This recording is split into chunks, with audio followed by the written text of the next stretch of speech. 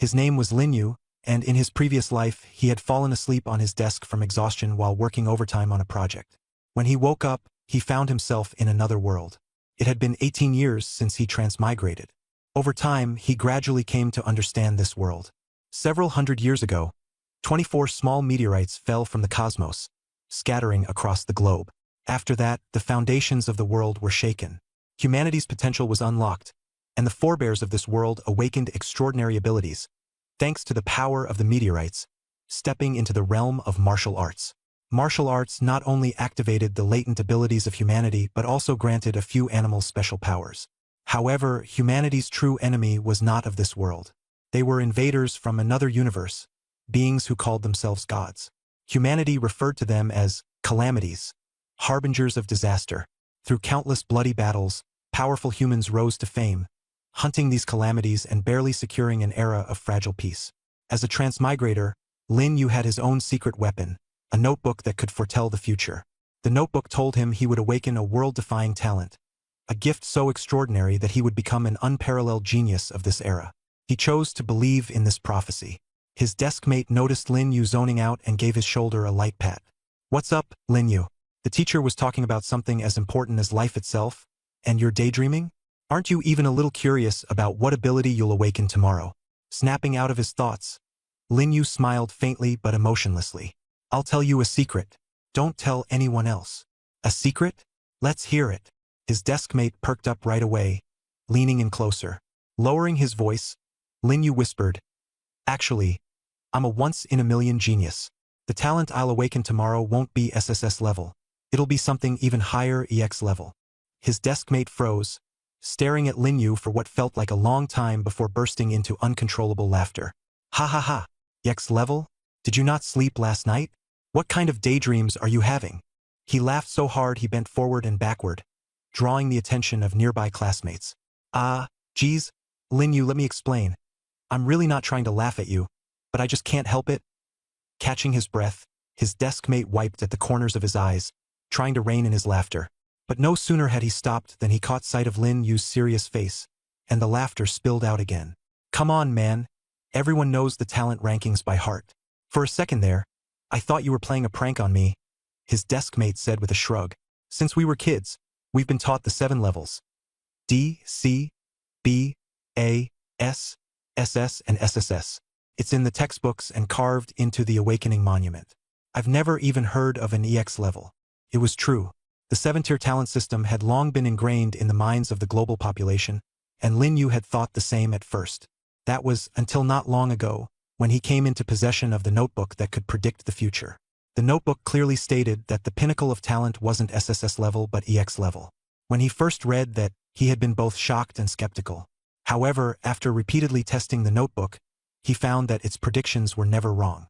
It was especially convincing this morning. The notebook had written, "You will find 100 yuan on your way to school." Initially, Lin Yu was only half convinced. On the way, he didn't see any money, and by the time he reached the school gates, he had even breathed a sigh of relief, thinking the prophecy might finally be wrong. But just as he was about to step into the school, he spotted a 100 yuan bill lying in a corner by the gates. Countless people passed by, yet none seemed to notice it. That incident made him a firm believer in the notebook, validating its ability to foresee the future. The dismissal bell rang, and their teacher, Li, concluded, "All right, class, that's it for today. Go home, get a good rest, and remember to stay calm tomorrow. Make sure you're in your best condition for the awakening." Lin Yu's deskmate stood up, clearly unbothered by the whole EX level conversation, thinking Lin Yu was just making it up. Putting his hands together in a mock prayer, he said earnestly, "Dear ancestors, please bless me with a talent above D level tomorrow. I'm not greedy. Forget S level. Just give me at least a B level or A level talent."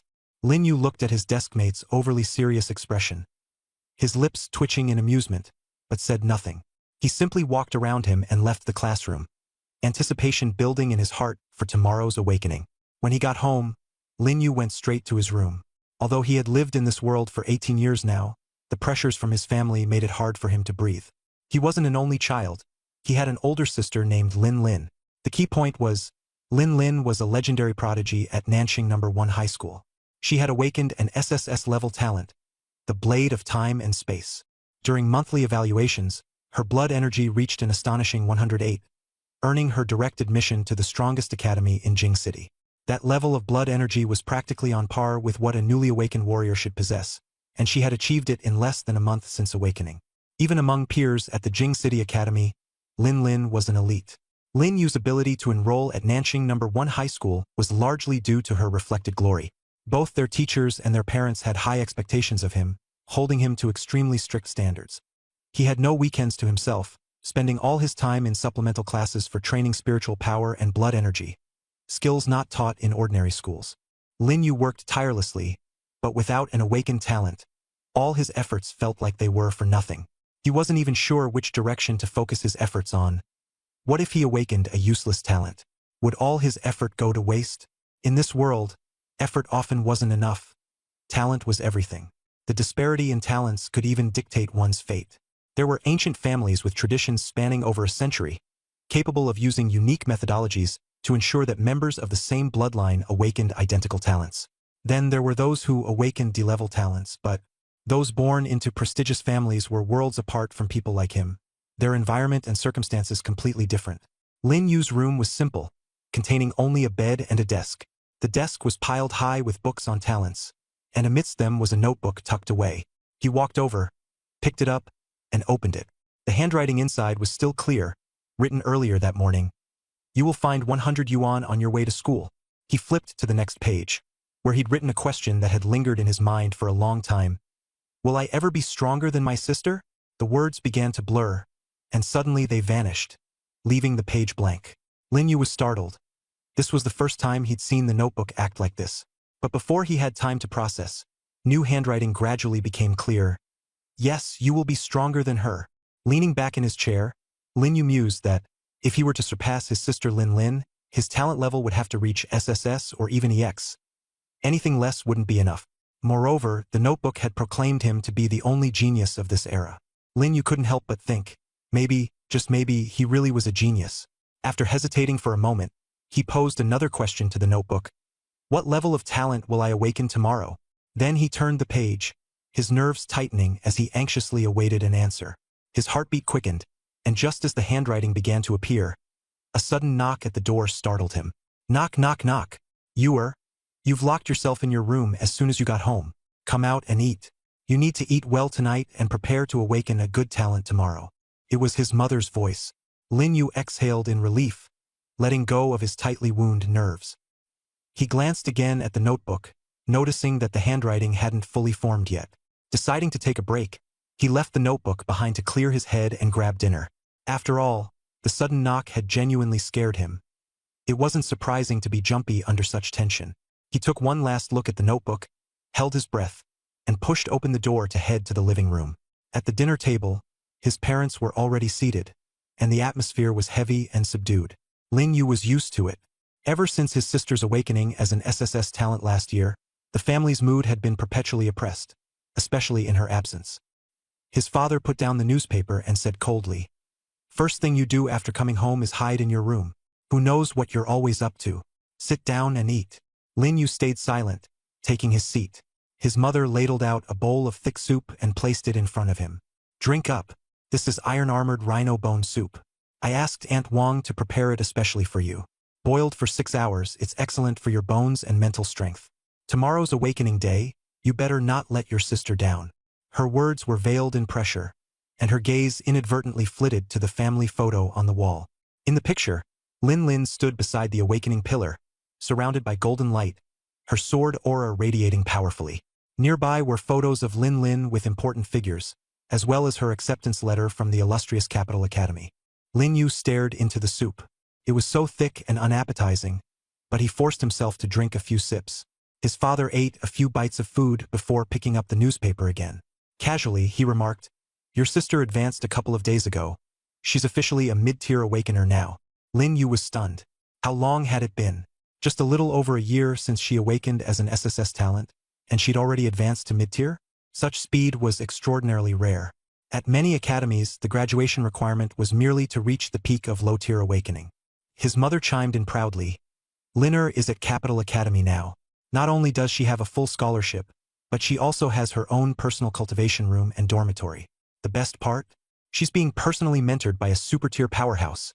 She sighed, turning her gaze to Lin Yu, her tone laced with complexity. Xiao Yu, your dad and I aren't trying to pressure you, but do you know? Your sister personally approached the principal of South City High to make sure you got in. There are so many eyes on you there. Everyone knows you're Lin's little brother. South City High is incredibly hard to get into. Most people fight tooth and nail for a spot, and your academic scores in literature and history are so mediocre. Her words trailed off, but Lin Yu understood. His poor grades in certain subjects, if not for his sister's influence, he'd never have gotten into South City High. His father put down the newspaper again and placed a piece of fish on Lin Yu's plate. Your sister is an SSS talent. Our family hasn't seen such a genius in 3 generations. And you? We don't expect you to be SSS. That's not realistic. But at the very least, you better awaken at an A level. If not, you'll not only embarrass us, but you won't even be able to hold your ground at South City High. Other people will begin to doubt you. His mother immediately agreed. Your father might sound harsh, but he's right. Lin Yu stayed silent as his father continued. Your mom and we gave up every weekend, taking turns to drive you to those tutoring classes, for chi refining and mental strength building. Do you know how much those classes cost per hour? We didn't even send your sister to those classes back then. Why?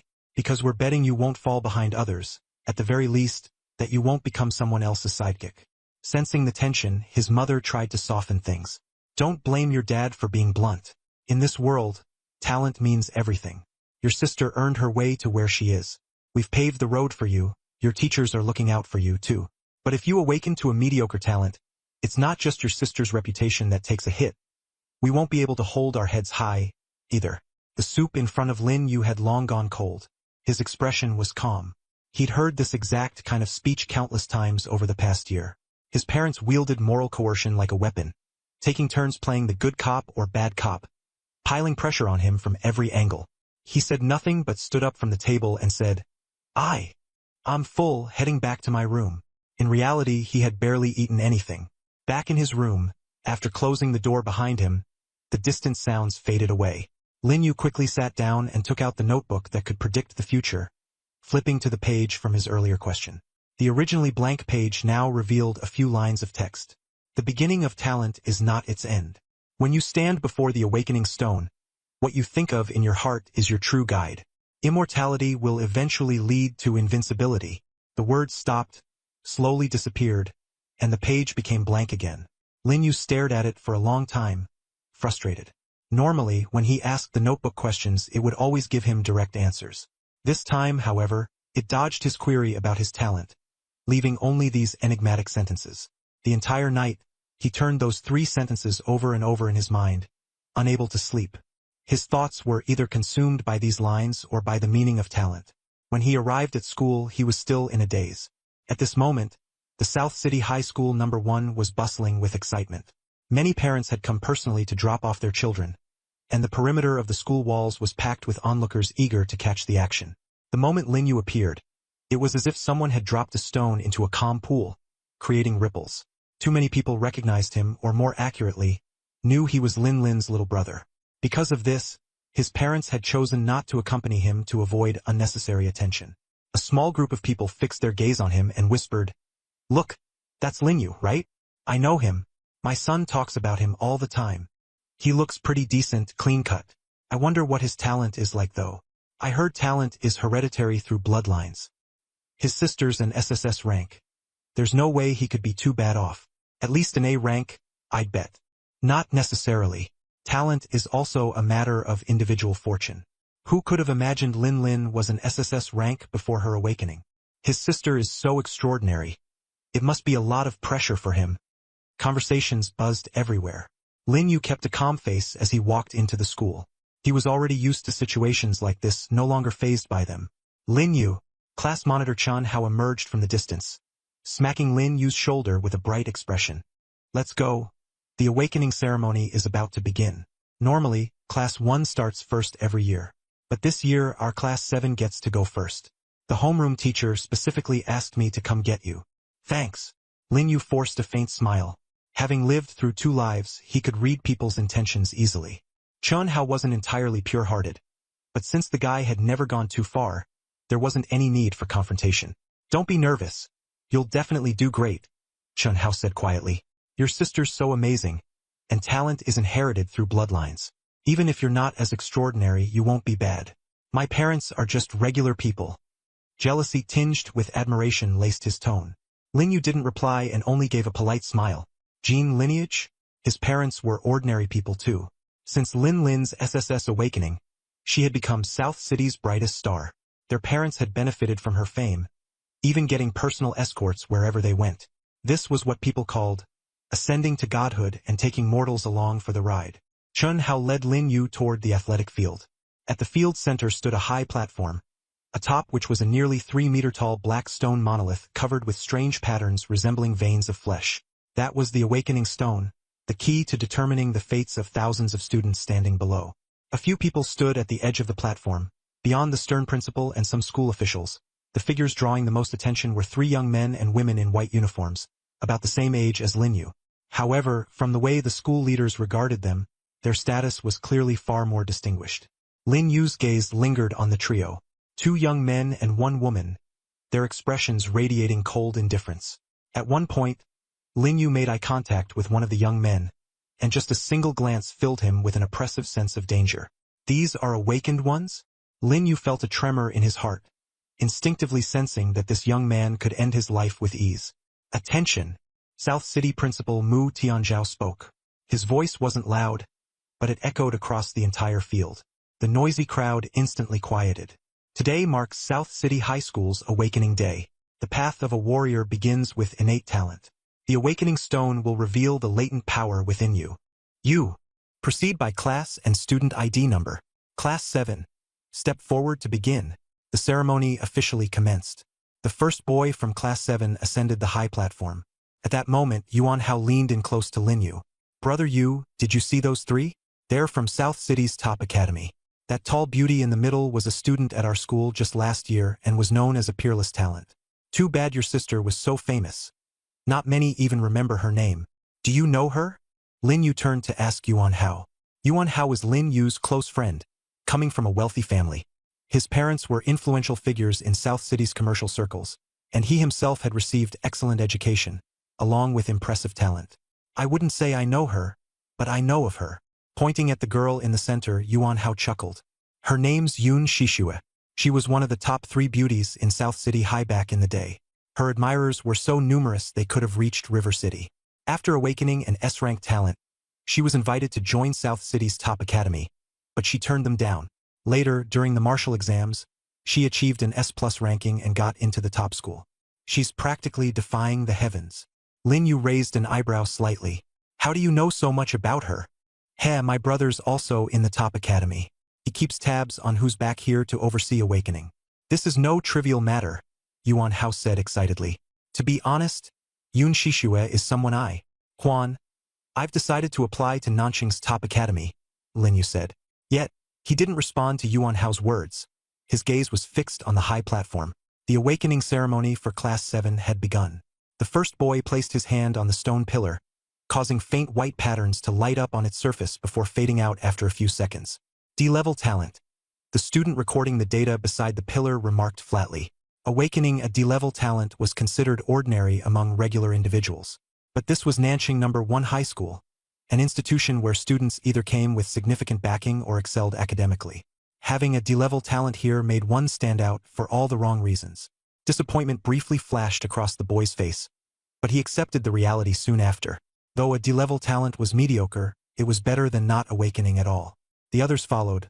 Some awakened with D-level, others with B-level, their talent ratings varying widely. The stone pillar only revealed the rank of talent. It was up to the student to discover its actual usefulness. As the line moved slowly forward, Lin Yu and Yuan Hao swapped places. Yuan Hao, noticing that Lin Yu seemed a bit tense, decided to go ahead of him in line. He didn't appear nervous at all. Instead, he even found time to exchange playful glances with Yun Shishue, who stood on the stage. Yun Shishue, however, paid him no attention. When it was finally Yuan Hao's turn, he winked at Lin Yu before stepping forward. Then, he smiled at Yun Shishue and said, "Hey, beautiful. How about a wager?" Yun Shishue glanced at him coldly, her eyebrows slightly furrowed, but she remained silent. The school staff and leaders were stunned. None of them had expected a student to disrupt such a solemn occasion. Unconcerned, Yuan Hao grinned and continued, "Let's bet that I'll awaken at least an A-level talent today. If I win, beauty, we exchange contact info and I get to pursue you. If I lose, I'll run 10 laps around the track." The school leaders turned ashen-faced while the students below erupted in laughter. Who is this guy, acting so full of himself? It's Yuan Hao. Rich family, decent talent too. Doesn't matter whether he's rich or not. The point is, he actually dares to flirt with the senior. He's asking for trouble. Before Yun Shishue could respond, a composed young man standing next to her narrowed his eyes in disapproval and was about to intervene, only to be stopped by Yun Shishue. "I'm not betting," she said, her voice calm yet firm. "I'll give you my contact information, and you can pursue me if you like, but only if you make it into Nanqing's top academy. Otherwise, you won't even get the chance to see me." Yuan Hao froze, clearly not expecting her to agree like that. However, he quickly recovered and replied, "All right." The entire crowd was stunned. Even the two young men standing beside Yun Shishue were taken aback. No one had expected her to give out her contact information so easily, and the atmosphere instantly became charged with tension. Among the crowd, Lin Yu could only shake his head helplessly. Yuan Hao was truly unpredictable, but perhaps boldness was the key to winning. Without waiting for more reactions, Yuan Hao wiped the grin off his face, suddenly turning serious. He reached out and placed his hand on the stone pillar. Seconds later, patterns on the pillar erupted into radiant blue and white light. The glow stabilized, crackling faintly with electric arcs. A-level talent. The representatives from Nanqing's top academy recorded the result, their gazes filled with respect. Nanqing's prestigious institution required at least an A-level talent for admission, and that was just for starters. Yuan Hao had effectively placed one foot in the doorway of success. A-level. Amazing, Yuan Hao. With parents who both have double A-level talent, it's no wonder the kid inherited something impressive. The crowd burst into applause and murmurs of envy. "I'm more curious about Lin Yu's talent," someone whispered. "His sister awakened with an SSS-level talent last year. It shocked the entire school." The chatter shifted from Yuan Hao to Lin Yu, creating an atmosphere both nervous and excited. By now, Yuan Hao had descended from the stage. Patting Lin Yu's shoulder, he reassured him, "Relax, it doesn't feel like much, just a bit cold. It's over before you know it." Lin Yu nodded slightly and slowly stepped forward, though the tension in his body didn't ease. All eyes on the field were fixed on him. Lin Yu had transferred into Nanqing No. 1 high school unexpectedly. Many believed it was thanks to his connections, given that his sister Lin Lin had a towering reputation. No one dared challenge him openly. But Lin Yu knew too well that true recognition required undeniable strength. Yun Shishue's gaze had lingered on Lin Yu the entire time. There was a profound, unreadable depth in her eyes. Lin Yu forced himself to calm down and followed the instructions of the student guiding him. He placed his hand lightly on the stone pillar. Just as Yuan Hao described, the touch was icy cold, like pressing against a block of ice. 1 second passed. 2 seconds passed. 3 seconds. The stone pillar remained still. Not a single flicker of light appeared.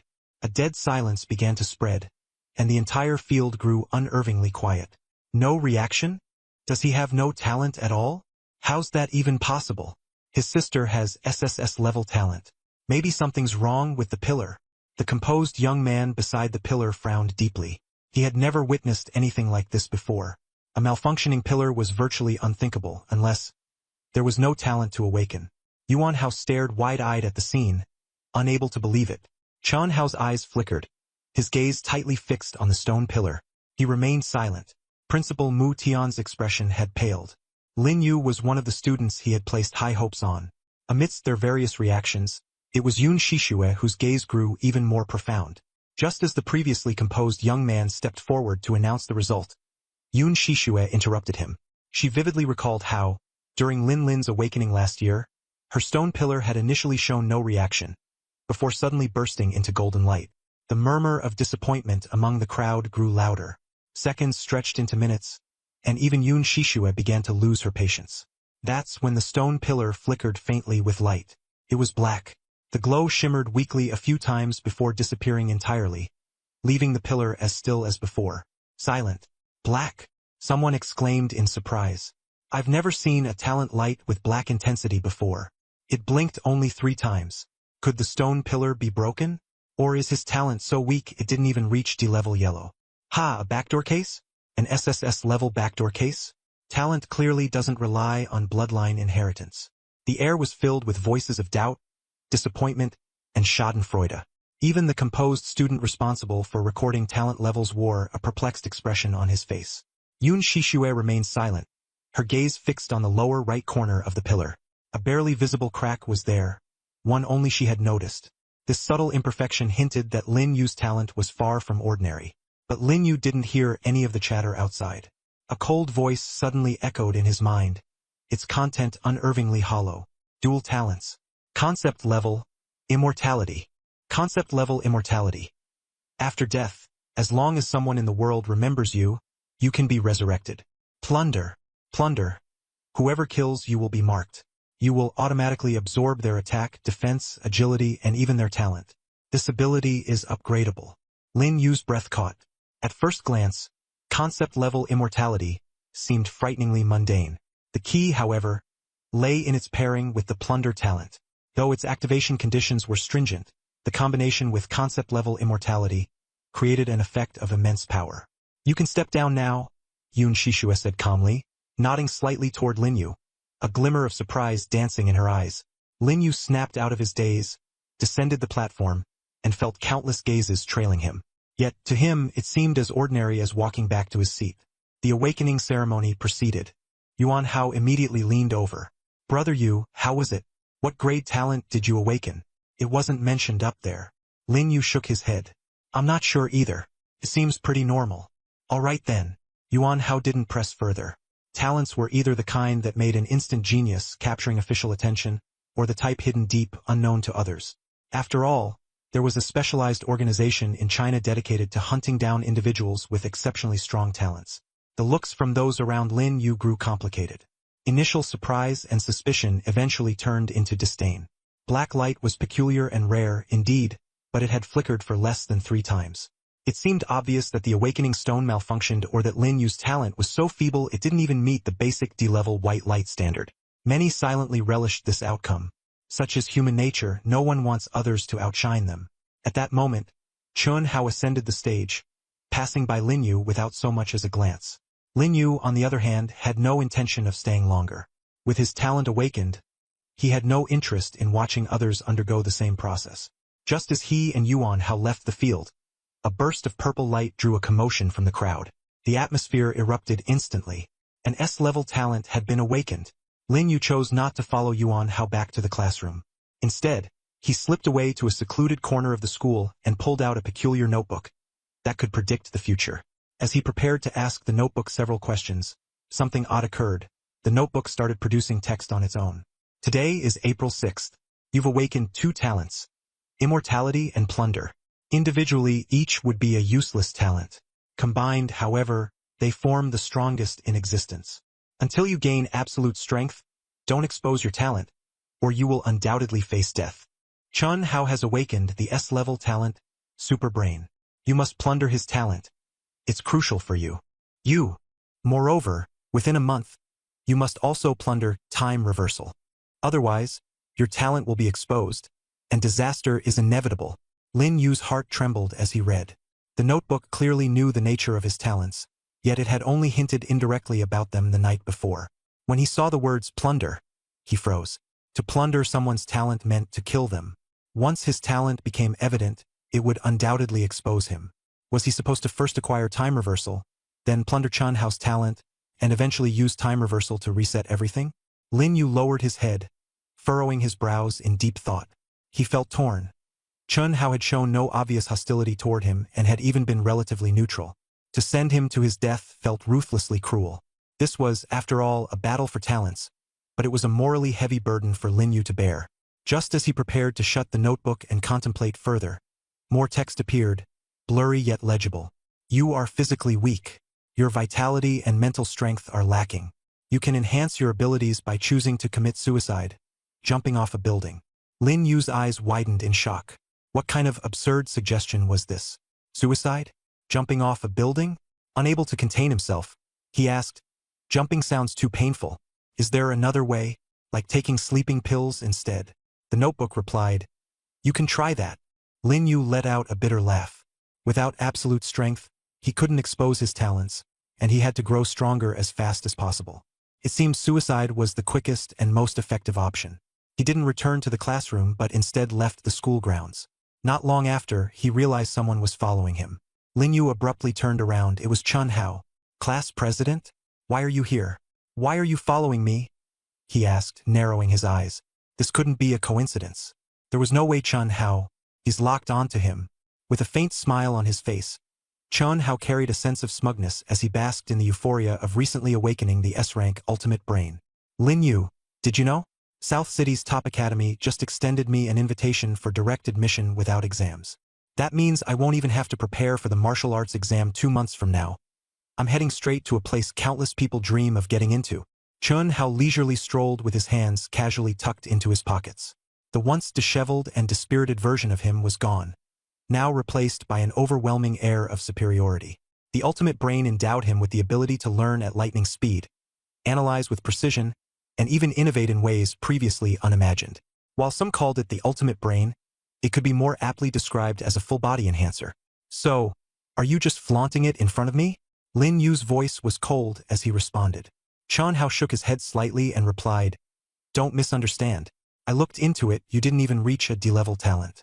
In fact, your aptitude is alarmingly low. You're categorized as F-level. This level of aptitude hasn't been officially recorded before, not because it doesn't exist, but because it's so weakly manifested that no one bothers to acknowledge it. I saw you looking troubled as you left school, and out of concern, I wanted to check if you were okay or needed help. To be honest, your test results today were so bad I got worried you might do something irrational." Lin Yu kept his face composed, but inside, his alarm bells were ringing. Chun Hao's sudden appearance wasn't coincidental. Could he be planning to kill him right here? Should he let things play out or resist? The only thing certain was that awakening his S-rank talent had made Chun Hao insufferably arrogant. His superiority practically oozed out of him. This moment made Lin Yu see Chun Hao's true nature entirely. Forcing a faint smile, Lin Yu replied, "Class president, thanks for your concern. I'm just in a bad mood. Not thinking of doing anything drastic." He turned and walked away before Chun Hao could say more. In truth, Chun Hao was probably only following him to show off his recently awakened S-rank talent. If Chun Hao had the intention of killing him, he likely wouldn't dare. What Chun Hao truly wanted was to return the humiliation of the past year. The source of that humiliation? Only Chun Hao himself would truly know. For someone with an extremely sensitive ego, even the smallest slight could cause them shame and anger. As expected, Chun Hao didn't follow him further. Instead, he let out a cold snort and muttered, "What a useless guy, can't even talk back. Do you really think you'll become the next Lin Lin? Just wait, Lin Yu. The gap between us will only grow wider, you'll see."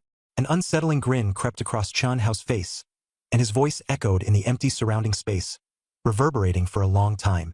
Whatever complex feelings Chun Hao once had were now entirely buried beneath the smugness brought on by his S-rank talent. Arrogance had fully taken root. Lin Yu wasn't a saint. It was impossible to quell the fury ignited by Chun Hao's blatant provocation, but he suppressed it. "Oh, Chun Hao, do you really think an awakened S-rank talent allows you to flaunt as much as you like? I'd love to see the look on your face when you lose it all. I hope you'll still be grinning like you are now." Initially, Lin Yu had hesitated about the idea of seizing Chun Hao's talent. After all, talents are rare and precious, capable of altering the course of one's life. But now, any semblance of hesitation had completely vanished. With a clear conviction in his heart, his anger naturally dissipated. He no longer agonized over whether to act. His focus shifted to how to act. Lin Yu pulled out his notebook, hoping it contained the answers he needed. When he arrived home, the atmosphere inside was stifling, almost suffocating. His parents were seated on the sofa, their gazes heavy as they looked at him the moment he walked through the door. "Your homeroom teacher contacted me," Lin's father said bluntly. "He said you've awakened an unprecedented talent, but the level is extremely low." His tone was laden with disappointment as he sighed, staring expectantly at Lin Yu. His mother remained silent, letting out only a sigh. And then, Lin Yu had no patience to be lectured. In his previous life, he had worked tirelessly, suffering through years of struggle, only to die abruptly. This time around, he wasn't going to keep enduring everything in silence. His father's head shook. The more dismissive Lin Yu's attitude seemed, the deeper his father's disappointment grew. Before long, the lecture began. "Lin Yu, already accustomed to the scolding over the years, let the torrent of words become background noise, his emotions numbing themselves out. "I'll do my best, Dad and Mom," he finally said before retreating to his room. His father continued barking reminders even after Lin Yu left, utterly frustrated and pained by what he considered wasted potential. Returning to his room, Lin Yu didn't waste any time. He opened his notebook, desperate to find a way to become stronger. "How can I find someone with the ability to restore talents?" he scribbled. The notebook quickly responded. Words emerged as if written by an invisible hand. "This year's South City Martial Exam champion, Tianjun, possesses an SSS class, temporal rewind talent. You must steal his talent before the martial exam. Otherwise, you'll lose your chance forever." Lin Yu continued writing, "If I let Chun Hao kill me, can I steal his talent?" Although the notebook had told him this before, he wanted to reconfirm it. "Yes, once you successfully plunder his ability, he will become an ordinary person. However, your talent will likely be exposed, leading to catastrophic consequences." Staring at the newly surfaced words on the notebook, Lin Yu fell silent. This scenario complicated things considerably. He realized he would have to first seize Tianjin's temporal rewind ability to precisely and stealthily claim Chun Hao's talent without revealing his hand. Suddenly, a brilliant idea struck him, and a sly smile tugged at his lips. The method: steal the opponent's talent first, then kill them. Dead men tell no tales. It would simply look like a battle between awakened individuals. No one would care too much. At worst, the authorities might intervene, but as long as the body is properly disposed of, they would never find out. After confirming this thought, he immediately asked the notebook if this method was feasible. "You're a genius," the notebook replied.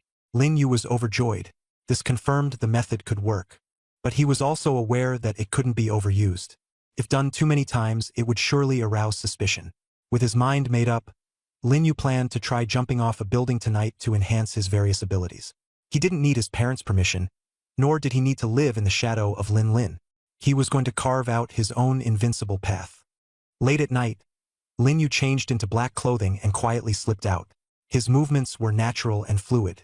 In the afternoon, he had already picked out a building for his jump. A 20-story unfinished building in the western district of South City.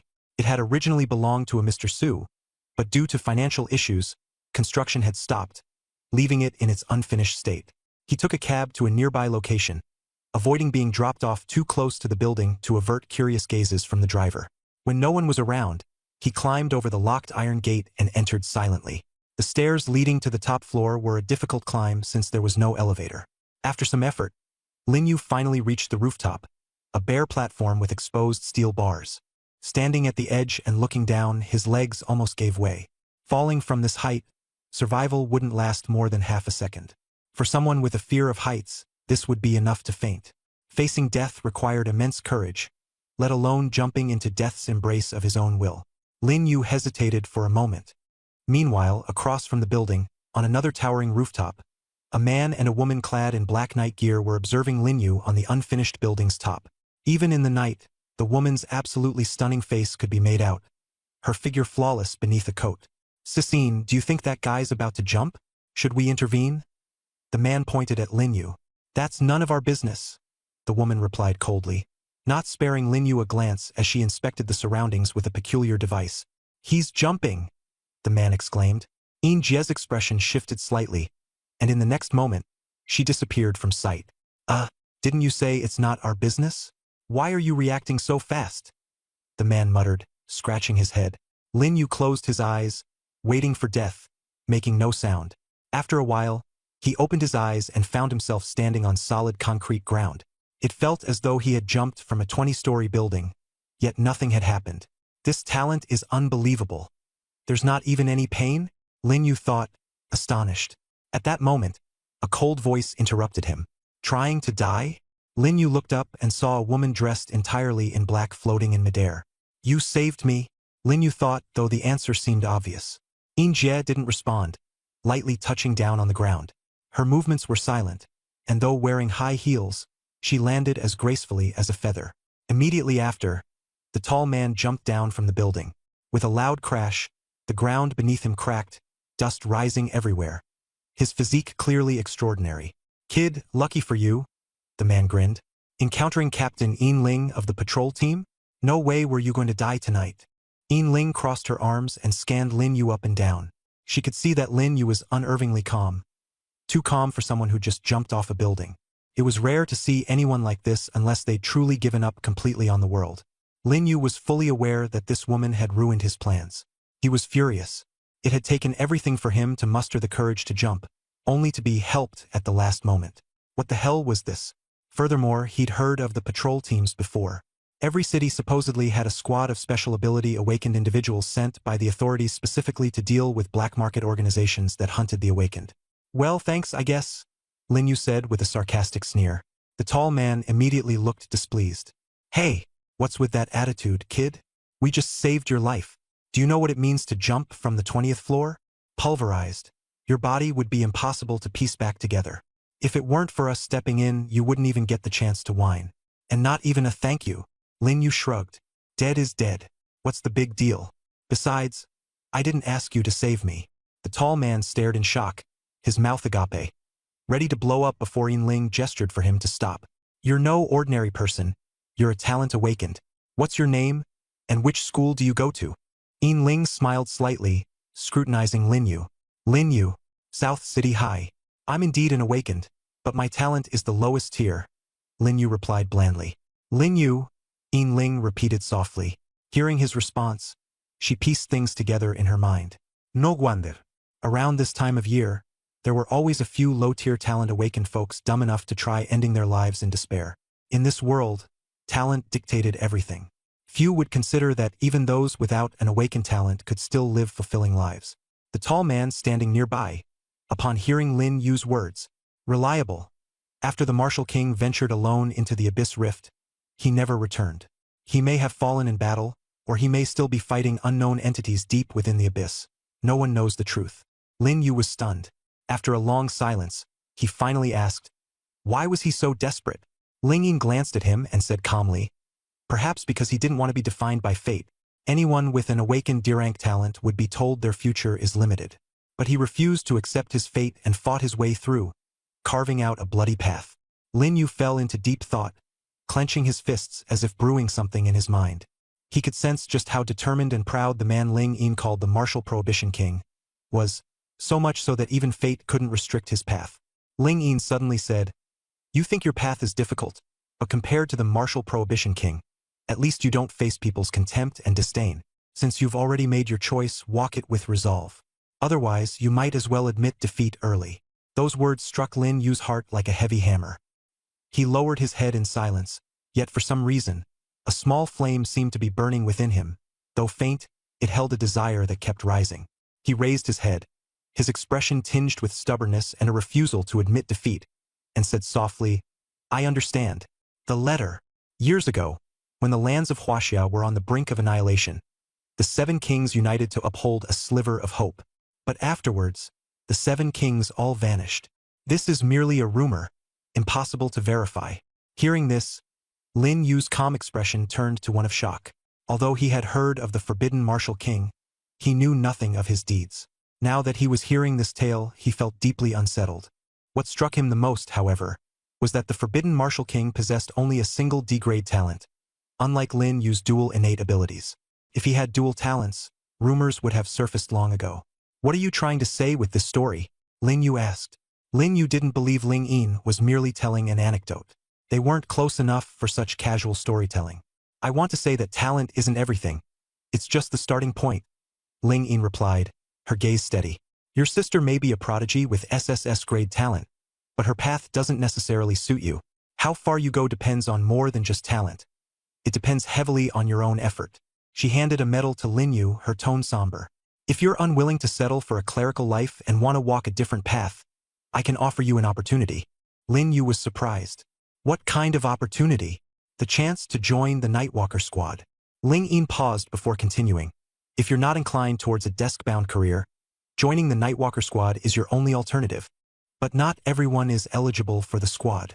Within 1 year, you must achieve the rank of a beginner awakener, with at least an A rating in martial examination.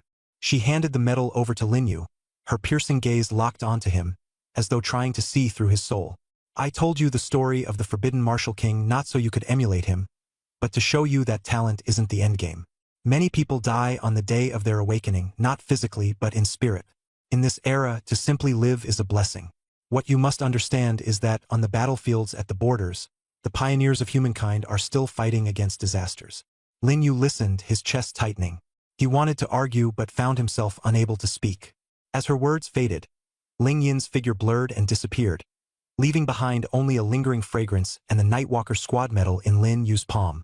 Lin Yu stared at the medal for a long moment, ultimately deciding to pocket it without a word. What he didn't tell Ling Yin was that his leap from the 20th floor earlier wasn't a suicide attempt but an effort to enhance his attributes and test his innate ability. As he prepared to head downstairs, he had stumbled upon the Nightwalker patrol squad. A coincidence, truly. Confirming that there was still some time before he needed to head back to his room, Lin Yu turned and began climbing back to the rooftop to carry out his plan. It took him yet another significant chunk of time before he reached the rooftop again. Standing at the edge, he looked down. At this height, the fall would undoubtedly be fatal, especially since he had moved all the safety mats below, eliminating any chance of a soft landing. Without hesitation, Lin Yu jumped. Boom! A dull thud rang out as his body slammed heavily against the ground. Pain exploded across every inch of his being, making him feel as if his entire body were about to fall apart. Consciousness faded, and for a moment, Lin Yu was convinced he might actually die. In that fleeting instant of near death, a thought flickered across his fading mind. But even as he teetered on the edge, he realized that he wasn't fully prepared. Conceptual immortality. As long as there remains anything in this world that remembers your existence, you can be resurrected. His parents were asleep. Perhaps that didn't count as remembering him. As his consciousness blurred further, a sudden warmth surged through his body. It began to mend his wounds rapidly, the pain subsiding as clarity returned to his mind. His ability had activated.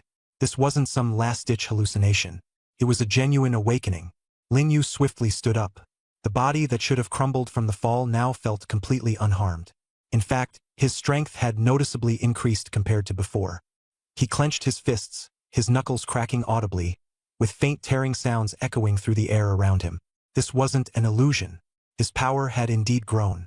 He turned to look at the massive stone pillar nearby. It was the primary support structure for the half-built building, at least 4 to 5 meters thick, made of reinforced concrete.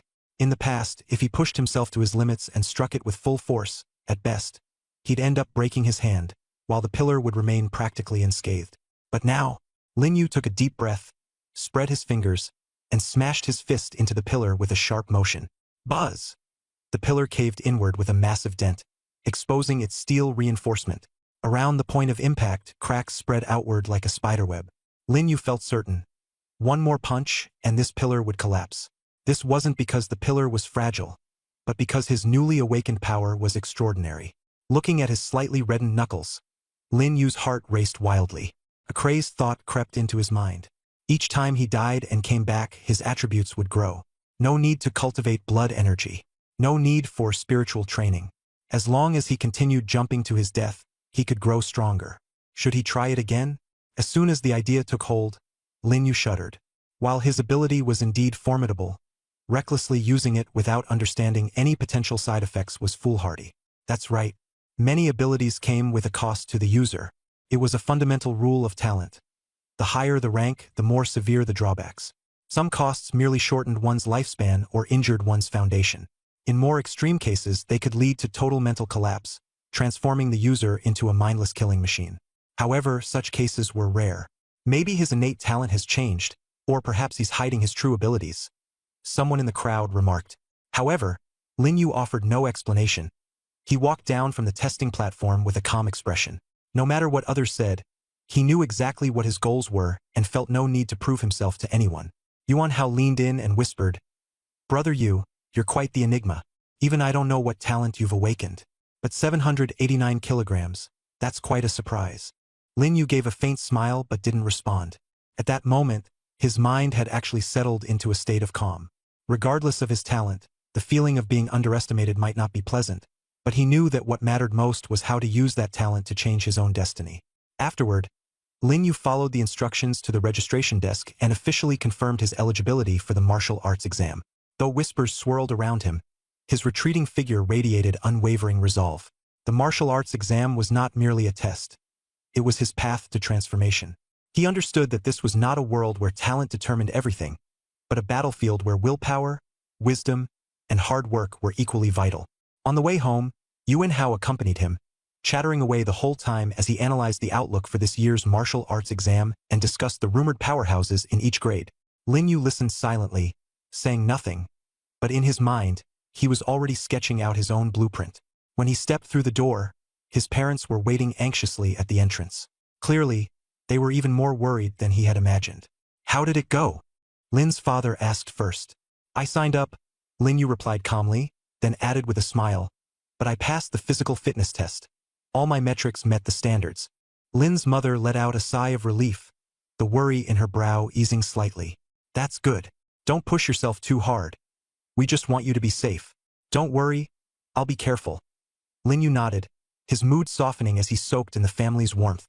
That night, Lin Yu sat at his desk and set aside the confirmation form for the martial arts exam. He opened the notebook where he usually recorded his aptitude tests, his gaze growing deep. He knew the road ahead was filled with uncertainty and danger, but that was precisely why he wanted to take the risk, to uncover the secrets of this vast world. "No talent is ever completely useless," he silently repeated to himself. "The key lies in how to harness it, how to utilize it, and how to turn this talent into an advantage that sets me apart from others."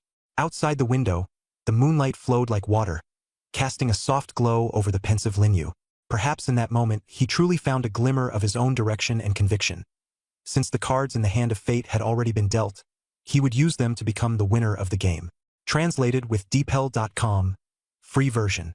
You have to look at the blood and vitality level a month later to truly gauge talent. That's the key to distinguishing between high and low-level abilities.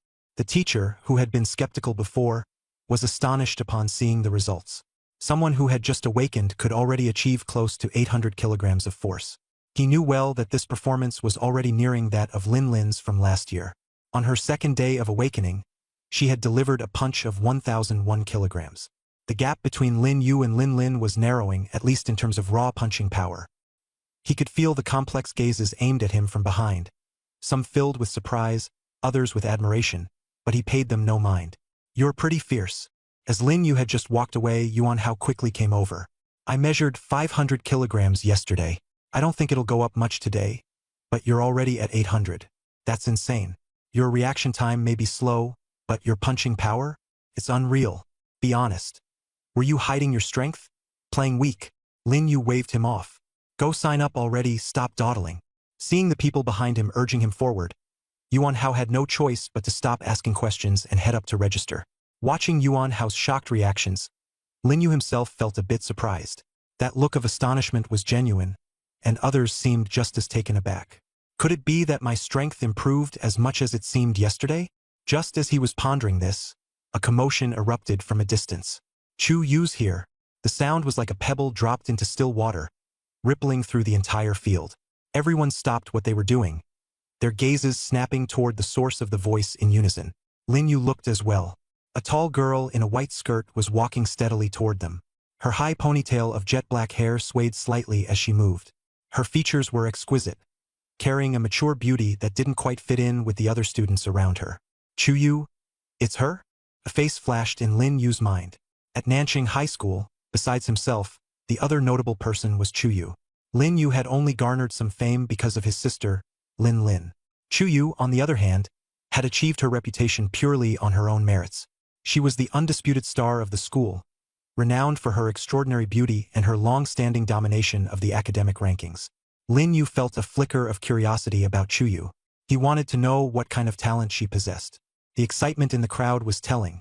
This wasn't the sort of reaction an ordinary person could provoke.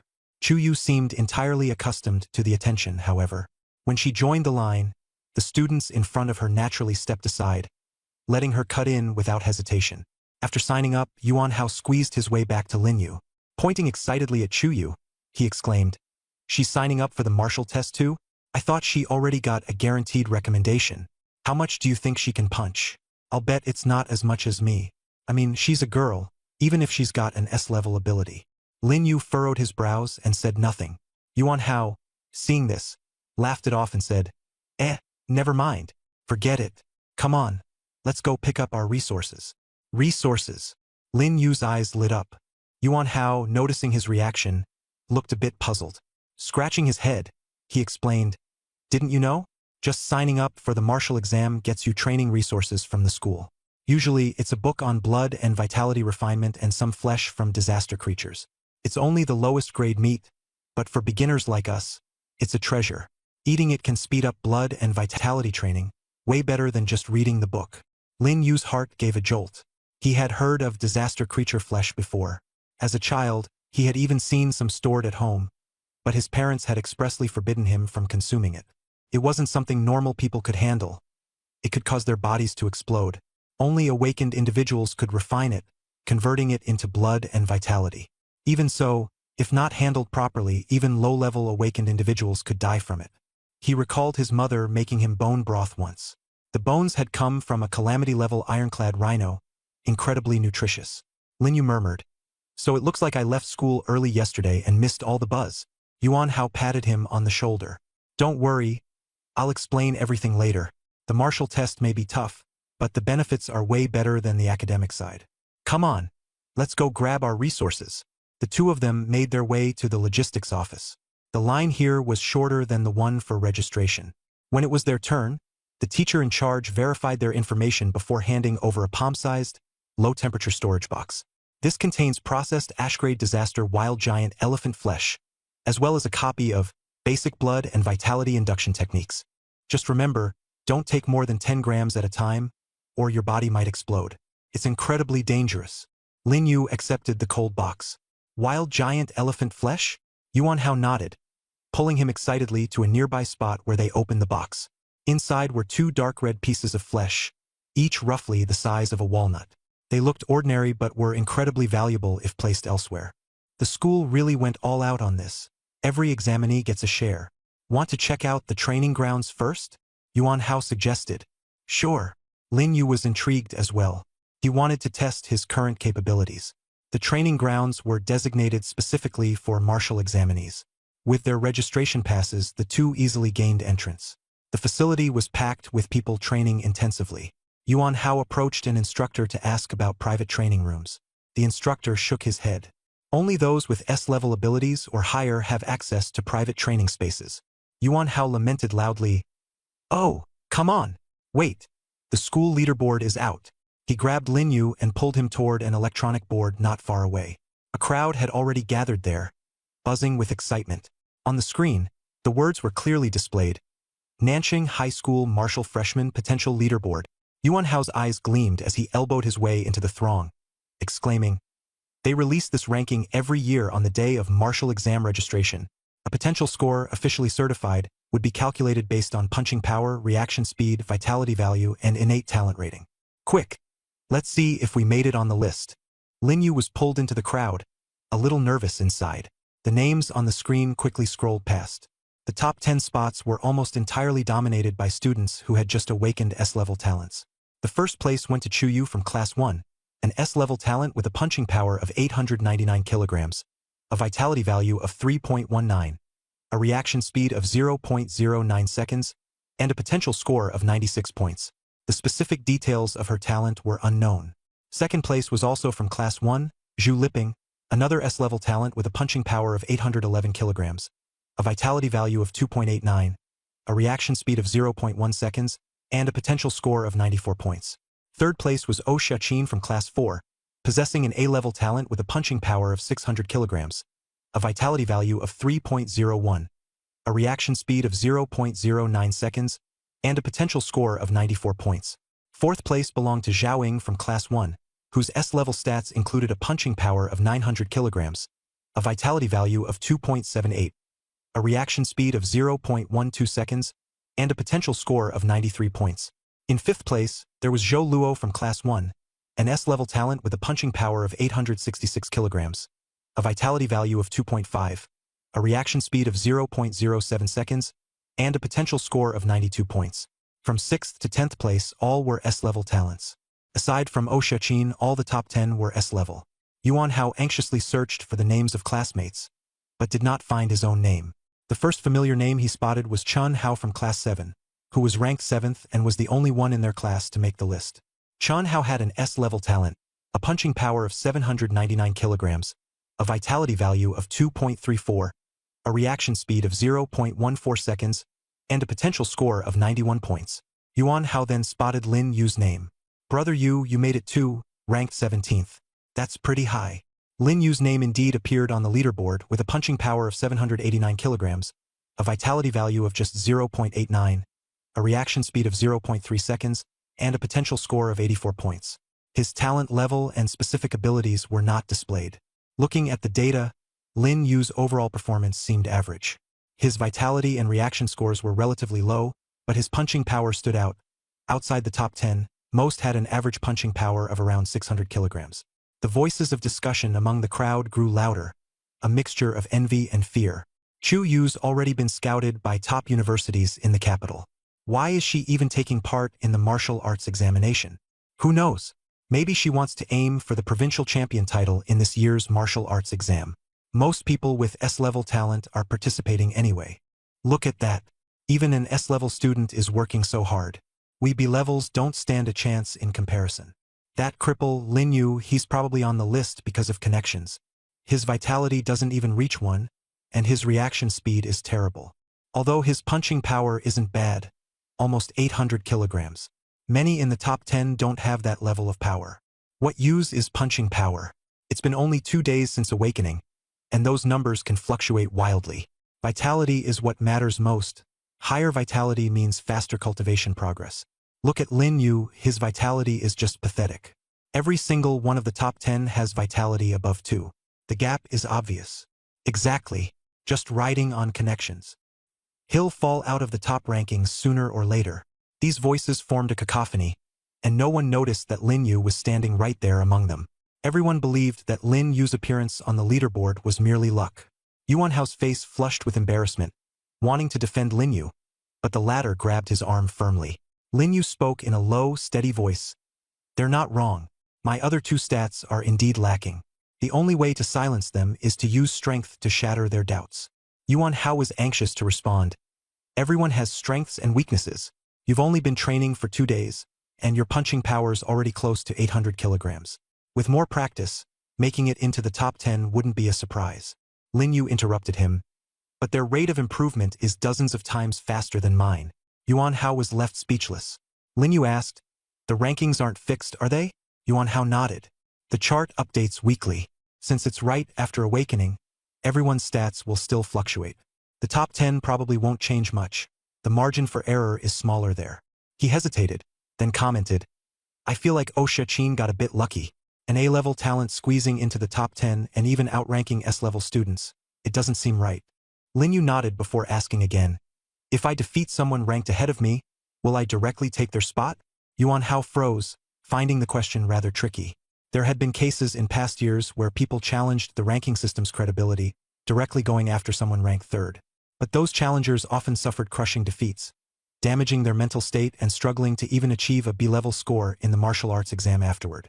You're not seriously planning to climb the rankings, are you? Yuan Hao probed cautiously.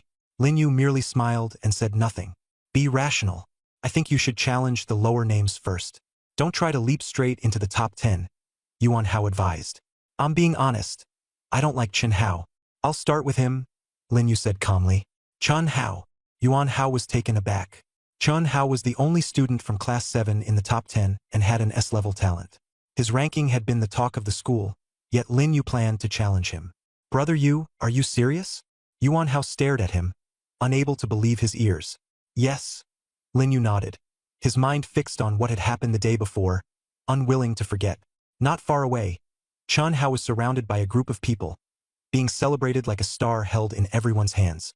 Lin Yu directed his gaze forward, and Chen Hao glanced over as well. Their eyes met in silence, with Chen Hao offering a faint smile filled with amusement and disdain. Ever since Chen Hao awakened his S-tier talent, it had been clear that Lin Yu and he no longer existed on the same playing field.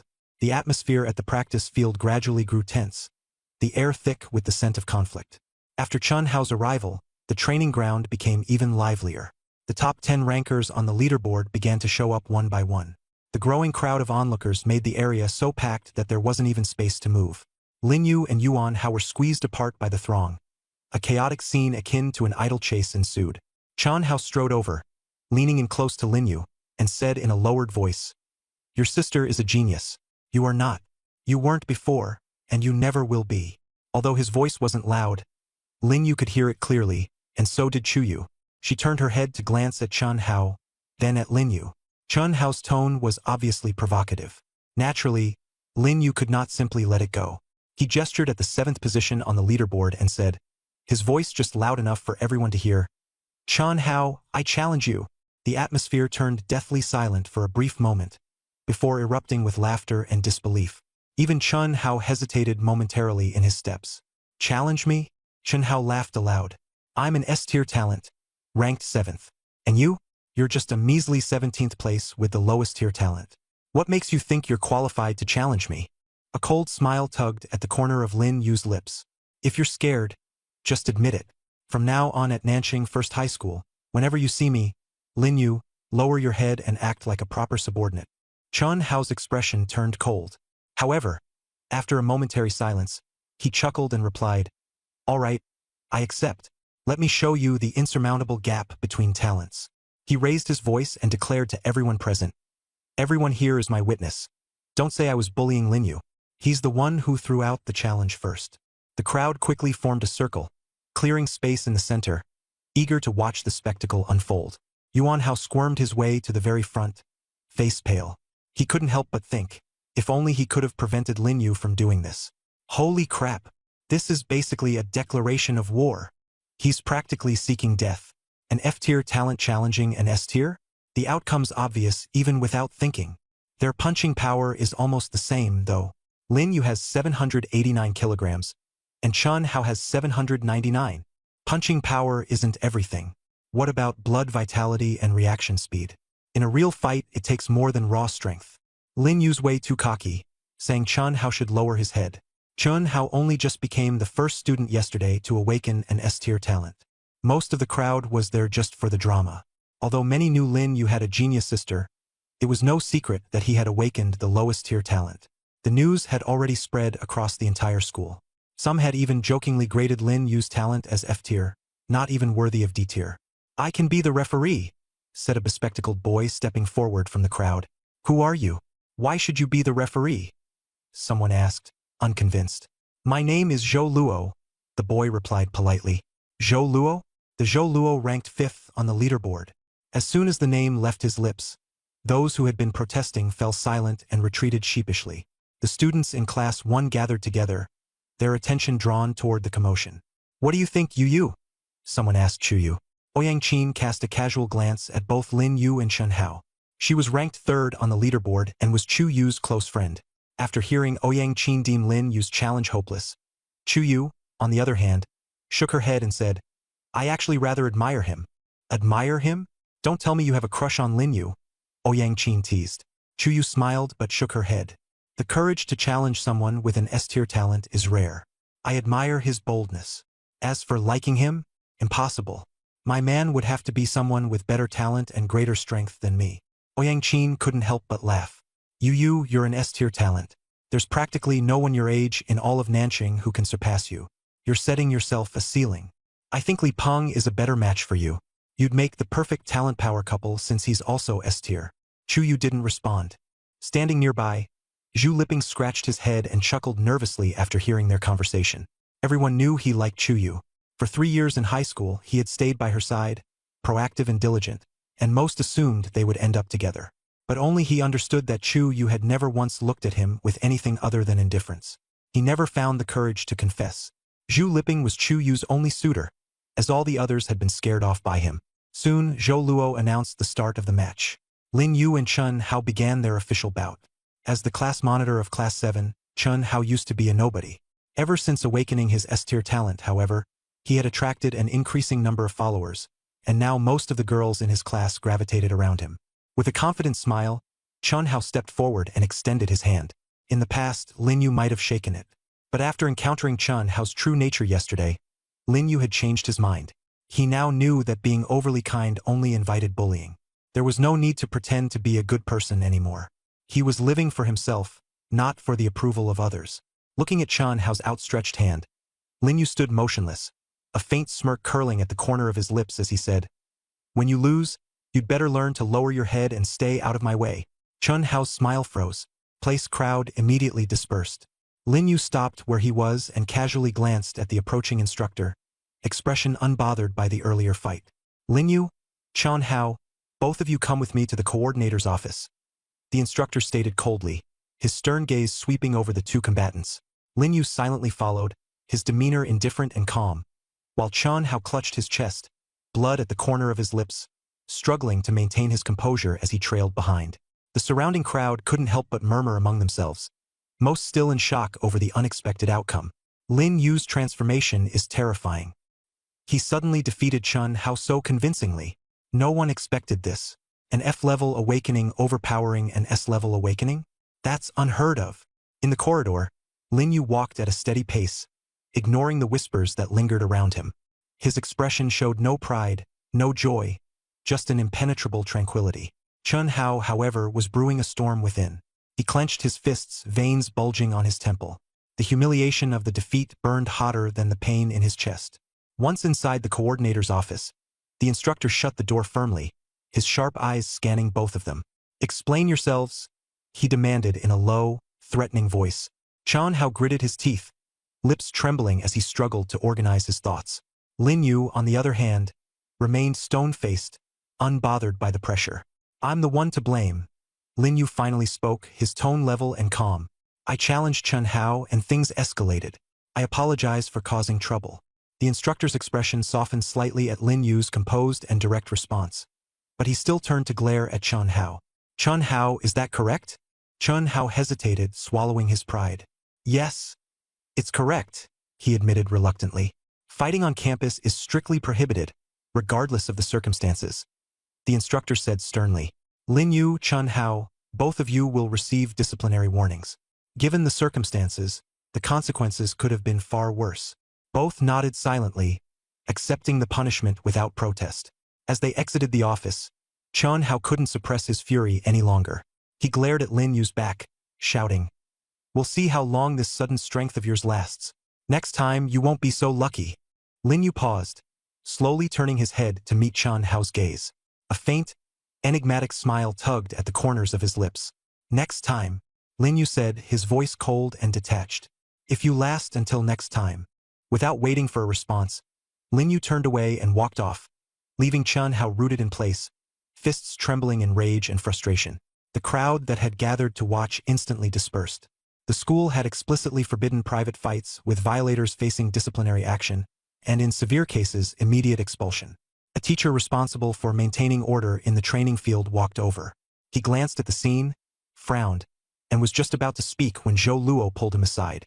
Moments later, the teacher approached Lin Yu and said, "According to school regulations, the top 10 students on the potential ranking are entitled to private training rooms. Lin Yu, come with me." Lin Yu followed the teacher. As they passed by Chan Hao, Lin Yu didn't even give him a glance. Yuan Hao, noticing this, quickly followed along, hoping to share in the privilege. Soon, they arrived at a spacious private training room. It was far larger than the outdoor training areas and equipped with state-of-the-art facilities. The teacher handed Lin Yu a badge and said, "This is your identification. You'll need it to access the training room." Engraved on it are the words, "Potential Freshman." Then, the teacher explained the rules. The top 10 on the potential ranking are all classified as potential freshmen. These students are entitled to a daily supplement, a functional drink designed to restore vitality, energy, and blood circulation. Students in the top 10 can be challenged by any student, and the person being challenged cannot refuse. Each challenge must have a teacher present as a referee, or it will be deemed invalid. Private fights, if discovered, result in penalties ranging from warnings to expulsion in severe cases. As for Lin Yu's earlier bout with Chan Hao, it was technically an invalid challenge. If the Academic Affairs Office had pursued responsibility, there would have been justification. However, Zhou Luo had helped suppress the matter, and Lin Yu silently made note of this favor. With that, the teacher left. "Damn, brother Yu. These perks are incredible. A daily supplement? One of those costs 1,000 Huaxia yuan outside. That's 2 or 3 days' wages for the average person." Yuan Hao exclaimed, hugging Lin Yu's leg in excitement. "And an exclusive training room too. It's so noisy in the main area. This place is just too perfect. I wish I could train here as well." "Sure, no problem," Lin Yu agreed easily. Upon entering the training room, Lin Yu discovered it was far larger than he had anticipated. Yuan Hao's eyes widened in astonishment. He looked around like a country bumpkin visiting a grand estate for the first time, touching everything and exclaiming, "This punch strength testing machine? I have one at home. It's the latest model and costs 800,000 huaxiayuan. And look at this blood circulation monitor. That must be at least 1.8 million. The school must have splurged. You'd think this was a university." Lin Yu wasn't nearly as excited. He had no idea how much these machines actually cost. Suddenly, a voice from outside interrupted them. "Lin Yu." Yuan Hao quickly leaned in and whispered, "That's Zhu Liping, ranked second on the leaderboard. Don't provoke him like you did Chun Hao. Back down if you can." Lin Yu noticed the nervousness in Yuan Hao's expression. Everyone at Nan City High knew about Zhu Liping's reputation. "I'll go check it out," Lin Yu said and made his way toward the corridor. Zhu Liping was leaning against the doorframe.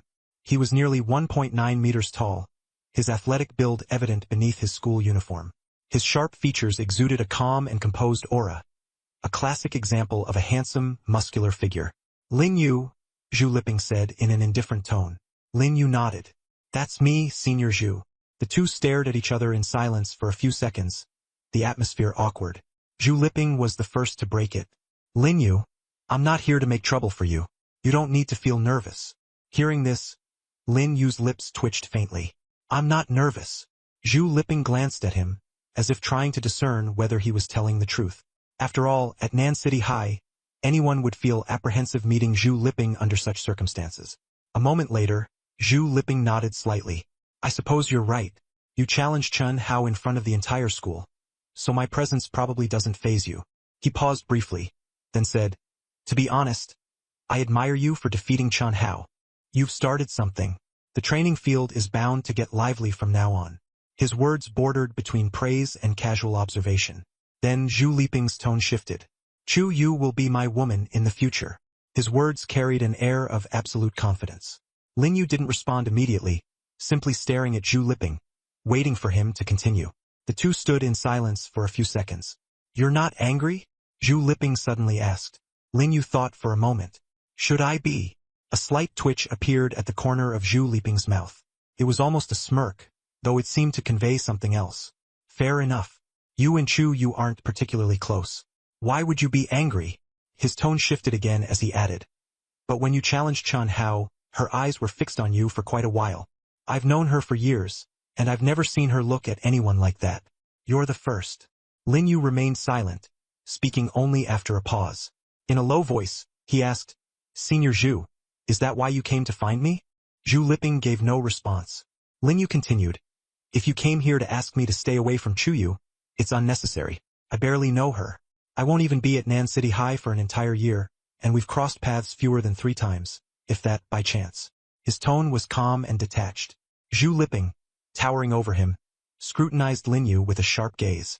Lin Yu remained composed and continued, "Even if I did like Chu Yu, that would be my own business, not yours. You say Chu Yu is your woman, but who can predict the future? In fact, I could just as easily say Chu Yu is my woman." If Zhu Liping hadn't brought it up himself, Chu Yu wouldn't have crossed Lin Yu's mind at all. They're practically strangers.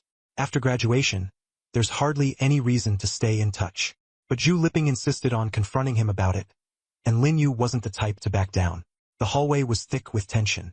"What did you just say?" Zhu Liping's eyes darkened. Lin Yu smirked coldly. "I speak plainly. If you don't like it, you're welcome to apologize. You've been chasing Chu Yu for years with no results, but no one else is allowed to try?" If anyone else had overheard that, the entire school would have been in an uproar. Everyone knew Zhu Liping liked Chu Yu, and no one dared to pursue her. Some had tried before, but they quickly backed off. It was entirely thanks to Zhu Liping's dominating presence. With a privileged family background, his parents held high-level executive positions in Nanjing. His entrance into the school had practically been handed to him on a silver platter. Both students and teachers treated him with deference. Their gazes locked. Zhu Liping was tall, muscular, and ranked second in potential with an S-grade rating. Lin Yu, on the other hand, was small and slight, with an F-grade aptitude, barely managing to scrape into the school's top 10. At first glance, it should have been a death wish. And yet, Lin Yu's eyes were calm and devoid of any fear. Zhu Liping stared at him for a long moment before suddenly bursting into laughter. That laugh was complex. Part surprise, part admiration, and part something unreadable. "All right, Alright, a very good. Interesting. You're really something else. At Nanqing First High, you're the first to ever talk to me this way. He paused slightly before continuing. The last person who dared to act this cocky while pursuing Chuyu is still lying in a hospital bed. At first, I thought you were merely confident. Now I see. You're recklessly arrogant. As soon as he finished speaking, he turned to leave. After taking a few steps, however, he halted without looking back and said, "You're different. I'll give you that." No wonder Chuyu glanced at you several times. You're right though. Chasing someone takes skill. But first, you've got to have the skill. I'll be waiting for you to challenge me. With that, Zhu Liping's figure disappeared at the end of the hallway. Yuan Hao emerged from the training room. Anxious upon seeing Zhu Liping leave, he hurried over to Lin Yu, attempting to persuade him. "Brother Yu, don't be so impulsive." Lin Yu scoffed with a disdainful smile, raising an eyebrow. He was openly provoking me. How could I just sit there and take it? Yuan Hao wrung his hands nervously. Zhu Liping isn't someone you can mess with. His parents are high-ranking officials in Nanqing, and he's an S-grade genius himself. The whole school gives him face. If he teams up with the teachers to make your life difficult, what will you do? An excited glint flashed across Lin Yu's face as he responded. He wants to play the connections game? Perfect.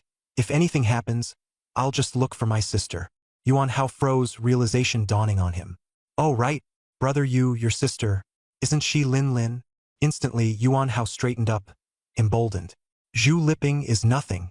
If he dares act arrogant again, I'll make sure he gets turned into Zhu Drinking Buddy. Lin Yu was stunned for a moment and repeated the nickname softly to himself, his lips twitching slightly. Yuan Hao puffed out his chest, radiating righteousness. Exactly. Change Peng, Peng, to Peng, Peng, meaning buddy. So he's only fit to make friends. Lin Yu fell silent for a couple of seconds. Feeling a sudden chill, he couldn't help but give a thumbs up. You're absolutely ruthless. Yuan Hao chuckled awkwardly, scratching the back of his head. With your sister backing us, I almost wet myself earlier seeing you like that. But the moment you mentioned using connections, I was immediately reassured. His parents might be amazing, but they're nothing compared to your sister. Lin Yu patted Yuan Hao's shoulder. Having strong support is useless if your own strength is lacking. Come on, let's go train. Wait! Yuan Hao stopped him, his expression a curious mix of seriousness and teasing. Brother Yu, about what you said earlier to Zhu Liping, were you being serious? Lin Yu raised a brow. Which part? The part about chasing someone with skill. Are you really planning to go after Chuyu? Lin Yu thought for a moment before replying. Why not? Big chest, long legs. If I like her, there's nothing wrong with that, right? Yuan Hao scoffed. That's not liking her, that's lust. Lin Yu was momentarily stumped, pausing before he gave Yuan Hao a complicated look. You're right. But honestly, don't you like big chests and long legs too? Didn't you fall in love with Yun Shishue at first sight? So what's wrong with me liking Chuyu? Lin Yu joked lightheartedly, trying to ease the mood. But Yuan Hao suddenly fell silent, his gaze shifting awkwardly behind Lin Yu as a sheepish grin spread across his face. Lin Yu's heart dropped. When he turned around, his mind went blank. Chuyu was standing behind him. Her signature white skirt made her impossible to miss. He'd seen her wearing it earlier that morning. All she said, with indifference in her voice, was, I was just passing through. The training room is over there. She must have heard their carefree banter just now, but she didn't seem to take it seriously. Instead, she simply turned and walked away. Yuan Hao looked panicked. We're doomed, brother Yu. You just managed to offend the two most powerful people in school. Lin Yu dismissed the concern nonchalantly. What's there to be afraid of? She didn't say anything, which means she isn't angry. Yuan Hao took on a serious tone. You don't understand. Girls' minds are complicated. They may look calm on the surface, but inside, they're already furious. Lin Yu mercilessly countered. Have you ever been in a relationship? Yuan Hao was silenced instantly, his expression shifting between embarrassment and annoyance. No, but I've read plenty of romance novels. Lin Yu was rendered speechless. Before Yuan Hao could justify himself, Lin Yu cut him off. Really, novels always say that when a girl says nothing's wrong, it means something's wrong. When she says, I'm not mad, she's mad. When she says no, she means yes. I remember reading this one novel where the girl kept saying no. But, before he could finish, Lin Yu interrupted him. Stop. Are the novels you're reading even reliable? Quit daydreaming and get to training. Don't you still plan to pursue Yun Shishue? Lin Yu gave Yuan Hao a light smack on the back and dragged him into the training room. What's the most important thing right now? Lin Yu asked. Yuan Hao blurted out. Chasing Chuyu? Lin Yu shot him a glare. No, it's getting stronger. He pulled out the school's issued manual, Basic Blood Energy Guiding Technique, and began practicing. As soon as Lin Yu started, a warm current surged through his body. His muscles relaxed gradually, the soreness and tension disappeared, and he felt an indescribable comfort, better than the satisfaction of flying back home after a long trip. This is what proper cultivation feels like, Lin Yu thought, his emotions a mix of relief and complexity. He understood that this was merely the most basic technique, the Basic Blood Energy Guiding Technique. The sensation would likely be even more remarkable with a more advanced technique. Compared to the excruciating pain of plunging from the 20th floor to be smashed into pieces, this warm flow coursing gently through him was worlds apart. If every training session felt like this, then getting stronger might not seem too difficult. But then, Lin Yu realized a potential drawback. Feeling comfortable also meant slower progress. The techniques that could genuinely boost strength rapidly often came with intense pain and significant risks. He opened his eyes and glanced at his hands. The warm current within him was still flowing, and his blood energy was incrementally increasing. The improvement was minimal, but at least he had taken a step forward. He glanced at the clock. It had only been 30 minutes. In half an hour, his blood energy had barely increased by a fraction. At this rate, even training for over 10 hours a day wouldn't get him anywhere close to becoming a beginner awakener. Achieving prominence in the martial examination with such slight increases in blood energy was laughably impossible. After all, Chu Yu's blood energy was already over 3.0 points, and it would be even higher by the time of the exam. Lin Yu sat silently for a long time. Beside him, Yuan Hao couldn't hold back any longer and exclaimed, "Man, this cultivation is ridiculously slow. Only 0.1 increase in blood energy after 30 minutes? At this speed, how many years would it take to become a beginner awakener?" Yuan Hao was standing on the testing device, staring at the numbers with frustration. "Brother Yu, you're awake? How's your training going?" Lin Yu replied, "About the same, just a 0.1 increase." Yuan Hao stroked his chin, his dissatisfaction evident. Could there be something wrong with the school's guiding technique? Even if we trained 10 hours a day, that would only give us 2 points of blood energy in a day, 60 in a month, and that's being optimistic. It's going to get even slower later on. Lin Yu shook his head. Don't overthink it. Everyone's using the same guiding technique here at school. It's a safe method without shortcuts. Everyone starts at the same point. With that, he stopped discussing it further and resumed practicing basic blood energy guiding technique with his eyes closed. Having gotten the hang of it, he no longer needed to consult the manual. The steps were clear in his mind. The warm current once again surged through his body.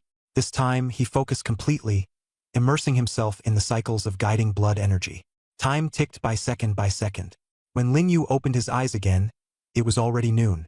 He stood up, stretched his stiff limbs, and felt the warm energy fully integrated into his bones and body. His mind was clear, and his state was noticeably better. His strength had noticeably increased. He could feel the difference in his body. Without hesitation, he walked over to the strength testing machine. He threw a punch. The numbers climbed rapidly. From 100, they skyrocketed to 1,000, and finally stopped at 1,800 kilograms. Lin Yu's pupils constricted. 1,800 kilograms.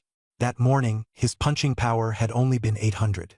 In such a short time of cultivation, it had more than doubled. Holy crap! Yuan Hao shouted in excitement. Brother Yu, look at this. I broke through 1,000 kilograms of punching power. He turned around to look at Lin Yu's data, and his eyes practically popped out of his head. He hurried over. You punched 1,800 kilograms? Yuan Hao looked like he'd seen a ghost. He'd thought his 1,000 kilograms was impressive, especially since even the reigning champion, Chu Yu, hadn't hit that level yet. Achieving 1,000 kilograms in just half a day made him feel like a genius. But seeing Lin use 1,800 kilograms made him suddenly question whether he might actually be a fallen genius. Lin Yu calmly explained, "This result is normal. During the initial cultivation stage, strength increases significantly. The people at the top of the ranking board will also see their punching power double. The earlier test results only measured innate talent strength before anyone had cultivated. Now that we've started proper cultivation, the first session will naturally show dramatic improvements. Over time, the rate of progress will slow down." Yuan Hao listened in a daze and nodded. Sorta makes sense. Everyone's cultivating for the first time today. If you want to know whether what I'm saying is true, we can check the leaderboard. While we're at it, we could also borrow some martial techniques from the library that suit us, Lin Yu suggested. Sounds good. Besides, I'm beat. Yuan Hao lazily stretched out his arms. The man stepped out of the training room and walked to the center of the field. The rankings were surrounded by a crowd, everyone scanning for their names and rankings. Wow, brother Yu, you were right. Chu Yu's punching power has surged to 2,000 kilograms. Almost tripled. The others have at least doubled too.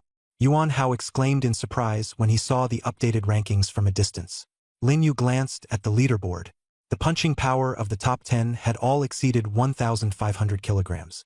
Even the 10th place had reached 1,590 kilograms, and their vitality levels had also slightly improved.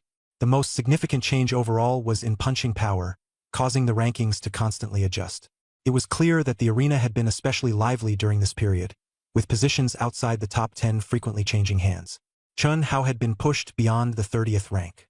Most likely, this was because Lin Yu had injured Chun Hao, and many people seized the opportunity to challenge him. According to the rules, Chun Hao couldn't refuse challenges, which led to his rapid decline. Whispers buzzed among the bystanders. Lin Yu's punching power has risen to 1,800 kilograms. Isn't he an F-grade talent? That's strange. All top 10 punching powers have surpassed 1,500 kilograms. Could there be an error in the rankings? Impossible. This is the school's most authoritative leaderboard. These newcomers were still unclear about the recent events. Lin Yu and Yuan Hao had no interest in explaining. After one last glance at the rankings, they left and headed toward the library. The school's library had 3 levels. The first 2 floors were mainly for literature and history books, catering to first- and second-year students, as their talents hadn't awakened yet, and they needed to focus on developing a cultural foundation. The 3rd floor was reserved for senior students and required an ID to access. Lin Yu and Yuan Hao smoothly entered the 3rd floor. The center of the 3rd floor housed wide tables for studying. On the left was the martial technique section, and on the right the vitality and combat technique section. After a while, Yuan Hao picked out a book, Chasing the Sun Sword, a mid-tier yellow-grade technique. Such a grade of martial technique was already considered quite good in the school. Truly top-tier techniques were almost impossible to find in high school. Borrowing one was already a rare privilege. Lin Yu spent some time selecting. He tried considering weapons like swords, knives, bows, and spears but found himself uninterested in all of them. In the end, he settled on 2 books. One was a boxing technique titled 8 Desolate Fists, and the other a vitality cultivation method titled 100 Refinements Vitality Technique, both of which were high-tier yellow grade, slightly better than Yuan Hao's selection. When Yuan Hao noticed Lin Yu holding 2 books, he quickly reminded him, "Brother Yu, the school rules only allow students to borrow 1 martial technique." Lin Yu spread his hands and explained, "That doesn't count as 2 martial techniques. One is a martial technique, and the other is a vitality cultivation method. While the school rules say you can only borrow 1 martial technique, vitality techniques aren't classified as martial techniques." It took Yuan Hao a moment to process this loophole before his eyes lit up. "Brother Yu, I'm going to grab a vitality cultivation method too." He hurriedly selected 2 books, a martial technique and a vitality technique. Lin Yu sighed in exasperation. "You're way too quick." Yuan Hao grinned. "Of course. How can you train well without thinking on your feet? You just opened my eyes. The school never said we couldn't borrow vitality cultivation methods. Look at this high-tier yellow-grade vitality technique I've just grabbed. Such a steal." With books in hand, the 2 walked toward the borrowing desk. As they prepared to register, a teacher stopped them. "Students, the school rules state that you can only borrow 1 martial technique." The teacher assumed they weren't familiar with the regulations.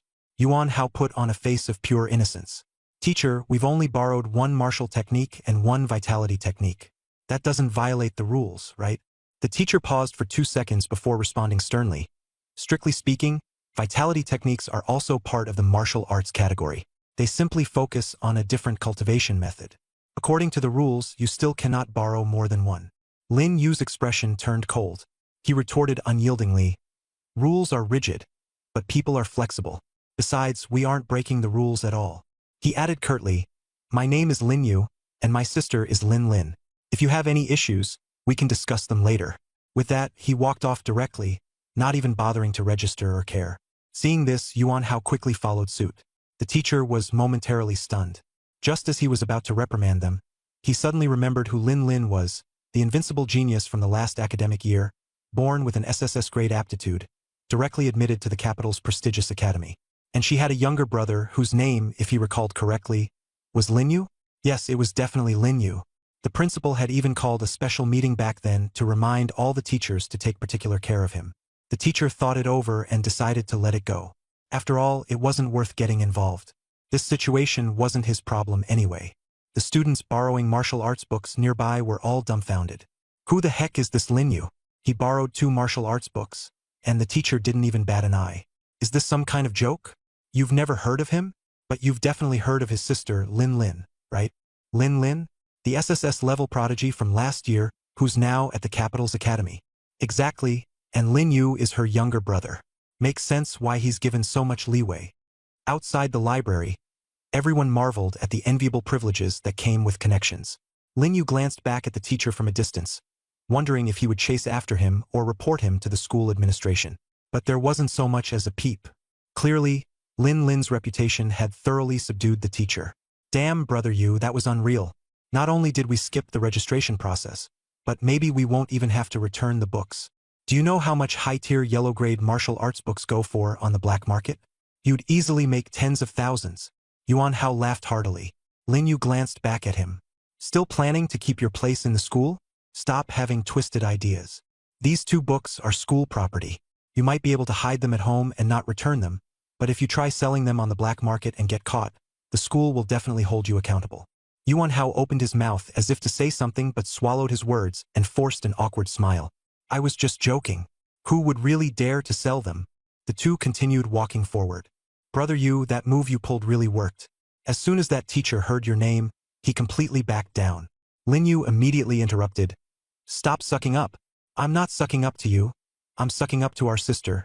Yuan Hao grinned. From now on, whenever we're in trouble, we just need to mention Lin Lin's name, and we'll be able to walk around without fear. Even Zhu Liping and Chen Hao, and the teachers as well, will have to give us some respect. Linyu stopped walking and looked at him seriously. Do you think you're in a gang or something? Now you want to be the big boss of the school, making even teachers give you face. Yuan Hao scratched his head awkwardly with a forced laugh. It's all just a joke. Who can actually walk around like that? I'd look like a crab. Linyu said no more, but a plan had already formed in his mind. The time was almost right. It was about time to seize Chen Hao's talent. At the training ground, Linyu had already provoked Chen Hao intensely. He defeated him in front of everyone, causing Chen Hao's potential ranking to plummet from 7th to over 30th. The drastic fall was too significant. Chen Hao was bound to hate Linyu to his core, wishing he could kill him. But Chen Hao wouldn't dare act rashly and actually attack him. At most, it would just be a lingering thought. Linyu just needed to push him a little further, and the tide would turn in his favor. With this in mind, a faint smirk played at the corner of Lin Yu's lips. Brother Yu, why are you smiling like that? It's creepy. Yuan Hao shuddered beside him. Lin Yu quickly withdrew his smile. It's nothing. Before the school day ended, Lin Yu discreetly slipped a note into Chen Hao's desk. Then, Lin Yu left the school and headed to the same alley from the day before. If Chen Hao were attentive enough, he might notice something was off. But most likely he wouldn't, because Lin Yu had written the note in Lu Shi's name. Lu Shi was the class representative of Class 7 and the recognized beauty of the class. With her delicate features and soft-spoken manner, her grades in literature and history consistently ranked in the top 20 of their grade. Half the boys in the class had a crush on her, while the other half pretended not to. Chen Hao belonged to the former group, and was the most fanatical of them all. Using his position as class monitor, he tried his best to get close to her. From the moment Lin Yu had met Chen Hao, he'd noticed how tirelessly Chen Hao pursued Lu Shi, bringing her breakfast, writing her love letters, pretending to run into her after school. He had tried every trick in the book. But Lu Shi remained indifferent, neither accepting nor rejecting him, keeping him on the hook. Chen Hao was the ultimate simp, while Lu Shi appeared to enjoy being the object of his devotion. Now that Chen Hao had awakened his S-level talent, he placed even greater importance on Lu Shi's favor. Lin Yu took advantage of this by using Lu Shi's name to lure Chen Hao out. The note read, Chen Hao, meet me in the old alley behind the school after class. I have something to tell you. A simple sentence, ending with Lu Shi's name. Chen Hao would never suspect its authenticity and would rush immediately to the spot. As expected, Chen Hao was overjoyed when he saw the note. After 3 years, Lu Shi had finally made the first move. Although he found it odd that the meeting was set in a secluded alley, he convinced himself that his S-level talent had finally won her over. After all, only geniuses awaken S-level talents, and he was one of those few who deserved to be her boyfriend. The out-of-the-way location. He believed it might be Lu Shi's subtle hint. His head filled with anticipation. He pocketed the note and hastily made his way to the meeting spot. Moments later, Chen Hao appeared at the alley entrance, his steps quick and face filled with excitement. The exhaustion from being defeated by Lin Yu that morning had vanished, replaced by a look of exhilaration. Lin Yu's lips curled slightly. The show was about to begin. Chen Hao stepped into the alley and lit up momentarily, only to be met with the sight of Lin Yu leaning against the wall. His footsteps came to a halt as his expression shifted rapidly. First anticipation, then confusion, and finally fear. Why is it you? Where's Lu Shi? She called me here. Where is she? Chen Hao asked urgently. Lin Yu let out a cold chuckle. That note you're talking about? Look carefully at the handwriting. Chen Hao pulled the note from his pocket and stared hard at the writing. Lu Shi's handwriting was supposed to be neat and elegant, yet the scrawled letters on the note were messy, entirely unlike hers. Suddenly, realization dawned on him. His face went as pale as a sheet, his body trembling. Not from cold, but from rage. He had waited 3 years, finally thinking that Lu Shi had reached out to him, dressing up for the occasion, rehearsing the words he wanted to say to her, only to realize it was all Lin Yu's ploy, using Lu Shi's name to toy with him. The resentment he felt from losing to Lin Yu that morning was already deeply rooted, and now, with his emotions being toyed with like this, his fury erupted. Lin Yu regarded him coolly. So quick to anger? Chen Hao said nothing, his eyes reddening, resembling an enraged bull. Lin Yu still had something he wanted to confirm. He asked, "Your talent is the ultimate brain, right?" Chen Hao's face turned an even ghastlier shade of white, and he instinctively stepped back. How do you know that?" His voice trembled even as he blurted out the words. While S-level talents, the detector only revealed that he was S-rank. As for the specifics only he himself knew, no one else had ever told Lin Yu. So how could Lin Yu possibly know? Noticing Chen Hao's terrified reaction, Lin Yu's smile deepened. The notes were right. I didn't guess wrong. Don't be scared. I'm not here to fight you, Lin Yu added. Then what do you want? Chen Hao retreated even further. When he had first awakened, he'd never taken Lin Yu seriously.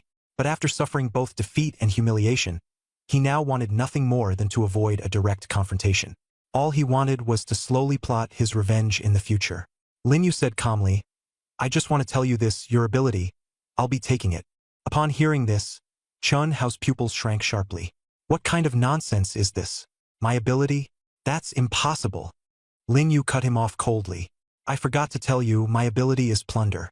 As long as I kill someone, I can seize their ability. That can't be true. Chen Hao took another step back, trying to convince himself otherwise. Your ability is clearly at the lowest level. Yet Lin Yu's words continued to echo in his mind. Kill someone, seize their ability. Chen Hao refused to believe it, his eyes darting around in panic. You're trying to scare me.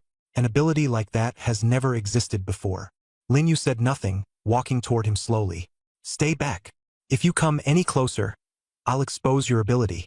When that happens, everyone will turn against you. You'll be despised by all. Chen Hao warned as he backed away in alarm. Lin Yu's expression remained calm. Go ahead. It doesn't matter, because today you won't be leaving this place. Panicking, Chen Hao reached for his back pocket. Lin Yu had already anticipated this but pretended not to notice, walking straight into the trap. With quick reflexes, Chen Hao pulled out a foldable knife, aiming directly at Lin Yu's heart. Lin Yu didn't dodge. His expression changed, as though caught off guard. Chen Hao stabbed him repeatedly, each blow aimed to kill. He only stopped when he was sure Lin Yu had died on the spot.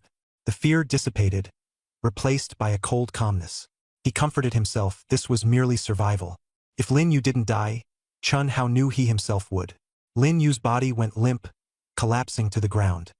His face froze, lifeless, as though the end had come for him. Standing over Lin Yu, Chen Hao looked down at him with a hoarse voice. You thought I'd believe you? Killing someone to steal their ability? What kind of nonsense is that? Some kind of fantasy novel. Suddenly, Lin Yu's muddled consciousness snapped back to clarity. A cold, robotic voice echoed in his mind. Ability activation, conceptual immortality, successful. Resurrecting. Condition restored to pre-death state. Ability activation. Plunder. Successful. Target's ability has been seized. S-rank ability acquired. Supreme Brain. Supreme Brain enables heightened clarity of thought, airtight logic, and the imagination of any scenario. It also allows automatic adjustments to bodily functions and states, maintaining stability. In short, it enhanced physical functions, including brain faculties and cultivation speed. Hearing the notification in his mind, Lin Yu confirmed he had successfully taken Chun Hao's S-rank ability. Meanwhile, Chun Hao, still gloating in misplaced triumph, remained oblivious to the fact that his innate talent had completely vanished without a trace of sensation. At that moment, Lin Yu did the unthinkable. He stood back up. Chun Hao's jaw dropped. His eyes nearly popped out of their sockets. You're still alive? Impossible. He had stabbed Lin Yu's heart multiple times. How could he possibly still be breathing? Lin Yu smiled faintly, surprised. Chun Hao's mind went completely blank. Just moments ago, he'd watched blood gush from every stab wound. Yet here Lin Yu was perfectly fine. It defied all reason. I stabbed your heart multiple times. You shouldn't be alive. Chun Hao's voice trembled, his mind reeling, desperately trying to make sense of it all. Lin Yu gazed at him, a fleeting trace of pity flashing in his eyes, but it vanished in an instant. After all, everything that was happening now was merely Chun Hao reaping the consequences of his actions. To Lin Yu, Chun Hao was nothing more than a stepping stone, a minor obstacle that wouldn't hinder him for long. This once exalted S-rank genius was now nothing more than a desperate, stray dog, groveling without an ounce of dignity, clinging to survival. As Lin Yu closed the gap, Chun Hao's expression twisted with ferocity. He lashed out, swinging the knife viciously.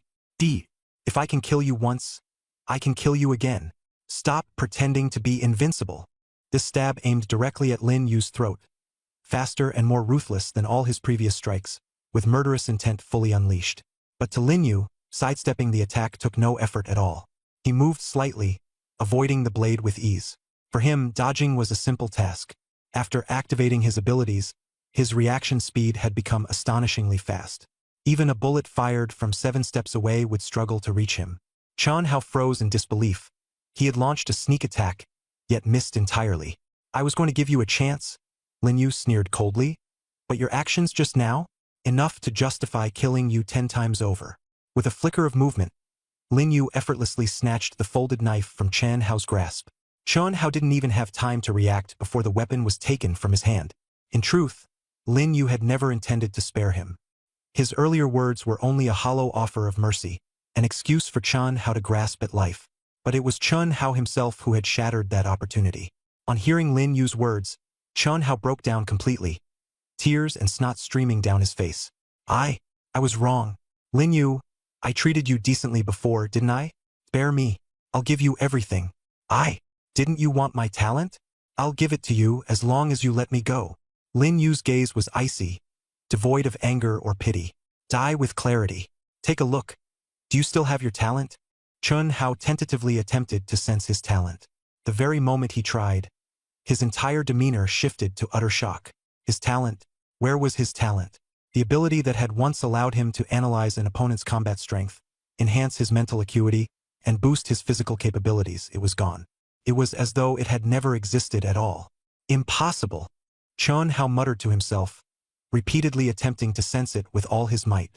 The veins on his forehead bulged, yet every attempt yielded nothing but emptiness. How could my talent just disappear? But soon, an undeniable reality struck him.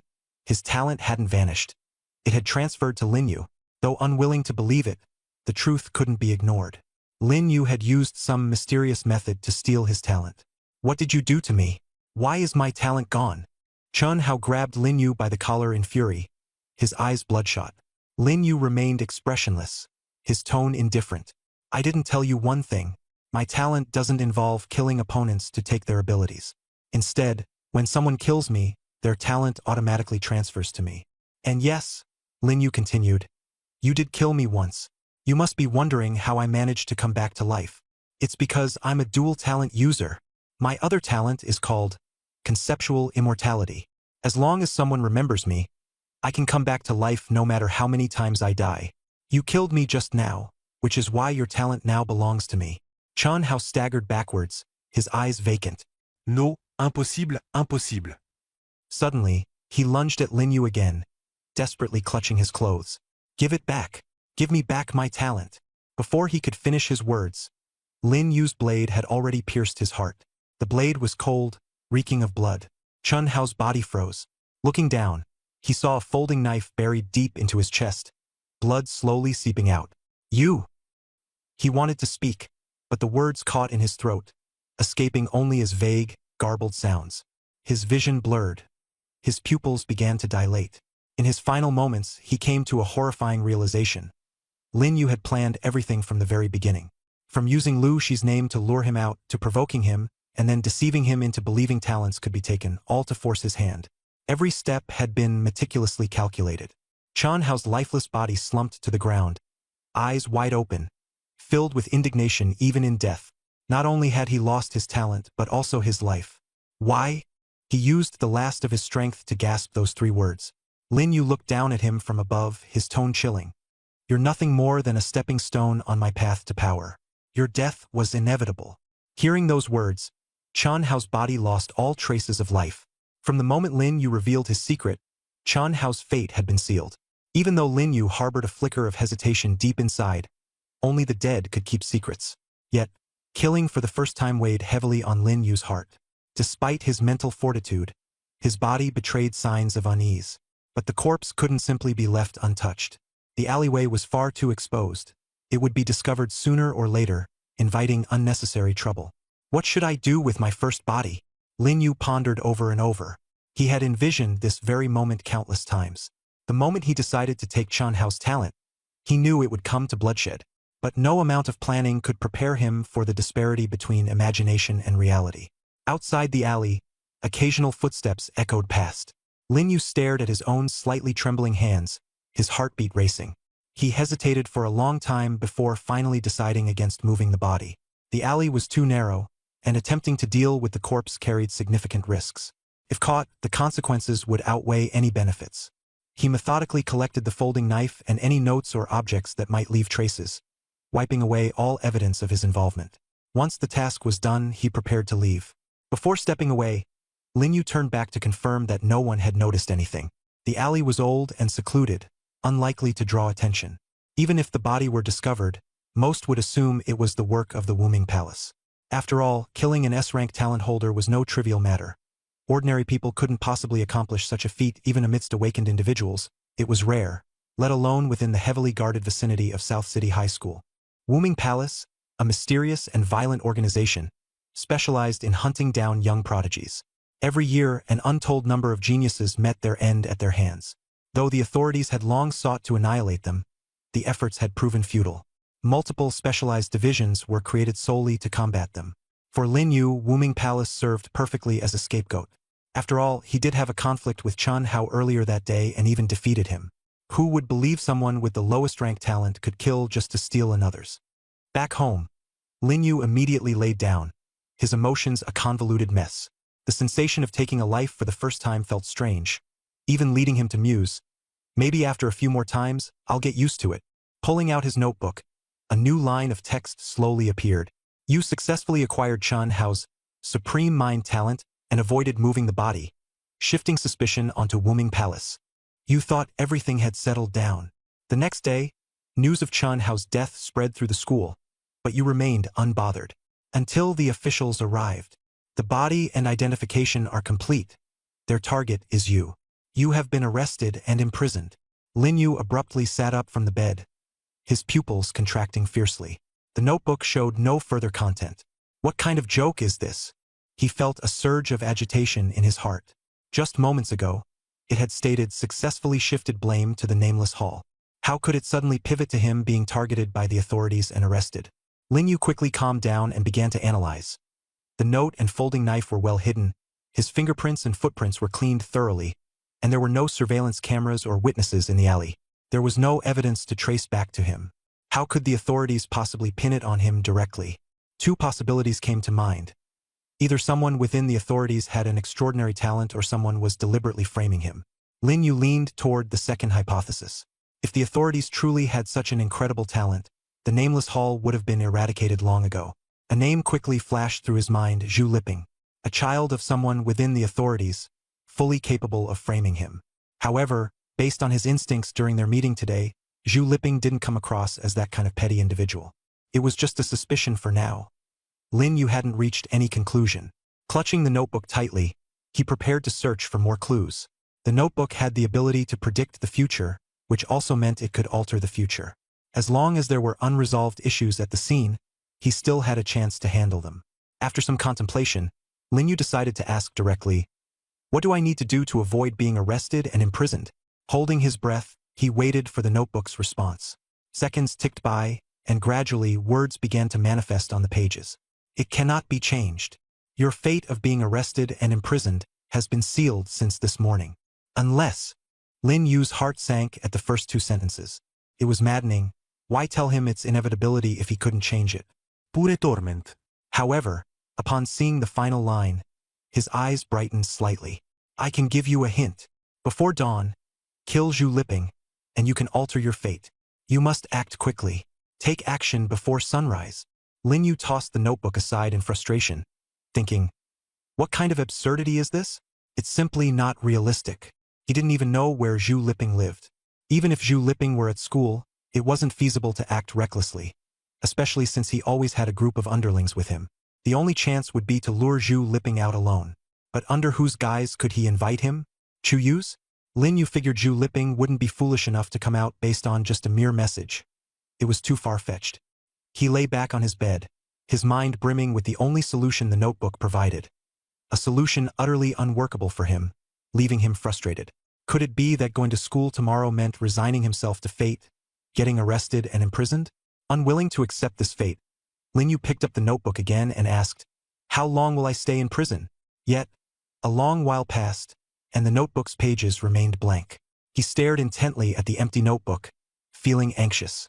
Could it be that his earlier act of throwing the notebook had angered it? "Don't mess with me." He inspected the notebook inside and out, finding no damage. The cover remained the same, everything seemed normal, yet it refused to respond. At this moment, the notebook was no different from an ordinary one, completely blank. Lin Yu tentatively asked again, "If I don't go to school tomorrow, will I still be arrested?" Blank. "Where does Zhu Liping live?" Blank. "Besides killing Zhu Liping, is there any other way for me to safely get through tomorrow?" Blank. His heart sank completely. If he could turn back time and start over, he might have more opportunities to try various approaches, but that wasn't an option now. Reclaiming the ability to reverse time became his immediate priority. As for being arrested and imprisoned, after pondering for a long time, he ultimately decided to just let it happen. Yes, being arrested was undoubtedly connected to Zhu Liping. Zhu Liping must have been orchestrating matters behind the scenes. But Lin Yu had no intention of resisting. As long as he denied killing Chun Hao with the lack of sufficient evidence, it should be fine. Having thought it all through, he closed his eyes to rest. There was no point in mulling over it further. The next day, Lin Yu got out of bed on time, went through his morning routine, and left for school. Everything seemed normal. Upon entering the classroom, the atmosphere suddenly felt strange. Yuan Hao squeezed his way through the crowd, his face as pale as if he'd seen a ghost. "Did you hear? Chun Hao is dead." Lin Yu showed no reaction, his brows merely furrowing slightly. "Dead?" "Yeah, his body was discovered last night. The class group chat blew up yesterday." Yuan Hao lowered his voice, unable to conceal his shock. "The body was found near the alley beside the school, stabbed straight in the heart. Killed in one blow." Lin Yu remained silent for a few seconds. "Are they sure it's him?" "Definitely. Even the officials showed up. Haven't you noticed the buzz in the class about it? A newly awakened S-class genius, killed in one strike on his way home from school. Lots of people are saying it was done by the Nameless Hall." "I think that's likely the case too." Yuan Hao nodded. "That being said, we seem pretty lucky not to have drawn the Nameless Hall's attention. I've never heard of them targeting anyone A-class or lower."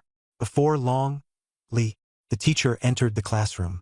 Teacher Li, in his 40s, had lost most of his hair. He usually wore a stern expression, but today his demeanor seemed even grimmer. He scanned the classroom and fixed his gaze on Lin Yu. "Lin Yu, step outside for a moment." The classroom instantly fell silent. The news of someone being called out immediately stirred a wave of speculation. Could it be that Lin Yu killed Chun Hao?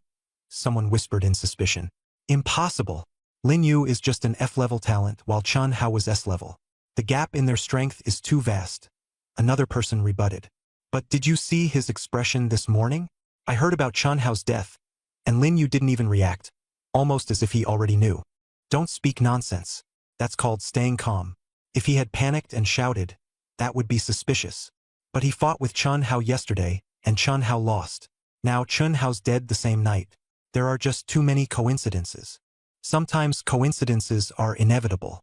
I think Lin Yu is suspicious. Yuan Hao, angered, cut everyone off. Shut up. Do you have evidence? If not, stop spreading rumors. Lin Yu stood up calmly, following the homeroom teacher out of the classroom. The teacher said nothing, merely leading him in the direction of the principal's office. The door to the principal's office was open. Inside sat 3 individuals. 2 men and 1 woman, dressed in plain clothes, exuded an extraordinary aura. They were all awakened. An elderly man with snowy white hair and piercing hawk-like eyes, a short-haired woman with a sharp appearance casually fiddling with something in her hands, and a middle-aged man engaged in a quiet conversation with the principal. The collective gaze of all 4 turned towards Lin Yu at his arrival. Lin Yu, please take a seat, said Mu Tianzhao, the principal of South City High School. Lin Yu was no stranger to Mu Tianzhao. He had encountered him several times during his enrollment. After sitting, Mu Tianzhao continued, the Bureau wants to ask you a few questions. Answer if you can, and if you can't, you're not obligated to respond. Lin Yu's brow furrowed faintly. Just as he expected, the Martial Arts Bureau had intervened. The middle-aged man presented an identification badge. We're from the Martial Arts Bureau. My name is Zhang Rui. These are my colleagues, Zhou Tianshan and Li Wan. Lin Yu nodded. Why are you looking for me? Zhang Rui met Lin Yu's gaze directly. Chun Hao died yesterday. You had a conflict with him in the morning, and by the afternoon he was dead. Based on our investigation, you're currently the prime suspect. Don't be nervous. We've questioned others as well. This is just routine questioning. You're merely one of the individuals being interviewed. Lin Yu was silent for 2 seconds before suddenly smiling. Officer, I'm a widely acknowledged F-level cripple. How could I possibly kill someone with an S-level talent like Chun Hao? This made Zhang Rui and his colleagues momentarily speechless. The elderly man broke the silence. Lin Yu, there's no need to be nervous. We're just here to gather information. Lin Yu sneered coldly. You've already decided I'm the culprit, haven't you? Li Wan interjected unexpectedly. Chun Hao's fingerprints were found on his corpse. Lin Yu's face remained expressionless. What had happened in the alley that night was known only to him. He had cleaned up the scene meticulously, leaving no trace. He was certain of that. Given his intelligence, he knew this better than anyone. Li Wan's eyes locked onto him, attempting to extract a hint of weakness, fear, or panic. But Lin Yu didn't flinch. Zhou Tianshan slowly rose from his seat. Lin Yu, you'll need to come with me to the Bureau for further investigation. Lin Yu did not resist, only complying quietly. He knew that without sufficient evidence, he would eventually be released without charge. Resisting would only bring trouble upon himself. The Martial Arts Bureau governed all awakened individuals and handled a wide range of cases. Their power was unmatched. If you were under their scrutiny, there were only 2 options: cooperate or end up in prison. Unless you were overwhelmingly powerful enough that they couldn't suppress you, resistance was tantamount to courting death. Although Lin Yu possessed an undying talent, being taken into custody now was essentially the same as digging his own grave. He understood that he had no other way out. Let's go, Lin Yu said softly, his demeanor calm, though he had long since prepared himself mentally. Zhou Tianshan nodded, his gaze complicated. He had not expected a high school student like Lin Yu to remain so composed, with not the faintest hint of panic. The 4 of them left the principal's office together. In the hallway, the homeroom teacher was already waiting. Seeing Lin Yu being taken away, his expression grew complicated. He opened his mouth to speak but ultimately let out a sigh instead. Only after the Bureau's people had left did he rush into the principal's office. Principal, about this. Before he could finish his sentence, Mu Tianzhao interrupted him. I know what you want to say. Leaning back in his chair, Mu Tianzhao massaged his temples. I believe in Lin Yu, but this is beyond our intervention. The homeroom teacher stomped his foot anxiously. That's right, it's beyond us. But someone will ensure that justice is served. Mu Tianzhao's gaze turned deep and contemplative. Who? He pulled out his phone and dialed a number. At the same time, Lin Yu followed Zhang Rui and the others out of the school. A black car was parked at the main entrance, adorned with an official emblem. Zhang Rui opened the rear door, and Lin Yu stepped inside. Li Wan sat beside him, Zhou Tianshan took the front passenger seat, and Zhang Rui drove. Back in the classroom, Yuan Hao stood by the window, watching Lin Yu being taken away, his expression dark and stormy. He was convinced that Lin Yu couldn't have killed Chen Hao. There had to be some kind of misunderstanding. But inside the classroom, the room was in an uproar. See that? I told you Lin Yu was suspicious all along. That's the Martial Arts Bureau's car.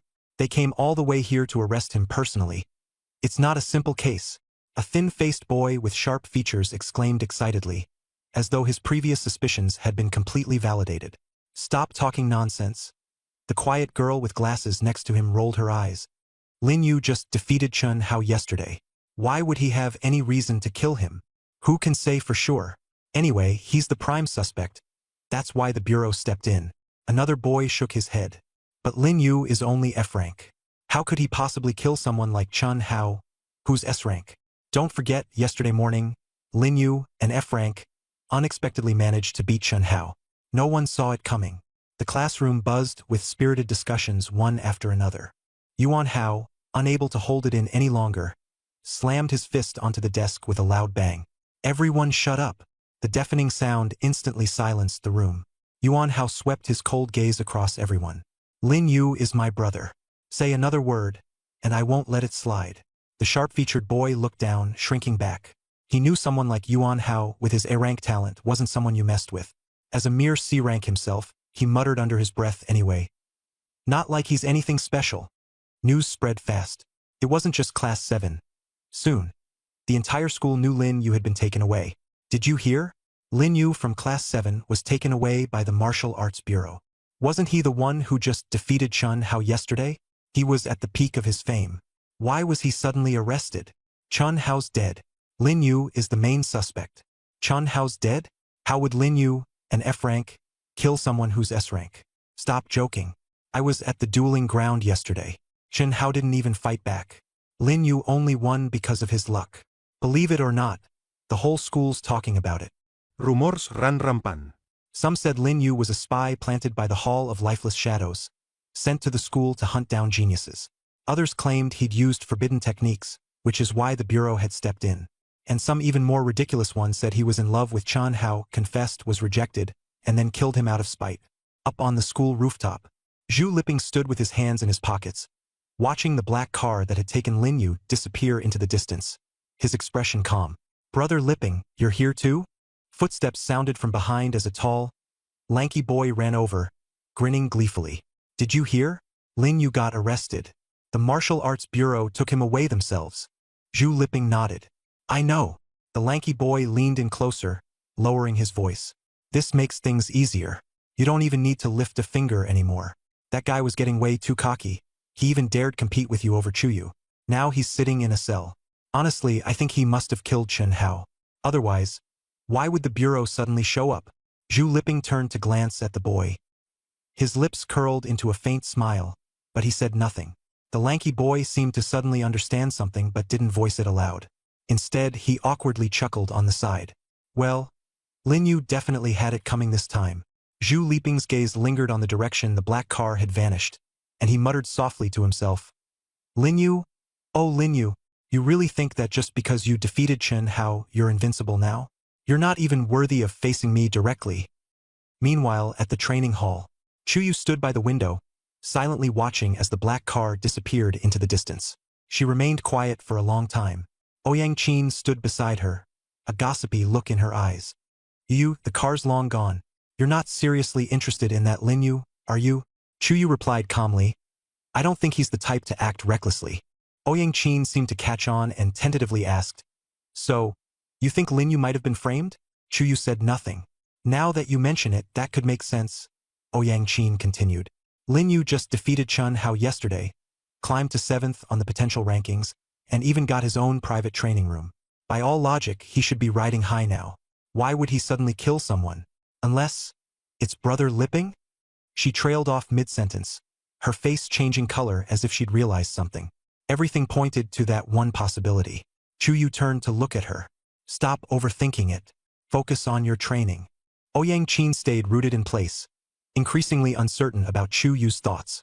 She had clearly stared after that car for so long, only to act indifferent the next moment.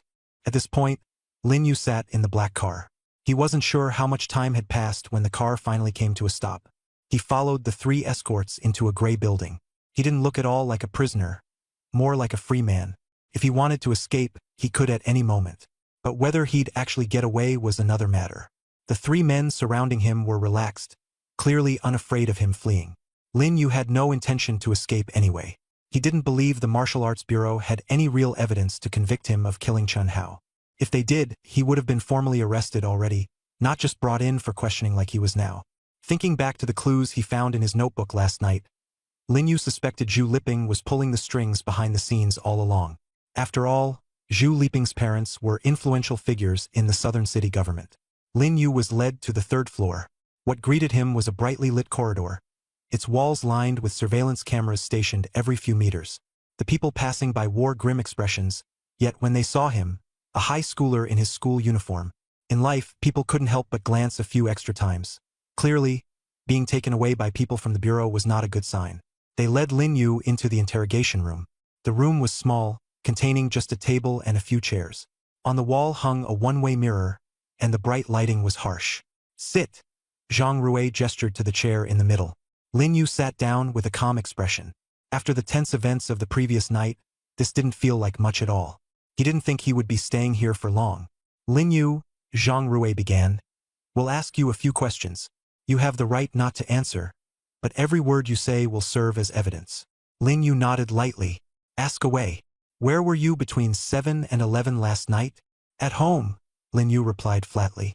"I went home after school, had dinner, and rested in my room." "Can anyone confirm that?" "My parents can." Zhang Rui shook his head. "Your parents would cover for you. Is there any other evidence?" "There isn't," Lin Yu answered honestly. After a few seconds of silence, Zhou Tianshan interjected. "Lin Yu, what's your relationship with Chen Hao like?" "It was fine before. He's the class monitor. We didn't have issues getting along. But after he awakened his S-level talent, we didn't really interact much," Lin Yu said plainly, leaving his words vague. In truth, Lin Yu and Chen Hao had little interaction even before that. At best, Chen Hao knew his sister was Lin Lin, so he often tried to curry favor with him.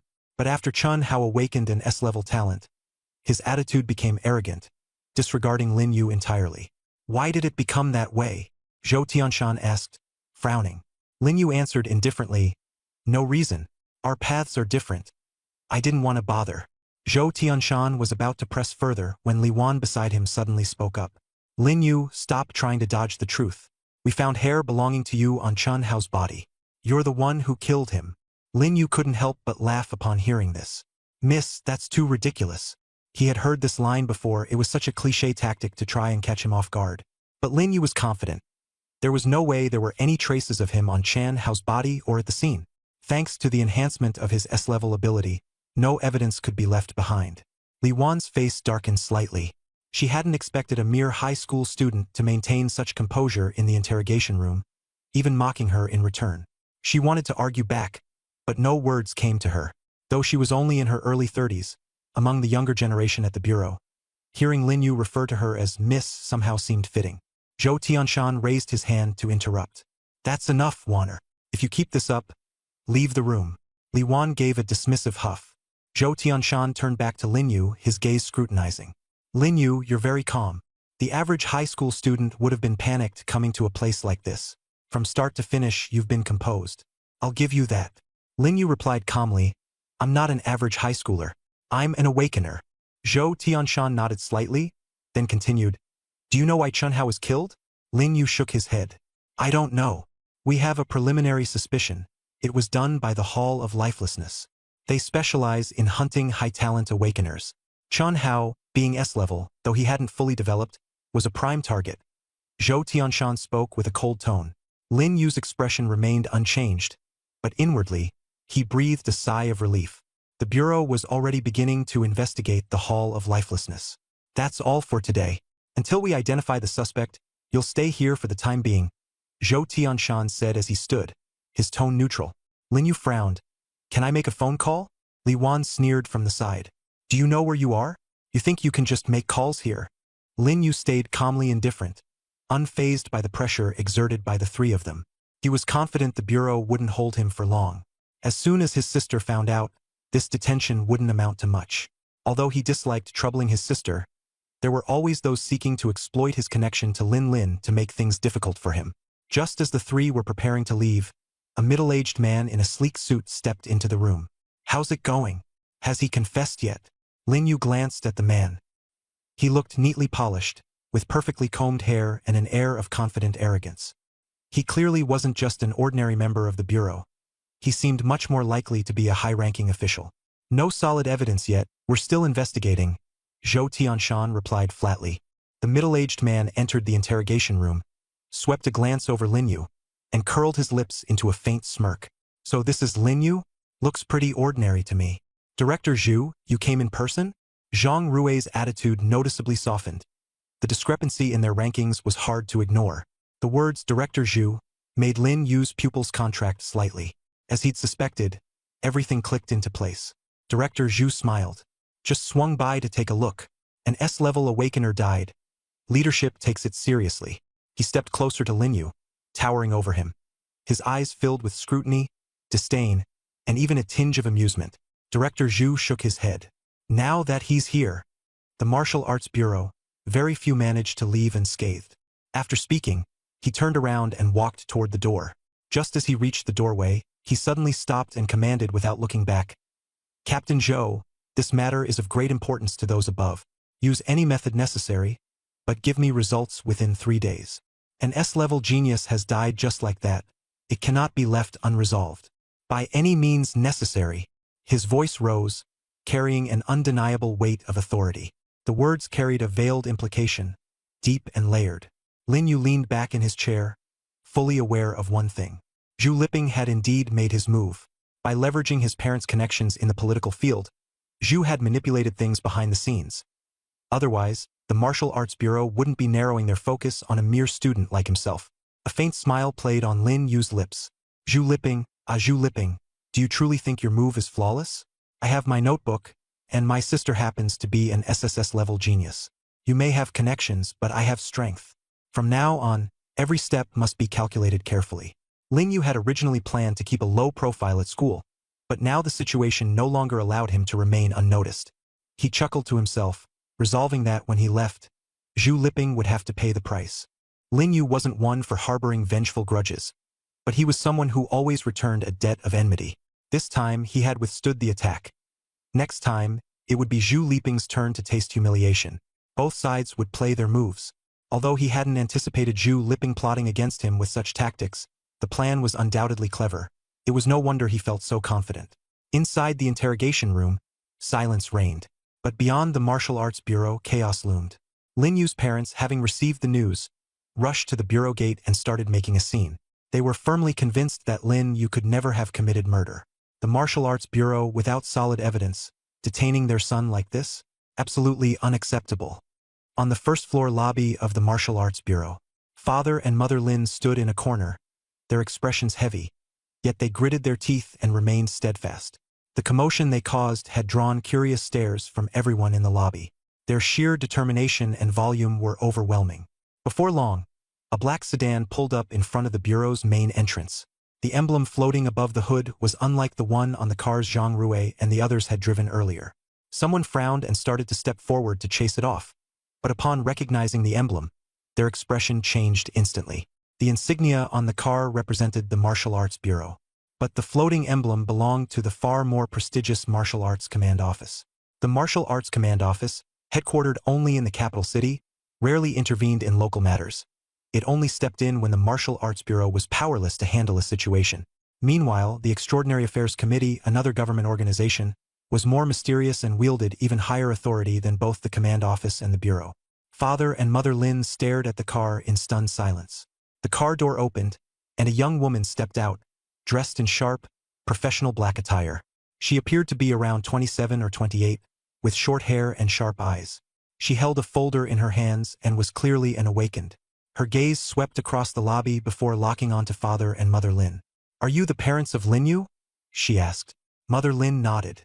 The woman strode over, bowing slightly as she introduced herself. I am Captain Fong of the 3rd Squad under the Martial Arts Command Office. Lin Lin sent me here. Hearing Lin Lin's familiar name, Mother Lin's taut nerves eased up slightly. Xiao Lin knows about this? Father Lin asked anxiously. They had rushed over in such a hurry that they hadn't even had the chance to inform Lin Lin. Captain Fong nodded. Deputy Captain Lin is occupied with a mission and couldn't free herself, so she sent me the moment she was informed. I have a message for you both. There's no need to worry. I'll be taking over this matter. For now, please go back to your car and rest. Leave the rest to me. Having said her piece, Captain Fong didn't waste another word, quickly moving toward the building's interior. She was clearly in a rush. Although a bit late, she had made it in time. The receptionist at the front desk finally snapped out of her stupor and hurried forward to offer assistance. Excuse me, ma'am. Captain Fong presented her identification and handed over a document. Captain of the 3rd Squad Martial Arts Command Office. This is the official document delegating authority for me to take over the Lin Yu case. Summon your person in charge immediately. The receptionist examined the credentials and document in shock. Someone from the Martial Arts Command Office showing up in person? This was monumental. On the top floor of the Martial Arts Bureau, Zhang Rui sat in his office, blissfully unaware of the tense scene unfolding downstairs. Leisurely, he sipped his tea, his computer screen showing a live feed of the interrogation room. Lin Yu reclining in his chair. Uncle Zhou, do you think we might have caught the wrong guy? The folks upstairs are pressuring us, and everyone below is on edge, Zhang Rui said before taking another sip, his brows slightly furrowed. Zhou Tianshan shook his head. Those above only care about results. Those below need justification. Who we arrest doesn't matter, as long as it'll satisfy everyone. As for evidence, Director Zhu had been clear. They didn't need evidence, just time. Within 3 days anyone would talk. Even an awakened would be no exception. As the two conversed, there was a knock at the door. Zhang Rui frowned. Come in. A woman in professional attire hurriedly entered, her face anxious.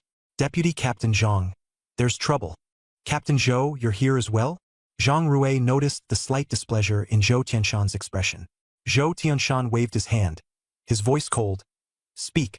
What happened? The Martial Arts Administration Bureau sent someone, the woman replied with a trembling voice. They're here to take over Lin Yu's case. A captain arrived with credentials and transfer documents. They are taking the elevator up now, and we couldn't stop them. Zhang Rui's hand shook, spilling tea onto his pants. He didn't even bother wiping it off as he urgently asked, How did they get here? Why? Did you figure it out? They just stated it and ignored us. We couldn't hold them back no matter what. Useless. Zhang Rui snapped in anger. Who told you to stop her? As soon as these words left his mouth, his expression changed instantly. His subordinates actually attempted to block a captain from the Martial Arts Administration Bureau. The consequences would have been unthinkable if they had succeeded. Zhang Rui, check Lin Yu's background immediately. I'll handle the situation with the Administration Bureau. Let me know as soon as you find anything, Zhou Tianshan ordered curtly. Upon hearing the mention of the Martial Arts Administration Bureau, he could no longer stay seated. He shot to his feet and left without another word. Zhang Rui sat back down and began searching through Lin Yu's profile. The displayed information was quite ordinary. A regular high school student who had somehow transferred to Nanqing No. 1 High School this year through unclear means. Nothing seemed out of the ordinary. But the issue lay with his older sister, Lin Lin. Zhang Rui clicked on Lin Lin's file, only to find the screen completely blank, a buffering circle spinning endlessly.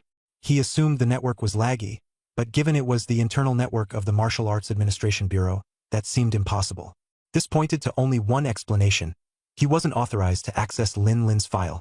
How could it be that a deputy captain at the Nanqing Martial Arts Bureau lacked even this basic level of authority? He struggled to believe it and switched methods, trying to look up Lin Lin on the general internet instead. What he discovered left him pale with fright. The most eye-catching headline read, Following Nanqing's prohibited martial king. Meet the second peerless genius, SSS-class talent, Lin Lin. Though Zhang Rui didn't personally know Lin Lin, who in their field wouldn't recognize the title prohibited martial king? A legendary powerhouse who had once suppressed Nanqing's riots. Yet Lin Lin was considered a peer of this martial king? Even if the reports were exaggerating, having an SSS-class innate talent was enough to stun anyone. They had truly stepped onto a landmine this time. Initially, they just sought to catch a scapegoat quickly and close the case. But now, there was no way they could cover things up. Officially, They couldn't attribute the incident to the no-fate hall.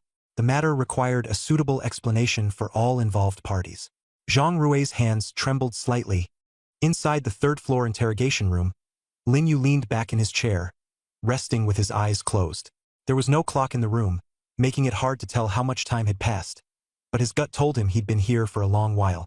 Suddenly, the sound of chaotic footsteps came from outside the door. It wasn't just one person heading this way. The door swung open. Standing at the doorway was Zhou Tianshan. His expression conflicted. Behind him were Li Wan and Zhang Rui.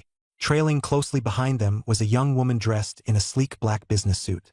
Lin Yu's gaze landed on her. They had never met before, but her presence was extraordinary. Her beauty wasn't the vibrant radiance of youth, but rather the composed elegance of maturity. She embodied the essence of the term graceful woman, a figure that seemed tailor-made for the words, and her aura was anything but that of an ordinary person. Lin Yu, Zhou Tianshan rasped, his voice hoarse. You're free to go now. Before he could finish his sentence, the young woman in black had already stepped into the room. Come with me. I'm from the Martial Arts Administration Bureau. My surname is Fong. You can call me Sister Fong. Your sister sent me to fetch you. Fong, the captain, said with an unruffled smile. My sister, Lin Yu murmured without surprise. He had expected Lin Lin to intervene at some point. He gave Captain Fong a small smile. I can't go. My body and spirit have been wounded. It's my first time being taken to a place like this. I don't think I can bear to face my classmates after leaving here, Lin Yu replied, leaning back even further in his chair. He clearly had no intention of moving. The interrogation room fell into complete silence. Zhou Tianshan's face grew stiff. In his years as a captain of the Martial Arts Administration Bureau, he'd seen detainees cry with gratitude upon release. Others cursed them for injustice, but never before had anyone outright refused to leave, let alone made themselves so blatantly at home. This was outright defiance. Though irritated, there was nothing he could do. After all, the boy was backed by the Martial Arts Bureau. Li Wan, standing off to the side, twitched at the corners of her mouth. She glanced at Zhang Rui, noticing that the deputy captain's expression was no less sour than Zhou Tianshan's. Zhang Rui was completely stupefied. On the way here, he had been strategizing ways to apologize, to manage reparations, to mitigate the fallout. Instead, the kid wouldn't even leave, let alone demand compensation. He just claimed he'd been emotionally damaged. Now it was Zhang Rui's turn to endure mental anguish. Emotional wounds? Captain Fong pulled over a chair with a smile and sat down. All right then, tell me, what kind of compensation do you want? Lin Yu opened his eyes and shot her a fleeting glance. This Sister Fong, he thought, was surprisingly direct. Considering she represented the Martial Arts Bureau and had been sent by his sister Lin Lin, of course she would be inclined to side with him. Sister Fong, right? Lin Yu straightened up slightly, still showing no intention of standing. Your bureau is supposed to uphold justice and fairness in law enforcement. Isn't that true? Captain Fong nodded. Of course. Good, Lin Yu replied, raising a finger. First of all, I was just starting school when your people interrogated me and then took me to this place. Before he could elaborate much further, Captain Fong cut to the chase. Enough, Lin Yu. Just tell me exactly what you want. Once a prodigy, she has now reached the level of an intermediate awakener, and her combat prowess is in a league of its own. With Lin Yu's sister being such a formidable figure, coupled with Captain Fong, who was backing Lin Yu, the situation was extremely unfavorable for him. All right, I agree, Zhou Tianshan replied, gritting his teeth. Hearing this, Lin Yu flashed a satisfied smile. He leaned back in his chair, crossed his legs, and raised an eyebrow lazily. That's the spirit. With the matter resolved smoothly, everyone's in a good mood. Captain Fong gave him a slight nod of approval, clearly very pleased with Lin Yu's performance. Zhou Tianshan's face remained grim, but he had no choice but to swallow his anger. He clenched his teeth and committed every single word of those conditions to memory. Then, Lin Yu clapped his hands and stood up. Since we've reached an agreement, I won't keep you any longer, he said, flashing a faint smile. I look forward to you fulfilling your promise as soon as possible. Zhou Tianshan nodded politely, but inside he felt deeply resentful. Lin Yu turned and walked away, his posture upright and composed. His stride was steady, exuding a certain fearless calm. For a high school student, this demeanor carried a confidence that was impossible to ignore. Captain Zhou, Captain Fong suddenly interjected. Remember, Lin Yu isn't just an ordinary student. He's Lin Lin's younger brother. She emphasized her words, her gaze sharp. Zhou Tianshan nodded and acknowledged her in a low voice, though his mind was a whirlwind of emotions. In his many years as a captain of the Martial Arts Administration Bureau, this was the first time he had felt utterly helpless in the face of a teenager. And this young man seemed to have only just begun to show his true potential. Translated with deepl.com, free version.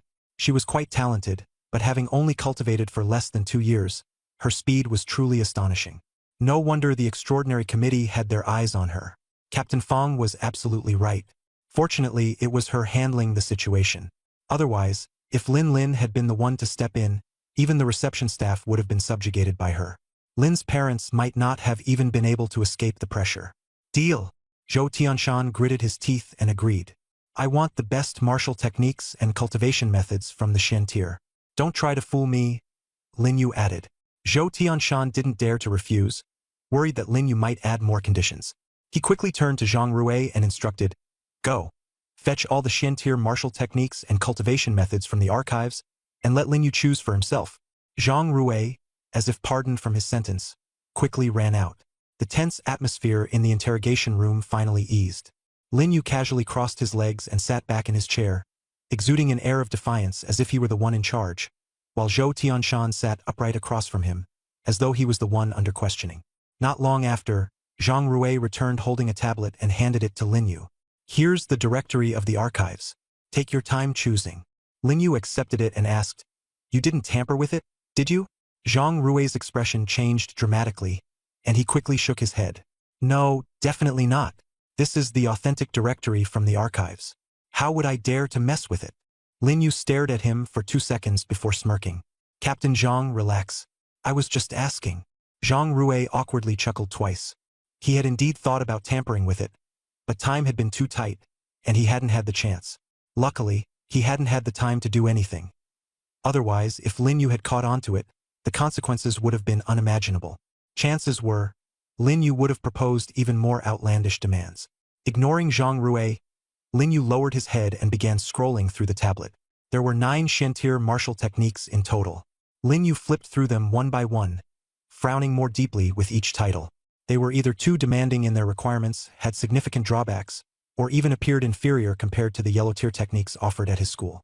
These Shen tier techniques could certainly be considered decent but were far from exceptional. Among the blood energy cultivation techniques, there was one standout entry called Vajrabhati. It belonged to the lower tier of the Shen category and could enhance physical strength and temper blood energy. While it was difficult to cultivate, it provided a robust foundation with immense potential in later stages. However, it wasn't extraordinarily impressive. After all, the directory of the Martial Dao Bureau only listed 3 blood energy cultivation techniques in total. High-quality Shen tier blood energy techniques were exceedingly rare, and the other 2 weren't suitable for Lin Yu. In the end, Lin Yu chose a mid-tier Shen martial technique called Collapse Fist. It was a close combat, explosive technique. When mastered to its peak, it allowed one to unleash a punch from a distance, crushing an opponent's internal organs with sheer force. Its power was staggering, but its cultivation required exceptional control over blood energy, making it several times more challenging than other techniques of the same tier. However, its destructive capability was top-notch. He figured this was the perfect time to return the blood energy cultivation technique he had borrowed from school. Thus, he decided to first focus on cultivating 8 Desolation Fist and Collapse Fist. For his blood energy cultivation technique, he selected Vajrabhati. Lin Yu grinned as he finalized his choices, handing the tablet back to Zhou Tianshan. These 2. Zhou Tianshan accepted the tablet, his expression conflicted. Vajrabhati and Collapse Fist? Both of these are notoriously difficult to train in. Are you sure? Either one of them being taken out of their archives was painful enough. Lin Yu nodded. I'm sure. Looking at Lin Yu's determined expression, Zhou Tianshan sighed deeply. Fine. These 2, along with the villa and apology letter you requested earlier, will be delivered to you within 3 days. Lin Yu stood up and brushed off his clothes. While the interrogation room was spotless, his gesture carried another layer of meaning. Captain Zhou, thank you. Consider this matter resolved. He left with a smile, pushing the door open, with Captain Fong closely following behind. The hallway was silent, with only their footsteps echoing softly. Captain Fong glanced at Lin Yu, sensing that this young man wasn't ordinary. In the interrogation room, Lin Yu had been in control from start to finish, deftly manipulating the Martial Dao Bureau's personnel. Though she understood that in part this was thanks to her presence and the deterrent value it provided, she wasn't upset. Instead, she admired the young man's composure and wit, truly deserving of being Lin Lin's younger brother. She thought to herself that although Lin Yu had just awakened his ability, with his exact level of talent still unknown, it wouldn't be far off from Lin Lin's. She understood the rules of the world well and didn't ask about a person's awakened gifts lightly. It was private information, after all. Captain Fong quickened her pace to walk side by side with Lin Yu. Your sister asked me to pass on a message. She already knows about the situation in South City. She also wants you to stay alert regarding the Temple of Nameless. When the martial exam concludes, she plans to take you and your parents to the capital city. That way, it'll be easier for her to take care of all of you. The capital city, a place where countless awakened dreamed of setting foot. It served as the power center of the Martial Dao system, home to the Martial Dao Bureau and the headquarters of the Extraordinary Committee. It was a convergence point for top-tier geniuses, the most powerful awakened, and unparalleled resources. Truly a sacred land for cultivation. How is my sister doing in the capital? Lin Yu asked as they walked. Captain Fong's expression turned complicated, and with a hint of raw honesty, she said, "Good, and not so good." Lin Yu looked at her, waiting for an explanation. Captain Fong sighed. Your sister, Lin Lin, has had her talents acknowledged and enjoys abundant resources. In just 1 year, she advanced from her initial awakening to a mid-tier awakened. That kind of speed, fewer than 5 individuals in history surpass it. It's exceptionally rare. Lin Yu listened silently. Over the years, it has risen to prominence, becoming a name on par with the Imperial Capital Academy and Tsinghua Peking University, attracting countless young people. So, although Longtian Academy isn't directly under government jurisdiction, its influence in the martial arts world is considerable, Captain Fong continued. More importantly, those who enter, whether from humble backgrounds or wealthy families, can make a name for themselves as long as they're strong enough, and may even have the chance to be personally promoted by one of the 7 kings. Lin Yu nodded, a hint of longing flashing in his eyes. He was well aware of how difficult it was to gain admission to such a top-tier academy, but when it came to his future, he had chosen never to give up. However, Captain Fong suddenly changed the subject. You need to be mentally prepared. Longtian Academy's selection criteria are extremely rigorous. Very few pass the entrance exams each year, and those who do are almost all prodigies of monstrous caliber. Lin Yu smiled lightly, showing neither fear nor hesitation. The more challenging it is, the more meaningful the challenge becomes. Seeing his confident demeanor, Captain Fong nodded silently, his regard for the young man rising another notch. The car fell temporarily silent, broken only by the low hum of the engine. Lin Yu's parents hadn't spoken a word. They simply sat quietly in the back seat, but the pride and support they felt for their son were evident in their eyes. After a few minutes, Captain Fong spoke up. Lin Yu, no matter which academy you ultimately choose, don't forget that you're carrying more than just your own future on your shoulders. You're also carrying your sister's hopes. Lin Yu paused for a moment, then nodded, his expression turning serious. I understand, Sister Fong. Hearing this solemn reply, Captain Fong gave a soft chuckle, said nothing more, and focused on driving. Outside, the night grew deeper. Lights dotted the streets on both sides, neon signs flickered, and everything seemed exceptionally peaceful. Lin Yu looked up at the view outside the window, complex emotions swirling through his mind. He knew the road ahead was filled with unknowns and challenges, but he feared nothing, for he had already made up his mind. A resolute conviction rose within him. No matter what, he would give it his all and stand on the most dazzling stage. Within the year, it rose swiftly and ascended to the pinnacle alongside the prestigious institutions of the capital and the twin titans of Qingbei.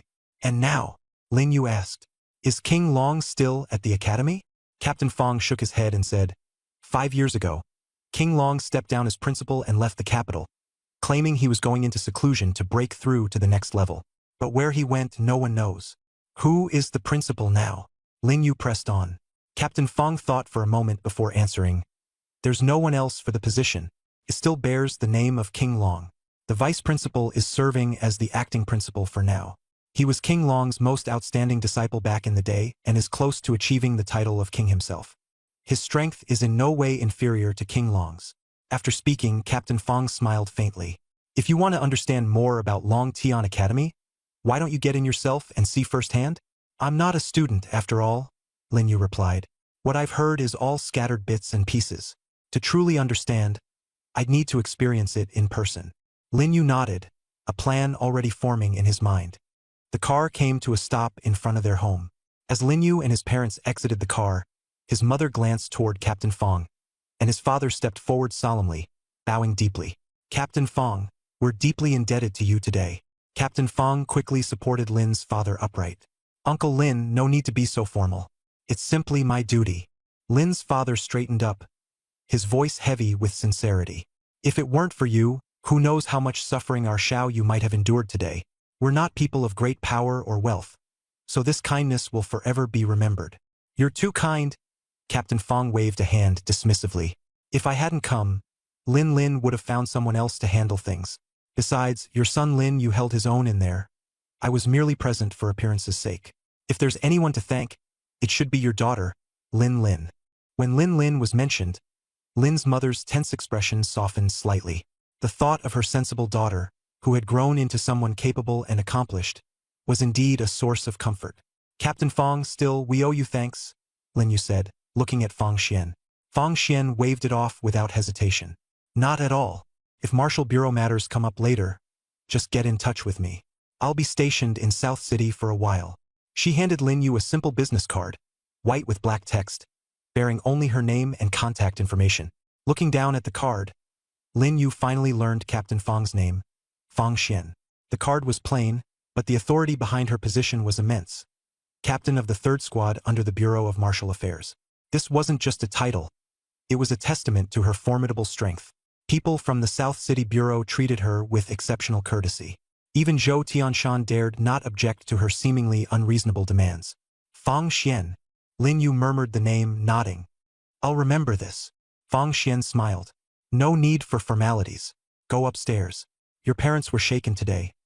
Rest early and head back to school as usual tomorrow. Only after Lin Yu's parents went inside did Fong Xian drive away. This world was far more complex than Lin Yu had imagined. What he had known before was merely the tip of the iceberg. If it weren't for his connection to Lin, he wouldn't have been able to extricate himself from the grip of the Martial Bureau. That Manju Lipping alone could have kept him trapped forever. Even with his notebook that foretold the future, it would have made no difference. The notebook could reveal future events, but it wasn't a master key to every door. Once a door was opened, how far one could go depended entirely on one's strength and qualifications. When he was locked in the interrogation room, Zhou Tianshan and Zhang Rui had taken turns questioning him. At first, Lin Yu thought it was just routine, but as soon as Director Zhu appeared, everything changed. Someone was pulling the strings from behind the scenes. Even without evidence, evidence could be fabricated out of thin air. Without testimony, testimony could be manufactured. Back home, Lin's mother quickly headed to the kitchen to make noodles to ease her nerves, while Lin's father sat on the couch, newspaper in hand, though his eyes never left Lin Yu. Dad, if you have questions, just ask. Stop staring at me. Lin Yu, knowing his father had something on his mind, didn't rush to his room. After a moment's silence, Lin's father asked, "Why did people from the Martial Bureau arrest you?" "Someone accused me of killing an awakened," Lin Yu answered bluntly. "It was fake, of course. I didn't kill anyone. I just happened to cross a big shot at school." He deliberately emphasized the term big shot. Who would be that spiteful? Lin's father frowned. Lin Yu smirked faintly. "Mom, Dad, don't worry about it. Life isn't always smooth sailing. Those people at school just don't like me and made trouble on purpose. But it's all right now. I'll take care of things myself." His eyes turned sharply steely as he spoke. Lin's father said no more. "We can't help you with matters of cultivation, but if anything happens, make sure to contact Captain Fong. If that doesn't work, go to your sister. Don't hide things if you're in danger. You haven't taken on the family's burdens yet." Lin Yu nodded. "Got it, Dad. If the sky ever falls, my sister can hold it up first." At the mention of Lin's father's expression softened noticeably. To them, Lin, with her impressive capabilities, could ensure that their son wouldn't suffer any great loss. After finishing the noodles his mother made, Lin Yu lingered to chat with his parents for a bit before retreating to his room. Once the door closed, the entire world fell silent. Today's events had made him fully realize the harshness of the world. A searing, tearing pain shot through his entire body, as if countless steel needles were piercing his flesh. Beads of sweat instantly broke out on his forehead, soaking through his clothes, and he felt on the verge of collapse. He clenched his teeth and summoned every ounce of strength to endure the agony, silently telling himself, I can still hold on. I haven't reached my limit yet. However, the agony only intensified. His internal organs seemed to be churned like a raging sea by this violent surge of chi and blood. The warning on the first page of the diamond body echoed in his mind. If you experience severe pain during cultivation, stop immediately. Otherwise, your body will explode and you will die. Yet Lin Yu showed no sign of stopping. His gaze was as resolute as iron. He was firmly convinced that, aside from perseverance and pain, he had no other choice. For he knew that the grudge between him and Zhu Liping would not allow him to slack off in the slightest regarding his strength. Just then, the warm current surged once more, even more powerful than before, spreading almost to every fiber of his being, making his capillaries feel as if they were about to burst. Finally, the pain reached its breaking point. Lin Yu let out a low growl from his throat, and his entire body shook violently. His blood seemed to boil, and the energy surging from within instantly melted the pain, transforming it into an indescribable sense of refreshing coolness, like a spring breeze sweeping over ice and snow. Hugh? Lin Yu exhaled deeply, opened his eyes, and found his vision crystal clear. He glanced at his arms.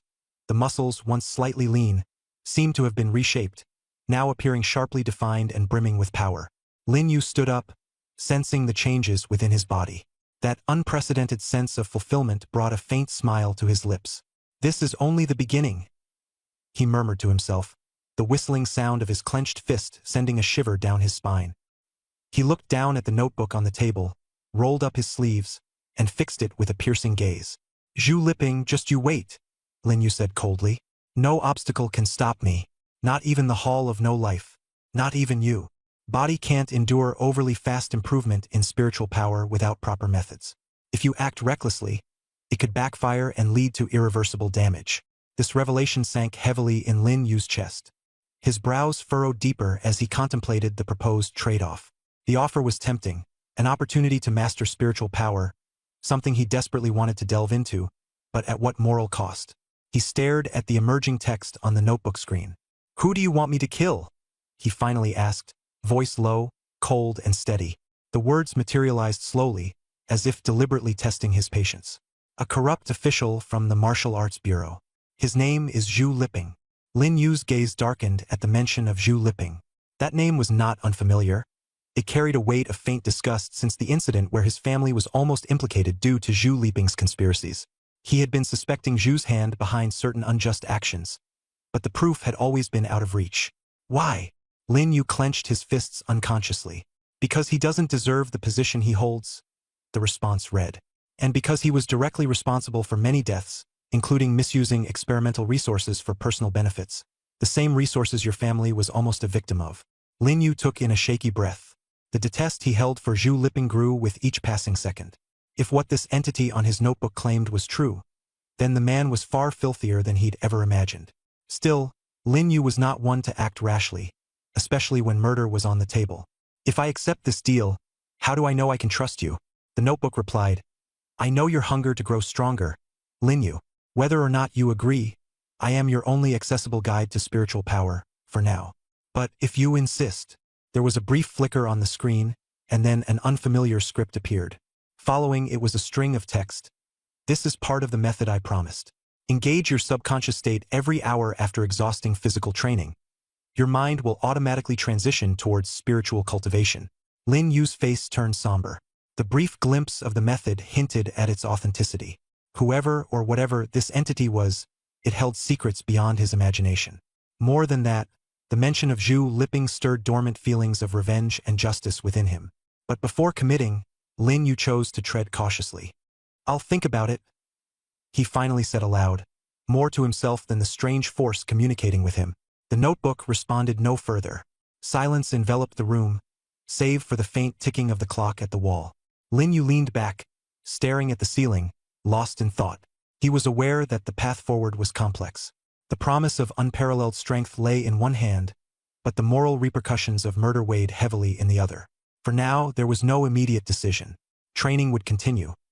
He needed his full strength for what might lay ahead, both in terms of his personal growth and the trials that this shadowy deal might bring. Moments later, he closed the notebook, solidifying his resolve to proceed cautiously. If strength was born from hardship, he would bear the weight of every choice, but not recklessly. The concept level undying talent. You didn't leave any checkpoints, yet you can be revived because I always remember that you're still alive. Your mental fortitude is too weak. Overusing your ability leads to mental disarray. Mild cases result in losing control. Severe cases lead to memory loss. The news came too abruptly. He had always believed it was because his parents subconsciously thought he was still alive, which allowed him to revive. Thinking about it now, it wasn't entirely like that. For instance, the time he jumped off the building. His parents were asleep, his sister was asleep, and nearly everyone who knew him wasn't fully conscious. It was highly likely no one remembered him. If it was the notebook that had remembered his existence, everything suddenly made sense. Lin Yu sat in the chair, looking up at the ceiling. So I've been oversimplifying things. Quickly, he straightened his thoughts and stared at the notebook. Go on. Who do you want me to kill? Shenyuan Tian. I'm giving you the name not to tell you to kill him right now. There's a massive gap in strength between you two. I'm giving you 3 years. Within 3 years, you must promise me that you'll be capable of killing him. Hearing that name, Lin Yu's pupils contracted fiercely. How could he not have heard of this name? The king of Jiang City, Shenyuan Tian. In the South City, there was the prohibited martial king. In Jiang City, there was the Shenyuan king. The Shenyuan king referred to Shenyuan Tian. Jiang City was legendary, rivaling the prohibited martial king of South City. Jiang City and South City both belonged to Jiang province. Yet Jiang City surpassed South City in both scale and strength. Jiang City boasted 5 or 6 prestigious academies, whereas South City had only 1. The disparity was startlingly clear. The room grew so eerily silent it sent chills down one's spine. Countless thoughts flashed chaotically through Lin Yu's mind. What exactly was this notebook? Why did it want him to kill the Shenyuan king?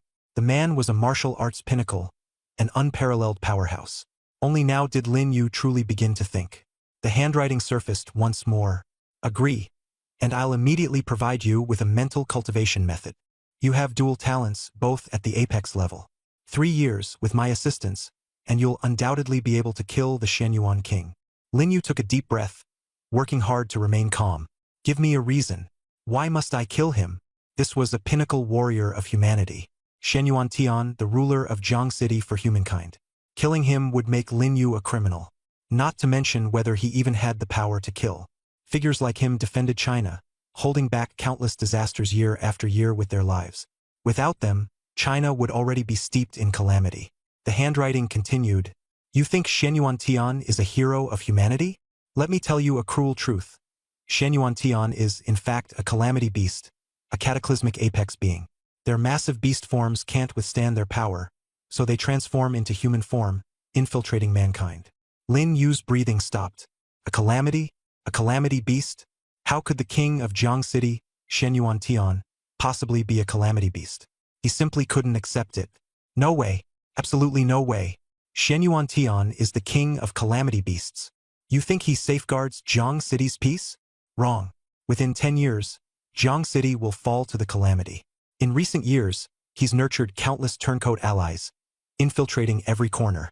When the calamity invades, Jiang City won't hold out for more than 7 days before becoming another fallen city.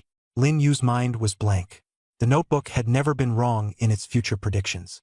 I know this is hard for you to accept, but time is running out. You need to grow stronger quickly. Within 3 years, you must reach the level of a high-tier awakener. It's difficult for others, but it's easy for you. With your dual talents and my support, 3 years from now, you'll become the sharpest blade that severs that traitor's head. Lin Yu took a deep breath, exhaling slowly. He had to stay composed. The information from the notebook was overwhelming. How can you prove Shenyuan Tian's a calamity beast? Someone questioned. I can't prove it, nor do I need to, the other replied coldly. You can wait. Wait until 10 years later, when Jiang City's devastation is splayed before your eyes. By then, you'll naturally understand. I need time to think. I'll give you time, but you don't have much left. Lin Yu leaned back in his chair and closed his eyes. Inside his mind, a storm raged. A ruler of humanity was actually a calamity beast. This news was too earth-shattering. He needed time to process it. But no matter the case, he knew one thing. He had to get stronger, strong enough to protect everything he cared about. Shenyuan Tian was a calamity beast, and in 10 years, Jiang City would fall. The chaos that would erupt if this news got out was unimaginable. Yet he had no evidence. The monthly test was in half a month, and during this time, his vitality points had to reach at least 100. His priority now was to enhance his strength. Shenyuan Tian and Jiang City's fall seemed far away. For now, his focus was on the test in half a month and then the martial exam. He could only take one step at a time. Lin Yu opened his eyes, resolve shining within them. Without hesitation, he reopened the notebook. Now, teach me how to cultivate mental strength. The handwriting slowly emerged. You must first sign a contract with me. I want to make sure you're not just saying yes without meaning it. All right, since you've agreed, let's begin. The handwriting gradually blurred and finally vanished. Out of nowhere, a bloodied hand suddenly clawed its way out of the notebook. Lin Yu's heart pounded violently. This blood-smeared hand exuded a menacing aura, a kind of fear that not even the awakened elite of Nanqing's top academy had managed to evoke in him before. The index finger of the blood hand was lightly grazed by something, causing a drop of fresh blood to drip onto the notebook page. As the blood hand slowly vanished, that single drop of blood floated above the blank page, pulsating faintly as though it were alive. "This is my blood," a line of text appeared. "Or rather, it was once my blood. Now stretch out your hand and form a contract with me. If you regret it, you will lose everything." The hovering droplet indicated he had one final chance to reconsider. Without hesitation, Lin Yu extended his hand. The drop of blood darted onto his palm, stinging like a needle's prick. But the pain was fleeting, vanishing almost instantly, leaving him with the illusion that nothing had occurred. May 7th, the day of the monthly test. Lin Yu woke up early. After a month of arduous training, his vitality level had risen to 105.3. Although he hadn't yet reached the benchmark of 150 to qualify as an entry-level awakened individual, his progress was noteworthy. Over the past half-month, he had devoted most of his efforts to mental energy cultivation. Were it not for that focus, he would likely already have surpassed the 150-point threshold. Now, he could clearly sense the flow of vitality within his body. The enhancement in mental energy had significantly sharpened his awareness. Stepping out of his room, he found his mother busily serving breakfast in the living room. Upon seeing his alert demeanor, she appeared pleasantly surprised. "Xiaoyu, go wash your hands and come sit down for breakfast," his mother called out. Lin Yu nodded. After quickly finishing his meal, he left the house. South City High School. Lin Yu arrived close to 10 o'clock, which was considerably late. Cars cluttered the school entrance as students and parents bustled about. Today's monthly test was immensely significant, almost like a preliminary martial arts examination. It determined scholarships and resource allocation. Even higher academies were covertly observing the event, eager to identify potential candidates ahead of the national martial exam. As Lin Yu approached his classroom, he overheard his classmates discussing their cultivation progress. "My vitality level just broke through 5 points. I think I'll pass this time," someone said excitedly. "I'm at 6.12, not too far from you. Honestly, I feel like the vitality cultivation techniques taught in the school library don't suit me. If they did, I'd have surpassed 10 points by now. But my family can't afford vitality supplements, so at this rate, I might barely reach 10 points next month and scrape by with a B rating to get into a third-tier academy. My family spent over 300,000 yuan on vitality supplements for me. My vitality is already at 11 points now. Damn. Compare and despair. At that rate, combined with a B-grade aptitude, you might even get into Nanqing's first academy." Envious voices filled the classroom. "That's nothing," someone chimed in. "I heard Yuan Hao's nearly at 20 points of vitality already. His family's wealthy, and his aptitude's an A grade. He's definitely making the top 10 this time. Yuan Hao's the strongest in our class, but he's still far behind Chuyu. Chuyu broke through 80 points of vitality last week. She's probably at 90 points by now. Chuyu's a genius, an S-grade talent with a filthy rich family. It'd be hard for her not to have such high vitality. Our class did have another S-grade talent once, Chun Hao. If he hadn't died, I wonder how high his vitality would have reached by now." Whenever the topic of Chun Hao surfaced, thoughts inevitably turned to Lin Yu. "Do you think Lin Yu will show up today?" someone suddenly asked. "Lin Yu? I almost forgot he existed. Ever since the Martial Affairs Bureau took him away, there's been no news of him. He hasn't shown up at school either. Could it be true that he killed Chun Hao? No way. They must have made a mistake. He'll probably be released in a few days. He must have fallen behind in training and feels embarrassed to show up. If he really comes today, it's just to lose face." Standing at the doorway, Lin Yu listened quietly, a faint smile curling his lips. These numbers, 20 points of vitality, 80 points of vitality had no impact on him at all. A month ago, 80 points had seemed like an unattainable peak to him. But now, his vitality had already reached 105.3. Chun Hao, that S-grade talent, flashed through Lin Yu's mind, stirring a twinge of nostalgia. If Chun Hao were alive, how high would his vitality be now? 50, 60, maybe even 70 or 80. But alas, he was dead. Dead at Lin Yu's hands. Lin Yu pulled himself from his thoughts and stepped into the classroom. The chatter immediately ceased as soon as he entered. All eyes turned toward him, filled with surprise, awkwardness, and curiosity. The boy who had just ridiculed Lin Yu for losing face flushed beet red, lowering his head, unable to meet Lin Yu's gaze.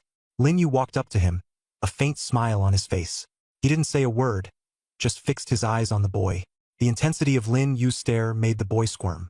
After what felt like an eternity, the boy finally mustered the courage to lift his trembling head. What do you want? Oh, nothing. I just wanted to see who it was that said I'd lose face. Turns out it's you, Li Rue. Li Rue's face turned crimson again. He opened his mouth, trying to respond, but swallowed his words instead. Go back. He felt that Lin Yu had changed too much after not seeing him for a month. Lin Yu ignored him and turned to walk back to his seat. Before long, Yuan Hao finally arrived. The moment he stepped into the classroom, he immediately spotted Lin Yu. His steps faltered, and his expression swiftly shifted from surprise to excitement as he speedily approached. Wow, Brother Yu, you're finally here. I knew it. On such an important day, there's no way you'd be absent. Yuan Hao sat down next to him, his face full of concern as he asked, Brother Yu, where have you been this past month? The Martial Arts Bureau didn't give you a hard time, did they? I've been so worried. It's fine. They just questioned me a bit, and then I went back home. I figured coming to school to train was a hassle, so I practiced at home instead. Lin Yu replied casually. Yuan Hao nodded and didn't press further. It wasn't that Lin Yu didn't want to explain, but the situation was just too complicated to summarize. Oh, by the way, Brother Yu, my vital energy score has reached 21 points now, Yuan Hao said, his face lighting up with pride. Lin Yu nodded and remarked nonchalantly, Not bad. What's that supposed to mean? Yuan Hao froze, his confident smile stiffening awkwardly. Lin Yu glanced at him, a faint, enigmatic smile tugging at the corners of his mouth. Something about that smile made Yuan Hao feel uneasy. He leaned in closer and whispered, Brother Yu, don't keep me in the dark. Be honest with me. What's your vital energy score now? Don't lie. We're close like brothers. Lin Yu also leaned in closer, his tone serene. Not quite 200. So, what's the exact number? Yuan Hao was momentarily dumbfounded. 105.3. Yuan Hao's face went rigid. How much? His mouth hung open in disbelief, his eyes wide as saucers. 105.3. Lin Yu repeated calmly. It took a good while, but Yuan Hao eventually snapped out of his shock, practically jumping out of his chair. Holy crap! Holy crap! Holy crap! Brother Yu, you've got to be kidding me. Right? The commotion caused everyone in the classroom to turn their heads toward them. Yuan Hao coughed awkwardly, trying to play it off, then lowered his voice. A vital energy score of over 100? That's higher than Chu Yu's. I just heard yesterday that her vital energy score was only 85, and even if she trained all day, there's no way she could break 90. Brother Yu, doesn't that mean you're number 1 in the school now? Lin Yu didn't say a word, only offering a faint smile in response. Yuan Hao stared intently at Lin Yu. Brother Yu, you're not messing with me, are you? Is it really 105.3? Lin Yu remained silent, but he began to release his vital energy. With Yuan Hao's A-rank talent, his sensitivity to vital energy was exceptionally sharp. He immediately felt an immense and overwhelming pressure emanating from Lin Yu. That oppressive sensation, he had only ever experienced it before in front of his older brother. But his brother was already a beginner level awakened. Yuan Hao's expression morphed from shock to awe, then finally to an exhilarated excitement as he blinked rapidly in amazement. Lin Yu waved a hand dismissively. Keep it low-key. The homeroom teacher's coming? Someone suddenly shouted, and the previously noisy classroom fell silent in an instant. Teacher Li entered the classroom, sweeping her gaze across the students. Her eyes momentarily lingered on Lin Yu before moving on. Everyone's here more or less, right? Is anyone still missing? She asked. A boy raised his hand. Only Chun Hao hasn't shown up. Everyone else is here. The atmosphere in the classroom turned deathly still in an instant. Chun Hao. Everyone knew that he was dead. Completely, irreversibly dead. The boy had said it as a joke, but no one dared to laugh. After all, Chun Hao had possessed S-rank talent. The boy maintained a faint smile, glancing around. But when he noticed that the entire class was staring at him, he gradually realized the gravity of the situation. Teacher Li's face darkened. Write the school code and conduct rules 10 times and hand it in to me later. Also, you'll be the last in line for today's vital energy test. Low whispers of disapproval spread through the class. What a fool! Joking about someone who's dead. Is he out of his mind? Who knows? Maybe he just lost it. The boy's face turned beet red.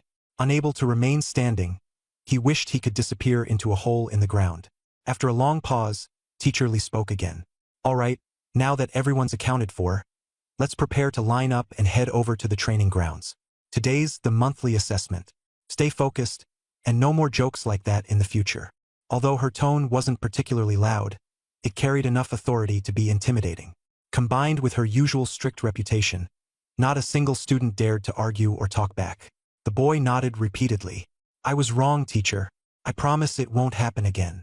Teacher Li gave him a cold glance before turning and stepping out of the classroom. I'll see you all at the training grounds, she said. Soon, everyone made their way to the periphery of the training grounds, which were already packed tightly with people. Students from every class participating in the martial arts exams were gathered there. Some were overjoyed, while others appeared dejected. After all, most of them had already undergone vital energy testing and had a rough idea of their scores. Some even tested daily to monitor their progress. Thanks to his exceptional analytical talent, Lin Yu didn't need any equipment to know his own vital energy score. He was placed relatively early in the lineup for Class 7, with only Yuan Hao and 2 other unfamiliar students ahead of him. Brother Yu, look over there. Zhu Liping. Yuan Hao pointed toward someone not far away. What's wrong? Lin Yu looked over. Although he was dying to settle the score with Zhu Liping and vent his anger, he couldn't do anything about it right now. Yuan Hao said, You probably don't know, but lately, he's been coming to the training room looking for you. I didn't tell him whether you were there or not, mainly because he's your rival in love. Of course, I wouldn't want to expose you, but every time he shows up, his face looks off, like he's here to pick a fight. You should be careful. Rival in love? Lin Yu cast Yuan Hao a glance. Who said we're rivals in love? Yuan Hao scratched his head awkwardly. Aren't you? Didn't you say you wanted to pursue Chuyu? Zhu Liping likes her too. Everyone knows that. Doesn't that make you rivals in love? Lin Yu stayed quiet for a while, then finally spoke. We're not rivals in love now. We're sworn enemies. Sworn enemies? Yuan Hao froze, about to ask for clarification, but it was his turn to head up for the blood energy test. As Yuan Hao walked to the platform, Lin Yu's gaze shifted back to Zhu Liping. Their eyes met in the air. Zhu Liping stood in a loose, casual posture, accompanied by a few others. His face was expressionless and cold, but he gave Lin Yu a faint nod. Lin Yu's expression remained calm as he locked eyes with Zhu Liping. After a long moment, a small, almost imperceptible smile tugged at the corner of Lin Yu's lips. Both men quickly looked away, as if their brief encounter had never happened. Yuan Hao's blood energy level was 22.91, significantly higher than the expected 21. In Class 7, that was almost the highest score. Even their homeroom teacher, Mr. Li, looked surprised. For someone who seemed so lackadaisical, Yuan Hao's talent was unexpectedly impressive. At this rate, with more effort, he might excel in next month's martial exam and secure an A-level rating. Getting into South City's top academy could really be within his grasp.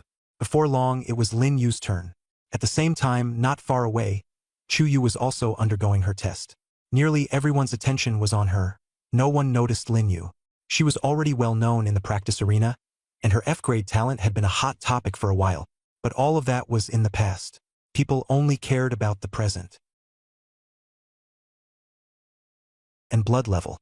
She estimated it was over 90.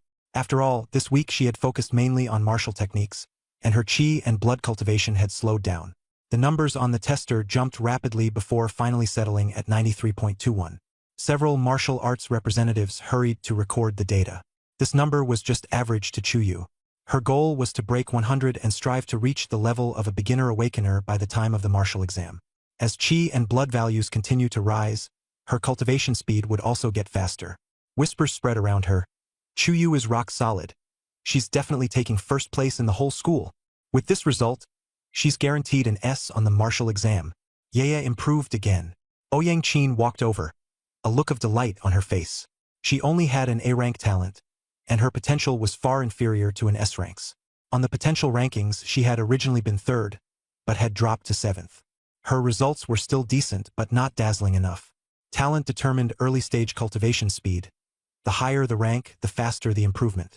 As expected, I guess, Chuyu replied indifferently, her gaze passing over the crowd to look at the testing platform on the other side Lin Yu's. Ouyang Qin glanced over. Why are you looking at Lin Yu again? Yeah, you still haven't forgotten him? He only has an F-rank talent, and he was even taken away by the Martial Arts Bureau before. Even if it was later proven they made a mistake, his cultivation must have been delayed a lot. And with such poor talent, he can't compare to us at all.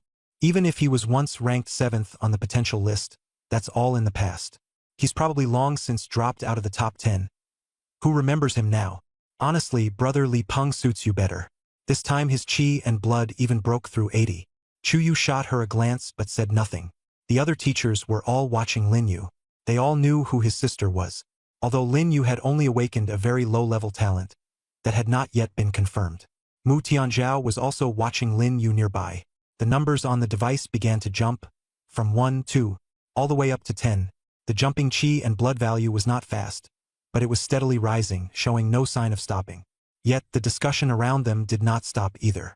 Most people were still caught up in Chuyu's qi and blood result from earlier, and few were watching Lin Yu. Only the school leadership and some officials from university admissions offices were paying attention to him. When Lin Yu's qi and blood value surpassed 40, the entire school's attention began to shift toward him.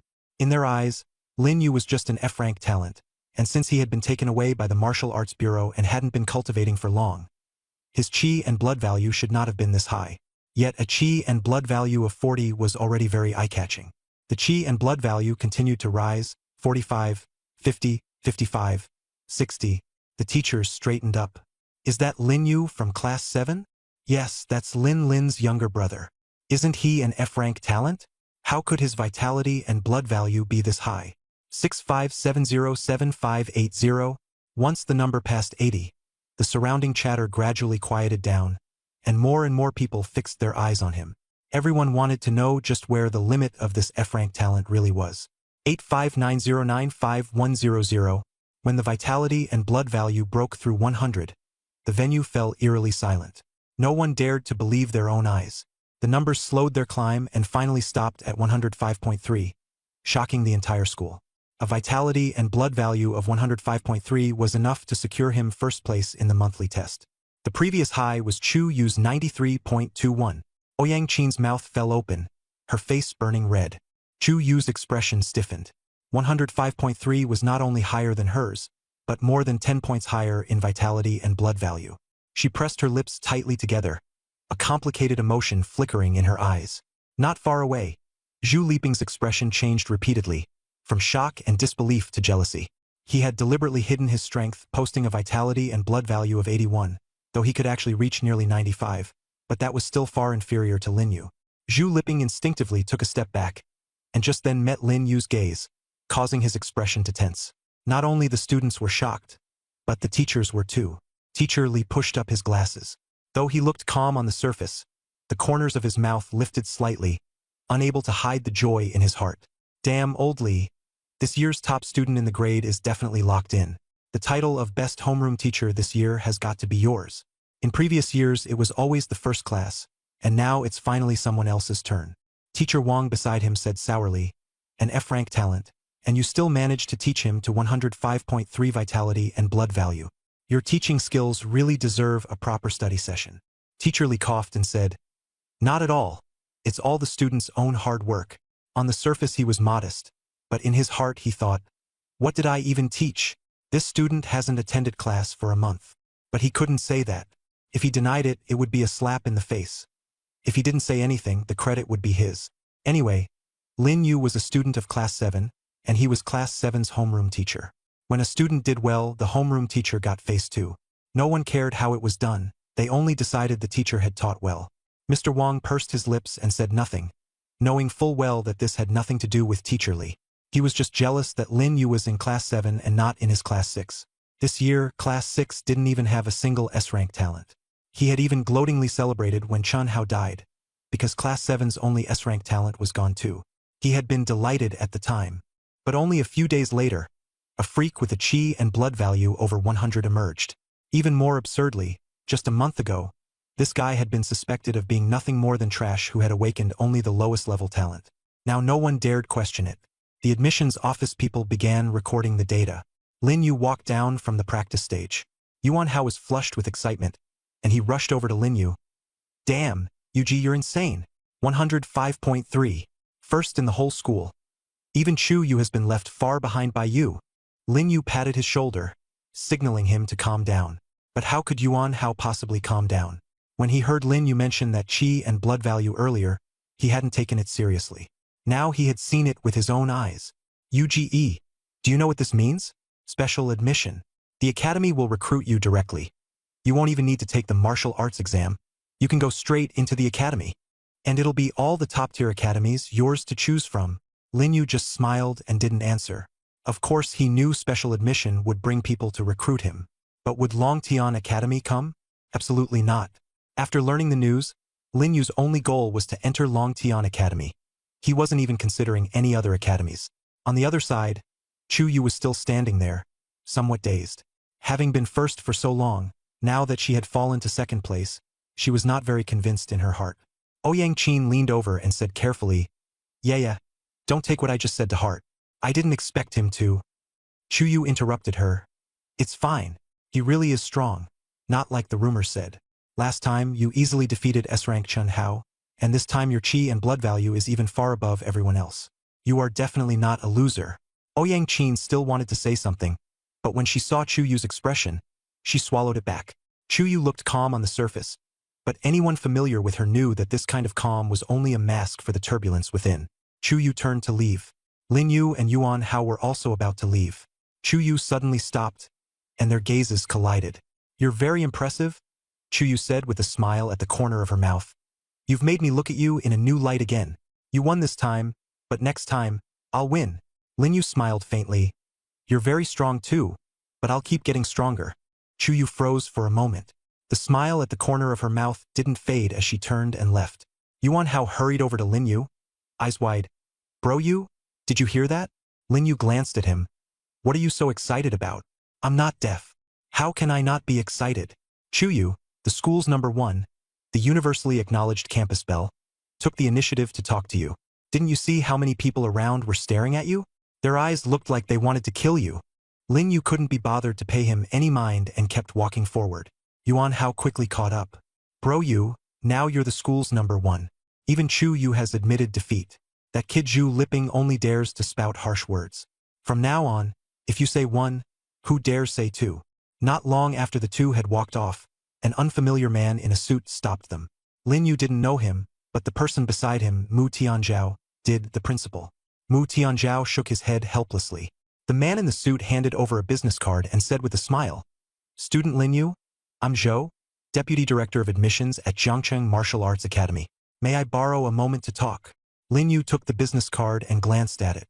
Jiangcheng Martial Arts Academy, ranked among the top 15 nationwide and one of the most prestigious institutions in Jiang Province. He looked up at the middle-aged man and asked, Teacher Zhou, is there something you need?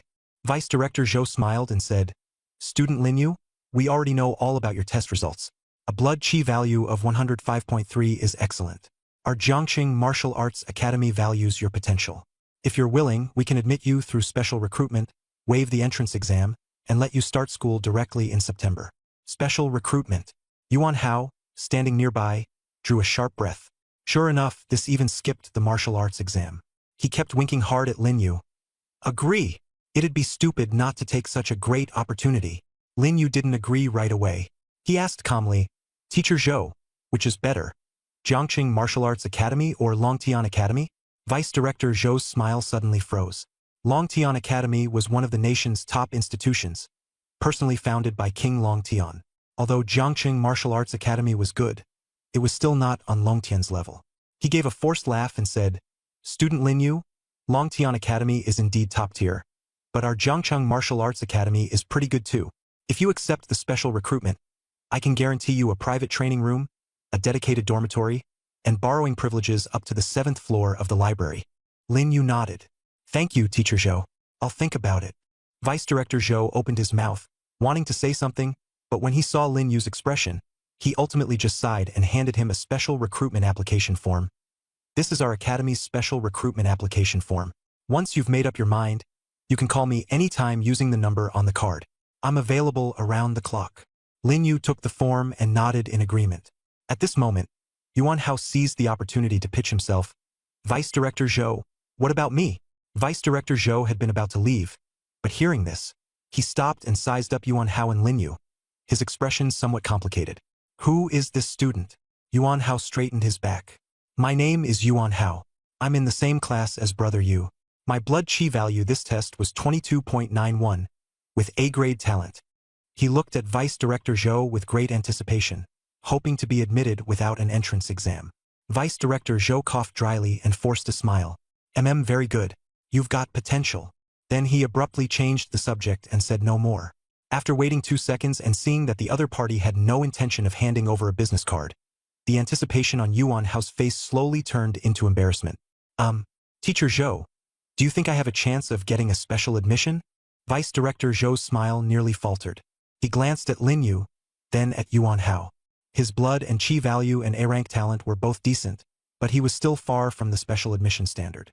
With limited slots each year, exceptions couldn't be made.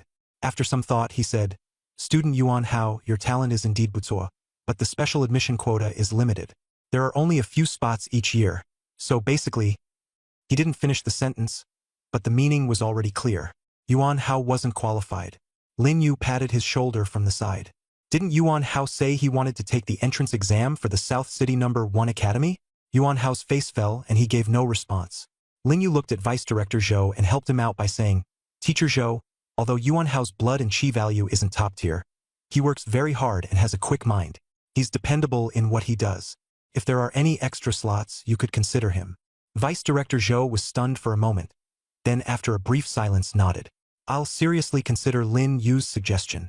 He took out a business card and handed it to Yuan Hao. Yuan Hao, if your blood and chi value can rise to 50 before the martial arts exam, contact me. I'll consider it then. Yuan Hao took it, his eyes lighting up. Thank you, Teacher Zhou. I'll definitely work hard. Vice Director Zhou nodded. This was just a bit of personal favor. He then turned to Lin Yu. Lin Yu, keep the special admission form. Think it over and contact me anytime. The gates of Jiangqing Martial Dao Academy will always be open for you. Lin Yu nodded. Thank you, teacher. Only then did Vice Director Zhou leave. Nearby, Mu Tianzhao watched this scene, shook his head, and smiled. Kid, you're quite the hot commodity now. Those academy people were all watching you just now. Lin Yu smiled. Principal Mu, don't joke around. Mu Tianzhao waved a hand. I'm not joking. A blood and chi value of 105.3 could rank in the top 3 in the history of South City No. 1 High School. Your sister only had about 102 back then, and now you've already surpassed her. He studied Lin Yu, his tone warning. The tall tree catches the wind. You've stolen the show today, and there won't be few people who set their sights on you, especially the Hall of No Fate. Remember, it's the people who grow up who are the real geniuses. Take care of yourself. Lin Yu's heart tightened, and he nodded repeatedly. Thank you for the reminder, Principal Mu. Mu Tianzhao patted him on the shoulder and turned to leave. At that moment, Yuan Hao came over excitedly. Yuji, you just spoke up for me? And Vice Director Zhou even gave me a business card. Lin Yu looked at him and asked, if I remember correctly, weren't you going to take the Nanqing First Academy exam? Why did you change your mind? Yuan Hao grinned. Maybe Yun Shishue is still waiting for you. I just want to be recognized. I already got that just now. My goal is still Nanqing First Academy. It hasn't changed. Lin Yu patted him on the shoulder and smiled. Yuan Hao went on, Yuji, let's take it easy today? A new entertainment center just opened downstairs from my place. Let's go have some fun. Yuan Hao draped an arm over Lin Yu's shoulder and said with a smile, Tonight's on me. Lin Yu replied expressionlessly, Do you take me for an easy mark? Yuan Hao chuckled. We don't have to go to a restaurant. An internet cafe is fine too. The one downstairs has a big promotion. Recharge 500 and get 1,000. I'll pay. How about it? Lin Yu shook his head. I'm not going. Yuan Hao got anxious. Yuji, you haven't been out in so long. Since you finally got out today, why not relax a bit? You've been training like this every day. I'm really afraid you'll work yourself crazy. Lin Yu looked at him and suddenly asked, Yuan Hao, Do you know how important my blood and chi value is today? Yuan Hao froze. Isn't it just that you're first in the whole school? From now on, you'll be the big shot at school. People like Zhu Liping and Chu Yu will have to stand aside. Lin Yu shook his head. No. It means more people have set their sights on me. Yuan Hao didn't really understand, but he didn't say anything else either. He knew Lin Yu had made up his mind and couldn't be talked out of it. All right then, Yu Ji, I'll go by myself. Just remember not to train yourself crazy. Yuan Hao sighed. Lin Yu waved his hand and went straight to find the homeroom teacher, wanting to ask when the scholarship would be distributed. This blood and chi increase wasn't just for appearances. The scholarship mattered even more to him. The teaching building was quiet, with most of the students out on the playground. Lin Yu knocked on the door, but no one answered, so he pushed it open and went in. There was only the homeroom teacher, Teacher Li, in the office. As soon as Teacher Li saw that it was Lin Yu, his eyes lit up, and he stood up to greet him. Lin Yu, come have a seat. Teacher Li was rarely this enthusiastic, which surprised Lin Yu a little. As everyone knew, he was usually very stern and almost never smiled. After Lin Yu sat down, he got straight to the point. Teacher Li, I remember the top 10 each month get scholarships and other rewards. This time my chi and blood value tested at 105.3, so I should be able to make the top 10, right? Teacher Li said with a smile. You came at just the right time. I'm in the middle of tallying the data. Don't worry about the scholarship and rewards. I'll apply for them as soon as the numbers are finalized, and they'll be in your hands very soon. You're ranked first this time. The scholarship is 200,000 Huaxia coins, plus 3 portions of catastrophe flesh and over 40 packs of chi blood tonic. The catastrophe flesh will take a few days. The school still has to apply to the Ministry of Education for allocation, and it'll be delivered to your home then. And the supplements you haven't collected before, I'll give them to you too. Teacher Li took a large box of supplements out of the drawer. Looking at it, Lin Yu almost forgot about that. After signing up for the martial arts exam, the school distributed these supplies every day. Since he hadn't come for a long time, of course he hadn't been able to collect them. This box probably contained more than a month's worth. Thank you, Teacher Li. Lin Yu took it, feeling its weight. Teacher Li waved his hand. No need to thank me. This is what you deserve. Tell me, what are your plans next? Lin Yu looked at him. Teacher Li explained. You're ranked first, so plenty of elite universities must be reaching out to you, right? Have you decided where to go? Lin Yu thought for a moment and said honestly, I want to go to Dragon Heaven Academy. Teacher Li frowned slightly, then nodded. I thought you'd go to Capital University and stay with your sister. Dragon Heaven Academy is, of course, one of the top academies and suits you, but its admission requirements are extremely high, and there are very few spots. Your chi and blood are good, so you're definitely promising. He paused for a moment. Capital University has good conditions and abundant resources. I'm not trying to discourage you. I'm just reminding you to leave yourself more options and not block off your path. Lin Yu understood the teacher's thoughtfulness and answered firmly. Thank you, teacher, but my goal is Dragon Heaven Academy. That won't change.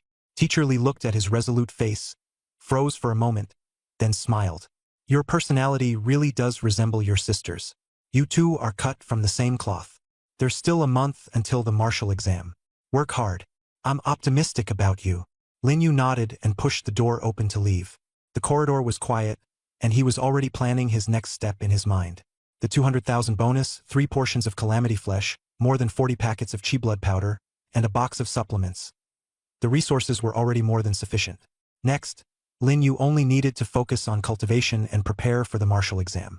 Just as he was about to head downstairs, footsteps came from below. He stopped and saw several people walking up the stairs. The leader was a middle-aged man in a black suit, followed by 2 young men. When they saw Lin Yu, their gazes fell on him in unison. The middle-aged man asked with a smile, Excuse me, are you classmate Lin Yu? Lin Yu nodded. Yes, I am. And you are. The man stepped closer and handed over a business card. I'm Director Chun from the admissions office of Eastland Academy. May I have a word with you in private, classmate Lin Yu?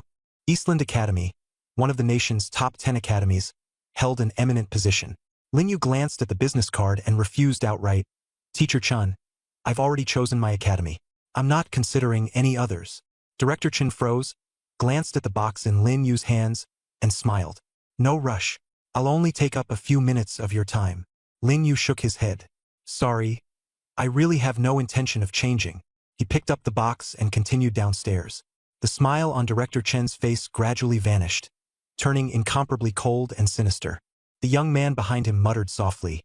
This kid is way too arrogant. Why not just deal with him on the spot and save the trouble? Director Chen coldly stopped him. This is South City First High. Mu Tianzhao is watching too. You want to die? The young man shrank his neck and fell silent. Another young man asked quietly, Director Chen, are we just going to let it go? He's only a student who just awakened. Director Chen stared in the direction Lin Yu had disappeared, and after a moment of silence, said, Let it go? Don't forget our mission today. Kill the top performer in South City First High's monthly evaluation. Once the Hall of No Life makes a move, it has never failed. Lin Yu had already left the school, completely unaware. He never expected the other party to impersonate the admissions office to get close to him. He held the supplement in his arms, mentally planning his next training schedule. The resources were enough to support him for a month. After walking for a while, his instincts told him something was off. The surrounding crowd was bustling, everything seemed normal. But with his keen nerves, Lin Yu could sense even the slightest hint of potential danger. He stopped and looked back, but saw nothing unusual. Frowning, he quickened his pace and moved on. When passing a crowded alley entrance, he suddenly turned into the narrow lane. The alley was tight, barely wide enough for one person to pass, and Lin Yu's tension eased slightly. But the next second, his pupils contracted sharply as a figure suddenly blocked the way ahead. Kid, pretty sharp, huh? The man before Lin Yu was one of the two young men behind Director Chen in the teaching building earlier. Wearing a gray coat and a smile on his face, his eyes were so cold they sent shivers down one's spine. That gaze was unlike the clear purity from before. It carried killing intent that made Lin Yu tremble all over. His heart tightened. This man was extraordinary. Worse still, Director Chen and the other young man must also be nearby. Student Lin Yu. The man in gray approached with light steps. Why run? We're not bad people. Alertness rose in Lin Yu as he prepared to counterattack at any moment. A chi and blood value of 105.3. Truly remarkable. The man in gray smiled and said, Those who died at my hands before didn't even notice my presence. You're kind of interesting, really not bad. He took 2 more steps forward, and Lin Yu instinctively backed away. The man in gray smiled. Don't be nervous. I just want to chat. Lin Yu suppressed the panic in his heart and asked calmly, About what? Your fate. The moment he finished speaking, the man's smile vanished. His speed was astonishing as he instantly charged up to Lin Yu and threw a punch. Lin Yu barely had time to react before that fist slammed hard into his chest. A searing pain exploded instantly. If Lin Yu hadn't been well-trained and his body hadn't grown stronger, that punch would have been enough to pierce his chest. He reacted quickly and turned to run. This man was not a match for him at all. At the very least, he was an early-stage awakened, and his strength far surpassed Lin Yu's. Run! The gray-clothed man behind him sneered. Where do you think you can run to? Lin Yu clenched his teeth and frantically urged his chi and blood, slightly increasing his speed. But the gap was far too great and he was quickly caught up. Another fierce punch slammed into his back. With a sharp crack, a bone broke. Lin Yu was sent flying like a broken kite, crashing heavily into a wall before bouncing back and falling to the ground. The hard floor scraped his whole body painfully, but even worse was the crushing pain in his organs, so intense that he coughed up blood uncontrollably. He tried to get up, but his whole body had lost control. The gray-clothed man slowly strolled over, looking down at him with a face full of mockery. Is that all? He sneered. A genius with 105.3 chi and blood value? That's all there is to it. Lin Yu said nothing, only stared at him, his eyes devoid of fear, only calm. The corners of his mouth curved slightly upward. The gray-clothed man didn't notice, still lost in his own sense of superiority. He crouched down and grabbed Lin Yu by the hair. Lin Yu, do you know? I've killed plenty of geniuses like you. Some begged for mercy, some cried and screamed, and some pissed themselves in fear. Someone like you who says nothing at all is really rare. The next moment, Lin Yu spat on his face, a mocking smile at the corner of his mouth. The gray-clothed man froze for a moment, then his anger exploded instantly. He furiously wiped the spit from his face and said with a savage expression, Good, very good, extremely good. You really have guts. I was going to give you a quick death, but I've changed my mind. I'm going to tear you apart piece by piece and make you watch yourself get ripped apart with your own eyes. Lin Yu was still smiling, his smile carrying contempt and a kind of anticipation the man in gray couldn't understand. He was waiting to die. The man in gray was driven into a frenzy by the provocation and lifted his foot to stomp on Lin Yu's arm. With a sharp crack, The sound of bone breaking echoed through the alley. A searing, bone-deep pain spread through his entire body. Lin Yu held back his cry, only letting out a muffled grunt as the veins on his forehead bulged. The pain was unbearable, but he forced himself to endure it. "You're pretty tough, huh?" Still not even screaming. The man in gray sneered. "What about this next one?" He raised his foot again, stepping down on the other arm. Another crack of breaking bone was followed by Lin Yu's scream. "I thought you were the Teenage Mutant Ninja Turtles or something. Didn't expect you to still scream from the pain."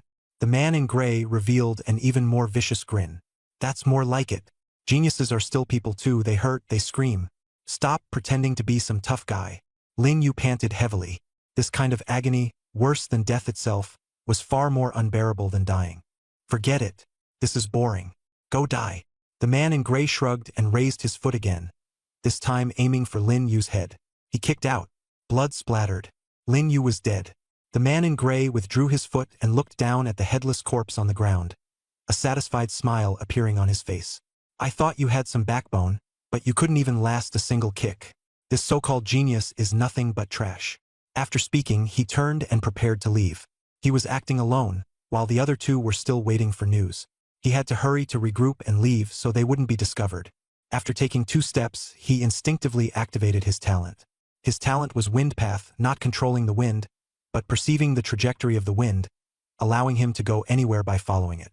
In simple terms, he could turn into wind and teleport instantly. But this time, something was wrong. Frowning deeply, he tried several times, but still couldn't activate it. "What's going on?" he wondered, while also sensing the flow of air around him. This had always been his instinct. He could sense it even with his eyes closed, but now he couldn't feel any trace of wind at all, as if everything had been sealed off. At the same time, Lin Yu's consciousness began to awaken from the haze. A mechanical voice rang out in his mind. "The concept-level immortality talent has activated successfully. Lin Yu has been revived and restored to his state before death. The plunder talent has activated successfully. Lin Yu has successfully plundered the other party's talent. A-rank talent, Wind Path. Wind Path can become wind, perceive the trajectory of the wind, and instantly move to anywhere one wishes by following those trajectories." Lin Yu slowly opened his eyes and found himself in a space that was not void, but made of wind. The flow of air was clearly visible, and the intricate wind paths interwove before his eyes into a net. Those intangible currents of air now had form in his eyes, swaying gently. He reached out and touched one of the wind paths, and his body suddenly felt light. The next second, he was already at the mouth of the alley. Lin Yu froze. The man in gray was even more dumbfounded. What kind of joke is this? He was in disbelief. He had clearly stomped Lin Yu's head to pieces. Yet now Lin Yu was standing perfectly intact before him.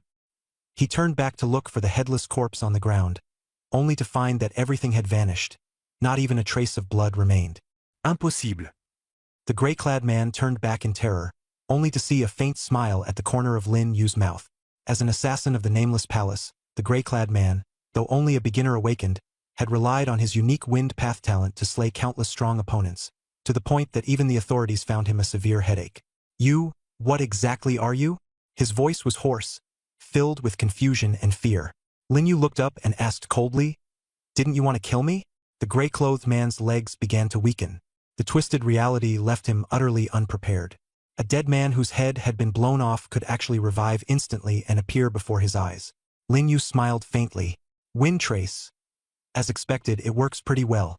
The gray-clothed man's mind went blank. "Wind Trace works well?" he murmured. Lin Yu said nothing more. His body immediately dissipated, merging into the wind. The gray-clothed man's eyes widened, shocked beyond measure. He was all too familiar with this scene. That was his exclusive talent, becoming wind. "Impossible," he muttered under his breath. The next second, a fist struck straight at his face. Bang! A crisp, piercing crack of bones rang out, and blood splattered everywhere. The gray-clothed man was sent flying heavily and crashed to the ground. Lin Yu had shown no mercy with that punch. If it had been an ordinary person, they would already have been reduced to a bloody mess. Although the gray-clothed man had lost his talent, his physical condition was still far beyond that of an ordinary person. How do you have my talent?" The gray-clothed man lying on the ground spat out a mouthful of blood and stared at Lin Yu in terror. Lin Yu did not answer. Instead, he asked, "You're from the Temple of No Fate?" The gray-clothed man instantly went stiff. Lin Yu stepped down, and with a bang, the gray-clothed man let out a miserable scream. His left hand was brutally stomped off, causing agony that pierced straight to the heart. Just as the gray-clad man had broken Lin Yu's arm moments ago. Cruelly. Yes, I'm from the Hall of No Life. Please spare me. My talent. Before he could finish, he suddenly stopped. He had wanted to say, I'll give you my talent too, but swallowed the words back down. A moment ago, he had broken both of Lin Yu's hands and blown his head apart. Yet Lin Yu had not moved an inch. Now the tables had turned. He was the prey, confusion and terror intertwined. Who exactly are you? The gray-clad man asked in fear. I'm just an ordinary student. Lin Yu sneered, taking another step forward. Each time, he was mimicking the gray-clad man's brutality toward him just now. The gray-clad man screamed again, his face as pale as paper, drained of all color. Please spare me. I have lots of treasures. I'll give you all of them. Anything you want to ask, I'm willing to tell you, he pleaded, enduring the searing pain. Lin Yu asked expressionlessly, the people you killed, did any of them beg for mercy? The gray-clad man stammered, maybe some. Then did you spare them? The gray-clad man's face instantly turned deathly pale. Clearly, he had long since anticipated the outcome. Lin Yu raised a hand, and the air instantly condensed into a sharp wind blade. He flicked his finger and the wind blade shot out. With a pft, blood spurted everywhere. The gray-clad man convulsed violently twice, then collapsed completely, showing no sign of life. Lin Yu thought to himself that he was still too soft-hearted. He had actually left behind a corpse with an intact head. Shaking his head, he dismissed the thought, knowing the Hall of No Name had not sent just this one person. The man who called himself Director Chun and that young man were surely accomplices. He crouched down and searched the gray-clad man's pockets, but couldn't even find 100 yuan. He was simply a total pauper. Standing up, he glanced at the dim alley and had no intention of dealing with the scene. This alley was remote and few people passed by. The body would probably not be discovered for several days. He was convinced that the Martial Arts Bureau knew people from the Nameless Hall, so he deliberately left the body intact just so they could identify it. He didn't want them randomly arresting people like last time. Lin Yu raised his hand, the air rippling as wind tracks formed. His figure dispersed like the wind, rapidly moving along the wind tracks. A few seconds later, he had left the scene dozens of meters away. Though his speed wasn't particularly fast, it was enough. He also discovered that the speed of wind track was closely tied to spiritual power. The stronger the spiritual power, the faster the speed. In the future, he might even be able to appear at any windy place anywhere in the world at any time, as long as his spiritual power was strong enough. With wind track, he could even save on taxi fare. On the other side, room 302 of the hotel. Director Chun and the young man were waiting for news from the man in gray. Director Chun sat by the window, pulling the curtain halfway open, staring at the activity below while a cigar hung from his mouth. The young man lay on the bed playing with his phone, looking bored. Why hasn't Huang Kuan come back yet? The young man put down his phone. It's just killing a student. Why is he dragging it out so long?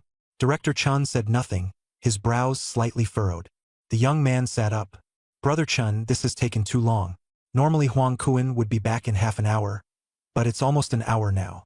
Could something have gone wrong? If we stay here too long, we'll be exposed. He looked a little panicked. Director Chun answered calmly. What could go wrong? That newly awakened student isn't Huang Kuan's match. Huang Kuan also has the wind track talent. Even if he can't win, he can still escape. Unless a mid-tier awakened steps in, no one can keep him there. The young man nodded, but a faint unease still lingered in his heart. Suddenly, he thought, right, Lin Yu's sister is Lin Lin. Could someone be protecting Lin Yu in secret? Director Chen's eyes narrowed slightly. Lin Lin was also on the Nameless Hall's hit list, but her rank was too high, so they weren't qualified to make a move. The Nameless Hall had launched several attacks, all of which had failed. The young man's words woke Director Chun up to the possibility of someone protecting Lin Yu, but he still decided to wait a little longer. Huang Kuan had never failed. This time should have been no exception. The room fell into silence, and time passed second by second. Another hour went by. The young man could no longer sit still. He got up anxiously from the bed and said, Brother Chun, it's been 2 hours. Something's definitely wrong. In the past, Huang Kuan would be back after killing and eating. Something must have happened. Someone's protecting Lin Yu. Director Chen still didn't turn around. He said indifferently, Wait a little longer. The young man panicked. Still wait? Brother Chen, the longer we stay, the more exposed we become. Besides, our identities were stolen from the people we killed at East Sky Academy. If we're discovered, we won't be able to get out of Nanching. I said wait a little longer. Director Chen's tone was cold, carrying an air of command. We've worked together for years. If he's alive, we need to see the person. If he's dead, we need to see the body. Wait a bit longer. If there's still no news, we'll leave. He had no choice but to do this. If Huang Kuan really died, he would also have to bear the charge of poor management. The layers of management in the Nameless Hall were extremely strict. This mission's target was Lin Yu. By rights, the three of them should have acted together. But after a few lessons, everyone had tacitly agreed to let Huang Kuan make the move. Huang Kuan's talent was special. Even if he couldn't kill the target, he could still escape. If those above learned that he had led the team but lost a subordinate out of underestimating the enemy, the punishment would definitely be even harsher. Director Chun called Huang Kuan several times, but no one had answered on the other end. By now, the number of calls was uncountable. Brother Chun, how about we withdraw first? The young man asked cautiously. Even if Huang Kuan has run into trouble, he can still get away. But if we stay here too long, we're likely to expose ourselves. Director Chun was silent for a few seconds before finally standing up. He tossed the cigar into the trash can, walked to the window, drew back the curtains, and carefully looked outside. Then he said, "You're right. Let's withdraw first. Meet at the usual place. But we need to find out where Huang Kuan was last seen." The young man's expression grew even uglier. Brother Chun, if something really happened, wouldn't going there be walking right into a trap? Director Chun shook his head. We just need to find his last known location. If something really happened to Huang Kuan, we need to know who did it. As he spoke, he took out a black device from his chest and handed it to the young man. Take this and search near Nanching No. 1 High School. It can sense Huang Kuan's aura. The young man took the device, his hands trembling. He had assumed Director Chun would go with him, but in the end, he was the only one. Brother Chun, you want me to go alone? He was only a low-level awakened himself and didn't have Huang Kuan's special talent. If he were caught, there would basically be no escape. Director Chun looked at him calmly. What else? Go with you? And die together? The young man said nothing and could only nod. When he reached the door, he looked back again. Brother Chun, I'm a little scared. Director Chun was silent for 2 seconds, then smiled. Don't be afraid. The Martial Dao General Bureau doesn't know you have the Wuming Hall backing you. Go quickly and come back quickly. The young man opened his mouth but couldn't say anything. Director Chen patted his shoulder. Be careful. If something seems off, run. He took a deep breath and pushed the door open before leaving. After the door closed, Director Chun stood there, his smile slowly fading. He took out his phone and dialed an unfamiliar number. Has the mission been completed? A deep voice came from the other end. It probably failed. Huang Kuan is dead, Director Chen replied. There was a 2-second silence on the other end before it asked, what about that kid? Let him check it out. I've done a little something to him. He probably won't live, but before he dies, he can still help us probe the way. Director Chen's voice was calm. The voice on the other end gave a faint laugh. Chen Zhan, you're ruthless. You won't even spare your own people. If the higher-ups find out, you'll bear the consequences. Cut the chatter. Meet at the old place and withdraw from Nanching first. Lin, you can't be touched for now. Someone is watching him. After saying that, Chen Zhan hung up. He took out a lighter and threw it onto the bed. The flames spread rapidly, swallowing the entire bed as thick smoke filled the room. The hotel staff smelled the smoke and rushed over, but Chen Zhan had already left. And Lin Yu didn't take the matter of Wuming Hall to heart at all. With 1 month left until the martial exam, what mattered most to him now was becoming a primary awakened one and officially stepping onto the path of martial arts. Over the next month, he didn't plan to just cultivate diligently at home. The notebook had given him the chance to practice in the real world, and he needed to accumulate combat experience even more while training. Otherwise, he would end up like a few days ago, easily defeated by the gray-robed man. By rights, the gap between him and that gray-robed man shouldn't have been that large. What mattered in between was the skillful use of his talent and actual combat experience. His target was Shuiqing. Shuiqing was near Nanching, and it was the first city within China to fall. By now, the city was in ruins. Most of the high-level disasters had been cleared out by human experts, but low-level disasters were everywhere, and mutated demonic beasts roamed about. For a beginner like Lin Yu who needed real combat experience, this was practically the perfect training ground. Water City had never been rebuilt, and the fundamental reason was that the manpower and financial cost were simply too great. Otherwise, Water City would have been rebuilt long ago. There was also a base set up outside the city walls specifically to guard the area. Low-level disasters and demonic beasts ran rampant here, and the authorities were worried that ordinary people would get into trouble if they came in, so they sent people to keep watch. But martial artists weren't restricted. Most of the strange materials circulating in the country, such as disaster flesh and blood, came from Water City, so quite a few martial artists gathered here. However, most of them were lone cultivators. They made a living by reselling things like beast pelts. There were also people like Lin Yu who came out here to gain experience. As soon as Lin Yu came out of the south gate, he spotted the base from afar. It was actually more like a small market, with several rows of crude wooden boards forming a circle. In the open area in the middle, off-road vehicles were parked everywhere, and on the ground some people were setting up stalls, others were recruiting teammates, and a few were chatting in small groups.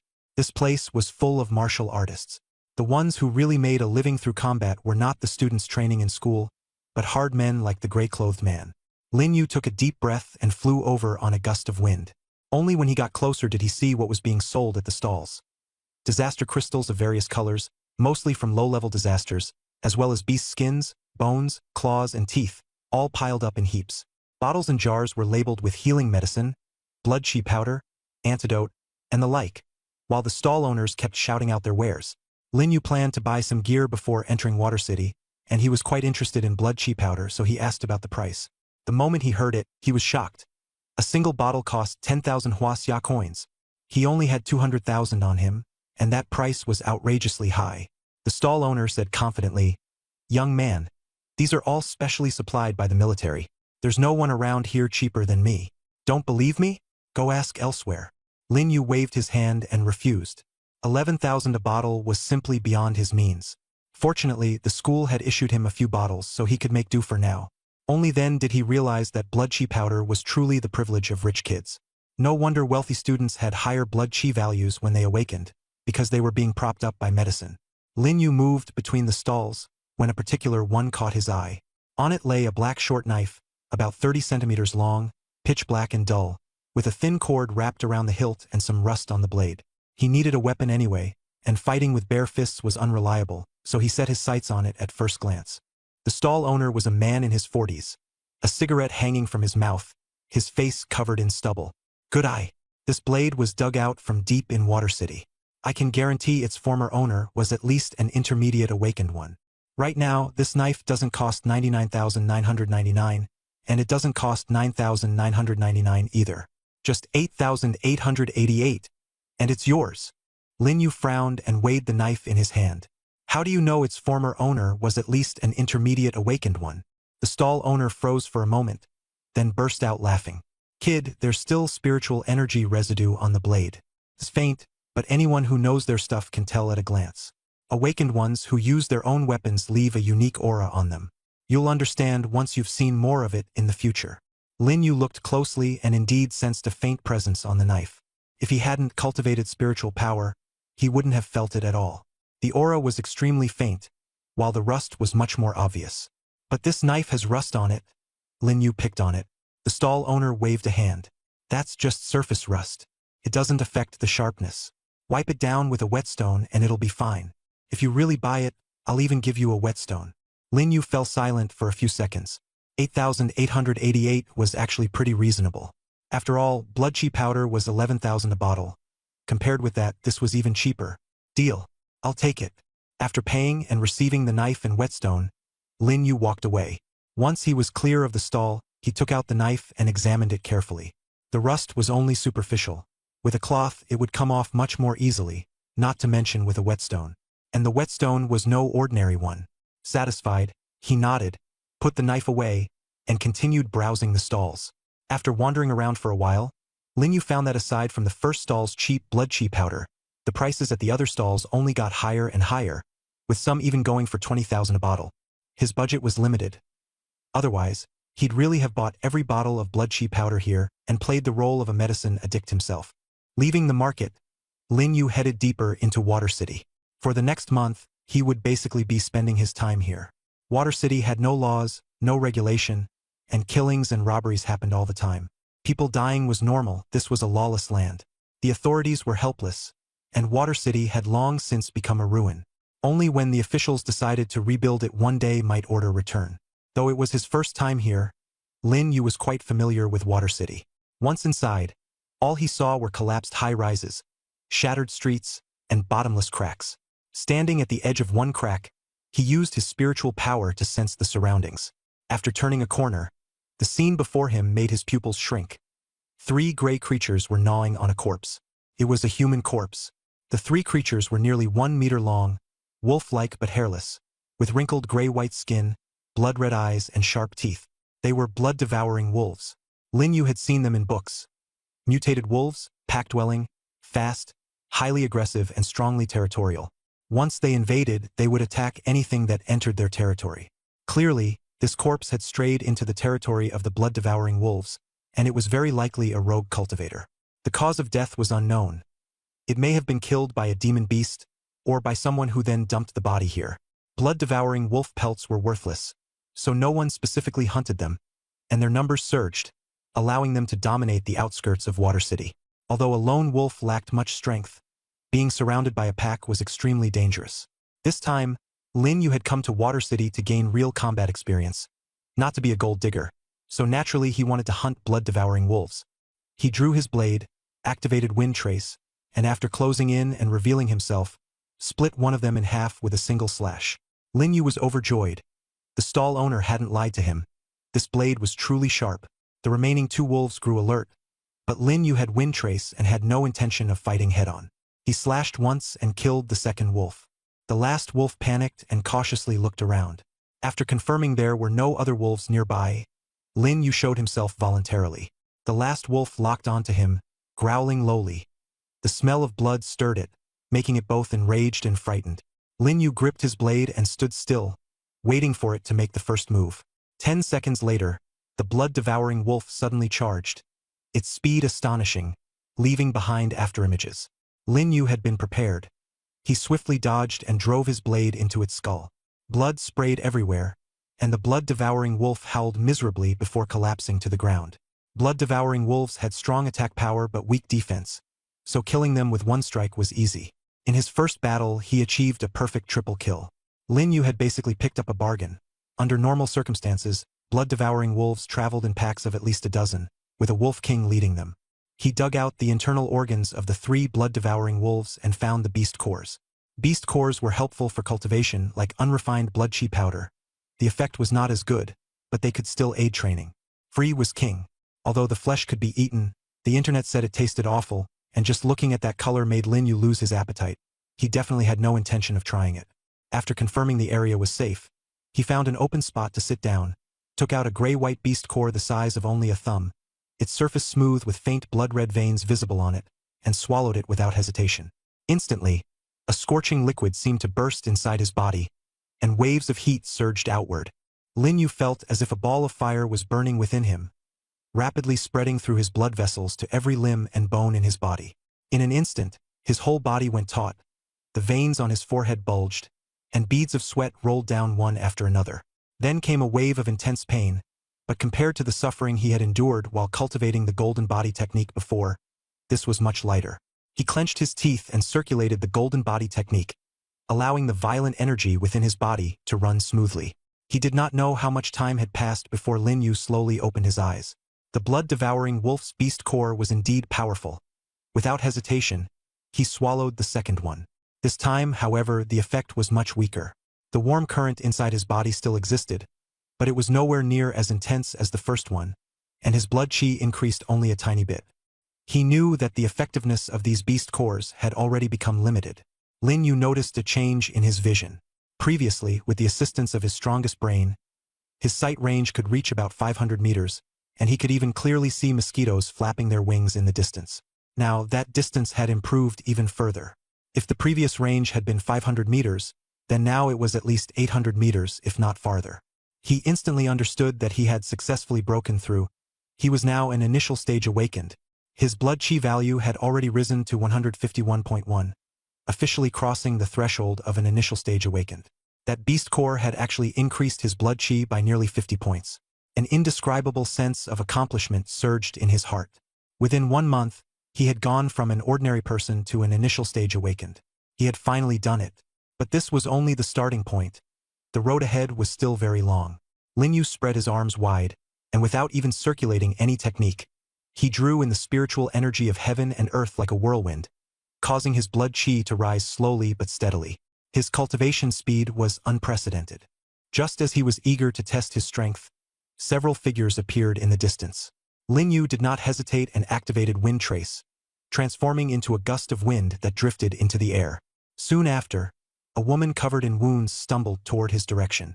Her clothes were tattered, her hair disheveled, and her face was covered in blood and grime.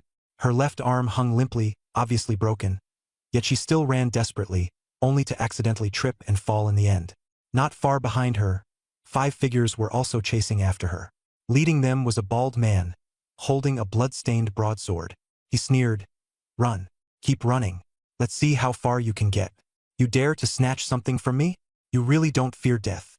Another woman snorted coldly, "Cut the nonsense. Move. She has 3 mid-tier beast cores on her." Mid-tier beast cores? Lin Yu's eyes lit up. A blood-devouring wolf's core counted as low-tier. A mid-tier core was worth at least 10 low-tier ones. 3 mid-tier cores were worth 30 low-tier cores. No wonder they were chasing her so hard. The woman looked back in despair, and Lin Yu observed from midair. Save her or not. He wasn't interested in saving people, but he really wanted those 3 cores. Just after breaking through to the next realm, he needed resources to consolidate his strength. Save her, then ask the other side for them? Impossible. He planned to just snatch them outright. This was Water City, not South City, where rules mattered. Killing and seizing loot was the way to go. Thinking of this, a cold smile curved Lin Yu's lips. He released Wind Path and appeared before everyone. 6 pairs of eyes locked onto him instantly. The atmosphere froze in an instant. The bald man held his blade as he stared at him, filled with vigilance. The others also stopped, gripping their weapons tightly as they glared viciously at the suddenly appearing intruder. No one dared make a move. In the bald man's eyes, Lin Yu's appearance was bizarre beyond reason. Utterly without a trace of aura, as if he had materialized out of thin air. He was an elementary awakener. No stir or disturbance could escape his perception. A glimmer of hope flashed in the wounded woman's eyes. Without caring about Lin Yu's intentions, she forced herself up, planning to escape while the 2 sides remained in a standoff. But just as she got to her feet, a black short blade shot over like a wind blade and instantly severed her thigh. Before she could even react, her whole body collapsed to the ground, blood gushing out at once. The woman lay on the floor, screaming miserably, and only then did she realize her left leg had been severed. "Sorry, don't rush off. Wait until I'm done dealing with them before I deal with you." Lin Yu withdrew the short blade and said coldly, not even looking at her, "Who are you?" The bald man spoke first, his voice grim. "This woman is the one we've been after. You jump in halfway through. Who do you think you are?" Lin Yu's expression remained calm as he pointed at the woman. "I don't want the person, but I do want those 3 mid-tier beast cores." As soon as he said that, everyone's expression changed. The bald man's gaze turned cold. The most valuable thing on this woman was those 3 cores. They had lost several brothers hunting her down before finally capturing her. Now he wanted them handed over? Impossible. Don't think you can snatch those 3 cores all by yourself. There are 5 of us. Even if we kill you and deal with her afterward, it'll be easy enough. The bald man sneered threateningly. Lin Yu said nothing, only stared at him. The bald man took a step back, a trace of fear flashing involuntarily in his eyes. "How about this? Let's each take a step back. You get 1 beast core, we take 2, and we split the rest of the stuff on her equally. Honestly, this woman, though she's like this now, definitely won't be easy to handle once she's cleaned up. The body goes to you. How about it?" The bald man was clearly afraid of Lin Yu, but he still wanted to negotiate. Lin Yu shook his head. "All 3. I want them all. If they want them, they can come take them." The bald man's face darkened instantly. "Looks like there's nothing to talk about. 5 against 1. Do you really think you can win?" A faint smile tugged at the corners of Lin Yu's lips. The next second, the wind suddenly surged. A head fell to the ground, blood splattering across the bald man's face. He froze, his companion beside him was dead. His eyes widened, yet he hadn't seen Lin Yu move. Lin Yu was still standing there, as if a gust of wind had simply swept by and taken the woman's head. "You?" Before the bald man could finish, another gust of wind rose, and a second head came crashing down, landing right in front of him. Two men fell one after another, and the remaining two underlings turned to flee in panic. But after only a couple of steps, their chests were pierced through by the black short blades at the same time, and they died instantly. In less than a minute, everyone around the bald man was dead. The hand holding the broadsword trembled violently, his face pale, and his mind was utterly panicked. He had thought Lin Yu was merely a strong opponent, but he never expected him to be this terrifying. These methods were not something he could resist at all. This was clearly a mid-tier awakened. "Bro, big bro," he said in a trembling voice, begging for mercy. "Let's talk this out. The core, the women, the treasures. Take them all. I don't want anything anymore. You can even take what's on me. Just spare my life." Lin Yu stared at him coldly. "I kept you alive until the end not because I wanted to spare you, but because I wanted you to know how easy it is to kill you." The bald man tried to say something more, but no sound came out. His body went limp and collapsed to the ground. His eyes were still open, filled with fear and resentment. Lin Yu didn't look at him again. He turned and began searching the bodies. Aside from the bald man, he found 8 low-tier beast cores, several bottles of healing medicine, 3 bottles of chi blood powder, and a few weapons on the other 4 men. On the bald man, he found 5 low-tier beast cores and some huaxia currency. Overall, the haul was decent. Lin Yu turned to stare at the injured woman and asked directly, "Where are the 3 mid-tier beast cores?"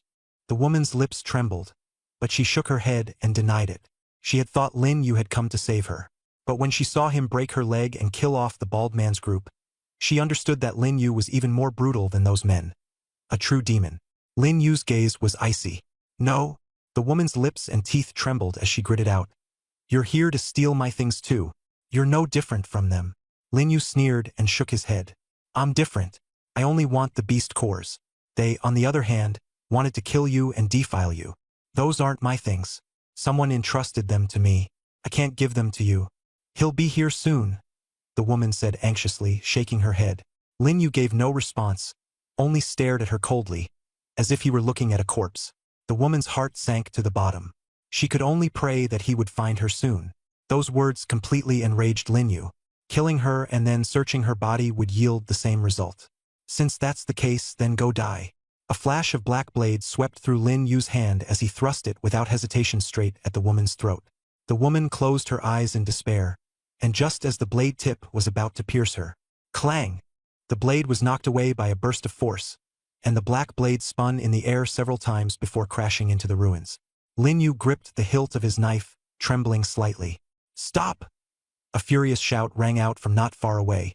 Lin Yu looked up and saw a young figure rushing out of the ruins at great speed, reaching the woman's side in just a few steps. He wore a black robe, had delicate features, and an imposing, sharp aura, like a sword about to be drawn. He helped the woman up and looked at her broken leg with dark eyes. "Manji, are you all right? It's my fault. I should have known Water City was this chaotic. I shouldn't have let you come here and take this risk with me." The woman opened her eyes and, upon seeing him, tears instantly welled up. "You finally came." Before she could finish, she fainted. The agony from her broken leg had already been suppressed to the limit by adrenaline. The black-robed youth ignored Lin Yu. He took out a glittering golden pill from his robes and fed it into her mouth. The pill melted at once, and color returned to Manji's face. The bleeding at the broken leg also stopped. Lin Yu's eyes narrowed slightly. He had never seen such a pill before. Its healing effect far surpassed ordinary wound medicine. After tending to her injuries, the young man stood up and looked calmly at Lin Yu. "I promised Manji's parents that I would protect her." His voice was flat, yet a violent aura suddenly erupted from him. The rubble in the ruins was whipped by the wind and rolled across the ground, forcing Lin Yu back several steps. This was a true prodigy, a master beyond even Chu Yu's comparison. Lin Yu did not flee. He was not afraid of death. The black-robed youth raised his hand, revealing the huge sword behind him, and slowly drew it out. The sword blade was white and slender, flashing coldly in the sunlight. Ancient patterns ran along the blade, emitting a flowing glow. Then a sharp sword aura rose into the air. He charged straight at Lin Yu with his sword. Lin Yu immediately counterattacked, wanting to test the gap between them. Though both were clearly initial-stage awakeners, the difference in aura was far too great. The black-robed man's speed was astonishing. In the blink of an eye, he arrived in front of Lin Yu. Lin Yu turned into a wind shadow and dodged instantly. The black-robed youth curved his lips. Wind element talent? Not bad. He immediately turned around and thrust his sword toward empty ground. Lin Yu retreated, his eyes filled with shock. How did you know? He thought in confusion. The black-robed man said calmly, Wind is not shapeless. I can sense its trajectory. Lin Yu felt heavy-hearted. This opponent was too bizarre. He could even detect the direction of the wind. The black-robed youth gave him no chance to catch his breath. Sword light suddenly surged, enveloping Lin Yu like white lightning. Shattering fist. Lin Yu erupted with a punch, his surging blood energy transforming into fist wind as he forcefully collided with the stabbing sword light. Clang! Fist and sword collided, producing a loud metallic clash as the battle erupted instantly. A faint golden light rose over Lin Yu's fist. This was the protective technique he had cultivated after practicing the Vajra body, directly enhancing his fist and making it as hard as iron. However, even so, he was still knocked back, a streak of blood drawn across the back of his palm, with cracks faintly visible in the bone. The black-robed youth before him was terrifyingly strong, standing his ground without retreating even half a step, yet a trace of surprise flashed in his eyes. With such strength, no one of the same level could withstand the full force of his sword strike. What kind of fist technique is that? The black-robed youth muttered under his breath. Lin Yu, however, did not answer. He was merely waiting for an opportunity. He turned into a gust of wind and lunged again. The black-robed youth sneered and shook his head. You think you can win with that little skill? His sword thrust at empty air on the left, and a futile slash on the right was equally empty. Wind roared all around. The wind of Water City happened to rise at this moment, making it hard for the black-robed youth to lock onto Lin Yu's true position. He spread out his spiritual power, trying to form a net with the surrounding wind to catch Lin Yu, but it was all in vain. Suddenly, a fierce killing intent came from behind. The black-robed youth whirled around and thrust his sword, only to strike air again. The real Lin Yu appeared from the other side, holding a black short blade straight at his throat. The black-robed youth's pupils shrank sharply. He hurriedly sidestepped, but he was still half a step too slow and could only use his sword to block the blade. As the blade swept past, it left a shallow bloody line on his arm. He was injured. For the first time since awakening his talent, he had never been hurt. Stunned for half a second, Lin Yu's attack closed in again. Wind Trail activated, and blade light swept in from all directions, deadly beyond measure. Damn it, why is it windy of all times now? The black-robed youth growled. His spiritual power couldn't keep up with Lin Yu's rhythm, and he could only defend passively. In shock, he finally understood that the Lin Yu before him was no soft persimmon. He took a deep breath, closed his eyes, gave up resisting, and actually stood there motionless. Lin Yu frowned, sensing that something was off, but he still prepared to end the opponent with one strike. The instant before he drew his blade, the black-robed youth suddenly opened his eerie silver-white eyes and murmured, Time-space rewind, time-space rewind. The next second, a sword thrust straight into Lin Yu's heart. Lin Yu froze. He had just triggered Wind Trail and, before he could counterattack, he fell. Before dying, he struggled to lift his head and look at the black-robed youth, trying to speak but unable to utter a single word.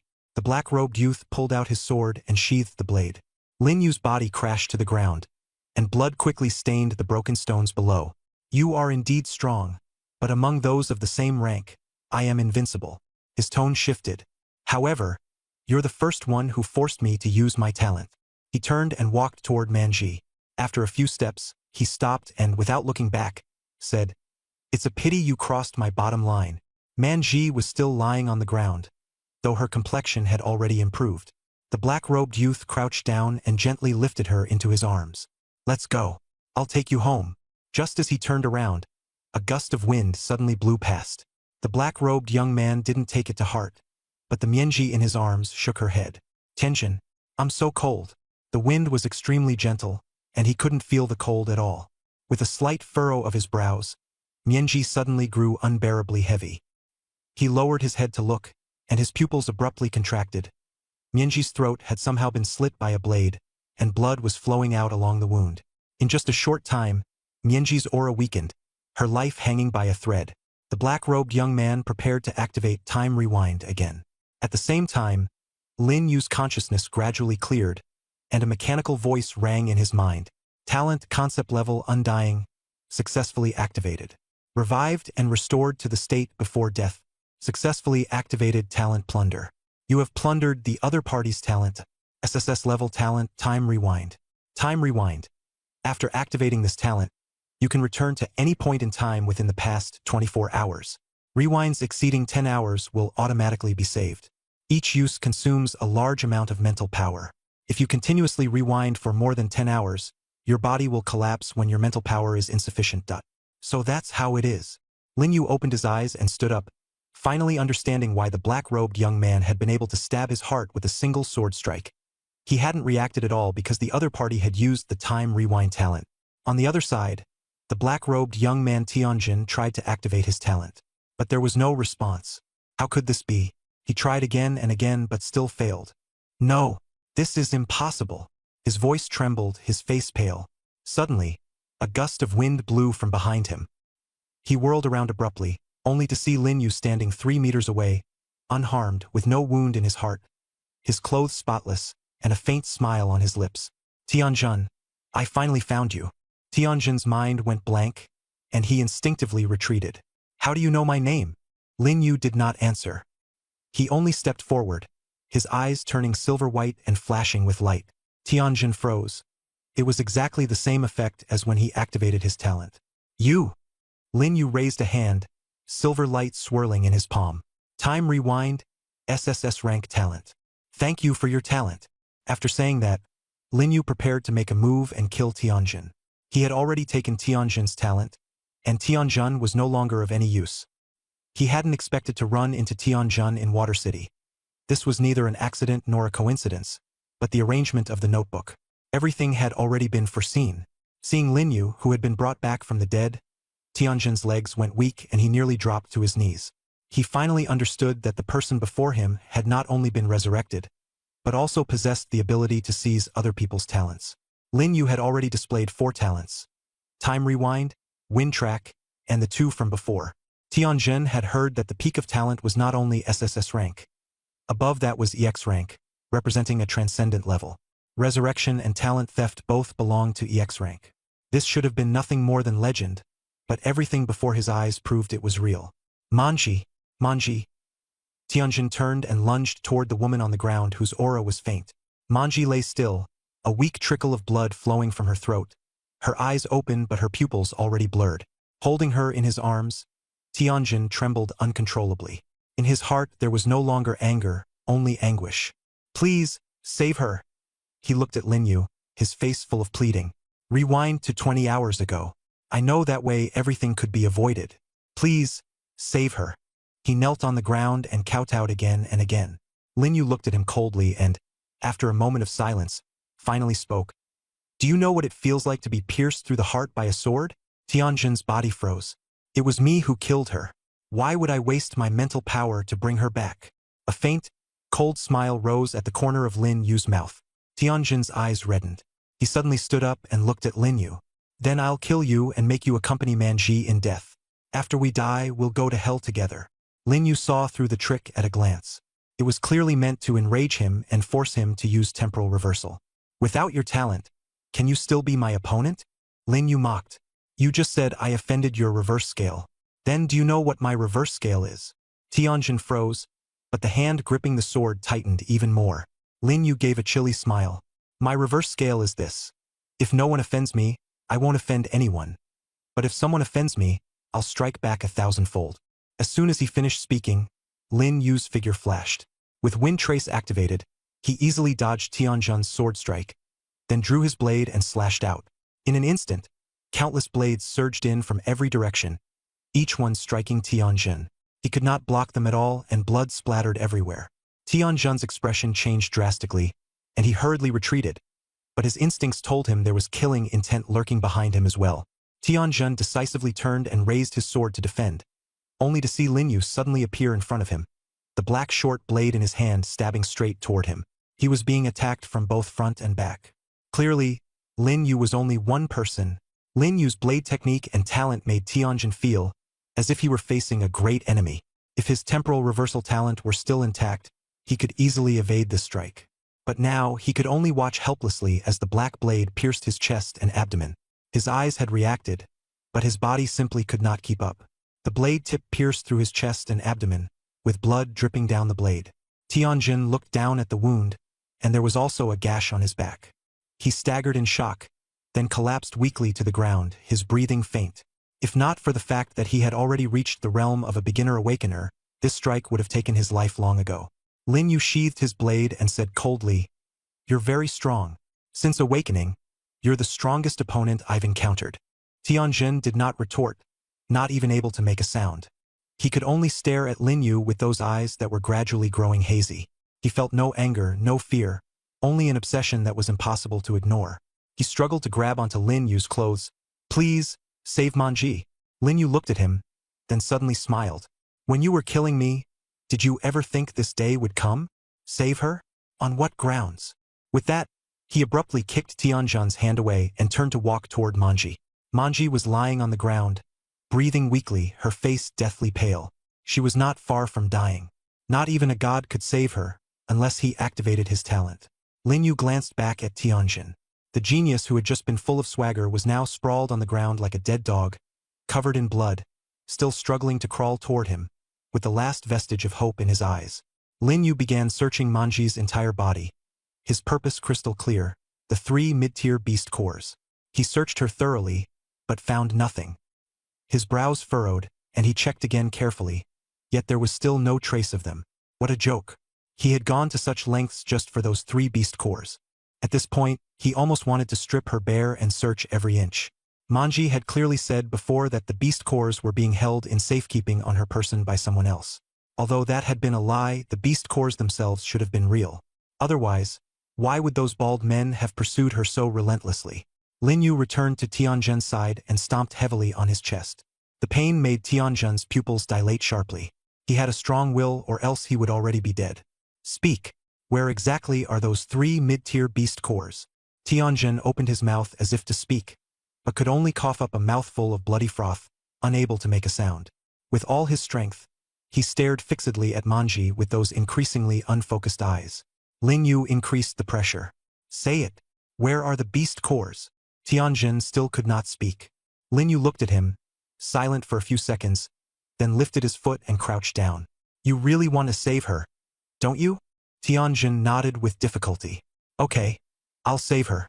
As long as you tell me where those 3 mid-tier beast cores are, I'll never go back on my word." After all, Lin Yu and Manji didn't have any deep grudge. What he wanted was only those 3 beast cores. Tianjin responded silently with his eyes. Lin Yu fell silent, then walked toward Manji again. Manji's breathing was already almost imperceptible, her face as white as paper. If this dragged on for one more minute, she would definitely die. Time rewind. Lin Yu's pupils turned silver white, and a silver beam of light enveloped them. Time began to flow backward. Manji's face gradually changed from ghastly pale to rosy, and her breathing slowly stabilized. Lin Yu stopped rewinding, not daring to delay any longer. If he rewound further, the injury on Manji's thigh would disappear, and it would consume too much mental energy. This was his first time using time rewind, and the mental drain was far greater than he had expected. Not long after, Manji woke up. Before her eyes was a scene of ruins. Her left leg was still broken, but she didn't immediately feel any pain. She struggled to her feet and saw Tianjin lying not far away. Her eyes widened at once. "Tianjin." She wanted to run over, but the excruciating pain from her broken leg made her cry out and tumble back to the ground with a thud. "Don't move." A cold voice came from beside her. Manji looked up and found Lin Yu standing right next to her. The devil who had cut off Manji's leg. Lin Yu was standing right before her. Manji's face turned deathly pale, and she hurriedly shrank back. What are you going to do?" she asked in terror.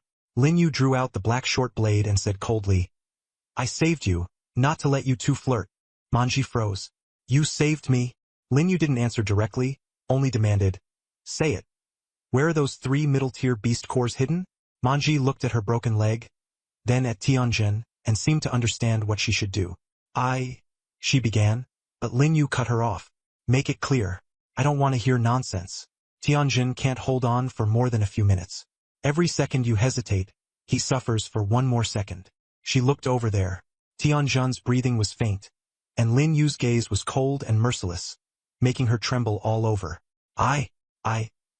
Manji swallowed, then finally pointed in one direction. "The cores are hidden in the ruins. I marked the spot, so it's easy to find." Lin Yu's voice was icy. "Take me there." Now. She tried to refuse, but Lin Yu cut her off forcefully.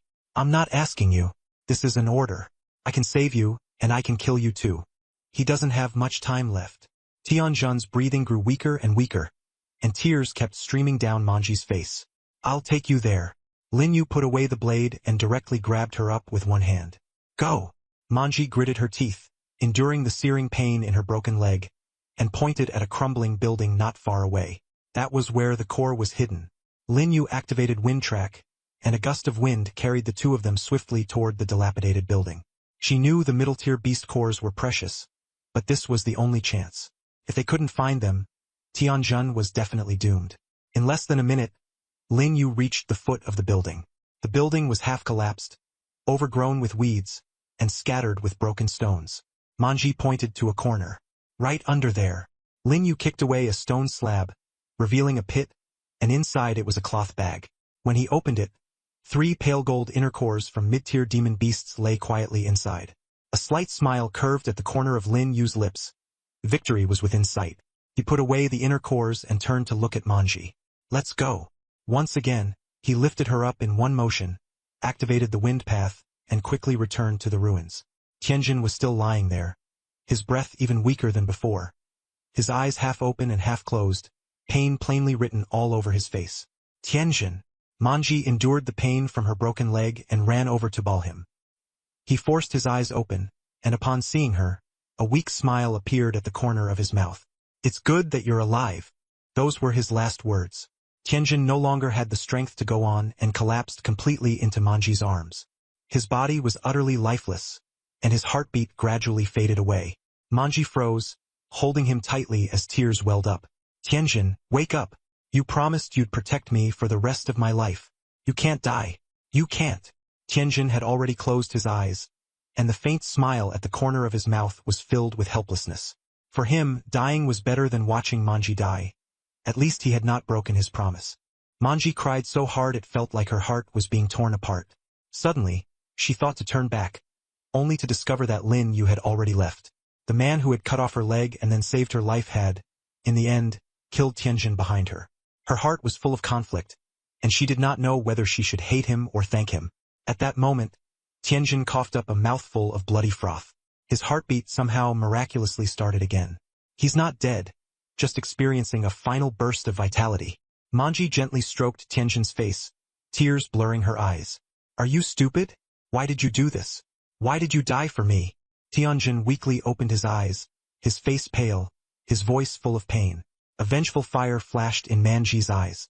She remembered Lin Yu's face and swore that one day she would make him pay. Sensing her change, Tianjun grabbed her hand and shook his head. Don't. Why? It's all his fault. If it weren't for him, you wouldn't have ended up like this. I must kill him. She stared at Tianjun, then lowered her head to look at her broken leg, her raging anger impossible to calm. Although treating a broken leg wasn't difficult, this debt would eventually have to be settled on Lin Yu's head. Tianjun's expression grew complicated. I killed him once. He took away my talent. More accurately, he plundered it. Manji widened her eyes. Talent plundered? She had never heard of such a thing. Tianjun looked at her and said slowly, my time-space reversal was stolen by him. Manji's mind went blank. Killed him once. Had her talent plundered. Putting those two sentences together, she couldn't make sense of it at all. Tianjun shook his head. Don't even think about going to find him for revenge. He's a demon, and he's someone we can't afford to provoke. Lin Yu was far more terrifying than they had imagined.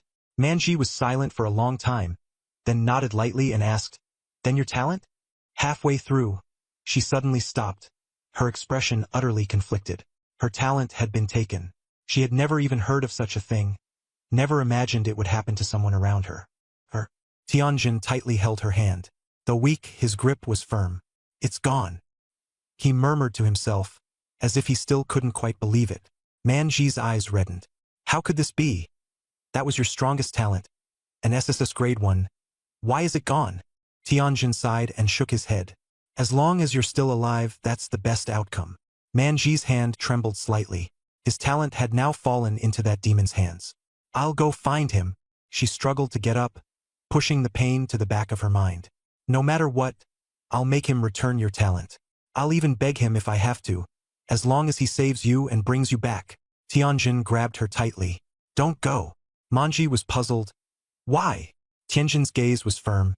He will kill you. Manji, listen to me, that man is not someone we can provoke. He killed me once and he can kill me a second time. He can save you and he can kill you.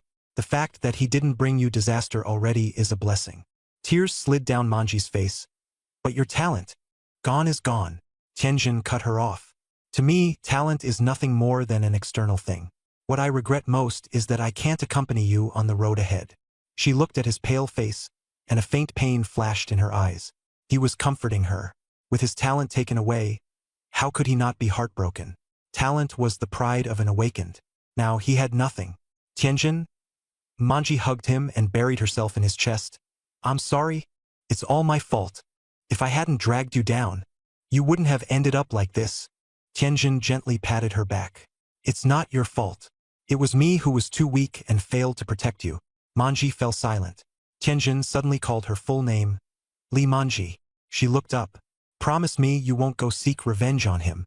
Manji opened her mouth, wanting to say something, but he interrupted her. Promise me. She remained silent, then finally nodded lightly. I agree. Tianjin let out a sigh of relief. Leaning against a rock, he closed his eyes. He was too exhausted. He just wanted to rest for a moment. This time, once he closed his eyes, perhaps he would never open them again. Manji looked at his pale face, feeling complicated.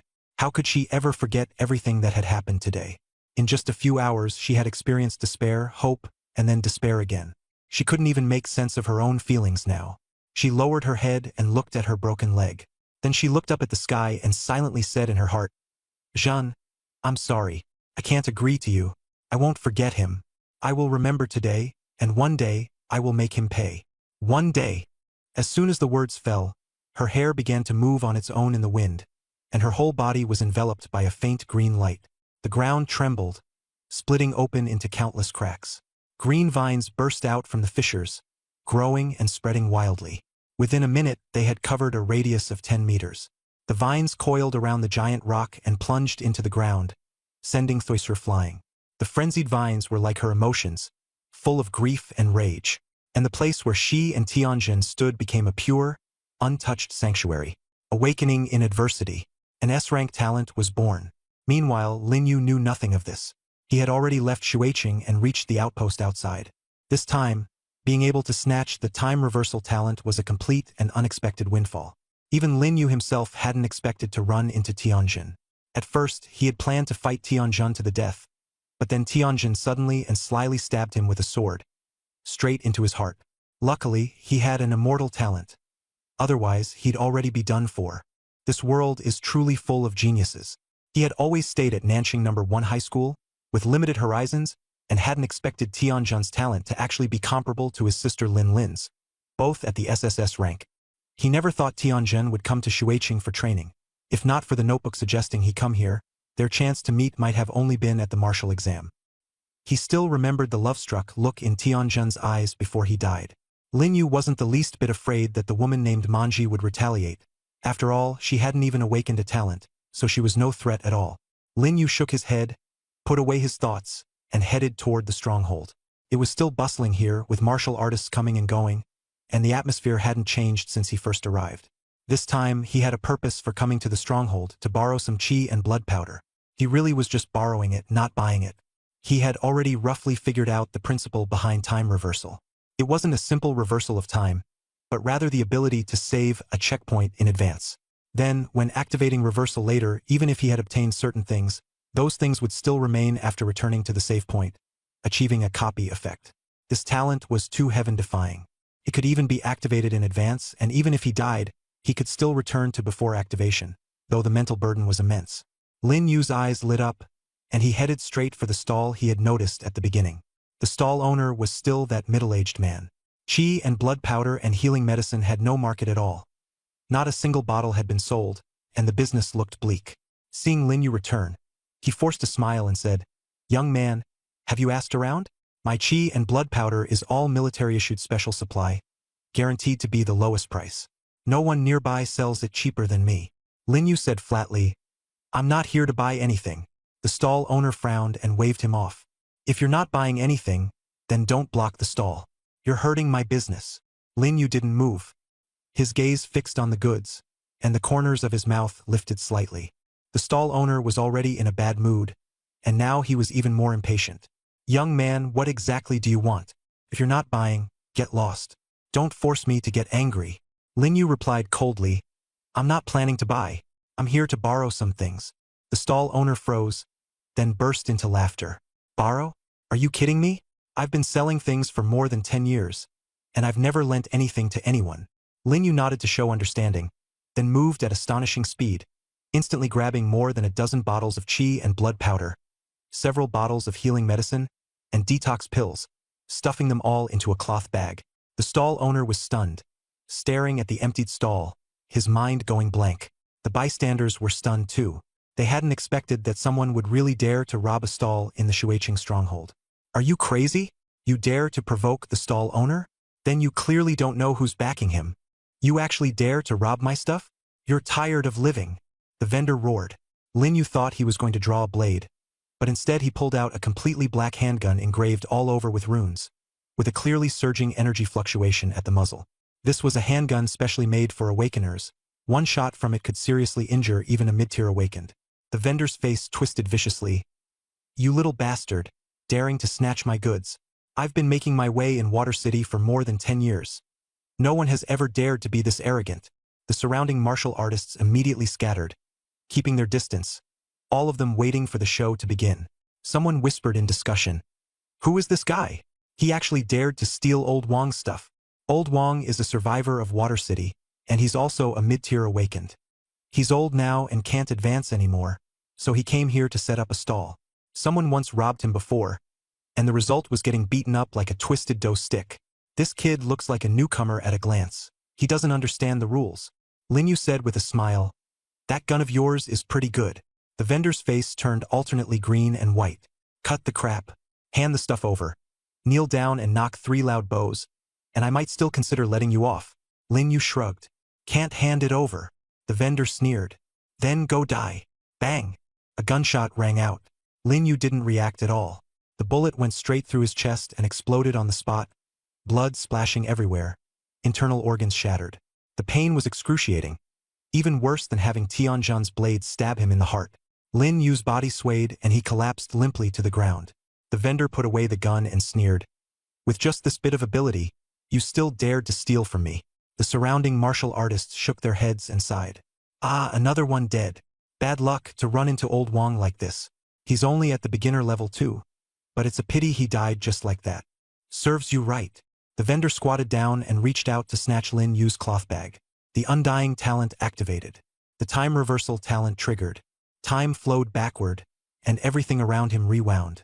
Lin Yu returned to the moment he had just left Shuiqing. He touched the cloth bag and found the snatched blood-boosting powder, healing medicine, and antidote inside.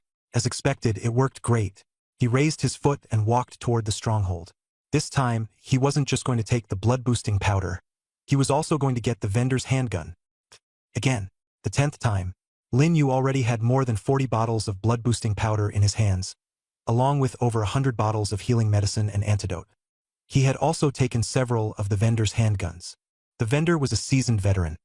The goods displayed openly were just a cover, and the real merchandise was hidden away tightly. For Lin Yu, this blood-boosting powder was enough. Next, he was going to ruin Old Wong's business. Not by smashing the place directly, but by stealing his customers. Lin Yu set up a stall right next to Old Wong's, piled high with blood-boosting powder, healing medicine, and antidote. Old Wong didn't pay much attention. He knew that at this base no one sold blood qi pills cheaper than him. He had practically monopolized the blood qi pills here, and the other vendors all bought from him and resold them at a markup. No one could undercut him. Kid, planning to steal my business? Old Wong squinted at him.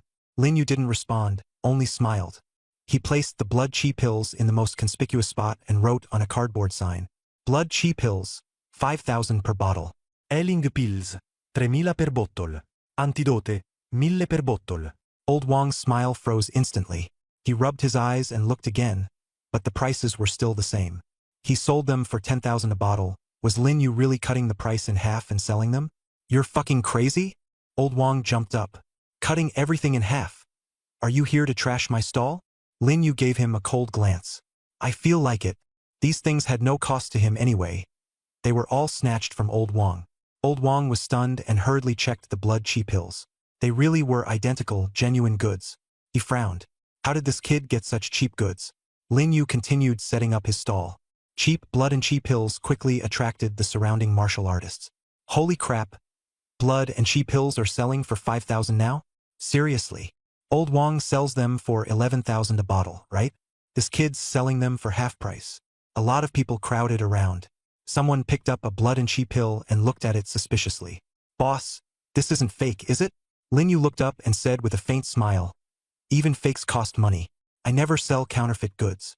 A martial artist hesitated, then pulled out 10,000 huaxia coins and handed them to Lin Yu. Give me 2 bottles first. Lin Yu took the money and handed over 2 bottles of blood and chi pills. The martial artist opened one bottle, sniffed it, and his eyes lit up. He confirmed it was genuine. The purity was about the same as Old Wang's batch. Once someone started buying, word spread, and even more people swarmed over. Give me 5 bottles of blood and chi pills, 5 bottles of healing medicine, and 5 bottles of antidote. 10 bottles of blood and chi pills. Don't snatch them. I got here first. Lin Yu's stall was instantly packed solid, and even the people who had been lingering at Old Wang's stall rushed over. Old Wang stood to the side, his face ashen. Not a single bottle of his 10,000 per bottle blood and chi pills had sold, and he was furious enough to shake all over. Kid, just you wait. Old Wang threatened through clenched teeth. Lin Yu couldn't be bothered to deal with him. The medicines on the stall were quickly snatched up, and Lin Yu made a fortune. He hadn't expected making money to be this easy. Over 200,000 had come in with almost zero cost. Lin Yu took the money but didn't rush to pack up. His gaze swept over Old Wang as he said with a smile, Old Wang, how's business today? Old Wang's expression was dark. Kid, you're courting death. Lin Yu shrugged. Low prices attract people. If you've got the guts, drop your price too. As soon as he finished speaking, Old Wang suddenly pulled out a black gun and pointed the muzzle straight at Lin Yu's forehead, his face vicious. The martial artists who had been nearby all backed away, and the air instantly froze. Old Wang sneered. I've been setting up a stall for more than 10 years. I don't know how many reckless brats like you have died. Lin Yu glanced at the gun, then raised his eyes to stare at Old Wang, the smile at the corner of his mouth deepening. He took out an identical gun. Old Wang's pupils shrank sharply, and his hands began to shake. That gun was his one-of-a-kind exclusive weapon from more than 10 years ago, the only one of its kind. But now there was actually a second one. Why do you have this gun too? Old Wang asked in a trembling voice. Lin Yu slowly approached, the muzzle pressing against Old Wang's forehead. Unfortunately, you'll never know. Old Wang reacted quickly, suddenly twisting aside to dodge and firing a shot. Lin Yu's figure vanished instantly, slipping away like a gust of wind. Old Wang's shot missed, and his expression changed drastically as he searched everywhere for Lin Yu. Suddenly, a cold hand clamped around his neck. Lin Yu appeared out of nowhere and asked coldly, Is that all? Old Wang struggled, his face turning purple. But Lin Yu was like a pair of iron tongs, gripping his neck so tightly that he couldn't move an inch. Why you? Who exactly are you? Old Wang gasped for breath. Lin Yu sneered, tightening his grip. I can't hold on anymore. Old Wang's eyes rolled back, and he was completely cut off from breathing. For his entire life, he never figured out who that young man was, or why he had a replica of that gun. Lin Yu put away the gun, crouched down to search him, and pulled out several tens of thousands of huaxia currency, even stuffing all the medicine from Old Wang's stall into his pockets. He returned to his own stall, laid out those pistols, and prepared to sell them at a good price. Old Wang's corpse lay on the ground, eyes wide open in death, refusing to rest in peace. Yet no one paid any attention. People died here every day. The once imposing Old Wang now had only a corpse left, with no deterrent power at all. His influence shifted onto Lin Yu. The other stall owners all watched him, but none dared to provoke him. After all, Old Wang's fate was shocking to behold. The medicine from Old Wang's stall was taken away and divided up by a few daring stall owners. Lin Yu couldn't be bothered to care. If he didn't want it, he'd let them take it. He carefully arranged the 10 pistols he had taken from Old Wang, kept one for himself as a backup, and felt that this thing really was useful. Then, he took out a piece of cardboard and wrote a line of text. Old Wang-style pistol, 50,000 each. Lin Yu had thought someone would rush to buy them right away, but after waiting half an hour, there was still no movement at all. Lin Yu frowned and called over a martial artist nearby. Although the martial artist was a little hesitant, having witnessed the scene with Lin Yu and Old Wang, he still walked over. "Big brother, what's up?" the martial artist asked. Lin Yu pointed at the guns on the stall. "Want one?" The martial artist froze for a moment, then quickly shook his head. "Big brother, forget it. Is the gun not good?" Lin Yu asked in confusion. "No, the gun is very good. It's just too expensive. I'm only a wandering cultivator, and I don't even have 50,000 huaxia coins on me. And a gun costs 50,000, plus the money for bullets. I simply can't afford it." Lin Yu nodded, suddenly realizing he hadn't considered the cost of bullets.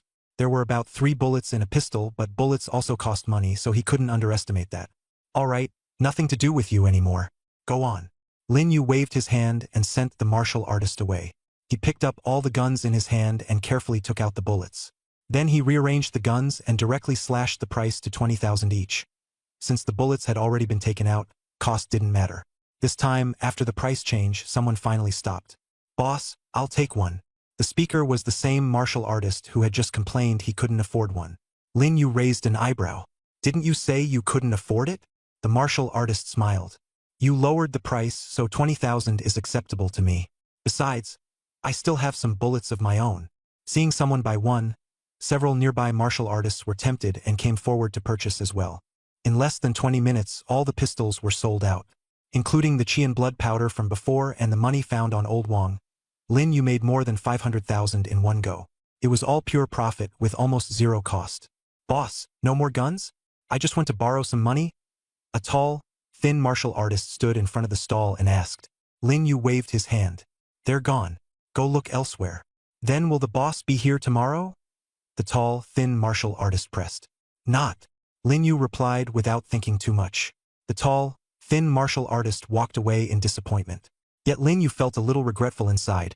He thought he had killed Old Wang too early. How great it would have been if he could have used Old Wang a little longer to make more money. But Old Wang fired first and he had no choice. For the remaining month, Lin Yu decided to focus on preparing for the martial arts exam. He had already awakened his talent for more than a month, and far too much had happened during that time. Looking at his own hands, he remembered that these hands had once killed people, and had also killed demon beasts. He had thought killing would make him feel nauseated and keep him awake at night, but unexpectedly, apart from the discomfort during the first few minutes, he became completely used to it afterward. Lin Yu was not born cold-blooded or bloodthirsty.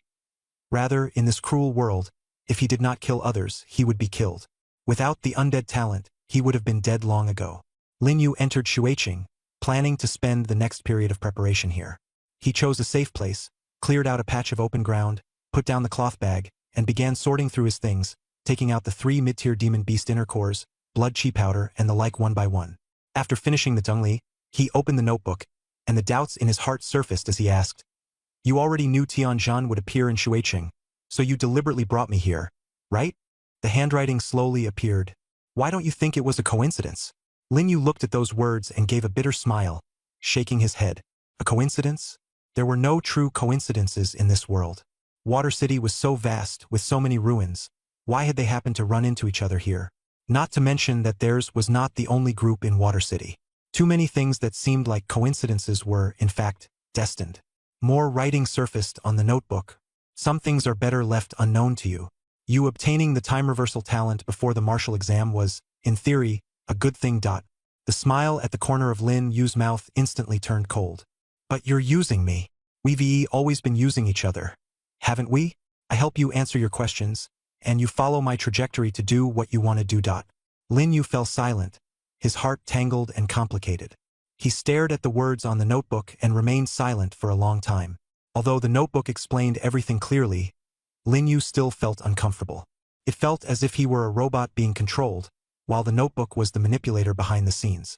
Though he hadn't said it outright, that was exactly the result of the notebook's schemes. If one day the notebook controlled him into a dead end, and he couldn't even activate his talent, then what would he do? Thinking of this, a trace of fear flashed in his eyes. With only a few days left before the martial exam, Lin Yu left Water City and returned to South City, once again stepping into the Martial Arts General Bureau. He needed to certify his awakened identity. Once his vitality reached 150, he had to be certified by the Martial Arts General Bureau in order to obtain an awakened badge. Without the badge, outsiders would never recognize his strength. More importantly, after certification he could receive the official daily distribution of vitality pills, a benefit for awakened individuals. Rogue cultivators were not qualified to receive them. Without certification, there were no benefits at all. One of the requirements for obtaining official certification was proving that he was a student. Lin Yu's vitality had already neared 300, an astonishing number, reaching that level in just 2 months of training. But he was still far from being a mid-tier awakened. Mid-tier required vitality above 10,000, and the Martial Arts General Bureau only certified the initial tier. The initial tier was easy to reach through effort, but advancing from initial to mid-tier was almost as difficult as reaching heaven from earth. Some people never reach 10,000 vitality in their entire lives. As soon as Lin Yu entered the bureau, he saw a familiar figure, Zhang Rui, that spirited deputy captain. A faint smile curled on his lips as he walked over and lightly patted Zhang Rui on the shoulder. Zhang Rui jumped in fright, quickly turned around, and his gaze locked onto Lin Yu, his expression instantly stiffening. That face was one Zhang Rui would never forget in his life. It was he who had forced Zhang Rui to spend more than 10 months' salary on a villa, and even handed him 2 Shen-grade martial arts manuals and an apology letter. The other things were fine. Luckily, he hadn't been made to apologize in public, or else he would have had no face left to continue at the bureau. Captain Zhang, long time no see, Lin Yu said with a smile. To Zhang Rui, that smile was more terrifying than a demon's. He still remembered how, at such a young age, Lin Yu had dared to extort him. Although in the end the Martial Arts General Bureau took the blame for him, in reality he had been the scapegoat. Ella. Lin Yu, classmate. Zhang Rui forced out a smile and said, "What brings you here?" Unconsciously he used you, sounding very timid. Lin Yu smiled. "Don't be nervous. I'm here to certify as an initial tier awakened, not to rob anyone." Hearing that, Zhang Rui's smile stiffened even more. How could I possibly think that? Lin Yu looked at him but said nothing. Cold sweat broke out on Zhang Rui's back, his heartbeat quickening. He only wanted to end this awkwardness as soon as possible. "And, Lin Yu, classmate, have you really reached the standard for an initial tier awakened?" he asked tentatively. Lin Yu nodded. The corner of Zhang Rui's mouth twitched, and he was shocked in his heart. An initial stage awakener in just 2 months? That speed was outrageous. He could only hold back his question. Last time, his unnecessary chatter had already brought him a huge mess. Then, "Come with me." Zhang Rui led the way, his steps quick as he hurried Lin Yu to the certification. The certification point was on the first floor, and they had to pass through a long corridor. Last time, Lin Yu had been brought in as a suspect. This time, he was an officially certified awakener. The contrast was huge. As he walked, Zhang Rui secretly glanced at Lin Yu, feeling all sorts of emotions. He remembered that it had taken him nearly a year of cultivation to reach the initial stage, while Lin Yu had done it in just 2 months. The gap was far too big. "Captain Zhang." Lin Yu suddenly spoke. Zhang Rui jolted and quickly turned around. "I'm here. What is it?" Lin Yu shook his head and smiled. "Don't be nervous. I just want to ask what the process is for certifying as an initial stage awakener." Zhang Rui finally breathed a sigh of relief. The process for certifying an initial stage awakener was quite complicated. Usually, an appointment had to be made in advance, along with a school recommendation letter, and the paperwork was cumbersome. But Lin Yu was an exception. None of that was needed. Zhang Rui briefly explained, "The process is simple. First test your qi and blood value. If it exceeds 150, you pass. Then register your information, and finally receive your awakener badge." Lin Yu nodded. It really wasn't difficult. The two of them soon arrived at the testing room. There were quite a few people lining up at the entrance, all students about Lin Yu's age, hoping to be certified as initial stage awakeners. Lin Yu asked, "Are all of these here for certification?" Zhang Rui said, "Yes. Graduation is approaching, so there are especially many students lately." Lin Yu fell into thought. There really were quite a lot of talents. "Do I need to line up too?" Lin Yu asked. Zhang Rui was stunned for a moment, then shook his head. "No need. Follow me straight in." Lin Yu followed Zhang Rui into the testing room, and the students lining up were instantly dumbfounded. In the testing room stood a device far more sophisticated than the school's testing machine, and beside it stood a staff member in a white lab coat. Seeing Zhang Rui, he nodded in greeting. "Captain Zhang, and this is?" "Lin Yu, here for initial awakened certification," Zhang Rui introduced. The staff member stared at Lin Yu for a few seconds, curiosity and scrutiny in his eyes. For Zhang Rui to personally bring someone in and even cut the line, His identity had to be anything but ordinary. He smiled and said, "You're Lin Yu, right? Put your hand on it first. I'll measure your blood and qi." Lin Yu placed his hand on it and began channeling his blood and qi. The testing device was much more precise than the one at school, with extremely small error. The door wasn't closed. Students waiting outside looked into the room and whispered among themselves. "Who is that?" It was clearly my turn, but he got cut in line. Some connected backer, obviously. I despise people like that the most. He'll definitely fail the blood and qi check. Lin Yu heard these words and the corners of his mouth lifted slightly, but he ignored them. Zhang Rui heard them too, yet he still didn't close the door, seemingly intending to use this to save face. The numbers began to jump. 10, 30, 50, 80, 100. The speed was normal, and the staff member nodded. 120, 140, 160, 180. The numbers rose faster and faster, and his expression started to change. 200, 220, 240, 260, stopping at 298.2. The room fell silent. The staff member was stunned. In 5 years of work, he had seen plenty of students, and anyone over 200 was an S-rank genius. The initial awakened before him was nearly twice that. He had originally thought Lin Yu got in through connections, but it turned out to be completely different. "Passed," the staff member said in a daze. Lin Yu asked, "What's next?" "Register your information, then go to the lobby to collect your badge." "I'll go get the form," the staff member said as he pulled out a form and handed it over. After Lin Yu filled it out, the staff member took one look and his eyes immediately widened. "South City First High School, awakening time, 2 months ago?" The staff member froze, not expecting him to still be in high school, and to have awakened only 2 months ago. From 0 to 298.2 vitality in 2 months. That speed was simply insane, completely beyond common sense. Zhang Rui stood nearby, his expression complicated. Although Lin Yu had told him in advance that this was an awakener certification, seeing Lin Yu's astonishing vitality value with his own eyes still made his heart pound uncontrollably. Outside the door, the young people in line erupted into an uproar. 298.2? Are you kidding me? Our school's top score on last month's exam was only 101.2, and the average vitality value over 2 months was just 150. Seriously?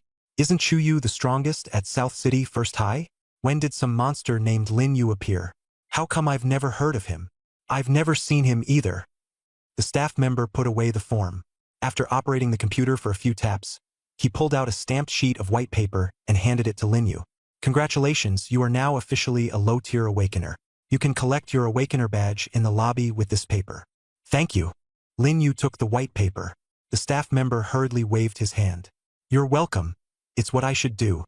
Lin Yu stood up and turned to leave. Passing by Zhang Rui, he paused for a moment and gave him a meaningful look.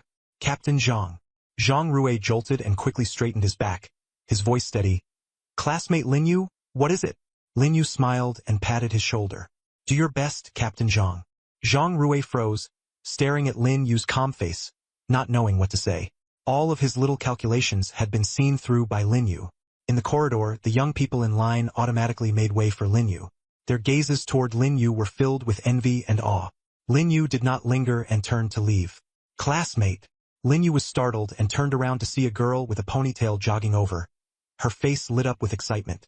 "Lin Yu, I finally get to meet you," the girl said as she ran up to him, her eyes sparkling. "I wanted to get to know you during the monthly exam, but I never got the chance. Now I do. Can I add your contact info?" She took out her phone and waved it. Lin Yu looked at her but said nothing.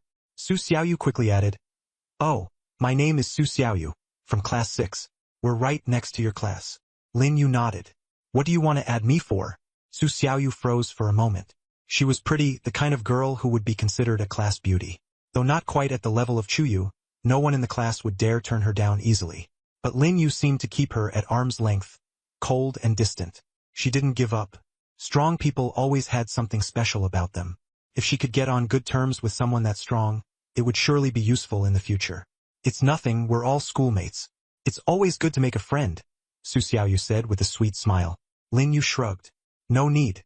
I don't need it. Why?" Su Xiaoyu smiled stiffened. Lin Yu glanced at her and said casually, "I like big ones." Su Xiaoyu's smile vanished instantly. She stared at Lin Yu blankly, her mind going completely empty. "By big ones?" Lin Yu nodded. said nothing more, and turned to leave. Su Xiaoyu stood there, stunned, not understanding what he meant. Someone behind her reminded her with a laugh. Su Xiaoyu, why don't you look down? She lowered her head and saw only her shoes. She still hadn't reacted. The people in line were already laughing. Haha, a genius is a genius. If geniuses like big ones, I like big ones too. Doesn't that make me a genius too? A genius uses liking big ones to reject Su Xiaoyu. If you like big ones, you're just plain lustful. Su Xiaoyu is really miserable this time. Ha ha, look at her. Her face has gone green. Su Xiaoyu finally realized what Lin Yu meant by liking big ones. She bit her lip, her face flushing bright red. Red all the way to the roots of her neck. Looking down at her chest, it really wasn't large, but it was still around average, definitely not flat. Besides, she was only 18. She could still grow. What right did Lin Yu have to be so picky? Lin Yu, you stop right there. Su Xiaoyu suddenly shouted, her voice full of unwillingness and anger. Lin Yu, who was far ahead, heard Su Xiaoyu's furious shout but didn't even turn back. Su Xiaoyu was so angry she kept stamping her feet, but she didn't dare chase after him.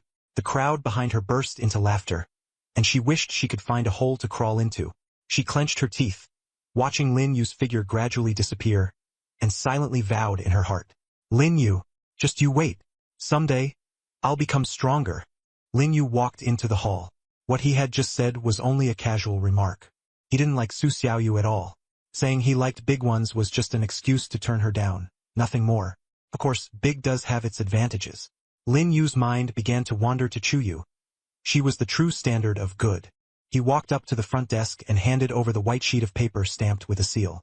The staff member took a look, tapped on the computer a few times, then took out a silver medal and handed it to him with a professional smile. Lin Yu, congratulations on becoming a novice awakened. This is your awakened medal. Please keep it safe. It will not be reissued if lost. Lin Yu took the medal. It felt much the same as the Night Walker Squad medal Ling Yin had given him except for the color. The awakened medal shone with silver light, with the character Yer engraved on the front and a serial number on the back.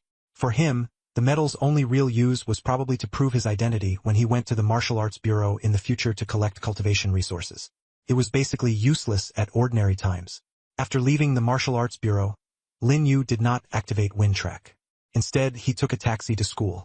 The class group chat had already announced that, due to this year's adjustments to the martial exam rules, all students registered for the martial exam had to return to school, where the homeroom teacher would explain the details. Everyone was to gather by 3 p.m., and anyone absent would be deemed to have automatically given up. It was exactly noon now. The literary exam had already ended, and those returning to school were all students who had signed up for the martial exam. The taxi stopped in front of Nanxing First High School, and Lin Yu got out and entered the campus. The school was much quieter than usual. Freshmen and sophomores were on holiday, and only the martial exam candidates were still here. He headed toward the teaching building, and just as he reached the bottom of the stairs, he heard someone call from behind him, "Brother Yu!" Turning around, he saw Yuan Hao running over, out of breath and full of excitement. Clearly, he had just arrived at school too. "Brother Yu, you're here too?" Yuan Hao ran up to him, took a deep breath, and complained, "This school is so stupid. I was sleeping soundly at home, and they still insisted we come back to school to assemble. If my parents hadn't reminded me in the group chat, I would have almost missed it." Lin Yu shot him a look. "You couldn't skip it anyway. Didn't they say that if you don't show up, it counts as automatically giving up?" Yuan Hao nodded, then studied Lin Yu and frowned. "Brother Yu, it's only been a month since I last saw you, and you've changed way too much, haven't you?" He circled around Lin Yu once. "I feel like you're just a completely different person now." Lin Yu asked flatly, "How am I different?" Yuan Hao scratched his head and thought for a long time before saying, "I just can't see through you anymore, and I feel this pressure from you. The most obvious thing is that you've got this murderous aura about you." Lin Yu froze for a moment, then gave a wry smile. Over the past month, he had killed a lot of demonic beasts and quite a few people too. That kind of aura wasn't something he could shake off for the moment. No wonder Zhang Rui had been so frightened when he saw him. The extortion before had only been part of it. What truly made people afraid was this murderous aura. "Don't overthink it." Lin Yu patted Yuan Hao on the shoulder. "Let's go upstairs together." The two walked into the teaching building. Along the way, students occasionally brushed past them, stealing a furtive glance at him. "Isn't that Lin Yu?" "Yeah, it's him. He beat Chu Yu last month in the monthly test and took first place." I haven't seen him in a month. I was in the next class over at the time. Lin Yu scored a 105.3 chi and blood value, shocking the whole school. Chu Yu got so angry she ran off. Listening to them, Lin Yu couldn't help but think of Chu Yu. To be honest, he was rather curious about how strong she was now. With her family background and top-tier talent, as long as she worked hard, her cultivation speed wouldn't be slow. But no matter how fast it was, it still couldn't catch up to Lin Yu. As they walked, Yuan Hao asked, "Brother Yu, where did you go after the last monthly test? I sent you a bunch of messages and you never replied. Last week I even went to your place looking for you, but it turned out you'd moved. I made a wasted trip." Lin Yu said indifferently, "That's right, I moved. I'm living in the villa area over by the school now. Even if you find it, you still won't find me, because I've gone out for training." Yuan Hao's eyes lit up as he said excitedly, "Now that's a fellow traveler. I went out for training too. Brother Yu, where did you go?" "Water City." Yuan Hao abruptly stopped in his tracks, his voice even changing pitch. "Holy crap, Water City? You're not joking, right? That place kills people all the time. I heard that if 10 people go in, 5 making it out alive is already considered a lot." Lin Yu shook his head in denial. "Don't listen to rumors. It's not that exaggerated. You'll understand once you go." Yuan Hao waved his hand. "Forget it. I'm afraid of death, so I'm not taking that risk." Lin Yu asked, "What about you? Didn't you go out for training too? Where did you go?" Yuan Hao said seriously, "I didn't go for real combat, but I did surf the internet, not ordinary surfing. Our Huaxia has a research institute website, and there are quite a few cultivation techniques and tips on it. It's pretty amazing. I can't explain it clearly. I'll send you the link later and you can take a look." Lin Yu frowned and confirmed, "It really is an official website?" Yuan Hao nodded. "Definitely official. I may like to play around, but I'm never careless when it comes to cultivation. It's only normal for a man not to be uninterested in women." Lin Yu smiled and nodded. The two walked and talked. Seeing Lin Yu's skepticism, Yuan Hao continued, "Really, I met an advanced awakened on that website. I followed the breathing adjustments he taught me, and my chi and blood value increased by over 80 this month. Now it's already over 100. Lin Yu nodded perfunctorily. Yuan Hao complained, "Brother Yu, you're way too indifferent. An increase of 80 points in a month. If this chi and blood value were on the monthly test, it'd still be first place. That growth rate is ridiculously exaggerated." Lin Yu smiled and said, Very impressive." Yuan Hao frowned and looked at Lin Yu in confusion. "Honestly, what's your current chi and blood value?" Lin Yu's lips curved as he replied, "Not much. Just about 300. Yuan Hao was stunned. "Exactly how much?" 298.2. This time, Yuan Hao stopped in his tracks again, his voice trembling with excitement. "You're not kidding me, are you? In just 1 month, your chi and blood value has nearly tripled." Lin Yu patted his shoulder. "Keep it low-key." Seeing Yuan Hao so excited he looked almost mad. The people around them quickly sped up and kept their distance. The two continued upstairs and finally arrived at Class 7. As soon as Lin Yu entered, most of the class's gazes fell on him. There were envy, jealousy, awe, and more than anything else, strange looks. But no one dared to openly challenge him. Even if someone wanted to show hostility, at least on the surface they didn't dare reveal it. At this point, Lin Yu was the true center of attention at the school. Not because of his older sister, Lin, but because of himself. Because he had placed first in last month's monthly test. Class 7 had more than 50 students. After excluding the liberal arts examinees, there were a little over 20 left. Lin Yu casually found an empty seat and sat down, with Yuan Hao right next to him, his face full of excitement. He had thought his own improvement was already impressive, but he hadn't expected Lin Yu to be even more outrageous. "Brother Yu, what place do you think you can get in this martial exam? Top 10 in the province should definitely be fine, right?" "No, maybe even top 3. Yuan Hao looked at him with admiration, feeling that Lin Yu's cultivation speed was simply monstrous. Lin Yu ignored him. At 3 in the afternoon, homeroom teacher Li walked into the classroom on time, holding a stack of documents. He stood at the front of the podium, swept his gaze around the room, paused for a second on Lin Yu, then looked away. "Is everyone here?" Teacher Li cleared his throat. "I called you back to school today because this year's martial exam rules have changed." The classroom fell instantly silent. Teacher Li picked up the documents and read aloud. "This year, the martial exam will have only 1 round. Compared with last year, the difficulty will definitely be increased. This is a necessary measure. According to the Ministry of Education's notice, Next year's ratio of martial exam to written exam must be at least 7-3. There's no choice. The borders are in crisis, disasters are increasing, and yet there are hardly any new awakeners being added. Teacher Li sighed. So we can only force you to grow through this cruel method. Someone raised a hand and asked, Teacher, what exactly has changed in this year's martial exam? Teacher Li glanced at him and replied, There won't be any ring matches this year. It's only real combat. The classroom erupted at once. Real combat? What kind of real combat? Where will the combat take place? Teacher Li pressed his hand down, signaling everyone to quiet down. The martial exam site is set in the outskirts of Jiang City. In a dedicated area there are low-level disasters, demonic beasts, and other candidates. All candidates from the province will gather there. You'll have to hunt enough enemies within 24 hours and be scored based on the number killed and your performance. His expression turned serious. But you must remember, people are more dangerous than demonic beasts. If you defeat an enemy, you can seize their special items and spoils of war. Basically, their results. If you're defeated, just surrender, and the officials will teleport you out. But it's different with demonic beasts and disasters. If you can't hold them off, you must run, because they can kill people.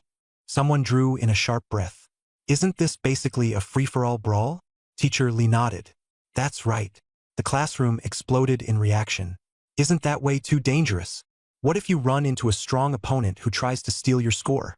The chance of dying is even higher than before. Teacher Li suppressed the commotion. Calm down. The Ministry of Education is monitoring the entire process, with no blind spots. If you run into someone you can't beat, use the special item to withdraw. Don't try to force it. If it really comes to that, someone will be sent to rescue you. The surveillance is to prevent people from the Hall of No Life from slipping in, and also to stop students from killing each other. Someone else shouted, It's monitored the whole time? Every move is being watched. If we run into classmates, can we cooperate? What's the special item? How do we use it? Questions came pouring in. Teacher Li raised his hand to signal for silence. One question at a time. Continuous monitoring is a good thing. Last year they only monitored parts of it. This year it covers the whole region, so the protection is much better. The special item is a wristband with a button on it. Press it, and the authorities will immediately receive the signal and send someone to rescue you. But the rescue is delayed, so pressing it doesn't mean nothing can happen. The classroom fell silent. No one dared ask how long the delay was. What about cooperation? This year's rules don't forbid it. You can cooperate with anyone, including students from other schools, but your scores are independent. If you want a high score, you'll have to rely on yourself. He pulled out a map.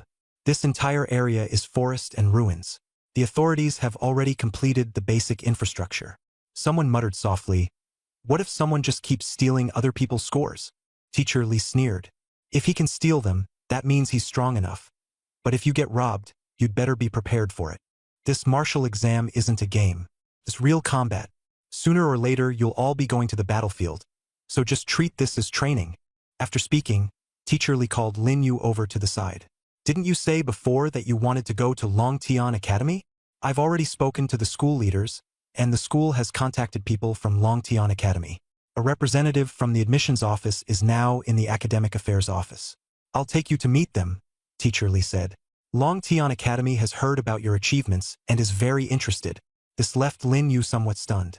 Was the admissions office representative from Longtian Academy actually in the academic affairs office? That meant that, given his current condition and level of martial awakening, he might very well be able to enter without an exam and wouldn't need to take the martial exam. Teacher Li's expression was complicated, both relieved and emotional. Stop spacing out. Come with me. Teacher Li turned and walked toward the stairwell. Longtian Academy taking the initiative to arrange an interview is extremely rare in the history of Nanxing No. 1 High School. Only Lin and you have such an opportunity. After taking just a few steps, Teacher Li realized Lin Yu hadn't followed. Turning back, he froze. Lin Yu shook his head and refused. Teacher, I'm not going. Teacher Li stopped in his tracks and asked in disbelief, What did you say? Lin Yu calmly repeated, I'm not going. Teacher Li opened his mouth, but no words came out. Lin Yu explained slowly, I really want to get into Longtian Academy, but I don't want to take this route. I want to rely on the martial exam and enter there openly and honestly. Actually, you could first enter the school through special admission, then continue to take the martial exam. Teacher Li sighed. That would be more secure. Teacher Li's words left Lin Yu silent for a few seconds. Indeed, this was a compromise just like his sister Lin Lin had done back then. First special admission, then the martial exam. It seemed like the best of both worlds. But Lin Yu shook his head. It's different. Teacher Li frowned. What's different? Enter the academy first, then take the martial exam. The result would still be yours. Who would say anything? Lin Yu's gaze remained calm. People would say I relied on the special admission spot to take the martial exam, that the result didn't matter because I'd already gotten in. He paused. I want to prove that I can get into Longtian Academy by strength alone, without relying on any fallback. And I want to enter the academy as the provincial top scorer. Teacher Li was stunned. The young man before him suddenly seemed unfamiliar. Since Lin Yu entered Class 7, he had always been low-key and quiet, never flaunting himself. But now he seemed like a different person with a hint of Lin Lin in him. Lin Yu? Teacher Li sighed and advised. You know the martial arts exam is full of variables, especially since the rules have changed this year. If something unexpected happens or you get injured, it will affect your final score. Special admission is your safety net, your fallback. Why force yourself into such an extreme corner? Lin Yu smiled, so faintly that it was almost impossible to see. Teacher Li, I just want everyone to know that I'm no worse than Lin Lin. Standing at the stairwell, Teacher Li looked at him and was suddenly at a loss for words. Lin Yu's gaze was calm, yet it burned with a fierce flame. Teacher Li stopped trying to persuade him. As his homeroom teacher, he had already done all he could. The remaining choice was up to Lin Yu. He gently shook his head, a smile of relief and expectation on his face. Good. He patted Lin Yu on the shoulder. When the time comes, the principal and I will go to Jiangqing to watch your martial arts exam, and let the whole province know that Nanqing No. 1 High has produced a genius stronger than Lin Lin. Lin Yu nodded. Teacher Li turned and headed toward the stairs. By the way, I'll help you explain things to Longtian Academy, so you don't need to worry. In the next few days, prepare well for the martial arts exam and get plenty of rest. Looking at Teacher Li's retreating figure, Lin Yu's lips curled slightly. Thank you, teacher. Brother Yu, you gave up such a great opportunity. Yuan Hao had been listening at the door for a while. As soon as he saw Teacher Li walk away, he rushed out and shouted. Opportunities have to be fought for yourself. Lin Yu replied calmly. Yuan Hao shook his head. I really don't get you. This martial arts exam is already hard enough, and you can even get in without taking it. What's there not to like? If it were me, I'd have agreed long ago. I wouldn't have to take the martial arts exam, and I could avoid getting injured too. How great would that be? Heh! Lin Yu gave a faint smile. That's why you can't be me. That hit me right in the feels, bro. Yuan Hao clutched his chest and pretended to be hurt, but his eyes were secretly fixed on Lin Yu. Brother Yu, that was way too harsh. Though I know everything you said is the truth. Lin Yu smiled and ignored him. Stop acting. Nothing much is going on today. Come on. I'll go with you to the internet cafe. Just as Yuan Hao was getting a little excited, a group of homeroom teachers walked out of the classroom in the distance, followed by a batch of students. Chu Yu was among them. She walked at the very front, still as cold as ever, as if the world around her had nothing to do with her. Yuan Hao's eyes lit up, and he deliberately hinted to Lin Yu. Brother Yu, look, Chu Yu is looking at you. Lin Yu sighed helplessly. I know. She's right in front of me. How could I not see her? She's not looking at you. What are you so excited about? Yuan Hao let out a dissatisfied tch and said, Brother Yu, you don't get it. Beautiful girls are like scenery. Just admiring them makes you feel better. As he spoke, Chu Yu had already walked up to Lin Yu. She stopped, staring fixedly at Lin Yu. You've become a beginner awakener too? The air instantly froze. Ouyang Qin and Zhu Liping hurried over, and the students of Class 7 came out as well. The corridor was narrow, and the two classes were crowded together. The atmosphere was tense, as if they were about to start fighting at any moment. Lin Yu nodded. A subtle flicker passed through Chu Yu's eyes. She actually still couldn't see through Lin Yu's blood chi value. She couldn't help asking, What's your blood chi value now? After a second of silence, Lin Yu didn't lie. He looked at her and answered, 298.2. As soon as the words fell, the air seemed to solidify, and the surroundings fell dead silent. Ouyang Qin was so shocked she couldn't speak. Zhu Liping's face went pale and he took a step back. The students of Class 7 looked at one another, shock written all over their faces. They hadn't expected Lin Yu's chi and blood value to rise so quickly. Only Yuan Hao wasn't surprised. He had known for a long time. Chu Yu was stunned for quite a while before she came to her senses and nodded lightly. I understand. A month ago, their qi and blood values were about the same, and the gap during the monthly test wasn't that big. But over the past month, Lin Yu's progress had nearly tripled. While Chu Yu had only risen from 93.21 to over 200, she had exhausted all her resources and cultivated desperately, yet still fell behind Lin Yu. That number, 298.2, weighed on her heart like a mountain. Lin Yu didn't look at Chu Yu. Instead, he stared at Zhu Liping. At this moment, Zhu Liping's face was pale, his eyes darting around, and his arrogance was completely gone. A cold smile appeared at the corner of Lin Yu's mouth. In Zhu Liping's eyes, that smile was more deadly than any threat. Sweat broke out on Zhu Liping's back. 2 months ago, he had used his father's influence to frame Lin Yu, causing Lin Yu to be taken away by the Marshal Dao Bureau for investigation. But Lin Yu was quickly released without charges. At the time, Zhu Liping had been shocked and gone to find his father, only to discover that his father had been suspended and sent on leave. He hadn't realized the two incidents were related. A month later, Lin Yu came back and even turned in a qi and blood value of 105.3, ranking first in the entire school. Zhu Liping finally panicked and pressed his father for the reason. His father's expression was grim. Someone from the Marshal Dao General Administration intervened. From then on, his suspension was extended indefinitely, and his old friends all kept their distance from him. He was feeling the harshness of the world for the first time. Fortunately, he had an S-rank talent. As long as he was bound to Chu Yu, his family still had a chance to turn things around. But now, Lin Yu, the trash he had once looked down on, was standing right before him, becoming a mountain that pressed down on him until he could hardly breathe. A vitality value of 298.2, Chu Yu's gaze remained fixed on Lin Yu. He was completely helpless, like a powerless husband, unable to do anything at all.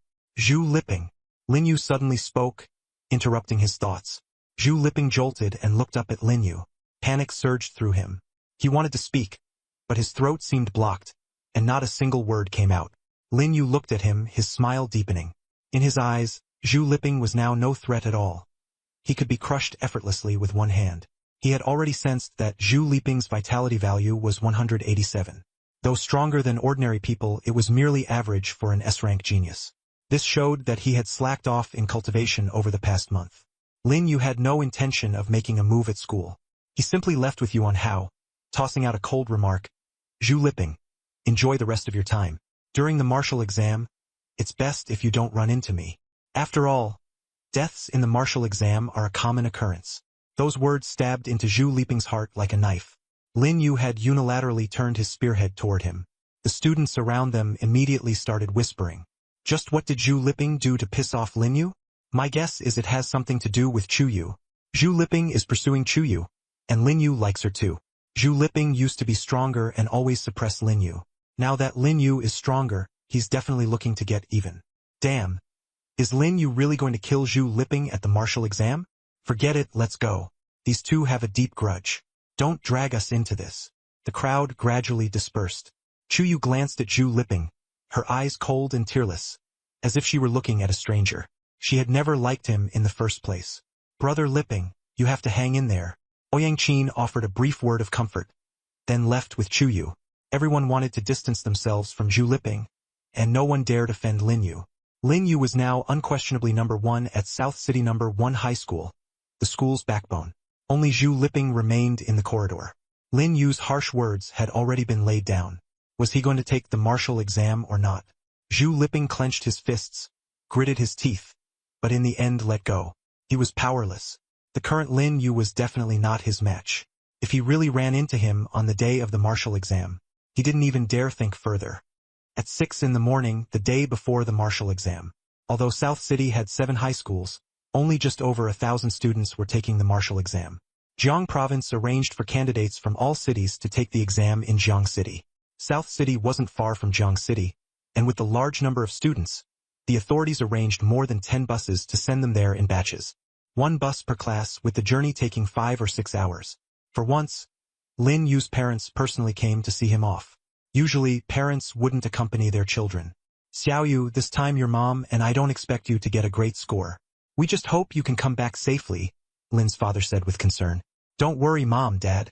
Lin Yu nodded and turned to board the bus. Just before getting on, he looked back at his parents and smiled. After the exam, I'll bring back the top scholar for you. Lin's parents didn't take it seriously, but they could understand. They didn't know what astonishing changes Lin Yu had undergone over these past 2 months.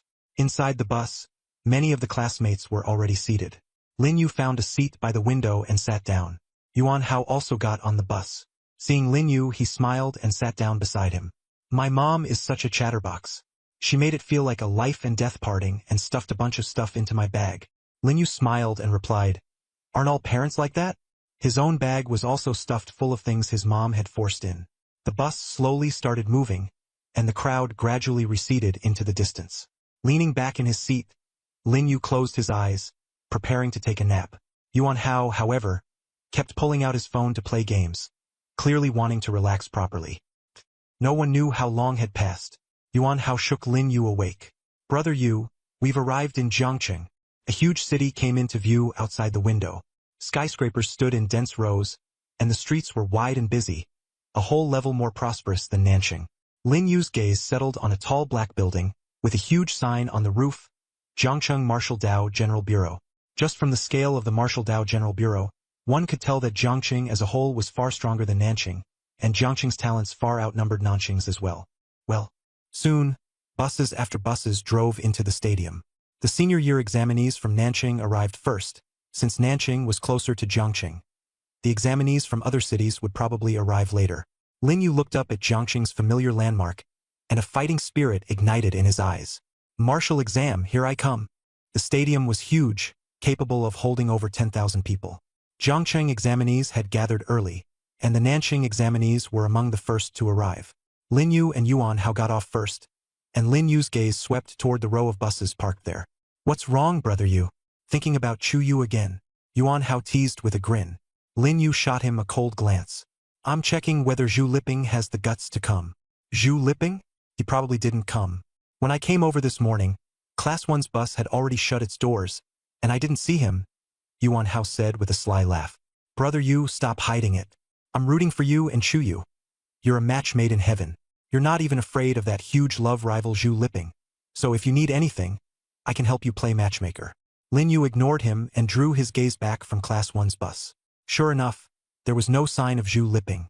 Zhu Liping, you can't hide from the first day and still expect to hide from the 15th. Lin Yu sneered inwardly. The gym was packed wall to wall, with Jiangcheng examinees clustered in groups of 3 or 5, while Nanjing examinees were also being watched. The perimeter had been sealed off by the authorities. Uniformed personnel were checking identities one by one at the entrance, and drones were circling overhead. On the day of the martial arts exam, the officials protected the candidates extremely strictly. Even Wu Minghao dared not make any reckless moves. Brother Yu, Chu Yu is heading this way. As soon as Yuan Hao spoke, Lin Yu immediately felt a gaze lock onto him. Following Yuan Hao's line of sight, he indeed saw Chu Yu walking over at a slow pace, her expression cold and her gaze fixed on him. The people around them also turned to look and began whispering among themselves. So that's Chu Yu? I heard she just awakened an S-rank talent, and she's also the campus belle of Nanjing No. 1 High School. She's walking toward that guy? Who is he? Never heard of him. Probably some big shot from Nanjing. Who do you think is prettier, Chu Yu or our Jiangcheng top beauty, Yang Luoxi? Do you even need to ask? Yang Luoxi has an SSS rank talent. She's Jiangcheng's unrivaled beauty. But Chu Yu has such a unique style. I like her more. Alright, stop talking nonsense. Yang Luoxi has a fiancé, and Chu Yu seems to have someone too. They're both off the market. Hearing all this, Lin Yu also developed a bit of curiosity about Yang Luoxi, who had an SSS rank talent. This year, Nanjing No. 1 High School didn't even have an S-rank talent. Someone with that level of ability was undoubtedly much stronger. Chu Yu walked up to Lin Yu and stopped less than a meter away. Well, brother Yu, I'll go take a look around first. You two talk. Yuan Hao whistled as he slipped away, though his eyes still kept darting over here. Chu Yu looked up, her gaze fixed on Lin Yu. Lin Yu, which academy are you planning to take the exam for? Lin Yu was stunned for a moment. If Yuan Hao had asked this question, it would have been nothing, but coming from Chu Yu, it was somewhat unexpected. He spoke calmly, but with complete confidence. Dragon Heaven Academy. I'm going to get in there as the top scorer in the province. Chu Yu kept her expression unchanged, but after hearing those words, the corners of her mouth lifted slightly in a smile. Looking at Lin Yu, she knew this was not arrogance, but absolute confidence. It was as if the position of provincial top scorer had already been locked in by him. Chu Yu was silent for a few seconds before she said, "Provincial top scorer? That's right." Lin Yu nodded in confirmation. Hearing this, Chu Yu smiled again. "What about you? Which school are you planning to apply to?" Lin Yu asked. Chu Yu replied indifferently, "I want to go to the best university in the world. Not the best in China, but the best in the world." Lin Yu froze for a moment. The best school in the world? He knew very little about the outside world. Chu Yu seemed to have anticipated his reaction long ago, and asked with a smile, "Surprised?" Lin Yu nodded and said honestly, "A little." Chu Yu looked into the distance. "Do you know how big this world is?" Lin Yu had nothing to say. She continued, "Longtian University is one of the top in China, but on a global scale, a school as good as it can only rank in the top 10. Indeed, the world was vast." Looking at Chu Yu, Lin Yu asked, "Then where do you plan to go?" After a long while, Chu Yu said hesitantly, "I haven't decided yet, but I might still choose a school in the capital." "Why?" Lin Yu pressed. Just a moment ago, she had been thinking about those world-class universities. Nothing special. Chu Yu didn't say much and turned to leave. After taking a few steps, she suddenly stopped, looked back at Lin Yu and smiled. "If you really can become the provincial top scorer, I'll treat you to a meal." Lin Yu was stunned. Chu Yu quickened her pace and soon disappeared into the crowd. At this moment, Yuan Hao somehow sprang out from nowhere and shouted excitedly, "Brother Yu, did you hear that? School Beauty Chu said she's treating you to dinner." Lin Yu glanced at him indifferently. "I'm not deaf." Yuan Hao's eyes sparkled as he explained excitedly, "This isn't just a normal dinner treat. Based on my years of gaming experience, this is basically a confession." "Who is Chu Yu?" "She's the most aloof school beauty at Nanqing No. 1 High. Usually no one dares to get close to her, but today she Dudong came to talk to you, and she smiled several times. I've been at No. 1 High for 3 years, and I've never seen her smile like that. And she even said she'd treat you to dinner in the end. That's clearly a direct hint. You have to seize this chance." Lin Yu remained silent. Seeing that he had no reaction, Yuan Hao grew a little anxious. "Brother Yu, do you not feel anything for girls? Or do you like someone like me?" After saying that, Yuan Hao even deliberately put some distance between himself and Lin Yu. Lin Yu pretended to hit him, but Yuan Hao quickly dodged with nimble reflexes. "You're embarrassed out of anger, aren't you?" Lin Yu withdrew his hand, too lazy to bother with him. At that moment, the sports stadium announcement system crackled to life. "All candidates, please line up in order. Proceed to the entrance to verify your identity and collect your martial exam equipment. After collection, please go to the designated area to rest. The martial exam will begin at 8 a.m. tomorrow." The crowd began to stir, and teachers from each school hurried to organize the students into lines. Lin Yu and Yuan Hao found the Nanqing No. 1 High line and joined it. The line was very long, with well over 100 people ahead of them. They'd probably have to wait quite a while. Yuan Hao looked at the long queue and said helplessly, "There are so many people. How long are we going to have to wait?" Quite a few familiar faces were in line. The students from Class 1 had already received their equipment. Yuan Hao leaned closer to Lin Yu and lowered his voice. "Look, it's almost Chu Yu's turn in line. We're so close, so it shouldn't be a big deal if we just cut in, right?" Lin Yu followed the direction and looked over. Chu Yu was standing at the front of the line, still as cold as ever, with Ouyang Qin behind her. "Cutting in line?" Lin Yu asked Yuan Hao. "That idea of yours." Yuan Hao grinned. "I don't want to, either. But this line starts at half an hour and can easily be an hour or more. Brother Yu, you and Chu Yu have a pretty unusual relationship. She took the initiative to talk to you, even smiled several times, and invited you to eat with her. With a relationship that close, what's the problem with cutting in line? We're not some strangers cutting in line. We're acquaintances. She'll definitely be happy to. And the most important point is this: who in Nanqing No. 1 High dares to mess with Lin Yu? You're the backbone of the school," Yuan Hao boasted excitedly. Lin Yu froze for a moment and almost really wanted to cut in line. But he shook his head, patted Yuan Hao on the shoulder, and smiled meaningfully. "You're overthinking it." Not long after, Chu Yu received her equipment. She took the wristband and combat suit from the staff member, and when she turned around, she caught a glance of Lin Yu standing at the back of the line. That glance lasted only a second. She quickly withdrew her gaze and walked toward the rest area. This scene was noticed by the sharp-eyed Yuan Hao. "Brother Yu, did you see that? Chu Yu clearly looked at you just now. Just one glance, but it was definitely at you." Lin Yu said nothing. Yuan Hao excitedly poked his arm. "I told you she's interested in you." She even turned back to look while getting her equipment. Isn't that just her looking for you? Lin Yu replied coldly. You really have too much free time. Yuan Hao pouted. Exactly. I'd like to lie down, turn on the AC and play games too, but I don't have that kind of luxury. More than 40 minutes later, it was finally Lin Yu and Yuan Hao's turn. After verifying their identities, the staff very smoothly handed over the combat suits and wristbands. With high-tech enhancements, this combat suit only needed the wristband to be worn and a fingerprint to be scanned, and it would automatically adjust to fit any body type, saving the trouble of custom tailoring. The two then headed to the rest area. The space here was fairly open, with a place selling food, and quite a few candidates were already resting there. Chu Yu and Ouyang Qin were sitting in a corner, holding books in their hands. This is a temporary rest area. Once the candidates from the other areas have also collected their equipment, hotel accommodations will be arranged collectively tonight. The official exam will begin at 8 o'clock tomorrow morning. Yuan Hao stared at Chu Yu and secretly nudged Lin Yu. Bro Yu, there aren't many open seats left. There are still a few empty ones over by Chu Yu's side. How about we go sit there together? This time Lin Yu didn't refuse. After all, there really were no seats left. The line was too long, and he and Yuan Hao were near the back, so they had been delayed and arrived late. There happened to be a few empty seats in the area where Chu Yu and Ouyang Qin were sitting. Lin Yu nodded. Let's go. Yuan Hao was overjoyed and followed him over. Chu Yu was reading with her head down and didn't notice them. Ouyang Qin, however, looked up and saw Lin Yu, her expression changing slightly. She was a little afraid of Lin Yu. A few days ago, Lin Yu had threatened Zhu Liping in the teaching building. Zhu Liping hadn't come to take the martial arts exam at the time, and Ouyang Qin had also badmouthed Lin Yu behind his back, so seeing him made her a little flustered. What are you here for? She asked hesitantly.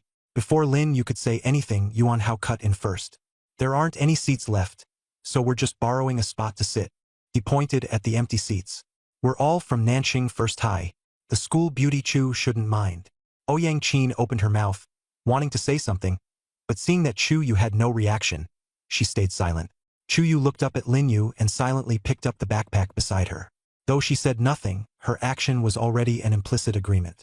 Lin Yu nodded. Thank you. The two sat down. Yuan Hao didn't notice Ouyang Qin's expression. After sitting down, he even grinned at her.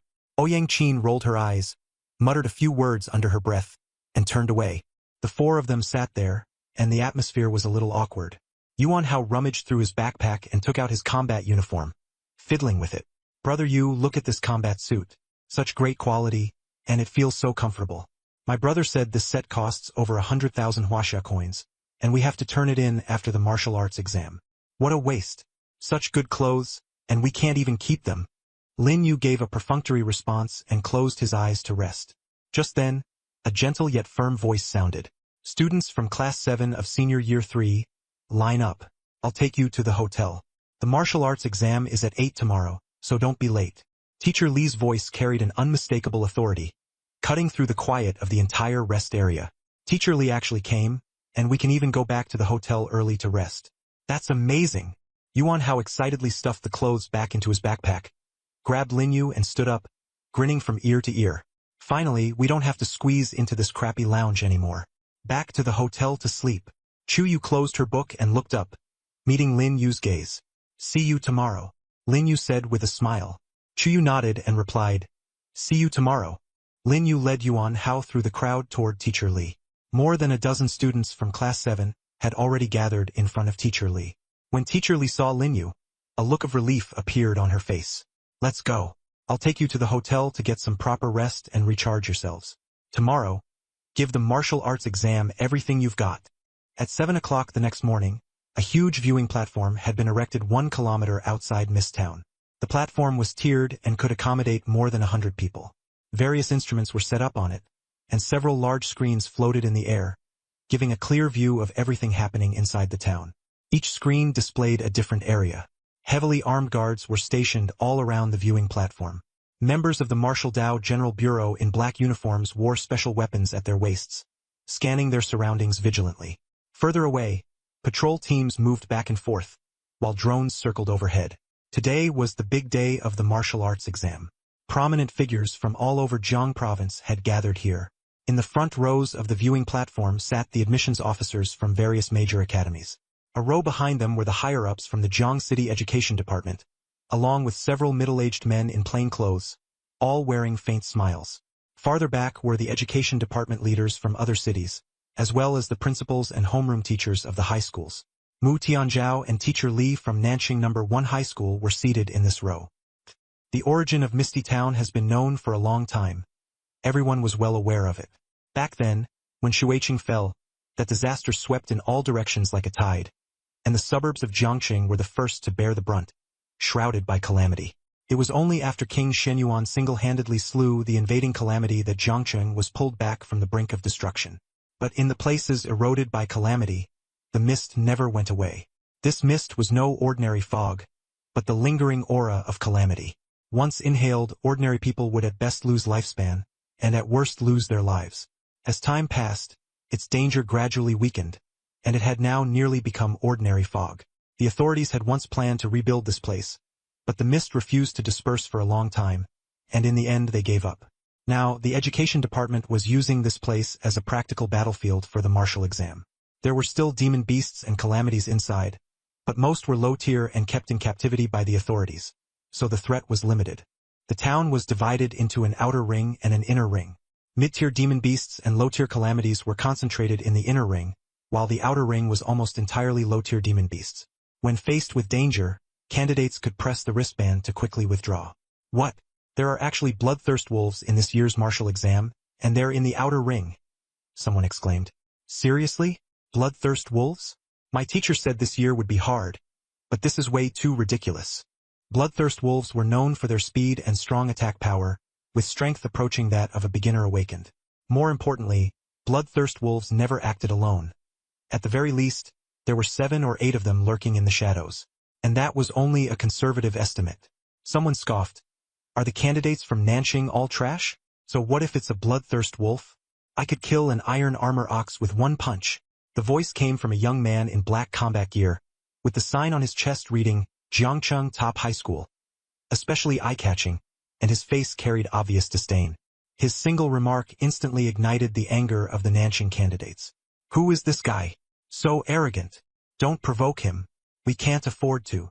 The anger in the candidates from South City surged, and they were already planning to turn back and settle accounts with that guy. When they saw who had arrived, the scene immediately fell silent. Lin Yu also showed a trace of curiosity and asked Yuan Hao, "Who is that? He's that impressive." Yuan Hao's expression changed slightly as he said in a low voice, "He's Wu Zhang from Jiangqing's top high school, an S-rank awakened talent, with a qi and blood value of over 200. Lin Yu was surprised. "How do you know?" Yuan Hao replied, "The school next to where I live is that one. I chatted with him all night, so I know him pretty well. There are 10 geniuses in Jiangqing's top high school, and Wu Zhang is one of them." Them. Lin Yu nodded, feeling that this guy was indeed no ordinary person, and walked over. Yuan Hao tried to stop him, but it was useless. Wu Zhang had a look of smugness on his face, with everyone's attention centered on him. Just as he was basking in his pride, Lin Yu said coldly, "You're Wu Zhang." Wu Zhang froze. Looking back, he saw Lin Yu stepping out from the crowd and facing him directly. Wu Zhang gave a contemptuous sneer. "That's right. Who are you?" Lin Yu said nothing unnecessary and suddenly swung his right hand, slapping Wu Zhang across the face with a loud smack. Wu Zhang's pupils contracted, and he had no time to react at all. The crisp sound of the slap rang out. "You!" Wu Zhang covered his face, his cheeks flushed red. The surrounding candidates instantly exploded into an uproar.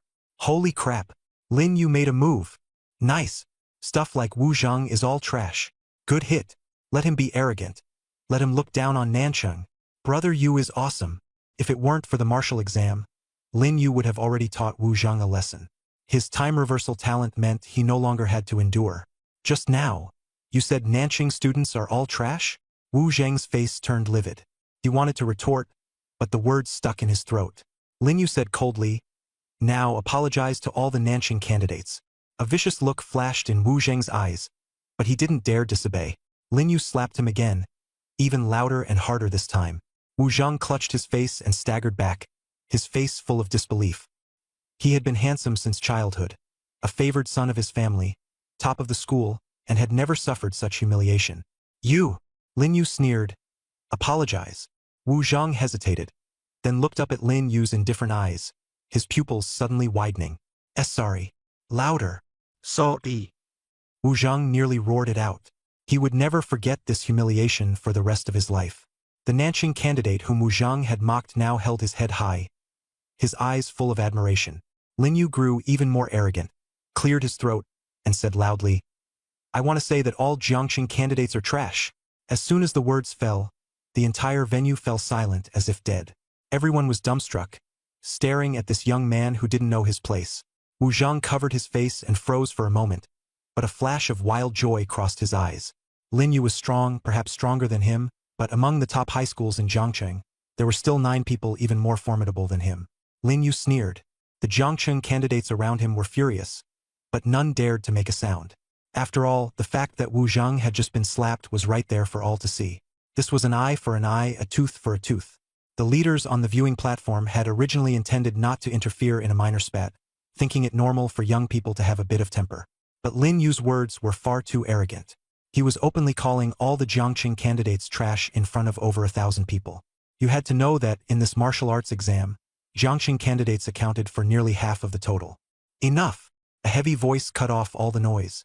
No fighting during the martial exam. Violate it again and you'll be disqualified. A middle-aged man in plain clothes walked down from the spectator stands, his gaze sweeping across the area.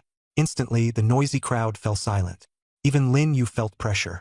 This man was at least a mid-tier awakened. No, he might even be a high-tier awakened. That was what Lin Yu was thinking, but there was not a trace of fear on his face. The martial exam is about to begin. Everyone, get ready. The martial exam starts promptly at 8. When the countdown on your wristbands begins, you'll be teleported to Mist Town in a moment. Hearing this, everyone hurriedly pressed their wristbands. Sure enough, a countdown appeared. There were 10 minutes left until 8 o'clock. You all should already know the location of the martial exam, but I'll remind you once more. This time, the battlefield is Mist Town behind me. It's full of danger.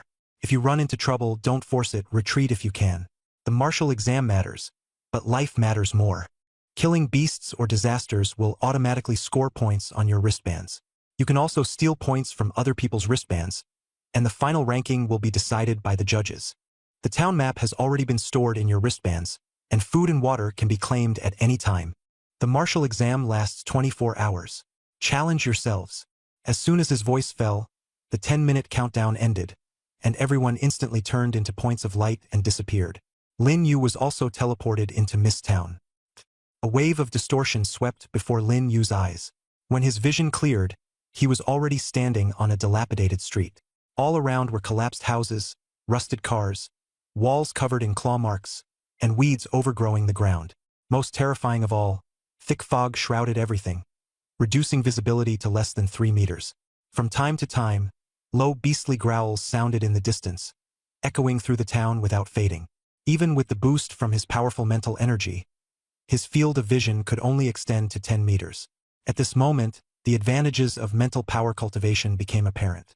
Lin Yu took a deep breath, and his spiritual power suddenly spread out, instantly expanding his perception range to 100 meters.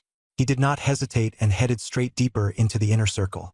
The demon beasts in the outer circle were already beyond his perception range, not to mention those low-tier bloodthirsty wolves.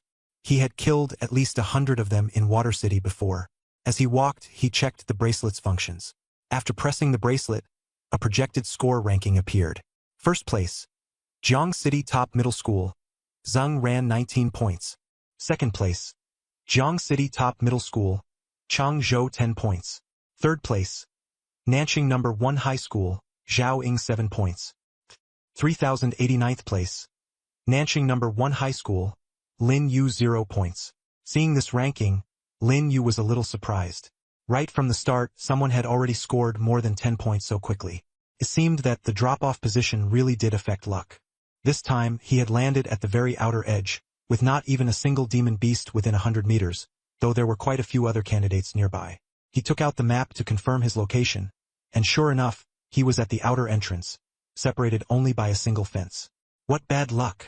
Lin Yu muttered as he walked toward the inner circle. On the way, he encountered 5 bloodthirsty wolves, old acquaintances. Roar! When the bloodthirsty wolves saw Lin Yu, their eyes turned red, and they charged at him as if they had seen prey. Lin Yu's expression remained calm. He drew out the black short blade and flicked it once. Before the 5 bloodthirsty wolves could even get close, they instantly dropped dead. The bracelet's mechanical voice sounded.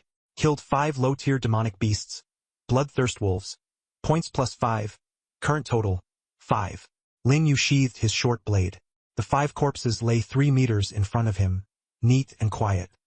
His movements were smooth, and he didn't even spare the corpses a glance. In Water City, bloodthirst wolves were the most common and the official standard demonic beast for the martial exam. Their defenses were weak. Even an ordinary awakened could kill one with a single punch. For Lin Yu, these low-tier demonic beasts posed no threat at all. He moved inward as swiftly as the wind. Along the way, he kept hunting demonic beasts, but most of them were low-tier, and he didn't even encounter a single disaster level one. His points were close to 100, but his rank was still outside the top 100.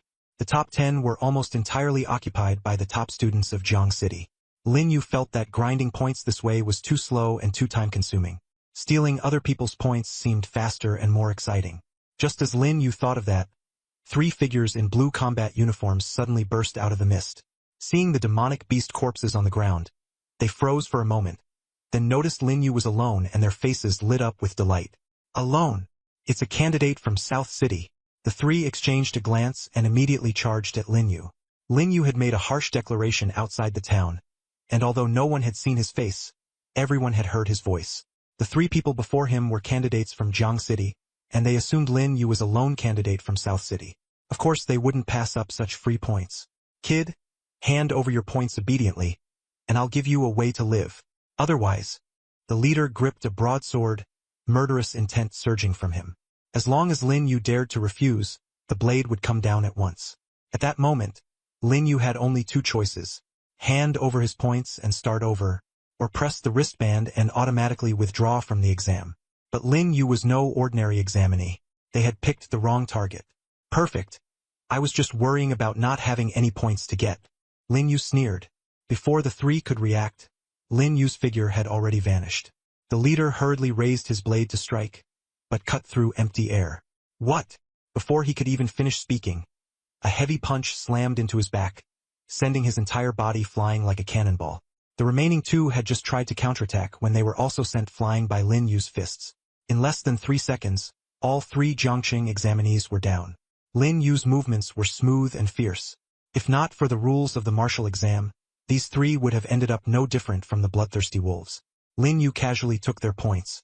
The 3 of them together had less than 30 points. Looking at the points, Lin Yu twitched the corner of his mouth. With this kind of strength, you still learned from others and tried robbery? At this moment, on the viewing platform outside the town, the floating screen was updating the examinee rankings in real time. The monitoring feed kept switching to ensure every examinee was shown on screen. The moment Lin Yu snatched the points, the footage happened to switch to him. The entire viewing platform fell silent in an instant. In just 3 seconds, 3 Jiangqing examinees had collapsed unconscious.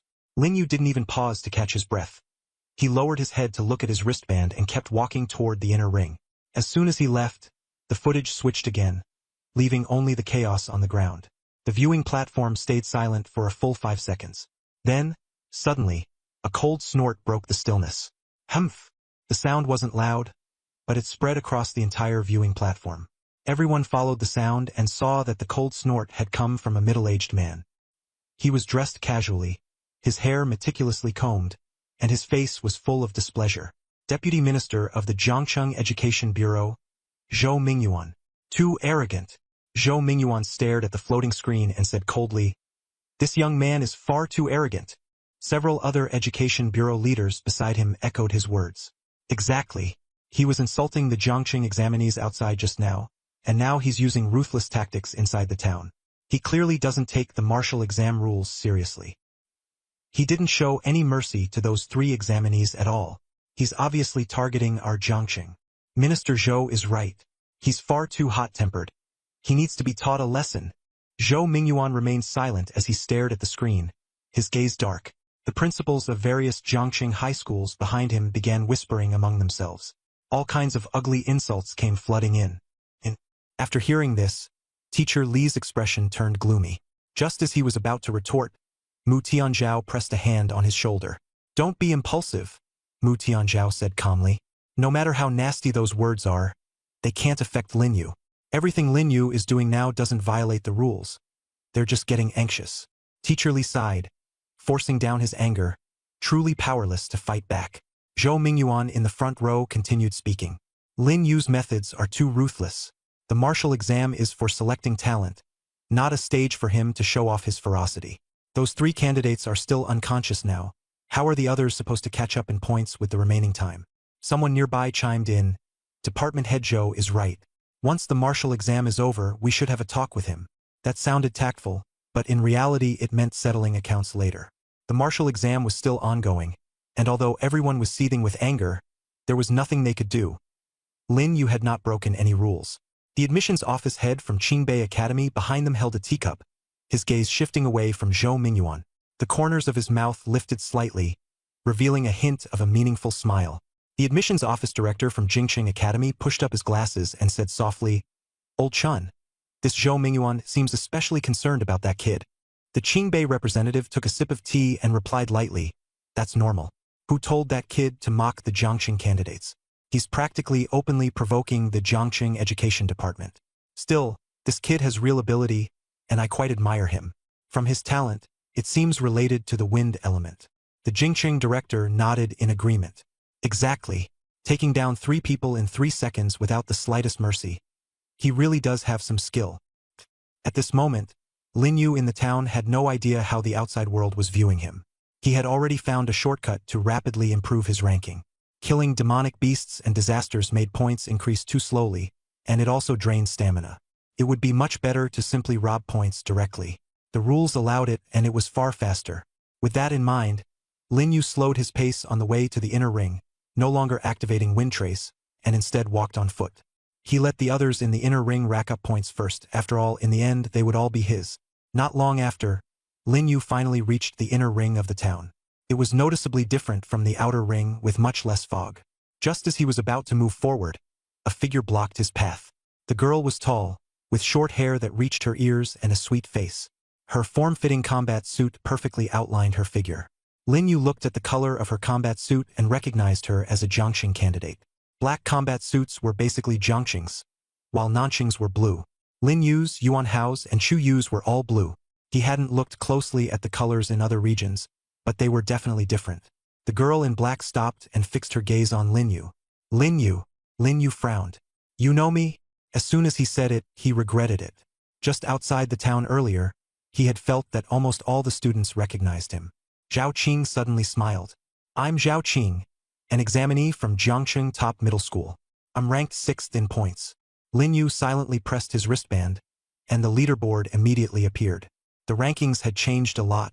First, Yang Luoshi, Jiangqing Top Middle School, 679 points. Second, Cheng Zhou, Jiangqing Top Middle School, 596 points. Third, Bai Chun, Jiangqing Top Middle School, 578 points. Fourth, Chu Yu, Nanqing No. 1 Middle School, 566 points. Sixth, Zhao Qing, Jiangqing Top Middle School, 541 points. 327th, Lin Yu, Nanqing No. 1 Middle School, 174 points. Chu Yu is that strong? Lin Yu was secretly surprised. He quickly closed the projection. Zhao Qing was right, she was ranked 6th. Whoever snatched someone else's points would see their ranking soar. But he couldn't understand why, when he had no grudge against Zhao Qing, she would specifically block him. Zhao Qing seemed to see through Lin Yu's confusion, and a teasing smile appeared at the corners of her mouth. "You were acting tough outside, calling all the Jiangqing candidates trash. I'm from a top high school in Jiangqing, and I came here specially to see you this time. Before you came, I'd already dealt with quite a few Nanqing candidates. I hope you won't disappoint me." Lin Yu raised an eyebrow. He didn't care that the Nanqing candidates had been eliminated by Zhao Qing. It had nothing to do with him. What mattered to him was that Zhao Qing was also improving by stealing points. It seemed he wasn't the only one who knew this trick. Most of the people on the leaderboard were probably using it. After all, stealing points was much faster than fighting demonic beasts alone. There was only one way to stop this kind of point stealing, become stronger. After figuring this out, Lin Yu shook his head.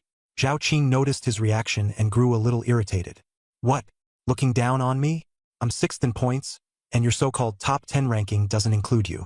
Either way, I'm a lot stronger than you." Lin Yu smiled. "Perfect. I was just worrying no one would take the initiative to hand me points. You really are a good person." Zhao Qing froze, but her expression grew darker and darker. Whether I'm giving you points or not, you'll find out soon enough. I hope your strength matches your arrogance. As soon as she finished speaking, two blazing scarlet flames suddenly ignited in her hands. The flames danced in her palms, the temperature rising rapidly, dispersing even the surrounding mist. A flash of delight crossed Lin Yu's eyes. An elemental-type talent. This was the first true elemental awakener he had encountered besides the gray-robed man he'd met before. The book clearly stated that elemental talents were at least A rank, and there was no such thing as a talent lower than A. Zhao Qing before him was at least A rank, and might even have reached S rank. Zhao Qing gave him no time to think. With a sweep of both hands, the two flames instantly transformed into fire serpents and shot toward Lin Yu at high speed. The serpents moved incredibly fast, slicing through the air and leaving scorching trails behind them. Lin Yu dodged sideways, and the ground exploded into a large crater. Flames still burned in the scorched earth. His interest in Zhao Qing's talent only grew stronger. Zhao Qing didn't notice what Lin Yu was thinking. She kept waving her hands, and waves of fire burst forth one after another. Before long, the flames wove into a fire net, surrounding Lin Yu layer by layer. Lin Yu could only keep dodging within the net, but Zhao Qing's attacks grew denser and denser, and the fire net kept shrinking. Keep dodging. Go on. Keep dodging. Zhao Qing sneered. Let's see how long you can keep this up. This time, Lin Yu did not dodge. He let down his defenses and charged straight at Zhao Qing. Zhao Qing cried out, "Have you gone crazy?" and hurriedly weakened the flames. Her fire was powerful enough to kill. She only wanted to squeeze out points and had no intention of killing him. But one fire serpent still struck Lin Yu in the chest, and flames swallowed him instantly. Lin Yu only felt unbearable searing pain inside his body. Almost there. Push a little harder. Before Zhao Qing could react, Lin Yu rushed right up to her and threw a punch. Zhao Qing instinctively resisted, her whole body erupting with flames, and then she struck Lin Yu with a flaming palm. Bang! Lin Yu was sent flying hard, crashing to the ground, and lost all signs of life on the spot. Zhao Qing froze, her mind going blank with a deafening buzz. She had really killed someone. No. Impossible. Her whole body trembled. I only wanted to teach him a lesson. I didn't want to kill him. Looking at Lin Yu's cold corpse, she stumbled back a few steps. Killing someone would disqualify her from the martial arts exam, and she would even face a strict investigation from the Martial Dao General Bureau. She hurried forward, wanting to touch Lin Yu's face, but pulled her hand back as if shocked by electricity. There was no warmth. He was really dead. Sorry. I'm sorry. She pleaded in a low voice, her voice hoarse with panic. I didn't mean it, really. I didn't mean it. Silence fell all around. Zhao Qing collapsed to the ground, clutching her head and trembling. The martial arts exam was over, and so was her life. At that moment, a voice sounded in Lin Yu's mind. Innate talent immortality activated successfully. You have been revived and restored to your pre-revival state. Innate talent plunder activated successfully. You have obtained the other party's talent. Acquired S-rank talent, Sacred Flame. Sacred Flame controls the power of flames. Lower grade flames will automatically submit. Time-space rewind successful. Return to 2 hours earlier. Save completed. Lin Yu opened his eyes. Everything had started over. He had just finished putting on a hard line in front of everyone, calling the Jiangqing candidates trash, and in the next second he was sent back to the small town, where he encountered the bloodthirsty wolf. Everything was the same as before, except that he now had an S-rank talent. He still cleanly slashed the bloodthirsty wolf to death with one strike, and not long after, he ran into those students from Sinijiang City again, knocking all of them unconscious within 3 seconds. Soon he met Zhao Qing again. Lin Yu, she said as always, and then flames burst from both her hands, blasting toward him. Lin Yu stood still, the corners of his mouth curling slightly as he watched flames blaze up once again in her palm. The same scene, the same line, but a different ending. This time he did not dodge. He raised his right hand, and a ball of scarlet flame ignited in his palm as well. Holy flame! Before the two fire snakes even got close, he scattered them with a single punch. Zhao Qing widened her eyes in disbelief. You also have a fire element talent? She never would have imagined that this was actually the holy flame power she had stolen. Lin Yu had no intention of giving Zhao Qing any explanation at all. He swept his right hand, and the holy flame in his palm suddenly expanded into a fire dragon, rushing straight at Zhao Qing. The fire dragon came in fiercely. Zhao Qing gritted her teeth, flames surging all over her body as she desperately tried to block it. But this fire dragon completely ignored her flame defense, striking her directly and knocking her out of the air. Her combat suit was burned black, revealing her fair skin. She froze there, somewhat stunned. The flames of the two of them simply could not compare. Although their talents were the same, the difference in blood energy determined the strength of the flames. Lin Yu's blood energy was far higher than Zhao Qing's. On top of that, every time he died and revived, his blood energy increased when he stole talents. "You lost?" Lin Yu said coldly as he walked up to her. He had no mood to savor victory. All he wanted were points. "I didn't lose." Zhao Qing forced herself to resist. Just as she stood up, a fire dragon suddenly wrapped around her. If this had not been during the martial exam, she would already be dead. At this point, Zhao Qing's face turned pale, and she finally admitted defeat, collapsing onto the ground. Her movement caused the combat suit to slip down a little more. Lin Yu's gaze couldn't help but fall on the exposed area. Zhao Qing reacted sluggishly and hurriedly grabbed the tattered combat suit, covering the exposed parts. But the clothes were too badly torn. Covering one side left another side exposed, making her face turn as red as a ripe apple. The sacred flame was too fierce, and the combat suit was burning more and more badly. Fortunately, Lin Yu stopped the fire in time, or she would have lost even her clothes. Lin Yu muttered softly, "The quality of this combat suit is way too poor. Hand over the wristband. Are you going to give it to me yourself? Or should I take it?" Lin Yu's tone was calm, but the pressure he gave off was overwhelming. Zhao Qing gritted her teeth and stopped resisting. She knew she couldn't win, and besides, she didn't have the strength to fight back in her current state. She threw the wristband out. Lin Yu picked up the wristband and operated it simply. Her points instantly increased by 541. But she still wasn't in first place. First place was Yang Luoshi with 700 points. Lin Yu frowned, remembering that she had only had 679 points before. Her points had risen too quickly. "That's enough. Give me back my wristband." Zhao Qing's voice was both show and angry, with a hint of grievance. "Okay." Lin Yu pressed the button on the wristband to exit the martial exam, then tossed the wristband back to her. Zhao Qing froze, looking at Lin Yu in disbelief. "You?" She wanted to get angry, but when she thought about the point gap, she said nothing further. She had originally been specially recruited by a top-tier academy, and taking the martial exam was only to temper herself. Letting out a sigh, she didn't continue arguing. Lin Yu turned around and was about to leave when Zhao Qing suddenly called out to him. "Why your flames? Why are they so much stronger than mine?" Lin Yu was silent for a second, unable to say. Their fire talent was the same, yet his flames completely suppressed hers. He said coldly, "Your qi and blood value is way too high." That was the only explanation he could give. After all, he couldn't say it was because he had stolen her talent. Zhao Qing smiled bitterly, recalling Lin Yu's harsh words from before. It seemed Lin Yu wasn't just talking the talk. He really had the capital to back it up. She took out a spare set of clothes from her storage bag. The official staff would come to pick her up soon. Lin Yu didn't linger and continued toward the inner ring. He was in a hurry to find Yang Luoshi. As long as he robbed her of her points, he could become first place. Compared to hunting demonic beasts, stealing points was faster. At that moment, the atmosphere in the viewing platform exploded. Lin Yu's points have surged, and his rank has jumped to second place. How did he do that? Zhao Qing, who was ranked 6th, has withdrawn from the competition. The big screen was updating the rankings and images in real time. Because the town was very large, the battle wasn't captured by surveillance, and everyone was shocked by Lin Yu's skyrocketing points. Mr. Li was seated in the back row, his face full of excitement. He still remembered what Lin Yu had said in the teaching building. He was just one step away from the provincial top scorer. As long as he surpassed Yang Luoshi, Lin Yu would be Jiang Province's martial exam top scorer this year. Last year's greatest regret was Lin withdrawing midway. Otherwise, she would have been the top scorer.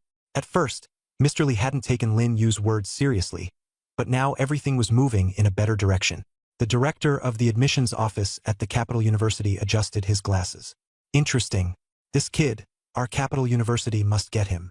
The admissions official from Qingbei University said with a smile, "Our Qingbei University is also very interested in Lin Yu. Stop fighting over him. This guy has already been reserved by our Longtian University." The Longtian University admissions official said first. The two from Capital University and Qingbei University immediately turned to look at him, and the atmosphere grew tense at once. The director from Capital University smiled. "Old Wang, that's not quite right. If I remember correctly, Lin Yu seems to have turned down your Longtian special recruitment. Isn't that right? The Qingbei official also leaned in. Exactly. He turned it down, which means he doesn't think much of your Longtian University at all. The Longtian University official remained expressionless and gave no response, his gaze still fixed on the floating screen not far away. Deputy Minister Zhou Mingyuan of the Jiangcheng Education Department was standing behind the viewing platform, his face dark. When he saw Lin Yu's name on the screen, his emotions were complicated. He knew these three top universities were openly vying for talent, but there was nothing he could do. After all, the forces behind these universities were powerful, and he could only sit discreetly in the second row.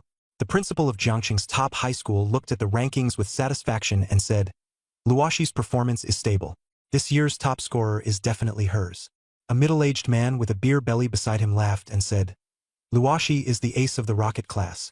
She's definitely going to break the record with those points. 7 of the top 10 by score are from the rocket class. The others need to step it up." A middle-aged man in casual clothes nodded. Jiangcheng's top high school is indeed impressive. Other schools should learn from them. The principals of the various schools all stood up and nodded. "Understood, Minister." The man in casual clothes continued, "The 2 schools in Nanxing are doing pretty well too." He turned to look at Mu Tianzhao. "Principal Mu, your Nanxing number 1 high school is very steady. Lin from last year still left quite an impression on me." Principal Mu smiled and nodded. "This year we also have quite a few promising talents." The casually dressed man nodded in approval. Then he changed the subject. "However, Yunqing and Shiqing are a bit behind." The principals of Yunqing and Shiqing number 1 high school both wore awkward smiles.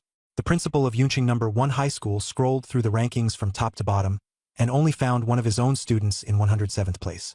Indeed, this batch of students was rather average in talent. In the previous class, someone had even made it into the top 10. But this time there wasn't even a shadow of that. Quite a few students from Yunqing number 1 high school were thrown into the inner circle at the start and earned points, but they ran into the madman Yang Luoshi. She fought anyone for points, and nobody could beat her. At this moment, fewer than 100 Yunqing number 1 high school students remained in the town. Most were struggling in the outer circle. The talented ones had been eliminated early, and the principal was miserable inside, but had no way to say it out loud. Yang Luoshi, who held first place, was fighting alone in the inner circle and had almost cleared out all the demonic beasts in this area. Any intruder's points were snatched away by her, and the ground was covered with demonic beast corpses. On the way, Lin Yu casually killed a few first-tier demonic beasts. After going through the trials in Shuiqing, he felt that the martial exam was basically no challenge at all. Most of the demonic beasts in Misttown had come from Shuiqing, and he had already killed these beasts before. What he most wanted to encounter was Calamity. Calamity was far stronger than ordinary demonic beasts. Even the lowest-tier Calamity had destructive power beyond that of mid-tier demonic beasts. Lin Yu walked along the streets of the inner circle, his eyes sharp as he waited for a stronger challenge. The inner circle looked completely different from the outer circle. The fog had all dispersed here, and there were detached villas everywhere, though most had already been turned into ruins. Scratches covered the walls, dried bloodstains were everywhere on the ground, and the pungent smell of blood in the air was suffocating. Before long, Lin Yu ran into a 5-person team. He stopped and looked toward an open area not far away. There, 5 people were locked in fierce combat. 4 men and 1 woman, all wearing matching black combat uniforms, with chi and blood values around 150. They worked together with great coordination. Clearly, this was not their first time fighting as a team. Their opponent was a low-tier Calamity. Lin Yu's eyes narrowed slightly. This was the first time he had seen Calamity in person. Although he had seen it in Shuiqing before, he had never actually fought one. The Calamity before him was nearly 3 meters long, covered in black scales, with thick limbs and 3 blood-red eyes on its head. Each lash of its whip-like tail stirred up a swirl of dust. Most striking of all was the layer of faint black mist shrouding it. This was the key difference between Calamity and ordinary demonic beasts. Demonic beasts relied purely on brute force. When they encountered anything not of their kind, they attacked directly, and sometimes even turned on their own kind. Calamity, however, possessed a bit of intelligence and could even speak human language. The thicker the mist, the higher the level. The mist before him was thin, which meant it was a low-tier Calamity. Lin Yu had seen this kind of Calamity in Shuiqing before, commonly known as the Tricorn Demon Scale Beast. It had formidable defense and a wide attack range, making it nearly impossible to dodge, but its movement was extremely slow. The 5 people not far away clearly understood this point and adopted guerrilla tactics, with 3 on the main attack and 2 drawing aggro. The tactic worked, and the Calamity was already in grave danger. Lin Yu prepared to make his move. Bang! A deafening crash shook the heavens. The shield-bearing man was instantly blasted away by a violent force. The other 4 were stunned. Lin Yu descended from the sky and, with a single slash, cut down the nearly dead 3-horned demon scale beast. Points were immediately credited. This Calamity was worth 100 points, far exceeding Lin Yu's expectations. At this moment, Lin Yu's points overtook Yang Luoshi's and rose to the top. Lin Yu had 1071 points, temporarily in first place. Yang Luoshi had 913 points, ranking second. Lin Yu was basking in the joy of taking the lead. The 5 of them were burning with rage at the sight. They had fought bitterly for nearly 10 minutes, exhausting themselves to bring the Calamity to the brink of death, only for Lin Yu to slash in and steal the credit. Lin Yu had no intention of leaving. Instead, he turned and stared at them. "Fuck you guys!"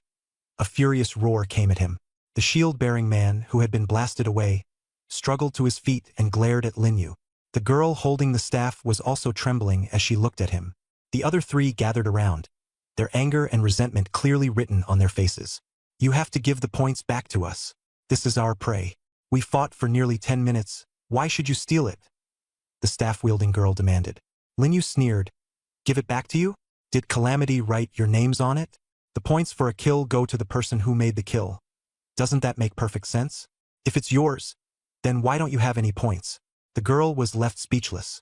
The sword-wielding man stepped forward and said coldly, "We're from Jiangxing's top high school. Let's be reasonable, okay? We found it first and wore it down to low health. It's not right for you to jump in halfway and take it." He first revealed his identity, then tried to negotiate. In the past, he would have killed someone so ungrateful on the spot. But now, with his stamina depleted, he forced himself to hold back. "Reason? I don't do reason. Calamity and the points are both mine." Lin Yu grinned. As soon as the words fell, the 5 people's expressions changed drastically. "You!" Before the sword-wielding man could finish speaking, Lin Yu's figure flashed and appeared behind him. He struck out with a powerful palm. Bang! The sword-wielding man flew straight out. His vision went black, and he fell unconscious. "Lu Jun!" The staff-wielding girl cried out in alarm. She immediately raised her staff, and a pale blue glow rapidly gathered. But Lin Yu gave her no chance at all. He flicked his hand and conjured a fire dragon, shooting it fiercely forward, directly striking the staff-wielding girl in the middle of her spell. Elemental-type talent. Before her shocked cry could fade, her vision went black, and she collapsed. The 3 people beside her finally reacted and turned to flee. They didn't care about any team at all. Points were the only thing that mattered. No matter how fast they were, they still couldn't outrun Lin Yu. The wind trail immediately activated. Before the 3 had run far, they all fell to the ground at the same time, their vision going black. In less than a minute, all 5 top high school students had been knocked unconscious. The gap was simply too huge. The difference in strength between Lin Yu and them was like that between adults and infants. They weren't even on the same level. And this wasn't even his full strength. It was kind of like picking up an easy bargain. Lin Yu took off all of their wristbands, pocketed all their points, and helped them exit the martial exam. The 5 of them had a total of 436 points. Lin Yu's total points now reached 1507, widening the gap between him and second place, Yang Luoshi. As long as he could snatch Yang Luoshi's points, first place would be secured. The martial exam had only been underway for 4 hours, with 20 more to go. Lin Yu continued deeper into the inner ring, while studying the map of Mist Town. There were 7 marked points on the map. Red meant there was likely to be a demon beast, and black represented Calamity. All 7 points were red for now, with Calamities being extremely rare. With Lin Yu's current strength, he could easily crush the demon beasts and Calamities in the town with brute force alone. As he searched for candidates, he casually killed demon beasts and earned points. The points were small, but killing demon beasts was far too easy for him. He repeated this process over and over, making sure his lead in points remained steady. In any case, he would inevitably run into Yang Luoshi sooner or later. If Yang Luoshi wanted first place, she would have to come after him for points. Lin Yu didn't let up for a single moment, killing demon beasts and snatching points, with his main focus on the candidates from Jiang City. His actions caused quite a stir in the town. Many Jiang City candidates were afraid of becoming his target, and quickly formed teams to stay on guard. Single-person teams became 3-person teams, Then 3-person teams expanded to 5 and then to 10. But Lin Yu didn't care at all. In the face of absolute strength, numbers meant nothing.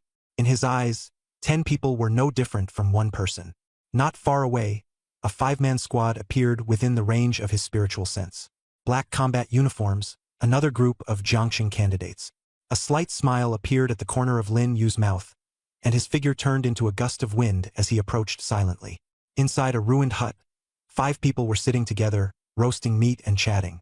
Damn it, this Lin Yu is way too ruthless. He's been targeting Jiangxing candidates to snatch points. We've already got enough points and are hiding on the edge of the inner circle to rest. He won't find us. Keep your voice down. What if he hears you and comes over? What's there to be afraid of? With the 5 of us together, he wouldn't dare come. If he does, we'll make him spit out all his points, then split them evenly. The more I think about it, the angrier I get. This Lin Yu is really arrogant. Does he really think there's no one in Jiangxing who can deal with him? The few of them were chewing meat, completely unaware that Lin Yu had already quietly approached. Their conversation reached Lin Yu's ears clearly. Suddenly, a hand sharply clamped around the speaker's neck. The other's expressions changed drastically, turning ashen in an instant. The person who came was none other than Lin Yu. The one being grabbed froze, still holding a chicken leg in his hand, his whole body rigid. Points? Are you handing them over yourselves? Or should I take them? The 4 of them looked at each other, eyes full of resentment and fear. The tough guy from earlier was hiding in the back, not daring to say a word. One of the men stepped forward and gritted his teeth as he shouted, Lin Yu, we know you're strong, but this is too much. The 5 of us never provoked you. Do you really want to go to war against all the candidates in Jiangxing by yourself? Lin Yu looked at him coldly, then suddenly smiled. Just the 5 of you? He shook his head, his patience exhausted. If you won't hand it over, then I'll just take it. After saying that, Lin Yu directly snatched the 5 people's wristbands. He was too fast. Before the 5 of them could even react, the wristbands had already been seized by Lin Yu. Seeing their wristbands fall into Lin Yu's hands, none of the 5 dared to resist. Lin Yu accepted the points, nodded in satisfaction, tossed the wristbands to the ground, and turned to leave. The 5 men seemed to have been pardoned, collapsing to the ground and gasping for breath. Can this still count as a person? Run, there's still time left in the martial exam. Let's hurry to the outer ring, kill some demonic beasts to earn points, and stay far away from this disaster star. Over the next 2 hours, scenes like this kept repeating. Lin Yu was like a harvester, roaming along the edge of the inner ring. Whenever he encountered candidates from Jiangxing, he robbed them. Whenever he encountered demonic beasts, he killed them. His points kept soaring. The martial exam lasted a total of 6 hours, and Lin Yu's score skyrocketed to 5,017 points. The second place Yang Luoshi had only 2,789 points, almost half of Lin Yu's. The viewing platform outside the town was completely in an uproar. The big screen was updating the rankings in real time. Number 1, Lin Yu, Nanxing Number 1 High School, 5,017 points. Number 2, Yang Luoshi, Jiangxing Top High School, 2,789 points. Number 3, Chu Yu, Nanxing Number 1 High School, 1,543 points. Seeing Lin Yu's points far ahead of everyone else, Teacher Li was so excited that his face turned red. As long as Lin Yu could keep steadily climbing, winning the championship was almost a foregone conclusion. He might even break last year's record set by Lin Lin in the final hour of the martial exam, 10,800 points, and even surpass the current highest record of 11,000 points. In that case, the provincial top scorer would basically be locked in. Mu Tianzhao looked at the scoreboard. Although he remained calm on the surface, the corners of his mouth were slightly raised, clearly unable to hide his inner joy. In front of the observation platform, several university admissions officers began discussing in low voices. The admissions director of Longtian Academy said with admiration, "If Lin Yu comes to us, we'll gain a lot." The director of Capital City Academy smiled. "Old Wang, if Lin Yu doesn't choose your Longtian Academy, then our Capital City Academy will definitely compete for him. His sister is already at Capital City Academy." The person in charge of Qingbei Academy frowned in dissatisfaction. "Old Chen, that's really out of line. Even though Lin Yu's sister is with you, this has to be Lin Yu's own choice." The people from Beijing smiled and said, "Wouldn't a brother and sister reunion be even better?" Qingbei sneered back, "Our Qingbei isn't any worse." The two sides instantly went on a hair trigger. The person in charge on Long Tion's side calmly cut in. Enough arguing. He hasn't come out yet. The two of them let out cold harumphs and suppressed the dispute. Zhou Mingyuan, deputy minister of the Jiangqing Education Bureau, had a dark, livid expression. Staring at Lin Yu's name on the screen, his gloom was impossible to hide. He felt that Lin Yu was deliberately targeting Jiangqing candidates to snatch points, which was practically slapping the Jiangqing education system in the face. Although snatching points was within the rules, Lin Yu's method was too vile. He would snatch from anyone he saw, causing no one to go hunt demon beasts and calamities, and instead everyone just robbed each other of points. This kind of behavior went against the practical combat spirit advocated by the martial exam, which was meant to help candidates adapt to battlefield conditions. He had already decided that after the martial exam ended, he would submit a serious complaint to the provincial education department.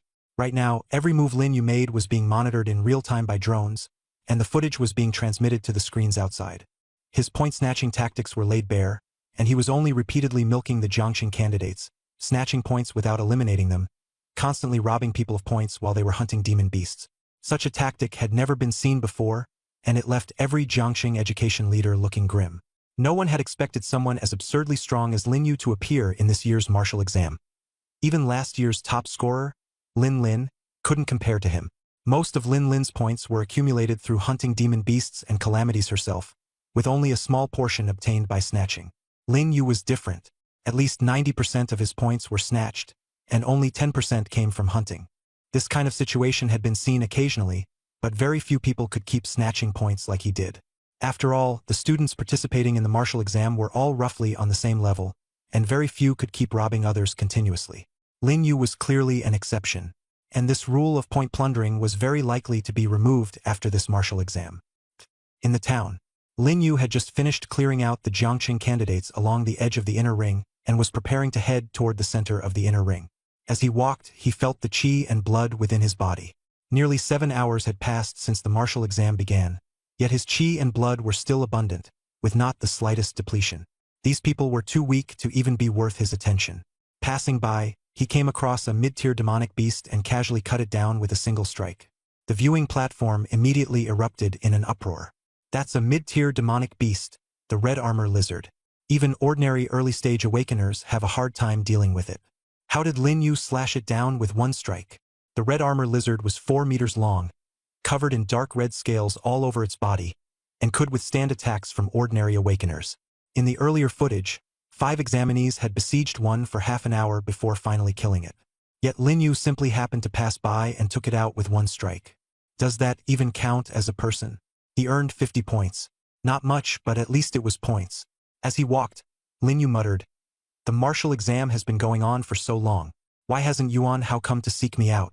Shouldn't he have taken the chance to find me?" On the other side, at the center of the inner zone, a high-tier demonic beast, the Golden Fur Lion King, let out a low roar, its whole body covered in wounds and bleeding profusely. It had finally managed to escape the encirclement of 5 people, only to run into a human. In the next instant, an ice spike descended from the sky, piercing straight through its glabella. Blood spurted out, and the Golden Fur Lion King collapsed to the ground on the spot. Chu Yu stepped out at a leisurely pace in a blue skin-tight combat suit, her presence chilling enough that even snowflakes formed on the ground. She checked the points ranking and remained in 3rd place, while the gap between her, Lin Yu, and Yang Luoshi kept growing. The air was thick with murderous intent. Chu Yu raised her hand, blue light flickering in her palm. Her talent was Extreme Ice, an S-rank elemental talent. "Who is it?" she shouted coldly, and the blue light rapidly condensed into an ice wall. The next moment, a black-clad boy charged over and smashed through the ice wall. His face was gloomy, his gaze sharp, and he sneered at Chu Yu. None other than Wu Zheng, the one Lin Yu had slapped at the town entrance before. Ice-type talent. Rare. Interesting. Wu Zheng introduced himself with a smile. "My name is Wu Zheng. This Golden Fur Lion King was originally my prey. I wounded it severely, and it used the chance to escape. Then you killed it. You owe me an explanation. By the way," he leaned closer, "I heard you and Lin Yu get along pretty well?" Chu Yu's gaze was cold, and she remained silent. Seeing this, Wu Zheng grew impatient. He stepped closer and openly appraised her, from her slender legs to the figure outlined by her tight battle suit, and then to that icy face. He was captivated by the sight. This woman's beauty was no less than Yang Luoshi's. What, don't want to talk? This golden-maned Lion King is my prey. Tell me, how should this be settled? Chuyu finally spoke. Your prey? Does it have your name written on it? Wu Zheng's smile instantly stiffened. Chuyu said coldly, when I killed it, it was injured, and there was no one around. You say it's your prey. Do you have any proof? Wu Zheng was at a loss for words. He really had no proof. This golden-maned Lion King had been hunted down by him and several teammates working together. Because this demonic beast was too strong, he had to gather a team, planning to kill it and then split the points evenly. But the Lion King was too cunning and used the terrain to shake them off. When he chased it here, Chuyu had just happened to snag the final kill. But who could testify to that? Wu Zheng suddenly sneered. Little girl, don't push your luck. If I say it's mine, then it's mine. Hand over 1,000 points and I'll let you go. Otherwise, as he spoke, he clapped his hands. 3 figures appeared swiftly. Chuyu's expression changed slightly. The auras of those 3 figures were powerful, in no way inferior to hers. She was confident in a one-on-one fight, but 4 against 1 would be difficult. She did not retreat. Her eyes were icy as blue light flickered in her palm. Wu Zheng chuckled. Interesting. I'd like to see just how impressive your S-rank talent really is. He waved his hand, and blood chi surged wildly through his body, his aura spreading out like an explosion. He lunged forward. Chuyu had already been prepared. With a sweep of both hands, an ice wall suddenly materialized before her. Just as the ice wall took shape, there was a sudden crack as it shattered, and Chuyu was knocked back several meters. She looked up and saw a refined-looking young man with a faint smile, clearly the one who had broken the ice wall just now. Chuyu had no time to think. She swiftly swept her hand again, and countless ice crystals turned into cold flashes, shooting toward Wu Zheng like a storm of arrows. Ice crystals sliced through the air, carrying a bone-chilling cold. Wu Zheng's eyes narrowed as he hastily retreated. But the ice crystals were too fast. With several chi-chi-chi sounds, a few ice crystals scraped past his shoulders and arms. Blood seeped out, then was instantly frozen. Damn it! Wu Zheng gritted his teeth and erupted with chi and blood, forcefully shattering the nearby ice crystals. Yet he was still surrounded by the storm of ice crystals. At that moment, a figure suddenly blocked his path. The refined young man raised a hand, and a pale golden light appeared in his palm. The ice crystals slammed into the light and instantly turned into fine snow, drifting down. Shatter! The young man shouted softly. The remaining ice crystals exploded in midair, turning into snowflakes that filled the sky. Chuyu stared at him intently, shaken to the core. This person was too strong. Her ice wall, summoned for the first time, had been easily broken by him. Although she hadn't used all her strength, this strike was by no means something an ordinary person could withstand. And this young man's chi and blood value was at least 200, far higher than hers. Wu Zheng stood panting behind the young man, his eyes filled with jealousy, yet also with wariness. Cheng Zhou, thank you, Wu Zheng said through gritted teeth. Chuyu frowned. Cheng Zhou? He was ranked 4th in points, just 1 place above Wu Zheng. Her female intuition told her that this person's true strength was definitely more than just his ranking. No need to be polite. After all, this is only a temporary alliance. I'm not as cold-blooded as they are. Cheng Zhou smiled faintly, his words carrying a hidden edge. His gaze shifted to Chuyu. This golden-maned Lion King is indeed our prey. In any case, this matter needs an explanation. Wu Zheng asking you for 1,000 points is a bit excessive, but a high-level demon beast is worth at least 500 points. Just hand over those 500, and we'll call it even. How about it? Chuyu remained silent, her face pale and her chi and blood severely depleted.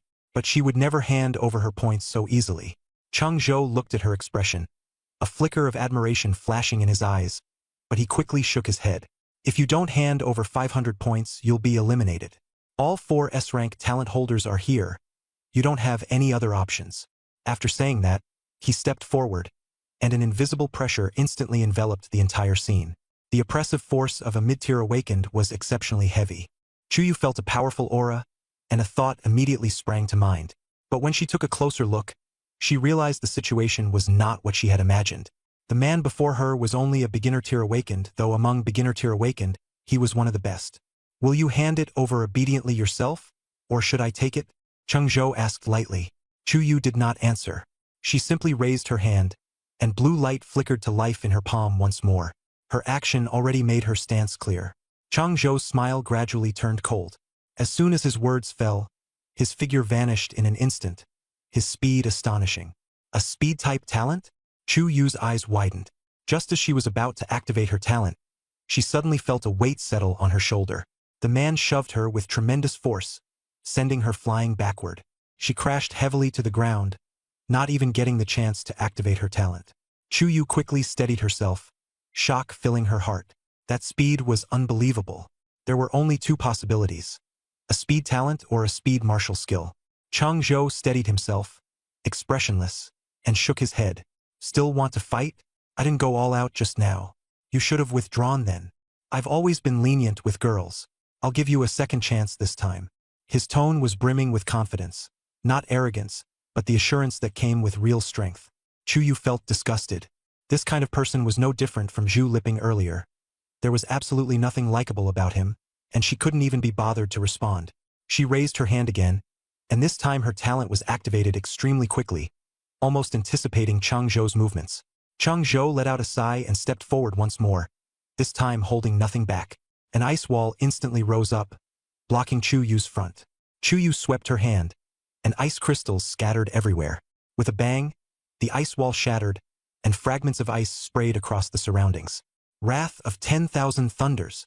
A purple bolt of lightning shot into the sky, triggering ice crystals to form sharp arcs of lightning that crashed toward Chang Zhou. Chang Zhou's pupils shrank violently. Lightning element talent, but he was only briefly shocked. He quickly steadied himself and raised a hand, and a light barrier appeared. Boom! Boom! Boom! The ice lightning slammed into the barrier, and the explosion was deafening. The barrier trembled, cracks began to spread, and the lightning rapidly seeped through. Before Chang Zhou could defend himself, he was blasted away by the ice lightning. His black combat suit charred all over. Who is it? Chang Zhou's face darkened. At that moment, a figure in a blue combat suit, with the South City First High School emblem clearly visible, slowly appeared. Yuan Hao. How is it you? Chu Yu froze. Yuan Hao ignored her and fixed his gaze on Chang Zhou and Wu Zheng. I'm Yuan Hao. What kind of men are you two, bullying a girl like this? What kind of skill is that? If you've got the guts, come at me. Chang Zhou and Wu Zhang exchanged a glance, a hint of surprise flashing in their eyes, but it was quickly replaced by contempt. This suddenly popped-up brat had barely over 100 units of qi and blood. His lightning element talent was indeed formidable, but his qi and blood value was too low. He was no threat at all. Chang Zhou had also been momentarily muddled just now, using the ice lightning reaction to hit him. The two looked at each other and sneered. He's just a worthless piece of trash. Wu Zheng flexed his wrist and slowly closed in on Yuan Hao. You're courting death. Lightning crackled in Yuan Hao's hand as he glared at Wu Zheng through gritted teeth. Dare to touch her and try it. Wu Zheng paused for a moment, then laughed even more brazenly. Interesting. One of the top 10 geniuses from Jiangxing's premier school, and yet your qi and blood are actually under 200. He suddenly accelerated, activating his talent, and threw a straight punch at Yuan Hao. Yuan Hao's expression tightened. He activated his lightning talent, electricity coiling around his body as his strength was greatly enhanced, and he charged forward. Their fists collided with a thunderous boom, sparks flying everywhere. Yuan Hao was blasted away, his combat suit torn to shreds, and slammed into the stone wall. The pain left him unable to get back up for a long time. His right hand trembled, drenched in blood. The difference in strength was obvious.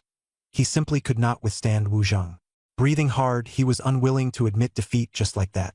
Before Wu Zheng could even get close, Yuan Hao planted both hands on the ground and roared, "Wrath of 10,000 Thunders!" This was his trump card. He unleashed all the vital energy and blood in his body, drove his innate talent to expand the range of lightning power dramatically, and continuously bombarded the surroundings. Wu Zheng reacted quickly, dodging several bolts of lightning, but he was still struck a few times. Wrath of 10,000 Thunders was a group skill. Lightning as thick as an arm, carrying destructive force, covered an area of several dozen meters. Damn it! Wu Zheng did not dare relax. He kept dodging, trying to get out of this dangerous zone. Chang Zhou had already moved aside. At this moment, Wu Zheng was the only one alone in the lightning field. Boom! Bolts of lightning hammered the ground, blasting out charred craters as shattered rocks flew and dust filled the air. Wu Zheng dodged left and right in utter disarray, yet he was still struck by lightning. His whole body was scorched and his skin stung.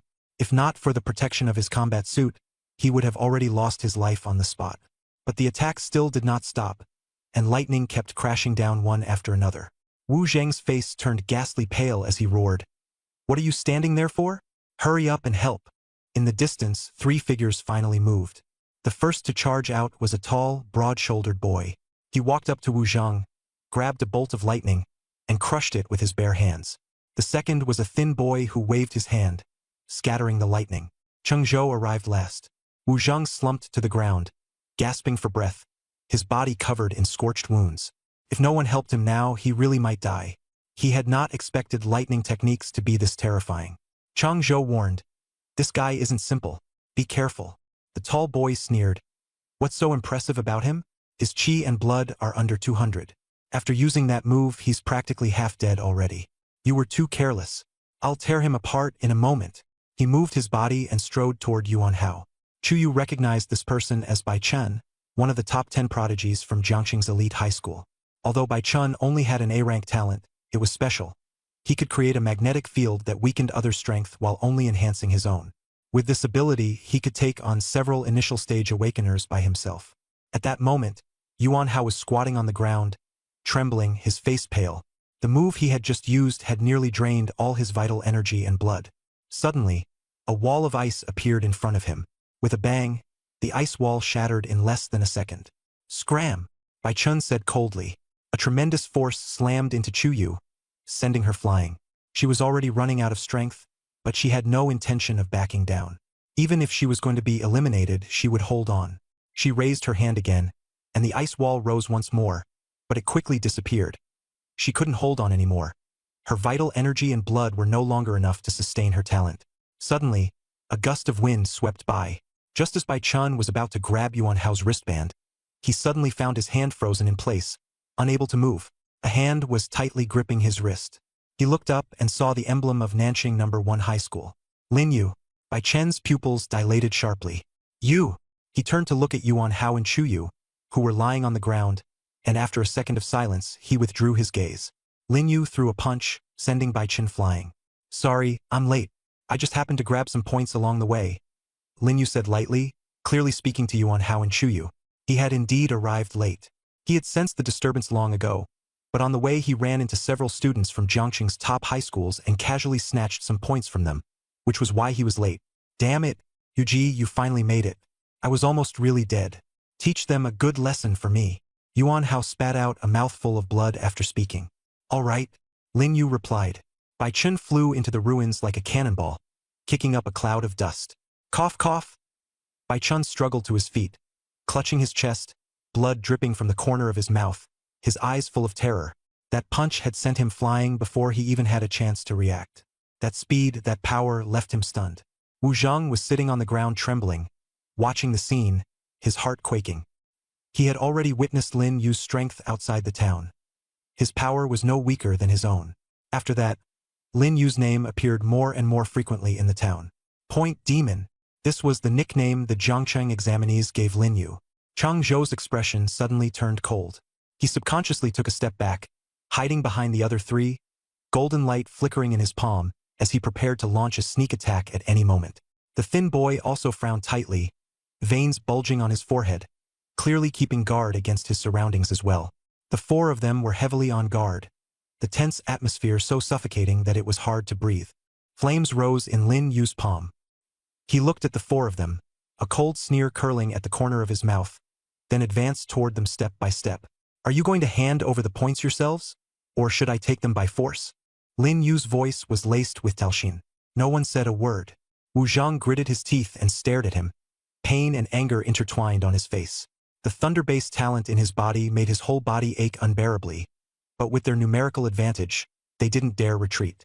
Lin Yu, all by himself, still dared to stand in their way, showing no sign of weakness at all, and instead seemed determined to get back at them for what happened outside the town. "Lin Yu, I admit you're strong, but you want to take on the 4 of us alone? Don't you think that's too arrogant?" Wu Zheng asked coldly. Lin Yu smiled faintly. "Arrogance comes from having the capital to back it up." Wu Zheng looked at that smile and shuddered, but he still forced himself to say, "The 4 of us are among the top 10 geniuses from Jiangxing's top high schools. Do you really think you can handle us if we join forces? How about we each take a step back? You take them and leave and we won't pursue this." We let this matter end here. How about it? Lin Yu sneered, his face full of mockery. Just the four of you? The four of them instantly turned green with anger. Wu Zheng's face flushed deep red, and Bai Chun glared wide-eyed, clutching his chest as he squeezed out a sentence. Lin Yu, you're too arrogant. Bai Chun strode forward and said with a cold smile. The four of us joining forces. Forget about just you. Even if Yang Luoshi came, she wouldn't be a match. He glanced at his companions. I'll activate my talent first. Everyone go together. I want to see how long he can hold out. As soon as he finished speaking, Bai Chun stomped forward, and an invisible force field exploded from within his body, rapidly spreading to cover a 20-meter radius. Lin Yu immediately felt his body being suppressed, and the flow of his blood and qi became much more difficult. Bai Chun sneered, Inside my field, your power is weakened by 30%, while mine is increased by 30%. Now, what do you have to fight us with? His force field pressed precisely on Lin Yu, while the other three remained completely unharmed. He was brimming with confidence, believing that no one of the same level could stop him. He advanced toward Lin Yu with long strides. A smile appeared at the corner of Lin Yu's mouth. Weakened by 30%? So what? He raised his hand, and flames flickered in his palm. Sacred flame.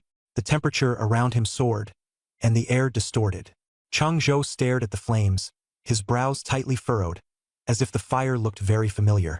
Bai Chen's pupils shrank, but he still forced himself to charge forward. He threw a punch. Lin Yu met it with a smile, flames flickering over his fist. Bang! The two fists collided with a dull thud. Bai Chen's expression changed drastically, feeling as if his fist had slammed into a mountain. The recoil made his arm go numb. The flames quickly climbed along his arm, covering it completely. Ah! Bai Chun screamed in agony, staggering backward. Wu Zheng's expression changed drastically, and he knew in his heart that a one-on-one fight was hopeless. But Lin Yu was completely at ease, with a clear gap in strength. Team up! Wu Zheng roared. Qi and blood surged through his whole body as he activated his talent too, his strength skyrocketing. In a flash, he appeared behind Lin Yu and launched a fierce attack. Chang Zhou raised his hand, and a light barrier stood in front of him, but it was shattered by a powerful punch from Lin Yu. Immediately after, a heavy punch came crashing in with astonishing force. The thin boy also swung both hands, and blade-like streams of sword qi came pouring down like a torrential rain. The three attacked from front and back, their assault fierce and relentless. Lin Yu, however, did not budge an inch, standing his ground firmly. Brother Yu, watch your back, Yuan Hao hurriedly warned. A huge fist was already right behind Lin Yu's back. Lin Yu merely lifted his hands slightly, and the sacred flame instantly took shape. He struck out with a palm, and a fire dragon soared into the air. Boom! The fire dragon exploded in midair, turning into a vast sea of flames that instantly engulfed the three men's attacks. Wu Zheng took the brunt of it first. Struck precisely by the flames, he was sent flying back like a kite with its string cut, crashing into the ruins. His combat suit was charred black, and he immediately lost all fighting ability. The thin boy reacted quickly and kept retreating, but the flames spread too fast, and a wisp of fire still wrapped around him. He desperately tried to extinguish it, but the more he beat at it, the fiercer it burned, instantly turning him into a little fireman, writhing in unbearable pain. If not for the combat suit, that move would have killed him for sure. Of the three, Chang Zhou reacted the fastest. He had already been hanging back, and with his sharp reflexes, he managed to run 10 meters away in the blink of an eye, yet he was still grazed on the shoulder by the flames. He hurriedly activated his talent just to avoid being burned to death, but a scorched mark still remained on his shoulder. He didn't stop. He turned and ran. The outcome is already decided. There's no point in continuing the fight. For against one, and they lost miserably. Lin Yu already knew what was going on. Chang Zhou had run, and he didn't chase after him. The martial exam still had a long time to go, and there would always be another chance to fight Chang Zhou. The top priority now was to seize these three people's points first, so they wouldn't take the chance to slip away amid the chaos. Lin Yu withdrew the flames, stood still, and looked at the three groaning people on the ground. Hand over your points. No one moved. They simply couldn't. That line was unnecessary. He directly began taking their points. All three of them had their points taken by him. Lin Yu's total score quickly surged to 10,000, firmly holding first place. The only regret was that Chang Zhou had gotten away. Lin Yu frowned. He couldn't sense Chang Zhou's aura. He'd escaped pretty quickly. But it didn't matter. As long as he was still in the town, Lin Yu wasn't afraid of not getting another chance to seize his points. From then on, most of the points belonging to the top talents of Jiangxing's elite high schools had been snatched by Lin Yu. Only second place, Yang Luoxi, and the escaped Cheng Zhou remained. The entire top 10 rankings had changed faces. Although most were still Jiangxing students, they were no longer the original 10 greatest geniuses. Lin Yu turned and walked toward Yuan Hao. When he passed Bai Chen, he paused. To be honest, he was very interested in Bai Chen's talent. He could release a magnetic field to weaken an opponent's strength by 30% while boosting his own by 30%. It sounded quite tempting. But now that he was standing still, it would be hard even for Bai Chen to kill him. We'll have to wait until the martial exam is over before finding another chance to compete. Yuan Hao lay sprawled on the ground, grimacing in pain, but he still forced the corners of his mouth into a smile. Brother Yu, you're incredible. Those forgot beaten by you like dogs. Lin Yu took out a healing pill and stuffed it into his mouth. A real man belongs on the front lines. I thought you were hiding in the outer ring, but I didn't expect to run into you here. After swallowing the medicine, warmth surged through Yuan Hao's body and the pain eased a little. He smiled. I'm aiming for South City's top academy. How could I hide? Besides, I'm following Brother Yu. As he spoke, he coughed up another mouthful of blood. Yet his face still wore a bright smile. Chu Yu stood nearby, looking at the two of them with a complicated expression. Her injuries weren't as severe as Yuan Hao's. She had simply overdrawn her vitality and used up quite a few supplements and healing pills. After a short rest, her condition improved somewhat. She stepped forward and handed Yuan Hao some supplements and healing pills. These work better. Try them. Yuan Hao froze for a moment, then hurriedly waved his hands. No need, brother, you already gave me some. Keep them for yourself, you still have to continue the martial exam. My points are already enough. Even if I slack off for the rest of the time, I can still get into South City's top academy. Chu Yu didn't let him refuse and stuffed the pills into his arms. You got hurt protecting me. I owe you this. Yuan Hao scratched his head and accepted them a little awkwardly. Then thanks, School Bell Chu. Chu Yu shook her head and said nothing else. She turned to look at Lin Yu, lingering for a few seconds, her expression growing more complicated. Lin Yu, Yuan Hao, and Chu Yu found an abandoned house to serve as a temporary base. There were 2 rooms inside, one small but clean enough to rest in. Yuan Hao leaned against the wall, his injuries somewhat eased, and suddenly said, Brother Yu, I just realized, we're all elemental-type talents. Lin Yu was stunned for a moment after hearing this, then showed a faint, meaningful smile. Me? An elemental-type talent? Yeah, Brother Yu. Isn't that fire your talent? Yuan Hao asked back. Lin Yu nodded, not denying it. Fire was indeed one of his talents, but only one of them. You'll know in the future, Lin Yu said calmly. Yuan Hao was obviously hooked, his face lighting up with excitement. Brother Yu, are you hinting that you have another talent? He leaned closer and lowered his voice, as if trying to hear a secret. At this moment, Chu Yu chimed in. Books say that a person doesn't necessarily have only one talent. Ning Tianwang, one of the 7 kings of the capital, is a typical example of dual talents. He first awakened only one talent, and the second awakened in adversity. Yuan Hao stared in astonishment. Although he had heard the name 7 kings of the capital, he knew very little about them. He had never expected that Ning Tianwang could awaken another talent in adversity. He suddenly sat up straight. Dual talents? Really? Chu Yu nodded. Ning Tianwang is called Ning Yuan, the youngest among the 7 kings of the capital. When he awakened, he only had one S-rank talent, but at the brink of life and death, he awakened a second one of unknown rank. He became a king at the age of 30. Yuan Hao was shocked. A king at 30? Chu Yu's tone carried respect. He is the strongest genius in recent years. His 2 talents can complement each other, making him invincible in strength, with no defeats from awakening all the way to becoming a king. Among the 7 kings of the capital, each one is legendary. Yuan Hao stared at Lin Yu and asked, Then, Brother Yu, are you also a dual talent awakened? Lin Yu did not answer. Silence itself was the answer. Yuan Hao now had his answer and said excitedly, I knew you weren't ordinary. When I saw the stone pillar emit black light during awakening, I knew you didn't just have one talent. I've studied so much literature and history, and I've never seen black light. So that's the sign of dual talents. Brother Yu, how many secrets are you still hiding from me? Lin Yu glanced at him indifferently. You already know enough. Chu Yu looked at Lin Yu, her gaze growing complicated, but she said nothing. People with dual talents were destined to go far in martial arts. As for what Lin Yu's dual talents were, she didn't ask. She and Lin Yu weren't that close yet, and even if they were, she wouldn't bring it up lightly. Everyone had secrets just like she did. At this moment, Yuan Hao suddenly asked, "Brother Yu, which is stronger, your fire talent or my lightning talent?" Lin Yu glanced at him. "First raise your qi and blood, then talk about who's stronger. Right now, can you even withstand one move from me?" Yuan Hao's face fell immediately. "Brother Yu, that's harsh. I finally worked up the courage to spar with you, and you just straight up refuse." Lin Yu said calmly, "It's not a refusal. I'm telling you the truth. Lightning is considered strong among elemental talents, but your qi and blood are too low. How many times can you use your talent? After a few times, you'll be exhausted sick. I can use it countless times. How are we supposed to compare?" Yuan Hao fell silent. He knew Lin Yu was right. After only 2 uses of 1,000 Thunder Fury and 10,000 Thunder Fury, his qi and blood were nearly depleted. If Lin Yu hadn't arrived in time, he would already have been eliminated. Lin Yu continued, "No matter how strong a talent is, it needs qi and blood to support it. Otherwise, it's useless.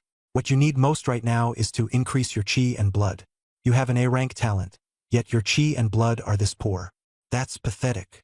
Yuan Hao scratched his head and awkwardly admitted, "I really was lazy last month, online every day and barely cultivating. Otherwise my qi and blood would have improved long ago." Lin Yu asked, "Have you seen that Yang Luoshi?" He had searched the entire town but hadn't seen any sign of Yang Luoshi. At first, he thought Yang Luoshi would be in the inner circle, but now it seemed she wasn't. But they were already at the center of the inner circle and still hadn't seen any trace of Yang Luoshi. Yuan Hao began to suspect that she might still be in the outer circle. But the point's growth in the outer circle was obviously off. How could it possibly be her? Yuan Hao was stunned for a second, then shook his head. Yang Luoxi? "Haven't seen her. How would I dare provoke her? I heard she snatches other people's points, so I've just been avoiding her. I only occasionally sneak a few points myself, and only when I see School Bell Chu did I step in to help." Chu Yu's brows furrowed tightly as she also shook her head. "I haven't seen her either, but with her strength, she should be deep in the inner circle. Yet you said you've already gone deep into the inner circle and still haven't found her." She paused, then said in a deep voice, "It's possible she slipped into the Calamity Nest." "The Calamity Nest?" Lin Yu frowned. He wasn't familiar with this place. Chu Yu took a map from her wristband and pointed to a black mark. "Here. Although the other Calamity spawn points are also marked in black, this one is a darker color. It's said to be the most dangerous place in Misty Town, where the calamities are sealed by the authorities. Normally, no one would go there. It's too dangerous." She continued, "But if we want to, we can go too. You said you searched the whole town and didn't see Yang Luoshi, so she may be hiding inside here. The speed at which one snatches points is indeed fast, but almost no one can match someone like Lin Yu. Yang Luoshi may have taken a liking to that and chosen to go to the Calamity Nest to farm points. Even a low-tier Calamity Beast is worth 200 or 300 points. The stronger ones can be worth 500 or 600. Points are far more valuable than high-tier demonic beasts." Lin Yu stared at the map, deep in thought. "She's farming points there?" Chu Yue not dead? "Very likely. You've already broken 10,000 points, and you took her first place. She must want to catch up, and the most efficient way is to go into that dangerous place and farm points. Although the Calamity Nest is fraught with danger, given her strength, that makes sense." Yuan Hao sucked in a breath. One Calamity Beast is worth several high-tier demonic beasts, let alone the whole nest. Chu Yu agreed. "Yes. This place has extremely high point farming efficiency." "Then I'm going too," Lin Yu said with a smile. Yuan Hao hurried to persuade him. "Brother Yu, there's no need to take such a risk. Your points are already almost twice hers, and that place is too dangerous. Even if you don't go, you can still firmly take first place." Lin Yu had broken 10,000 points, and with less than 10 hours left before the martial exam, just killing a few low-tier demonic beasts in that time would still secure first place. Yuan Hao wanted to say more, but Lin Yu cut him off. "I told you before, I'm going to be the top scorer in the entire province." He spoke with unwavering determination, with no retreat. "And not just the province. I want the whole country to know that this year's Jiang province top scorer is called Lin Yu. I'm not used to sitting around and waiting for results." Yuan Hao froze, his expression complicated. After a moment of silence, he said, "Then I'll go with you. I won't hold you back. Sooner or later, you'll run into Yang Luoshi, and I'll hide in the shadows to help you ambush her." Lin Yu glanced back at him and smiled. You can barely stand properly right now. I had to help you in here. You can help me ambush her? After hearing that, Yuan Hao's confidence sank again, but he still retorted, I may be a bit shaky, but my blood and energy have mostly recovered. I can still unleash lightning. By then, if you and she are locked in a fierce fight, I'll hit her with a thunderstorm of 10,000 bolts, and I guarantee she won't have a good ending.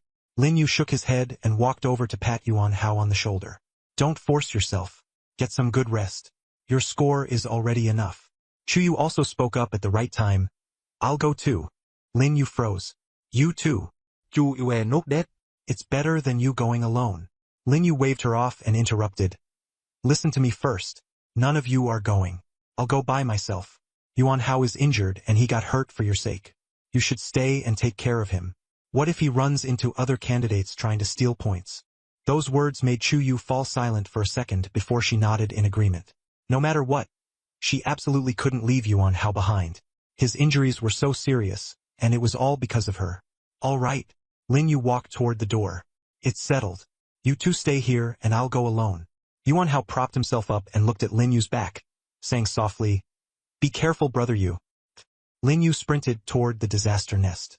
He unleashed his spiritual power to the fullest, taking in everything within a 100-meter radius. There were many candidates around, but Lin Yu ignored them. His points were already enough. Stealing more would be meaningless. The only threat now was one person, Yang Luoshi. As long as he took her points, he would be the top scorer this year, the provincial champion. About 10 minutes later, the surroundings became desolate. The ground was covered in scorched earth, and the air carried a strong, bloody stench. Lin Yu stopped in his tracks, sensing a powerful aura approaching. It was Yang Luoshi.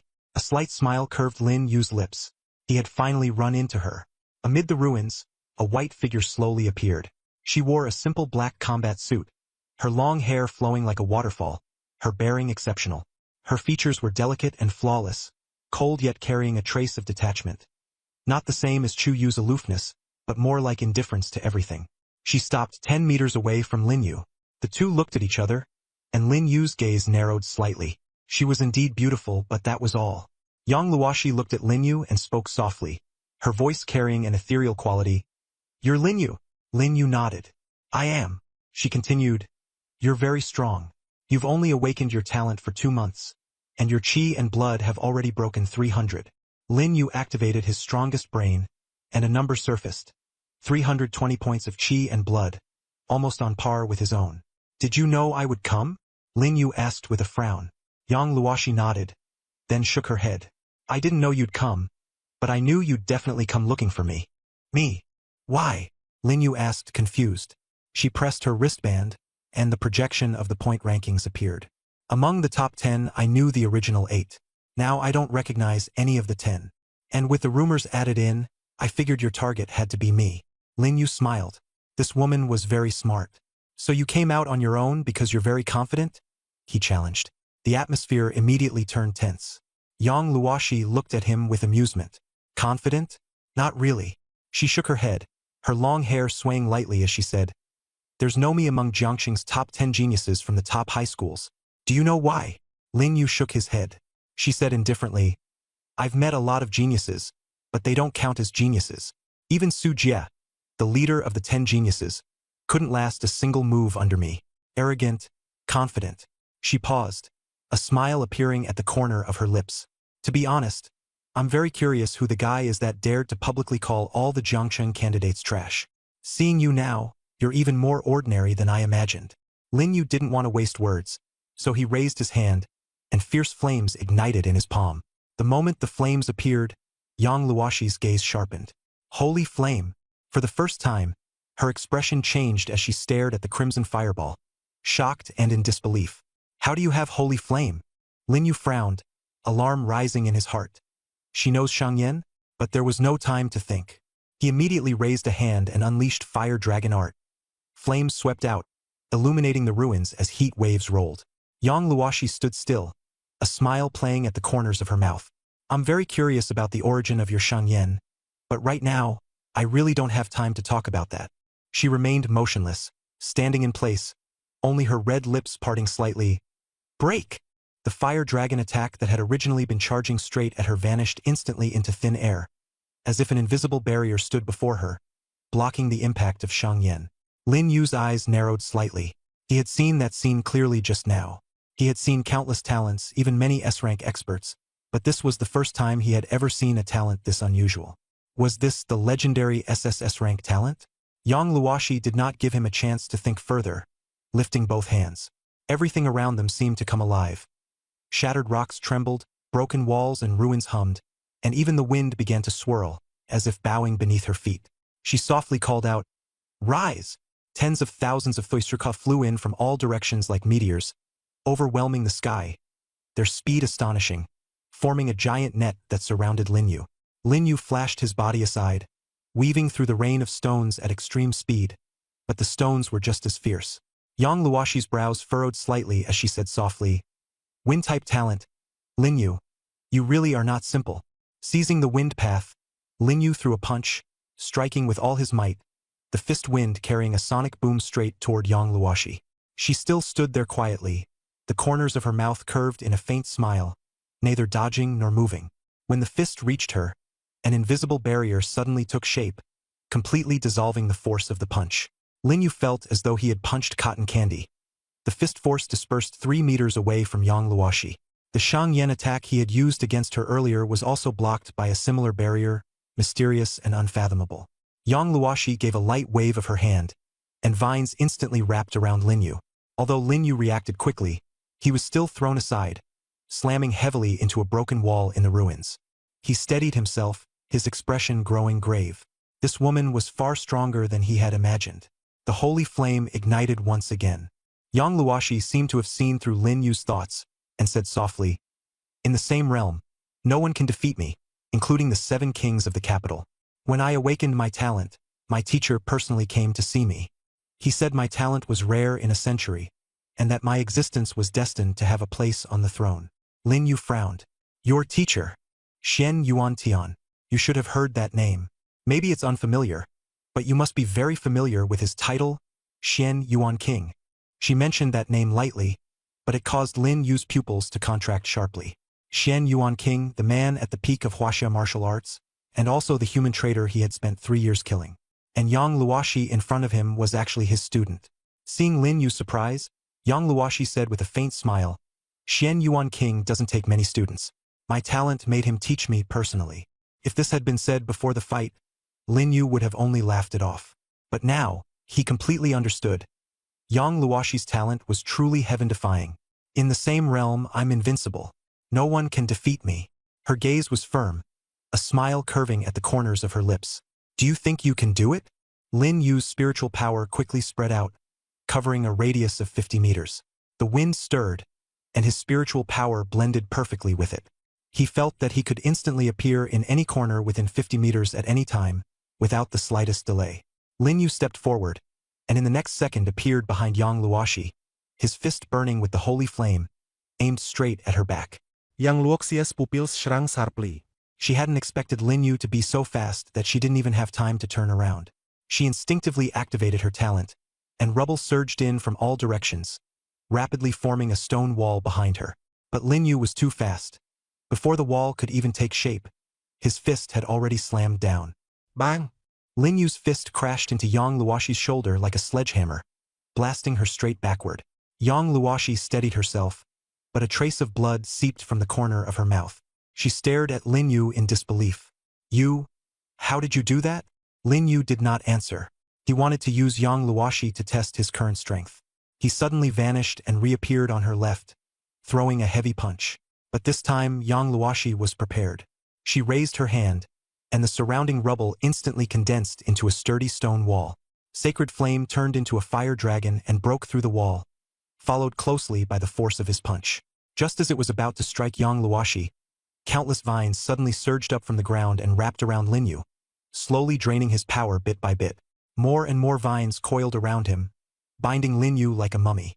But Sacred Flame erupted into blazing fire, burning the vines to ashes that scattered away with the wind. Lin Yu's chi and blood were greatly depleted.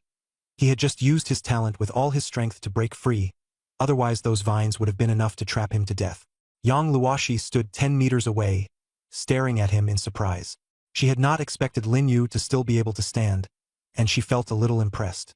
Lin Yu said calmly, "Honestly, I just wanted to know whether I could beat you. His strength mainly came from raw power, along with the dual talents of Wind Path and Sacred Flame. Then just give it a try. Yang Luoshi nodded and reached out her hand. But from here on out, I won't hold back. Lin Yu fixed her with a cold stare. His figure flickered in and out of sight, appearing in different positions each time, his attacks as swift as a specter. Yang Luoshi simply could not keep up with his speed and closed her eyes. Anyway, all around me are my eyes. I found you, she shouted sharply and opened her eyes. Instantly, time seemed to be slowed by an invisible force. Lin Yu's movements also became sluggish, though Sacred Flame blazed over his body. But Yang Luoshi gave him no chance. Countless vines shot up from the ground and tightly bound his limbs. Yang Luoshi shook her head. Admit defeat. Hand over half your points, and you can still keep second place. I told you, no one in the same realm can beat me. She waved her hand, and rubble floated into the air, sealing off all of Lin Yu's escape routes. Lin Yu gritted his teeth and retorted, You say no one can beat you? I've never lost since I started out either. Yang Luoxi sneered. Looks like you still have a trump card? I was going to give you a chance to surrender. Since you won't accept it, I'll do it myself. Rubble rained down from the sky, working together with the vines to completely seal off Lin Yu. Yang Luoshi walked closer, ready to harvest the points, a trace of regret in her eyes. It's over. Suddenly, Lin Yu raised his head, and his pupils turned silvery white. Yang Luoshi's pupils contracted sharply. What is this? Before he could finish speaking, time suddenly flowed backward. Lin Yu regained his focus, Holy Flame ignited, and Yang Luoshi was still preparing to attack. He didn't hesitate and rushed at her in an instant. He had rewound 10 minutes back to the moment the two of them had just started fighting. Yang Luoshi frowned, about to gather shattered stones. But Lin Yu was unimaginably fast, his fist already closing in on her face. Just as it was about to land, he suddenly stopped. What's the meaning of this? Yang Luoshi asked in confusion, but still struck decisively. Shattered stones flew from behind and sent Lin Yu flying. Lin Yu got the answer he wanted. With his triple talents activated, Yang Luoshi was no match for him. That one punch had said it all. But relying only on Feng and Holy Flame, he wouldn't find it easy to beat her. The show wasn't over yet. Holy Flame burned up again, and Yang Luoshi frowned. Holy Flame? You know Holy Flame? Lin Yu asked back.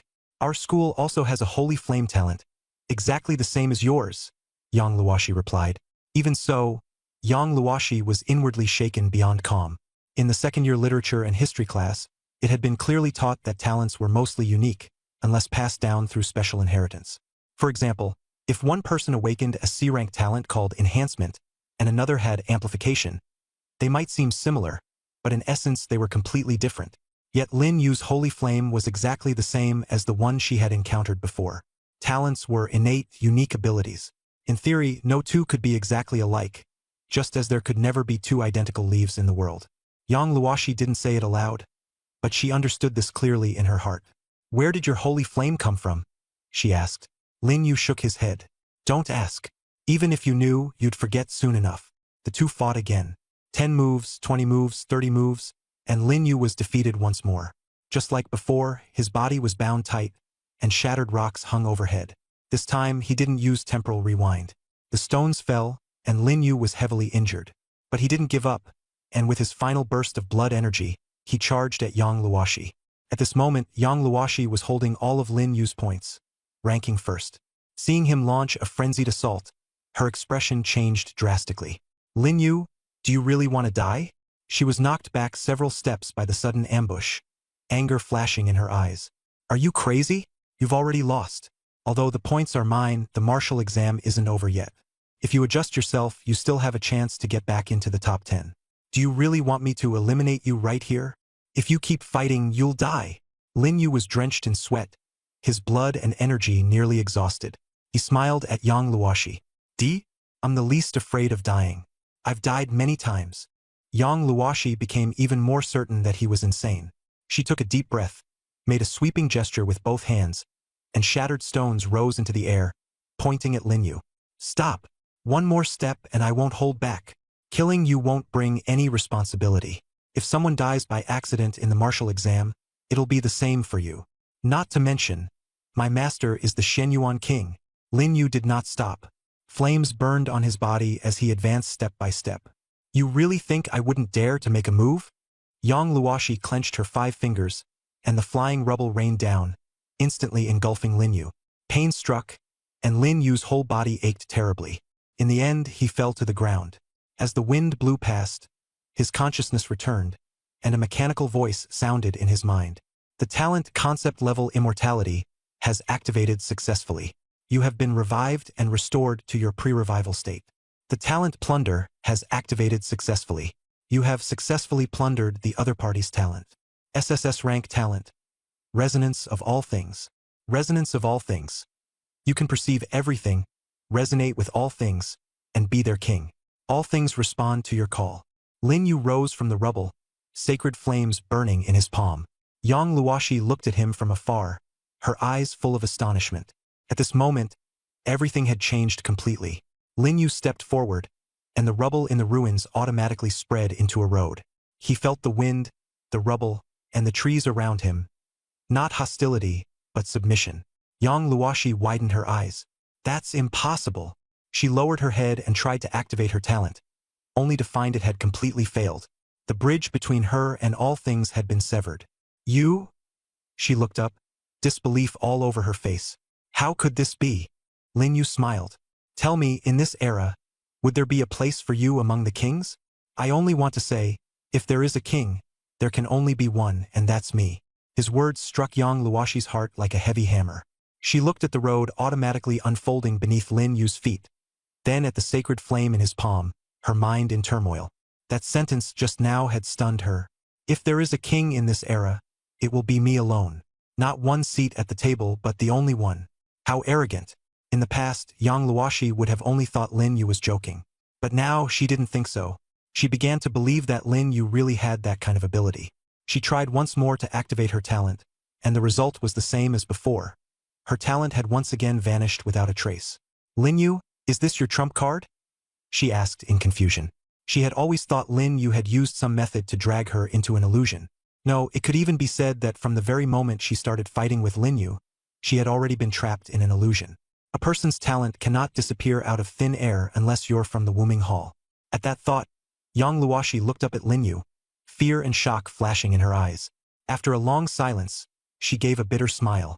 That smile carried bitterness, relief, and an indescribable complexity. Do you know? Ever since the moment I awakened my talent, I've never lost. All the geniuses on campus were defeated by me. I have an SSS-level talent, a once-in-a-century prodigy. I was taken as a disciple by the King Xian Yuan, his only student. In all the same realms, I've never lost. I thought I would keep winning forever. She gave up struggling. Without her talent, even if she still had strength, she was absolutely no match for Lin Yu. You win. I lost. Yang Luoshi threw the bracelet over, her hand trembling slightly, not from fear, nor from unwillingness, but from a sense of utter defeat she had never experienced before. Lin Yu didn't hesitate and directly took all the points. His score surged, surpassing previous records for the martial examination and breaking through to more than 16,000 points. However, I don't regret it. Yang Luoshi seemed to have already anticipated this outcome, and she smiled again. Her long hair was blown by the wind. Even though she had just lost her talent and fallen from the altar, she was still impossible to look away from. With a wave of his hand, Lin Yu sent the rubble tumbling down, completely burying Yang Luoshi's figure. After finishing all this, Lin Yu turned and left. Ever since he learned that Yang Luoshi was a disciple of King Xian Yuan, he had no intention of letting her leave easily, even if this was only the martial examination. The floating screen on the viewing platform lit up again, and many people were shocked when they saw Lin Yu's soaring score. The display is back. What happened? Yang Luoshi's ranking is gone. Lin Yu's score has far surpassed the second place and broken the martial exam record. Not just the Jiang province martial exam record, but the record for the entire Huaxia martial exam. This is what a real genius looks like. The head of the Jiang province Department of Education stood up excitedly, pointing at the screen, his voice trembling. Principal Mu, Nanqing is truly lucky. Last year it was Lin Lin, and this year there's an even more monstrous Lin Yu. He laughed without restraint, the corners of his eyes full of wrinkles. As for Lin Yu's performance in the martial exam, he could still ignore it before. But now that he had broken the record, he was representing Jiang province. and his status was immediately different. Mu Tianzhao sat in the back row, his expression calm, though a smile hung at the corners of his mouth. Actually, Lin Yu is Lin Lin's younger brother. The head of the Department of Education was stunned for a moment, then laughed even more joyfully.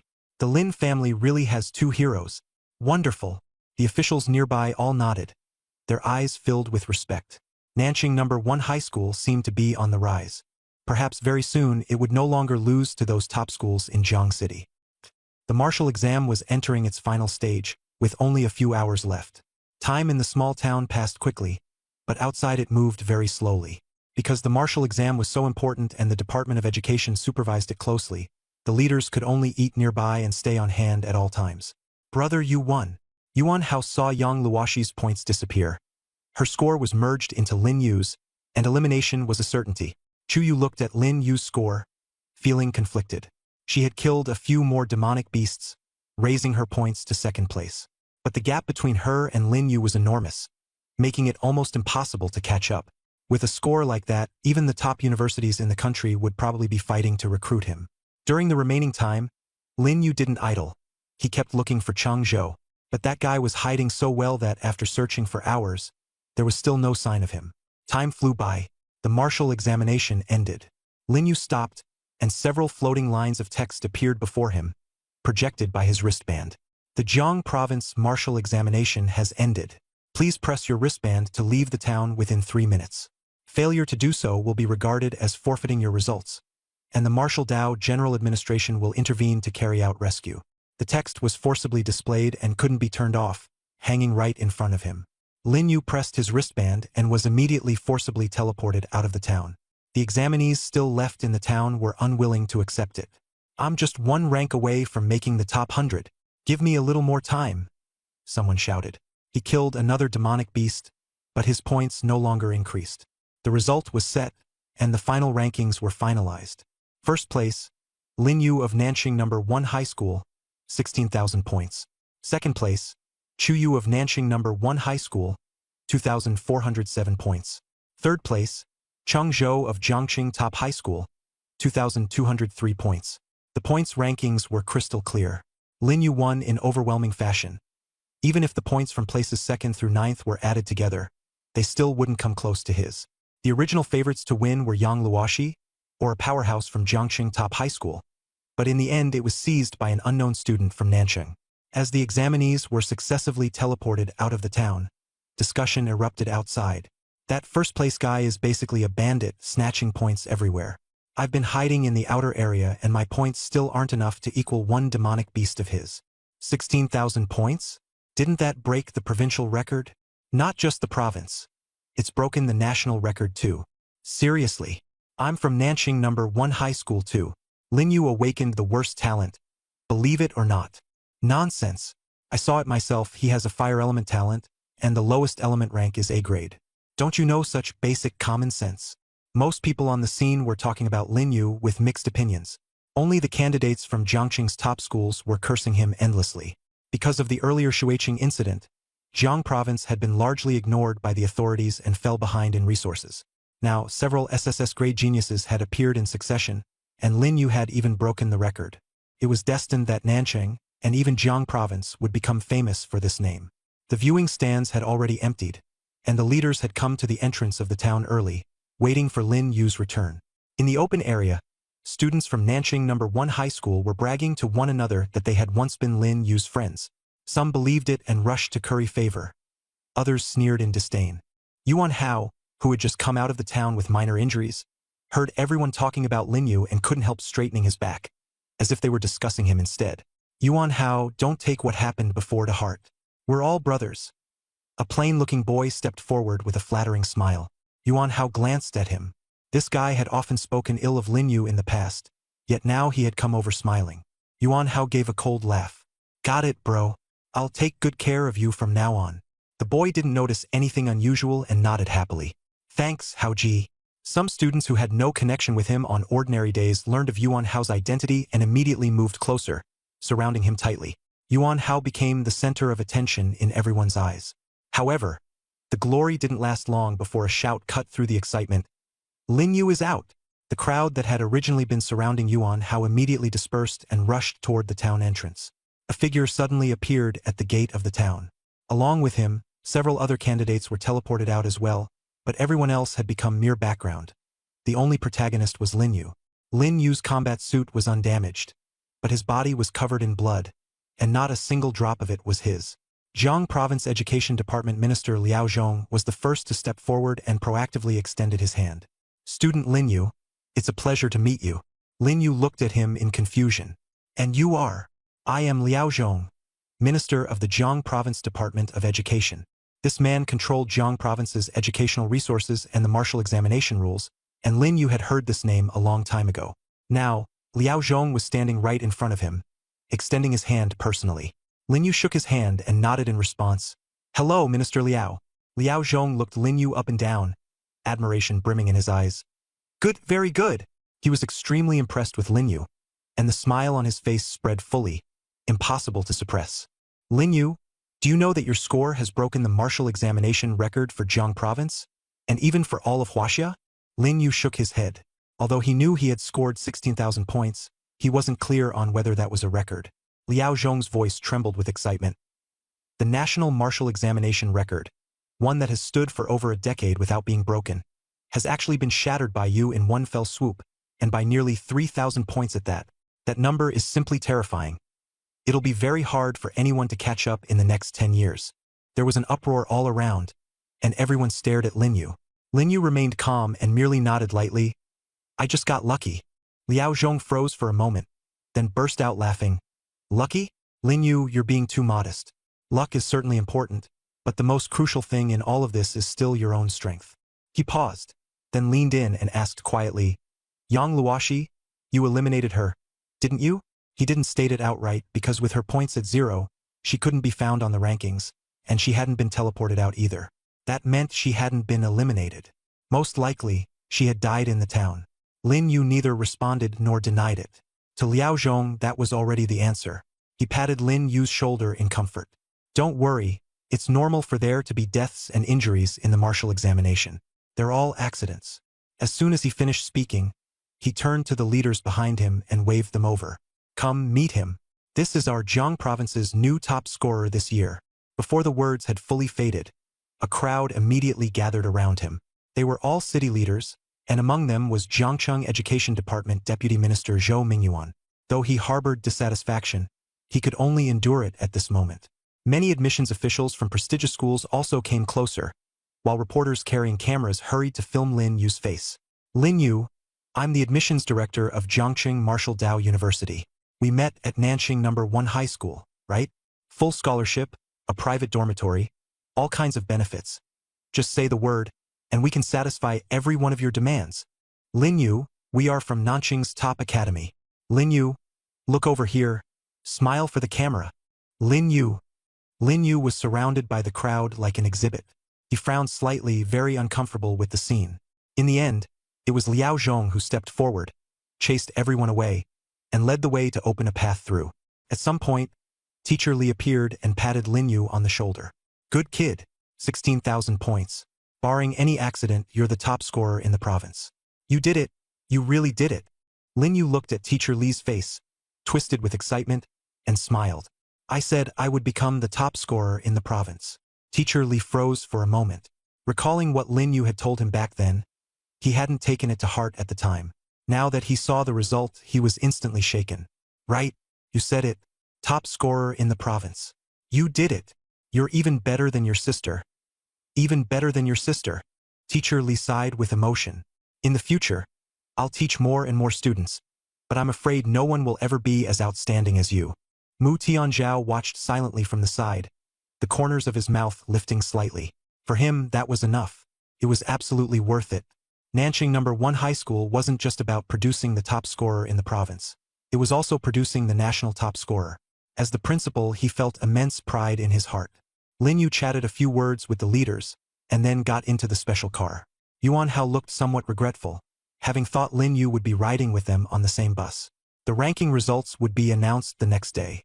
Today's martial arts exam had taken too long, and the candidates were already exhausted. They only wanted to return to the hotel and rest well. The car was a 5-seater sedan, and the driver was the leader's secretary. Besides Lin Yu, there were also teacher Li, Mu Tianzhao, and Liao Zhong in the car. Lin Yu, with your score, you can choose any national university. Which one are you planning to go to? Liao Zhong said, as the Minister of Education of Jiang Province, I have my own bias. If I were to recommend one, it would definitely be Jiangqing Martial Arts University. But in the end, it's still up to you to choose. Lin Yu leaned back in his seat, watching the scenery streak past outside the window. Liao Zhong's voice echoed in the carriage as he waited for Lin Yu's answer. Longtian Academy. Lin Yu answered without hesitation. Liao Zhong was stunned for a moment, then smiled and said, one of the 3 top academies in the capital. It's not surprising that you chose this place. After all, your older sister is also in the capital. Lin Yu nodded. Liao Zhong sighed and said with some regret, to be honest, I would rather you stayed in Jiang Province. Although Jiangqing Martial Arts Academy isn't on par with those 3 in the capital, it's still a well-known school nationwide, and it's close to home, so your parents could see you often. He glanced at Lin Yu. But young people are meant to go far and make their mark. Longtian Academy is indeed a good choice. Jingqing Academy is highly competitive. One careless move and you're eliminated. Are you really ready? Liao Zhong asked. Lin Yu closed his eyes and replied, my sister can do it, so I definitely can too. Liao Zhong laughed. That's the spirit. Then go to Longtian and let the people of Jingqing know that the students from Jiang Province are no worse than theirs. Teacher Li sat in the front passenger seat, listening to the 2 of them talk without chiming in, but he had long expected Lin Yu's determination. Lin Yu had already told him that his goal was Longtian Academy, and it would hardly change. Let's head back to the hotel and rest first. Liao Zhong told the driver to speed up. At tomorrow's evaluation conference, you're the top scorer, so you should say a few words on stage, right? These words almost confirmed Lin Yu's status as the top scorer. After all, they came from the Minister of Education. Forget it. I'm not good with words. Lin Yu refused. Just as Liao Zhong was about to say something, Mu Tianzhao interrupted. Minister Liao, if he doesn't want to, then don't force him. Some people don't need to stand on stage and speak. Simply standing there is already the best answer. Besides, the Wuming Hall is still watching from the shadows. Liao Zhong nodded and smiled. That makes sense. Then we'll do as you say. The car stopped at the hotel entrance. Lin Yu got out and nodded to Liao Zhong, Mu Tianzhao, and Teacher Li. Thank you, Minister Liao. Thank you, teacher. Liao Zhong waved his hand. No need to be polite. If you need anything in the future, come to me anytime. This is what you deserve. He added, I hope you'll be even better than you are now. The country needs a talent like you. Lin Yu nodded and walked into the hotel. Not long after, Yuan Hao returned to the hotel too. Upon seeing Lin Yu, he immediately stepped forward, threw an arm around him and laughed. Brother Yu, you remember, right?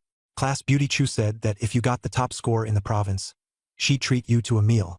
Don't forget it. Lin Yu froze for a moment, then remembered that Chu Yu had indeed said that. He hadn't taken it to heart and thought it was just a meal.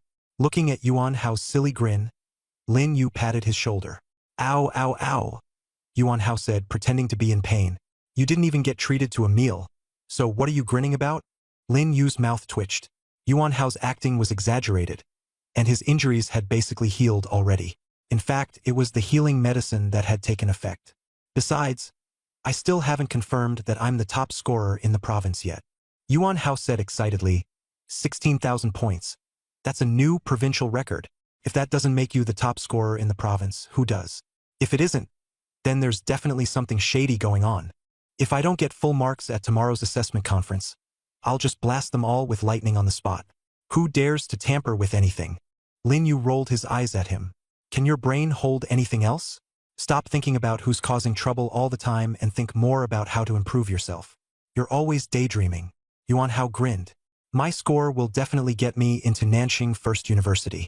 As long as I don't rank below a tomorrow, I'm set. What if they give me an S? After all, that scene where I heroically saved the beauty was pretty cool. I wonder if anyone outside saw it. Lin Yu mercilessly exposed him. You didn't win at all. You were sprawled on the ground like a dog. If that got seen on a live stream, it'd be unbelievably embarrassing. Yuan Hao's expression darkened. You bro, stop undermining me all the time. I risked my life saving your future wife. Sure, I didn't win, but my courage was commendable. The corner of Lin Yu's mouth twitched. Enough, enough. Nothing's even started yet, and you're already rattling on non-stop. Yuan Hao laughed loudly. I'm just worrying on your behalf. You've got to find a wife early. Haven't you heard? You should start looking for a wife when you're still a kid. Once you really step into society, it gets hard to find good girls. By then, when it comes to dating and marriage, you can only settle and get by. Lin Yu was speechless and simply quickened his pace, walking farther ahead. You bro, wait for me. Seeing Lin Yu walk off, Yuan Hao hurried after him. At night, with time still to spare, Lin Yu sat up, took out his notebook, and began looking into the 7 kings of the capital. He had heard of the 7 kings of the capital, but knew very little about them. Since returning to Shuiqing, Lin Yu had rarely used his notebook to predict the future, and those words still lingered in his mind. He opened the notebook and asked, "What exactly are the 7 kings of the capital?" The writing slowly appeared and began to answer. Heavenly Dragon King, Long Xiaoyao, founder of Dragon Heaven University, graduated from Capital University, strength unfathomable. Ning Heavenly King, Ning Yuan, the youngest among the 7 kings of the capital, crowned king at 30, a dual awakening talent user, graduated from Capital University, strength unfathomable. Jiang Heavenly King, Jiang Poyu, founder of the Jiang family, ruler of the northern frontier, graduated from Capital University, strength unfathomable. Yi Heavenly King, Yi Zhiqiu, graduated from Qingbei University, strength unfathomable. Jade Heavenly King, Yu Qing, the only woman among the 7 kings, graduated from Wan Tian Academy, and her strength is unfathomable. Nameless Heavenly King, identity mysterious, never appeared in true form before the public, now deceased. Xiao Heavenly King, Xiao Zhanyun, graduated from Qingbei Academy, and his strength is unfathomable. Lin Yu twitched the corner of his mouth. This answer was too vague. It didn't reveal any substantive information at all. What surprised him even more was that nearly half of the 7 kings actually came from the Capital Academy. That proportion was terrifyingly high. There were already very few 7 kings to begin with, and for half of them to come from one academy showed just how strong the Capital Academy was. No wonder so many awakeners tried their hardest to get in. Among the 3 top academies, the Capital Academy was undoubtedly the strongest. Whether in resources, heritage, or faculty, it was unmatched. The other 2 were also impressive, but they still fell a little short compared to the capital. The first few years after awakening were when resources were needed most, but at that time one's own strength was limited and one simply couldn't rely on oneself, only on the school. A top academy could provide far better resources than other schools. At that moment, Lin Yu had the thought of changing schools. If he transferred to the Capital Academy, his cultivation would definitely be faster. But after thinking about it for a while, he decided to give up and stay at Longtian Academy. He remembered Captain Fong saying that as long as one was strong enough, Longtian Academy's resources were just as plentiful. Because the notebook contained too little information, he even looked it up online. The result was even more outrageous. Online, he could only find the names of the 7 heavenly kings. Their deeds were all blank, and there was not even any information on age, gender, or profile pictures. At least the notebook had given the schools they graduated from. Lin Yu put the notebook away and decided not to rely on it anymore in the future. This thing was becoming harder and harder to understand. Just as he was getting ready to sleep, a sudden knock sounded outside the door. Who could it be so late at night? Lin Yu frowned, thinking it was Yuan Hao, so he went to open the door. As soon as the door opened, a top-tier beauty was standing there. She looked to be in her 20s, a few years older than Lin Yu, with long hair draped over her shoulders, wearing a beige trench coat. A thin leather belt at her waist outlined her slender figure, and her long legs were wrapped in black stockings. Her features were so delicate she looked like a figure in a painting. There was even some resemblance between her eyebrows and eyes and Lin Yu's, though she carried a bit more mature charm. "Uge," she called sweetly. "Long time no see. You've grown so much." Lin Yu frowned and said nothing. He didn't know her at all. The woman didn't mind Lin Yu's coldness in the slightest. She walked past him and into the room, glancing around as she muttered, "Tisk, this hotel is terrible. Why would the school arrange such a lousy place for you? I'll get you a better one later, 5-star. No, at least a presidential suite. That's the only thing worthy of your status now." Lin Yu frowned and asked coldly, "Who are you? Do I know you?" This crappy hotel let anyone come and go as they pleased, and she'd even found his room exactly. Utterly unbelievable. The woman froze for a moment, then laughed, her smile carrying a hint of reproach. "You brat, you don't even recognize your cousin anymore?" I'm your father's cousin's daughter, so by family rank you should call me cousin. I even held you when you were little. Don't you remember? Lin Yu shook his head. No. Her smile stiffened for a second, but quickly returned. That's normal if you don't remember. You were still little then. My name is Shin Ruashi. Your mom asked me to take care of you. Look at WeChat. Mom contacted me specifically. Lin Yu picked up his phone and saw his mother's message. It was exactly as she'd said. Shin Ruashi smiled. See, I didn't lie, right? Xiao Yu, I saw your martial exam ranking in the news and came specially to congratulate you. Your parents are overjoyed. My mom even proudly said our family finally produced someone promising. She pulled a thick red envelope from her bag and stuffed it into Lin Yu's hands. This is a little something from your cousin. Buy yourself something you like. Lin Yu looked down at the red envelope but didn't take it, saying coldly, You came all this way just for this? If that's it, then leave. I don't accept gifts. Right now, he was in no shortage of money. Shin Ruashi's smile faltered, and she hurriedly explained, Don't misunderstand. Cousin came just to see you. Your mom told me to take good care of you. It's so late now. Have you eaten? Seeing the kitchen, she looked up and said, Perfect. I bought the dishes you loved when you were little. I'll make you a meal, and I can also tell you something. Lin Yu knew very well that her real purpose wasn't to eat. He looked at her and smiled, a cold smile. Shin Ruashi froze, her heartbeat quickening. No need to cook. Just say what you want. In the end, Lin Yu still didn't kick her out of consideration for his parents' dignity. The elders valued that family bond, no matter how bad the relationship was. The smile on Shin Ruashi's face froze. She placed the red envelope on the coffee table, not expecting Lin Yu to be so blunt. A young man of 18, yet his words were even more seasoned than hers. You child, she said awkwardly with a forced smile. I'm not here for anything major. I just came to see you. Cooking for you is the main thing. Your mom asked me to take good care of you. Lin Yu didn't respond. He sat on the sofa and quietly watched her. Being stared at made Shin Ruashi feel uneasy. She thought of the timid child who used to hide behind Lin Lin when he was little, and never expected him to have changed into a completely different person now. She sighed softly. Xiao Yu, you've changed. Lin Yu nodded perfunctorily. Shin Ruashi bit her lip and sighed. Fine, let's not beat around the bush. To get to the point, your cousin Shin Haoming will awaken his talent next year and take the martial arts exam. You know his academic performance in history and literature is average, and he doesn't have much chance with his talent. I want to ask you to help him secure a special admissions spot at Longtian.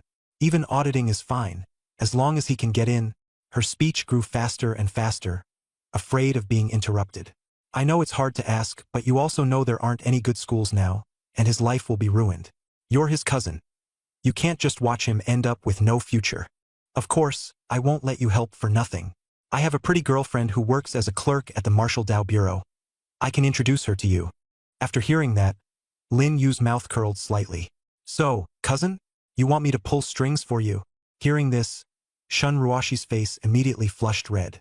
She hurriedly defended herself. What do you mean by pulling strings? It's just asking you for a favor. We're family. Helping each other is normal. If you help your cousin, my mom will definitely give you a big red envelope this new year. Lin Yu let out a cold laugh. I can't even become a student at Longtian Academy myself, and you want me to arrange a special admissions slot for you? Do you think I'm the Dragon Heaven King? Shin Ruashi's expression darkened. What do you mean by that? I'm your cousin. When your mom was sick as a child, it was my mom who borrowed money to help treat her. Now that you've made it, you're turning your back on us. Lin Yu gave no reply, only watching her quietly. Feeling guilty under his stare, Shin Ruashi's voice grew smaller and smaller. Xiao Yu, that's not what I meant. I just wanted you to help your cousin. Lin Yu casually picked up the red envelope from the coffee table and threw it back at her, saying sharply, Take your red envelope and get out of here right now. The money my family borrowed from yours back then. Tell me the amount, I'll pay you back in full with interest. Now, immediately, right this second, get lost. Shin Ruashi was startled by this sudden coldness. Her eyes instantly turned red. Xiao Yu, when you were little, you were so well-behaved, so sensible. How did you become like this now? She choked up, trying to gamble on his emotions. Lin Yu showed no mercy. If you don't leave now, I'll throw you out of the window from this more than 10-story building. Try me if you don't believe it. After he finished speaking, he flicked his finger, and a sharp wind blade sliced through the air, instantly shattering the floor-to-ceiling window. Glass shards flew everywhere. Shin Ruashi screamed and shrank back, but she tripped over a chair and fell to the ground in a miserable heap. Lin Yu remained seated, his face cold, with not a trace of pity. Shin Ruashi's face turned deathly pale. Looking at him, she suddenly understood. They had long since become people from different worlds. And what Lin Yu said was no joke. He really would do it. You're insane, she cried tremblingly. I'm your cousin. Lin Yu gave no answer. With another flick of his finger, flames leaped up. Shin Ruashi's eyes widened. Not daring to hesitate, she hurriedly scrambled up, grabbed the red envelope, and rushed toward the door. Even so, she still couldn't bring herself to feel the slightest bit of resentment. Awakeners and ordinary people were destined to be separated by an unbridgeable gulf. At that moment, Yuan Hao walked in. Seeing the shattered glass, he swallowed hard. Brother Yu, that was way too much noise.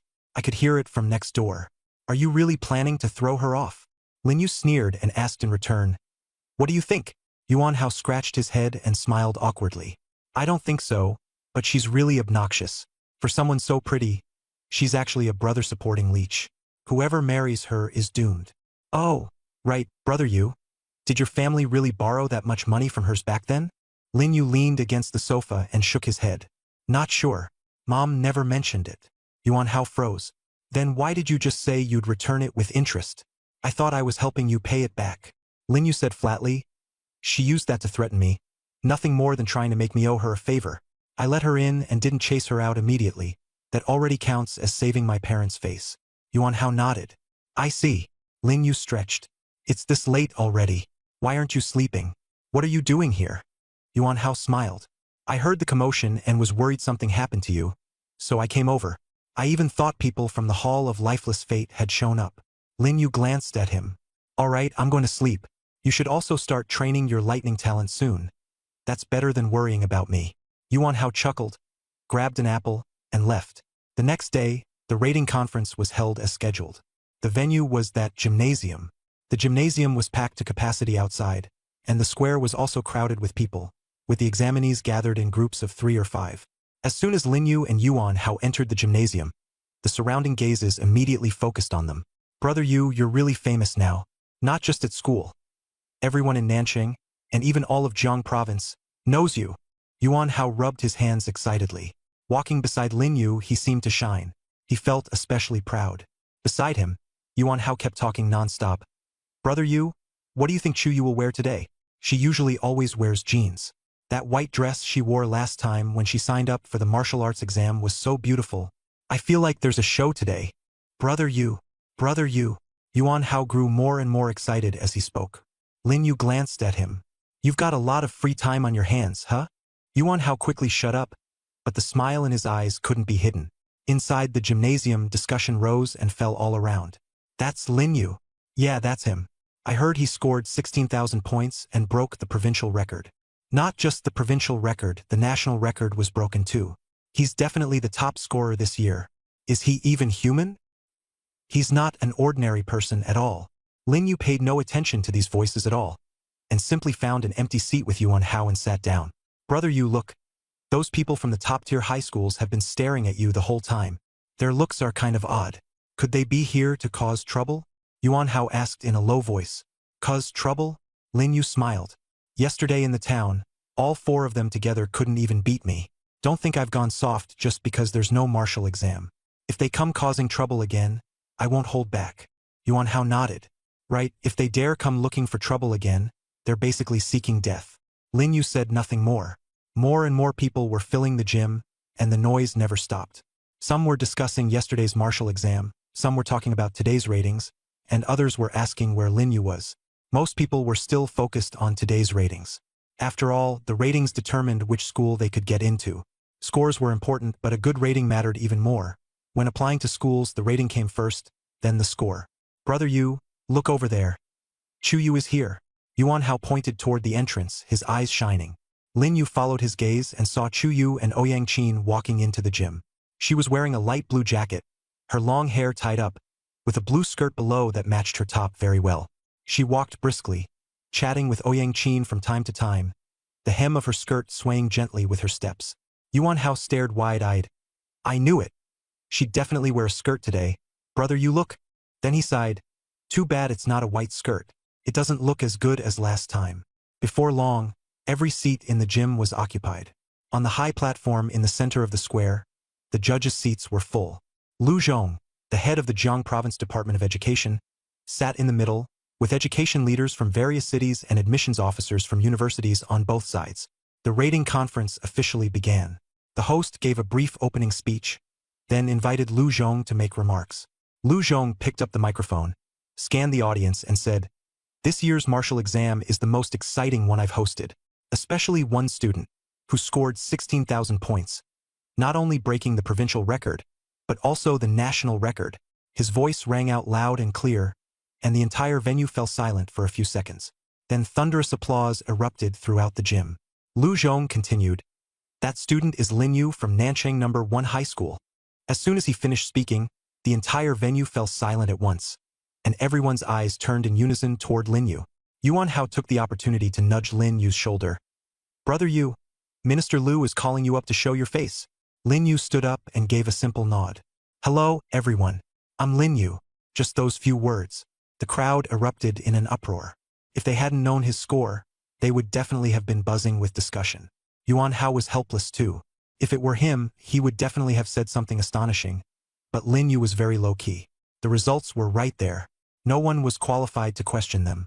On the high platform, seeing Lin Yu's performance, Liao Zhong smiled faintly. He had already known about it in his heart. After all, they had already exchanged words yesterday. It seems Lin Yu is very modest and doesn't like to show off. He turned to the crowd and paused. "Then I'll show off for him." The whole venue burst into friendly laughter and applause.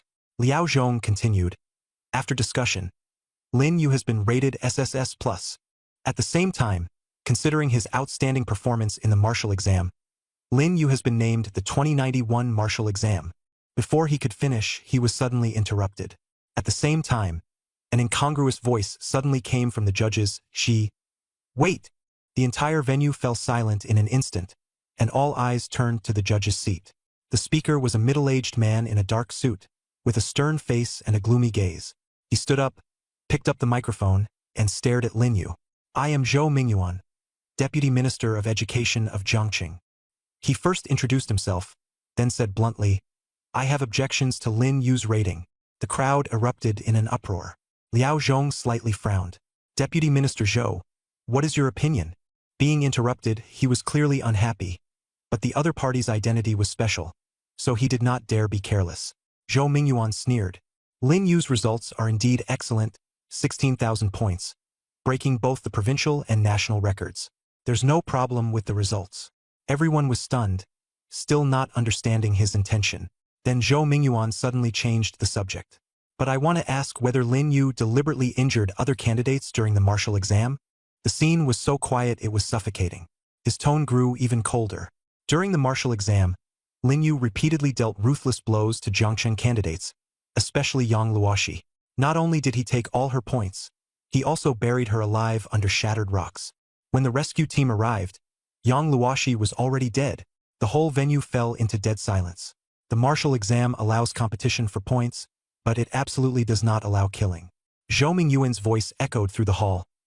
"The martial arts exam is for selecting talent, not for letting people bully and fight viciously. Does someone who dares to use lethal force against a classmate deserve an SSS+ rating and the title of provincial top scorer?" The top scorer is not just about the score, but also about representing Jiang Province. With such corrupt character, what meaning is there in being the top scorer? Liao Zhong's face darkened. "Deputy Minister Zhou, casualties in the martial arts exam are normal. If he can't even accept that, how will he ever go to the battlefield in the future?" He raised his voice.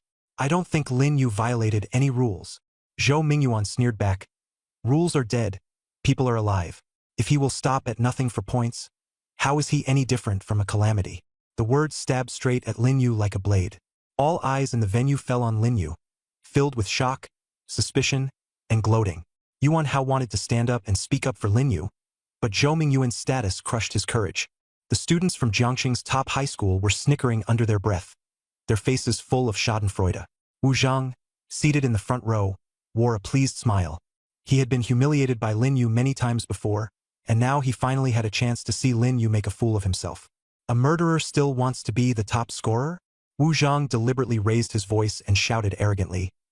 This murderer should be disqualified immediately, his results invalidated, and he should be handed over to the Marshall Dow General Administration for processing. Lin Yu said nothing, offering no rebuttal at all. To outsiders, it only seemed like he had been completely unable to fight back. The facts were plain to see. Murder was almost certain now. Although Liao Zhong was trying his best to protect him, it would still be hard for Lin Yu to escape disaster. The lightest severe punishment would be a 1-year suspension from school, retaking the martial arts exam, and naturally having his score invalidated. Seeing that Lin Yu still wouldn't speak, Zhou Mingyuan became even more smug. He turned to Liao Zhong and said in a booming voice, "Minister Liao, Lin Yu committed intentional homicide and violated the rules seriously. I suggest invalidating his score and transferring the case to the Marshall Dow General Administration." Liao Zhong's face was livid. Just as he was about to argue, the gymnasium doors were suddenly shoved open. Everyone's attention was instantly drawn over as 3 figures walked in at a leisurely pace. 1 woman and 2 men. Leading them was a short-haired woman in a black business suit, her gaze sharp as a blade. She moved swiftly, and every step carried an imposing presence. No one recognized her, but the 2 middle-aged men in plain clothes behind her were the 2 top power holders of the Jiangxing Marshall Dow General Administration. The man on the left was Zhao Taisheng, director of the Jiangxing Marshall Dow General Administration, and the one on the right was Sun Mingyuan, its deputy director. These 2 should have been the pillars of the Marshall Dow General Administration, yet at this moment they were following closely behind the short-haired woman like attendants. Sun Mingyuan's expression changed drastically. The development of events was completely beyond his expectations. Why would the higher-ups of the Marshall Dow General Administration suddenly appear? The short-haired woman was unknown to most people present, but Lin Yu recognized her, Fang Xian. She had helped Lin Yu quite a lot before at the Nanjing Marshall Dow General Administration. Fang Xian walked into the gymnasium, cast a cold glance over the crowd, and finally let her gaze settle on Sun Mingyuan. She said lightly, "Student Lin Yu's actions fully comply with the martial arts exam rules." The entire venue erupted in uproar. No one had expected Fang Xian to be so domineering, stepping forward to back up Lin Yu the moment she spoke. She said nothing more and turned her gaze to Zhao Taisheng nearby. "Leave the rest to you. I don't want to see this person, Zhou Mingyuan, ever again." Zhao Taisheng immediately replied, "No problem, Captain Fang." Then Zhao Taisheng turned to Sun Mingyuan, his tone icy. "Zhou Mingyuan, you are suspected of disrupting the rating order. Come with us." As soon as the words fell, the surroundings fell eerily silent, and no one reacted to what had just happened. Sun Mingyuan's face turned ashen, his lips trembling, his whole body like a deflated balloon. You, he stammered. "I'm the Deputy Minister of the Jiangxing Education Department. You can't do this." Just after Sun Mingyuan finished speaking, he stepped forward, took out a document, and said coldly, "Zhou Mingyuan, you are suspected of abusing your power and maliciously interfering with the martial arts exam rating order. This is a summons from the Martial Arts General Bureau. Cooperate with the investigation." Sun Mingyuan's legs went weak and he could barely stand. His eyes widened as he stared at the document in his hands, his mind going blank. He hurriedly looked toward the minister of the Jiangxing Education Department, only to see the minister standing by coldly and ignoring him entirely. "No way!" Sun Mingyuan struggled desperately. "I'm Zhou Mingyuan. I'm." Zhao Taisheng sneered and waved his hand. 2 black-clad staff members quickly rushed in, grabbed Zhou Mingyuan from the left and right, and dragged him out. After Zhou Mingyuan was taken away, the gymnasium remained deathly silent. The Martial Arts General Bureau's intervention was overbearing to the extreme. Official authority overrode everything. Wu Zheng sat in the front row, his face pale, head lowered, not daring to look at anyone. Fang Xian was right in front of him, and when his gaze brushed over the Martial Arts General Bureau badge on her chest, those 4 words were deeply etched into his mind. His whole body was trembling, and he kept thinking of the risk he had almost been held accountable for just now. If he were suspected, would the one going abroad instead be him? But Fang Xian seemed not to have noticed him. Fang Xian's gaze met Lin Yu's in the air. She smiled and nodded, then turned and left. Zhao Taisheng and Sun Mingyuan followed closely behind, and the 3 disappeared at the entrance of the gymnasium. The scene remained silent for a long while, and no one dared to speak first. Previously, those who had been snickering all lowered their heads, like they were playing hide and seek. At last, Liao Zhong stood up, a smile on his face, and swept his gaze across the room. That was just a minor episode earlier, nothing to take to heart. Lin Yu's actions didn't violate any rules. His results are genuine and valid. His SSS Plus rating remains unchanged. He truly deserves his title as top scholar. Applause broke out slowly, then gradually rose into a thunderous roar. 3 days later, Jiang Province's martial arts exam results were announced. Lin Yu's final score was 20,000 points, with an SSS Plus rating. Even he was somewhat surprised. Only after hearing the explanation did he understand that the martial exam ranking was just the preliminary score, with a whole range of bonus points added on for outstanding performance, provincial top scholar, breaking records, and so on. These pushed his total score to a historic high of 20,000 points. Top scholar of the province. Brother Yu, the results are out. Have you seen them? Yuan Hao rushed into Lin Yu's room and shouted excitedly. I saw them. Lin Yu put down his phone, feeling more relaxed than ever before. Yuan Hao looked at the score report excitedly. Brother Yu, you and Chu Yu took first and second place in the province this time. I knew it. If I'd worked a little harder and got third, our Nanqing #1 high would have swept the top 3. What a pity. Lin Yu asked, what rank did you get? Yuan Hao logged in and checked his information. He scored 783 points, placing 581st, with an A rating. Not bad. Lin Yu praised him, a rare compliment. Yuan Hao gave a wry smile. I guess it's okay. If you hadn't helped block the strong opponents from Jiang City in the town, my ranking would probably have been over 1,000. Lin Yu comforted him. Don't think like that. If you hadn't been trying to save Chu Yu, your score could have doubled. Yuan Hao froze, then scratched his head. Brother Yu, I like that line. If I hadn't saved her, my score could have been several times higher. Maybe even first place wouldn't be a dream. Lin Yu was speechless, but still replied with a smile. I know. You can still climb higher. Lin Yu pulled out his phone and browsed the news about the results announcement. As soon as the scores were released, the class group, school group, and parents group all exploded. Principal Mu issued a notice congratulating Lin Yu and Chu Yu, thanking the teachers, and encouraging everyone to keep working hard. Yuan Hao leaned over and said, the way the principal is talking, he sounds exactly like a minister. This year's top scorer in the province received generous rewards. A lower grade Xian rank cultivation technique, a middle grade 1 rank martial art, along with various cultivation materials. It was obvious the Ministry of Education had gone all out. In previous years, the top scorer would only get either a cultivation technique or a martial art. However, the rewards had to go through the usual process and wouldn't be handed out for another month or 2. Articles about Jiang Province's martial exam champion spread like wildfire. No one had expected this year's champion not only to break Jiang Province's record, but also to set a new national record that had stood for many years, and astonishingly, he had come from Nanqing, a city that had long since declined. Just the title of province top scorer alone attracted a large number of tourists. Even more keen-eyed people dug up the martial exam video and discovered that Lin Yu had consecutively activated 2 elemental talents. Shocking! The province top scorer actually has dual elemental talents, the second person after King Ningtian. Dual talents, the first of the new generation, on par with the 7 kings of Beijing. These headlines drew a great deal of attention, but most Nanqing residents were half skeptical. After all, Lin Yu had previously awakened only the lowest level talent, and though the news had spread by word of mouth, it had been exaggerated to some extent.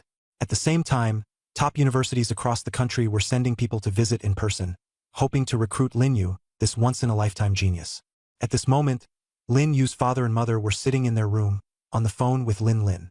Top scorer in the province? Lin Lin stood by the window, looking at the computer playing Nanqing news. When she heard the news, she was first delighted, but then a wave of disappointment rose in her heart. On the phone, Lin's mother said, top scorer in the province, 20,000 points, SSS Plus rating. Xiaolin, your little brother really did it. I know, Lin Lin replied. Lin's mother sensed something off in her tone. What's wrong? Aren't you happy? Lin Lin shook her head, but complicated emotions surged in her heart as she softly said, I am happy. All right, Mom. I'm hanging up first. I've still got something to do. The call ended before Lin's mother could finish speaking. Lin Lin stared out the window in a daze, thinking of the promise she made to Lin Yu when they were children, to protect him forever and always stay ahead of him. Now that Lin Yu had already surpassed her, that promise had become powerless. Her feelings were hard to describe. Of course she was happy for her little brother. After all, the champion was her pride. But what she felt more was disappointment. Not jealousy or unwillingness, but the emptiness and unease of someone who had long been the protector suddenly being surpassed by the younger sibling. She had thought she would always be walking ahead of him, at least for a few more years. In Lin Yu's room, the phone suddenly rang. It was Teacher Li calling. As soon as the call connected, Teacher Li said anxiously, Lin Yu, the admissions directors from the 3 top universities are already at the school waiting for you. The admissions directors from other schools are here too. I haven't let them leave. The decision is up to you. Lin Yu replied calmly, Okay. I'll go apply to the principal for a car right now and have someone pick you up immediately. Before he could finish, Mu Tianzhao, standing nearby, interrupted. No need to apply. Just arrange a car, my word goes. Do I really need an application for this kind of thing? Listening to the argument on the other end of the phone, Lin Yu smiled faintly. Very quickly, the car arrived. After briefly greeting his parents, he left with Yuan Hao. At the same time, Lin's father and mother were busy calling relatives, unable to contain their excitement. Hello, sis? Yes, Xiao Yu is this year's martial examination top scorer. Your son only ranked over 1,000? What a pity. Hello, third uncle. Xiao Yu is the provincial top scorer, first in the province. Lin's mother made call after call, each one carrying the same joyful news. She smiled so broadly on the phone her mouth could hardly close, and she even stood a little straighter. Just like last year, except last year Lin had entered through special admission, so the impact wasn't nearly this great. Now, just searching Lin Yu online would bring up the top score news.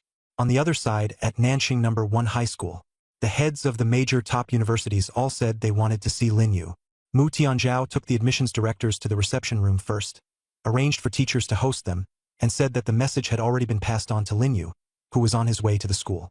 Then, he personally led the heads of the 3 top academies into the principal's office and received them personally. He also took out a few packets from his treasured tea leaves and brewed several cups of warm tea. Although he was a lower-tier awakener, the 3 in front of him were either lower-tier or mid-tier awakeners, all renowned figures in the capital. Just connecting with any one of them could make his future go smoothly. The one who had come to the school before was merely an ordinary admissions teacher from Longtian Academy. But the one brought here today was their chief representative. That alone showed how much they valued Lin Yu. Not only Longtian, but the chief representatives of Jingcheng Academy and Qingbei Academy were also their top leaders. The Jingcheng representative seemed the most confident, because he had already investigated Lin Yu's background. His elder sister was also at Jingcheng Academy, so he should naturally want the siblings reunited. Mu Tianzhao was under immense pressure, knowing full well that these 3 were no ordinary people, and some were even mid-tier awakeners. Principal Mu, about when will Lin Yu arrive? The Qingbei Academy representative asked bluntly, with no interest in drinking tea at all. Soon. I'll go check. Please wait here for a moment. Mu Tianzhao replied respectfully. After handing over the teacups, he left the principal's office, leaving the 3 top academy representatives to wait on their own. Stop arguing. Lin Yu will definitely choose our Jingcheng Academy first. After all, his sister is here. The Jingcheng representative was full of confidence. Not necessarily. The Longtian representative sneered. This time we must have Lin Yu. Orders from above are absolute. The person in charge from Qingbei shook his head. So it looks like I'm the least competitive? Both this time in Jiangcheng and this time, he came under a normal invitation with no mandatory order. But if Lin Yu made excessive demands, such as asking for a house in Beijing or something, it would be difficult for him to accommodate. His authority wasn't that great, but he could still support reasonable requests. Qingbei University was undoubtedly more attractive, but compared with Longtian, which came with an order, and Beijing, which had family there, it fell far behind. Maybe. The other 2 answered in unison. Not long after, Lin Yu followed the principal into the principal's office. As soon as they saw Lin Yu, the 3 admissions officials all stood up at once. Zhou Zhang, the admissions director of Longtian University, was the first to step forward. He smiled and extended his hand. Student Lin Yu, I'm the chief admissions officer of Longtian University. Congratulations on becoming the provincial top scorer. His tone was calm and made people feel at ease. He didn't rush to talk about recruitment. He congratulated Lin Yu first. Lin Yu shook his hand in response. Thank you. Lu Shan, the admissions director of Beijing University, then walked over and extended his hand as well. Student Lin Yu, I'm the head of admissions for Beijing University. Your results are truly outstanding. He smiled and added, Your sister, Lin, is doing very well at Beijing University, and we're looking forward to you joining us. Last was Chen Yuan, the admissions director of Qingbei University. He had a kindly attitude. Lin Yu, I'm the director of admissions at Qingbei University. Let's skip the pleasantries. Our faculty at Qingbei is top-tier nationwide, and our humanities and history programs rank first in the country. Even on a global scale, we're in the top 3. If you join us, by your second year you'll be able to go abroad for exchange, and your resources will increase dramatically.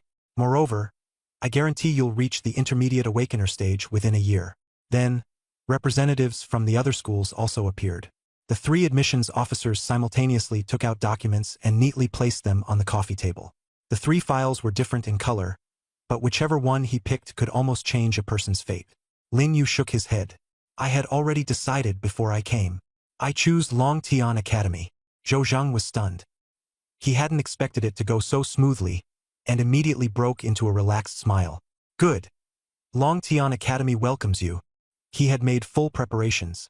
Even if Lin Yu teaches unreasonable demands, they could be met. He had been instructed above. Give Lin Yu whatever he wanted. But he also had no confidence that he could keep Lin Yu. In the end, Lin Yu agreed without hesitation, which was beyond everyone's expectations. Lu Shan sighed and adjusted his expression. We respect your choice, classmate Lin Yu. If you change your mind, the doors of Beijing Academy will always be open to you. Lin Yu nodded. At this moment, Chen Yuan spoke up. Lin Yu, I have a question I want to ask you. Go ahead. Chen Yuan hesitated for a moment, then slowly said, This is a bit private, so you can choose not to answer.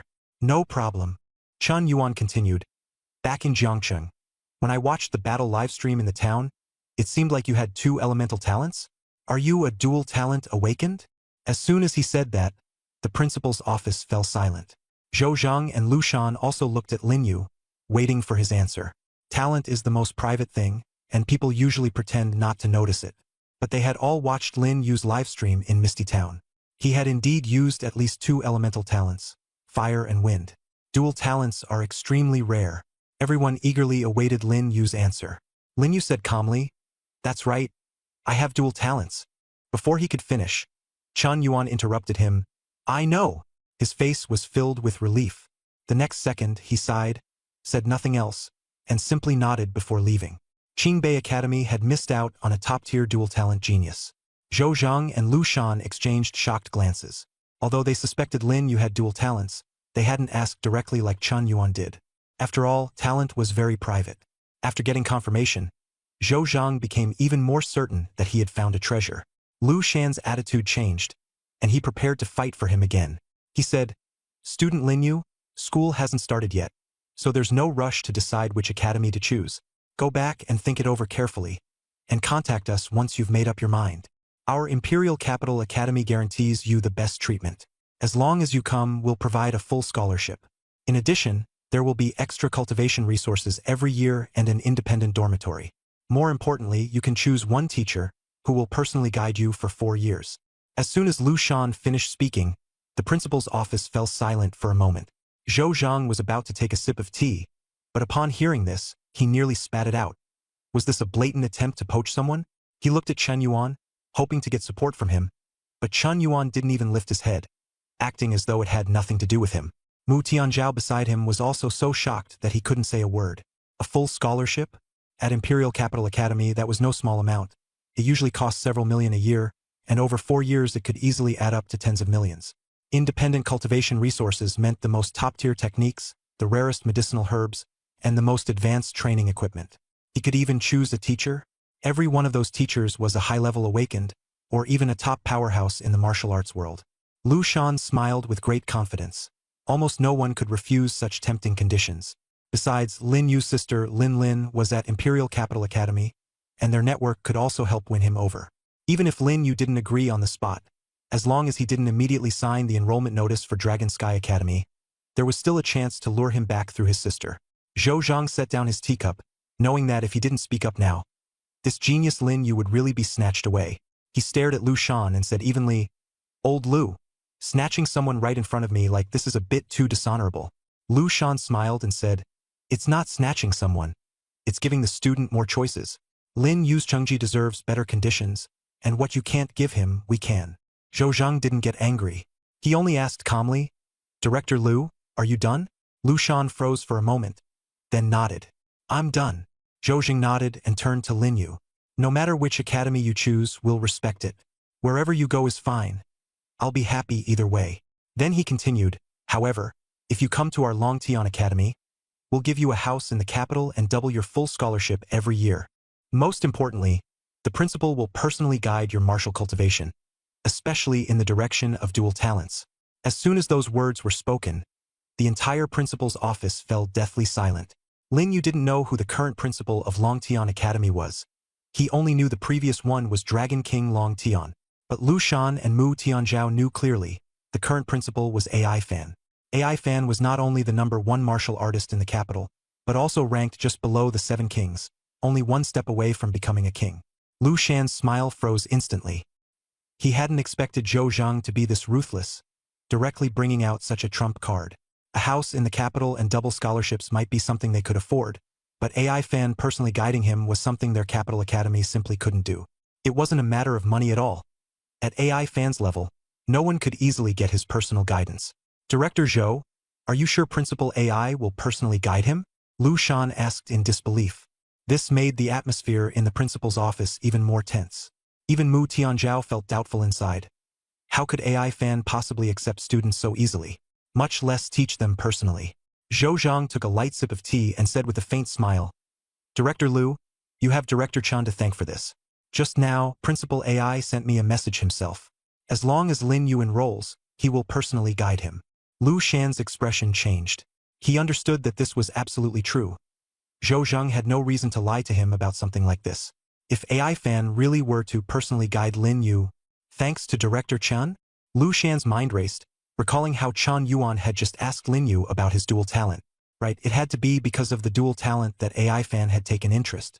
By that logic, Chen Yuan wasn't helping at all. He had instead caused a huge disaster, inadvertently pushing Lin Yu toward a rival.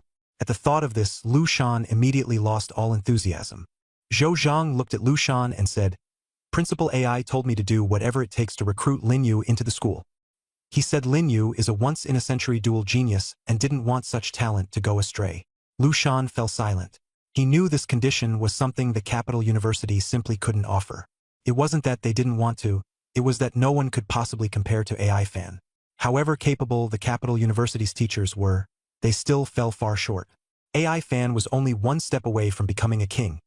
With his personal guidance, Lin Yu's martial path would be unimaginably smooth. That meant Lin Yu would at least be able to reach AI Fan's level in the future. Director Zhou. Lu Shan looked at Zhou Zhang, his voice weary.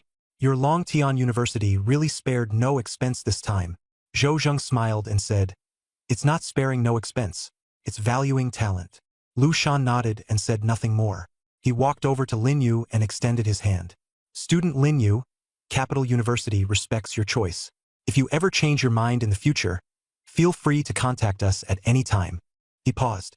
The doors of the capital will always be open to you. The dust settled, and Lin Yu ultimately chose Long Tian University. In truth, he had already made up his mind long ago and was almost never going to change it. No matter how tempting the conditions from the Capital University and Tsinghua University were, he hadn't been swayed. He just hadn't expected Longtian's offer this time to be so tempting, with AI Fan personally guiding him. From Zhou Zhang, he had also learned about AI Fan. AI Fan's martial cultivation had already broken through to extraordinary awakening, making him a top-tier powerhouse. Freshman registration was on September 1st, and it was only June now, so there was still plenty of time. Zhou Zhang said he could enroll early to adapt to the environment, or he could arrive on time. Either way, it was entirely up to the student. Lin Yu walked out of the principal's office, and Yuan Hao had already been waiting for a long time. Brother Yu, what a pity. My grades aren't good enough to get into Long Tian. Yuan Hao sighed. The invincible duo is going to be split up. You'll be making a name for yourself in the capital in the future, while I'll be drifting around in South City. Thinking about it makes me kind of sad. Lin Yu had originally wanted to comfort him, but after hearing the latter half of his words, that carefree attitude left him in no mood to speak. Yuan Hao said seriously, I actually considered 2 universities. My first choice is South City First University, and my second choice is Jiangcheng University.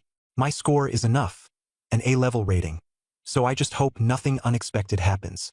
By the way, I'm pretty curious where Chu Yu will go. Lin Yu shook his head. I don't know. Yuan Hao smiled. Aren't you even a little concerned? She ranked second in the whole province, and she also had that thing with you. That's enough, stop talking nonsense. I need to go back and tell my parents this news. Lin Yu patted his shoulder. That's fine, Yuji. I'll go with you. I also need to go back and tell Mom and Dad about applying to the academy. Yuan Hao scratched his head and stopped walking. Let's go. Bye-bye. Bye-bye. Later, Lin Yu turned down invitations from Principal Mu Tianzhao and several leaders from Nanqing. He declined all the requests for him to appear publicly and speak to draw popularity for the school. He didn't want to become the center of attention. Lin Yu opened the door with his key, only to find 3 unexpected visitors. Mom and Dad, why are they here? Lin Yu frowned. Lin's mother said with a smile, Xiao Yu, come here. Let me introduce them to you. This is your uncle and aunt's family, and this is your cousin. He knew his cousin. She had taken the initiative to look for him before in Jiangqing. He hadn't expected her to become even harder to deal with now, and she had even shown up at his door. Just as Lin Yu was about to speak, Lin's mother pulled him aside and lowered her voice. Your cousin Shin Ruoshi is very beautiful now, and she has a beautiful best friend too. When the time comes, let your cousin help set you up. As if she had guessed Lin Yu was going to object, she quickly added, whether it's suitable or not can wait until you meet. Your cousin is willing to help you. Lin Yu said helplessly, Mom, I'm only 18. Lin's mother waved her hand. What's wrong with 18? When your sister was 18, I introduced her to plenty of people. I'm not asking you to get married right away, just to get to know each other and see if you're a good fit. She lowered her voice again. That cousin's best friend. I've seen photos of her. She's really beautiful. Lin Yu said nothing. Lin's mother thought he had been tempted, so she hurriedly pushed him into the living room. Go on, chat with your cousin. Only then did Lin Yu realize things weren't that simple. Why had his sister chosen to go to a school in the capital back then? Nanqing was 3,000 to 4,000 kilometers from the capital. Aside from invitations from top schools over there, that distance alone was enough to make those overenthusiastic relatives give up. Lin Yu sat on the sofa, his expression icy. Shin Ruoshi looked up at him, a deliberately gentle smile on her lips. Xiao Yu, congratulations. You're the top scorer in the province. Her voice was sugary sweet, as if nothing had ever happened in Jiangqing. Lin Yu nodded perfunctorily. Thanks. Shin Ruoshi was stunned for a moment, then smiled. Auntie, look, Xiao Yu's even getting shy. Lin's mother beamed from ear to ear.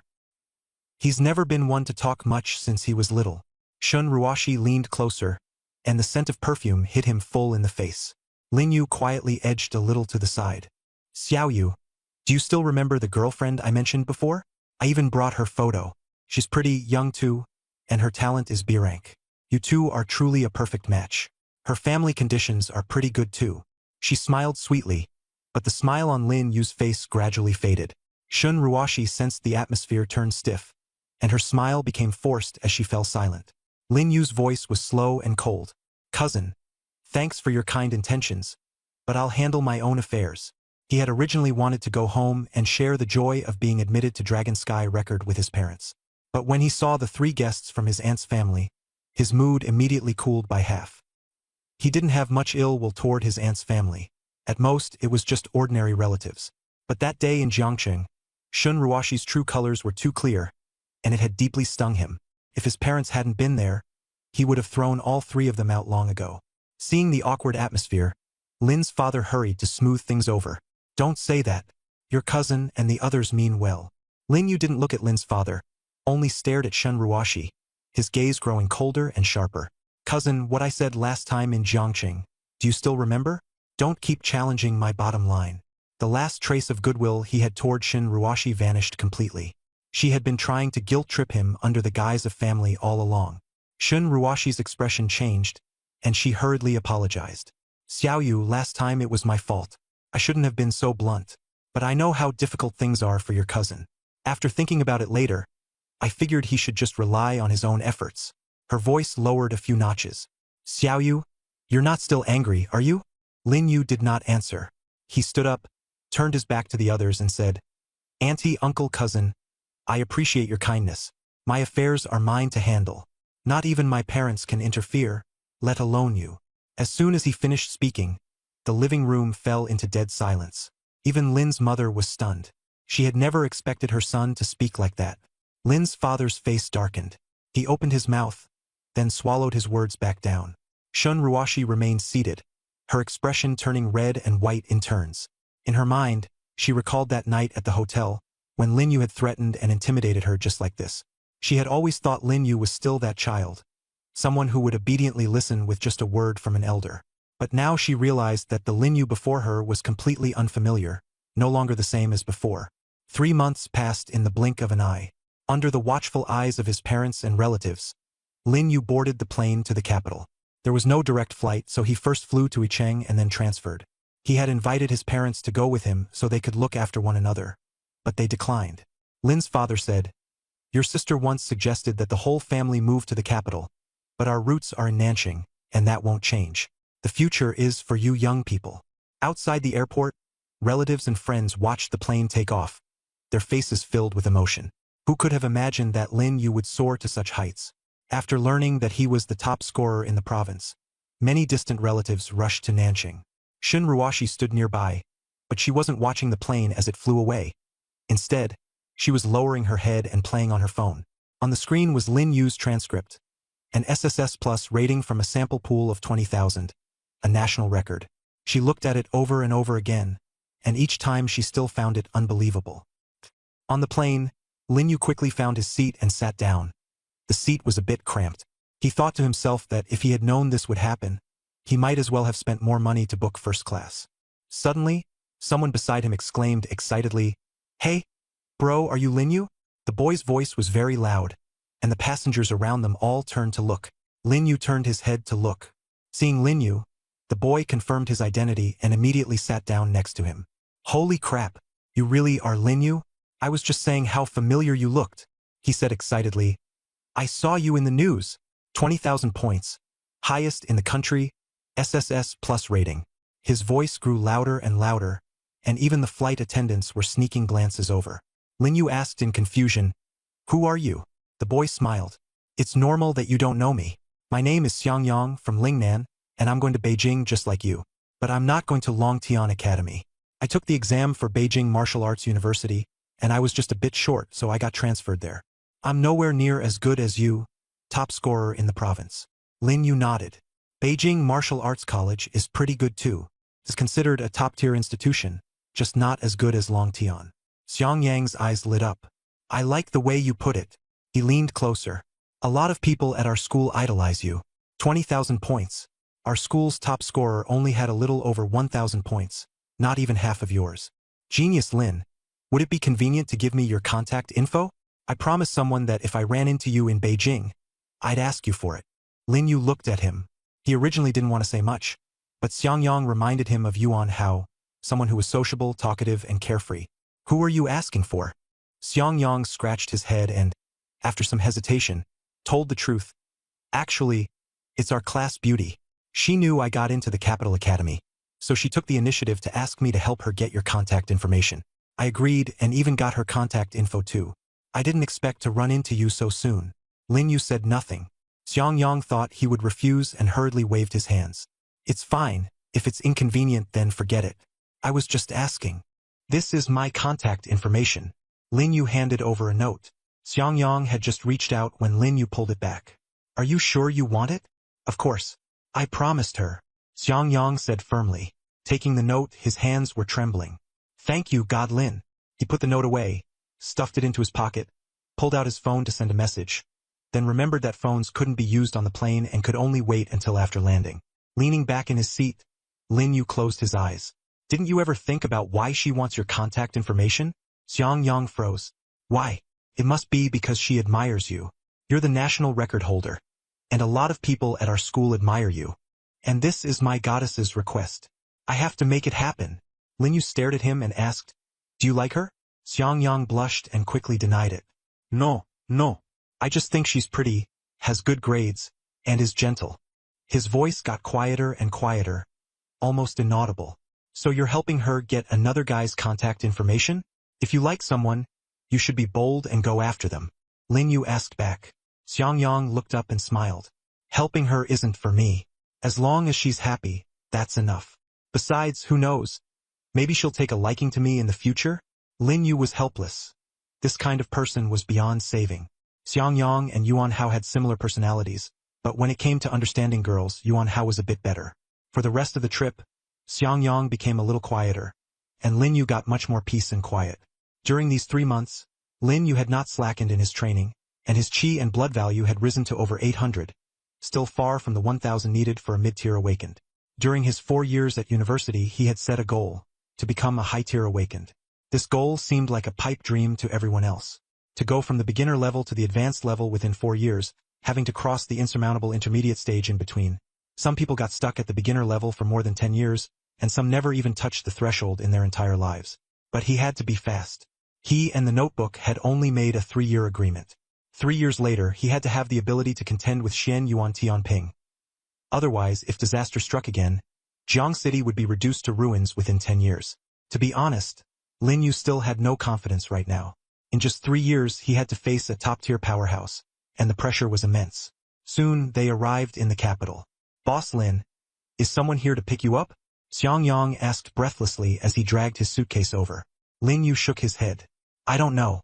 Maybe not." He hadn't even told Lin that he was coming to the capital.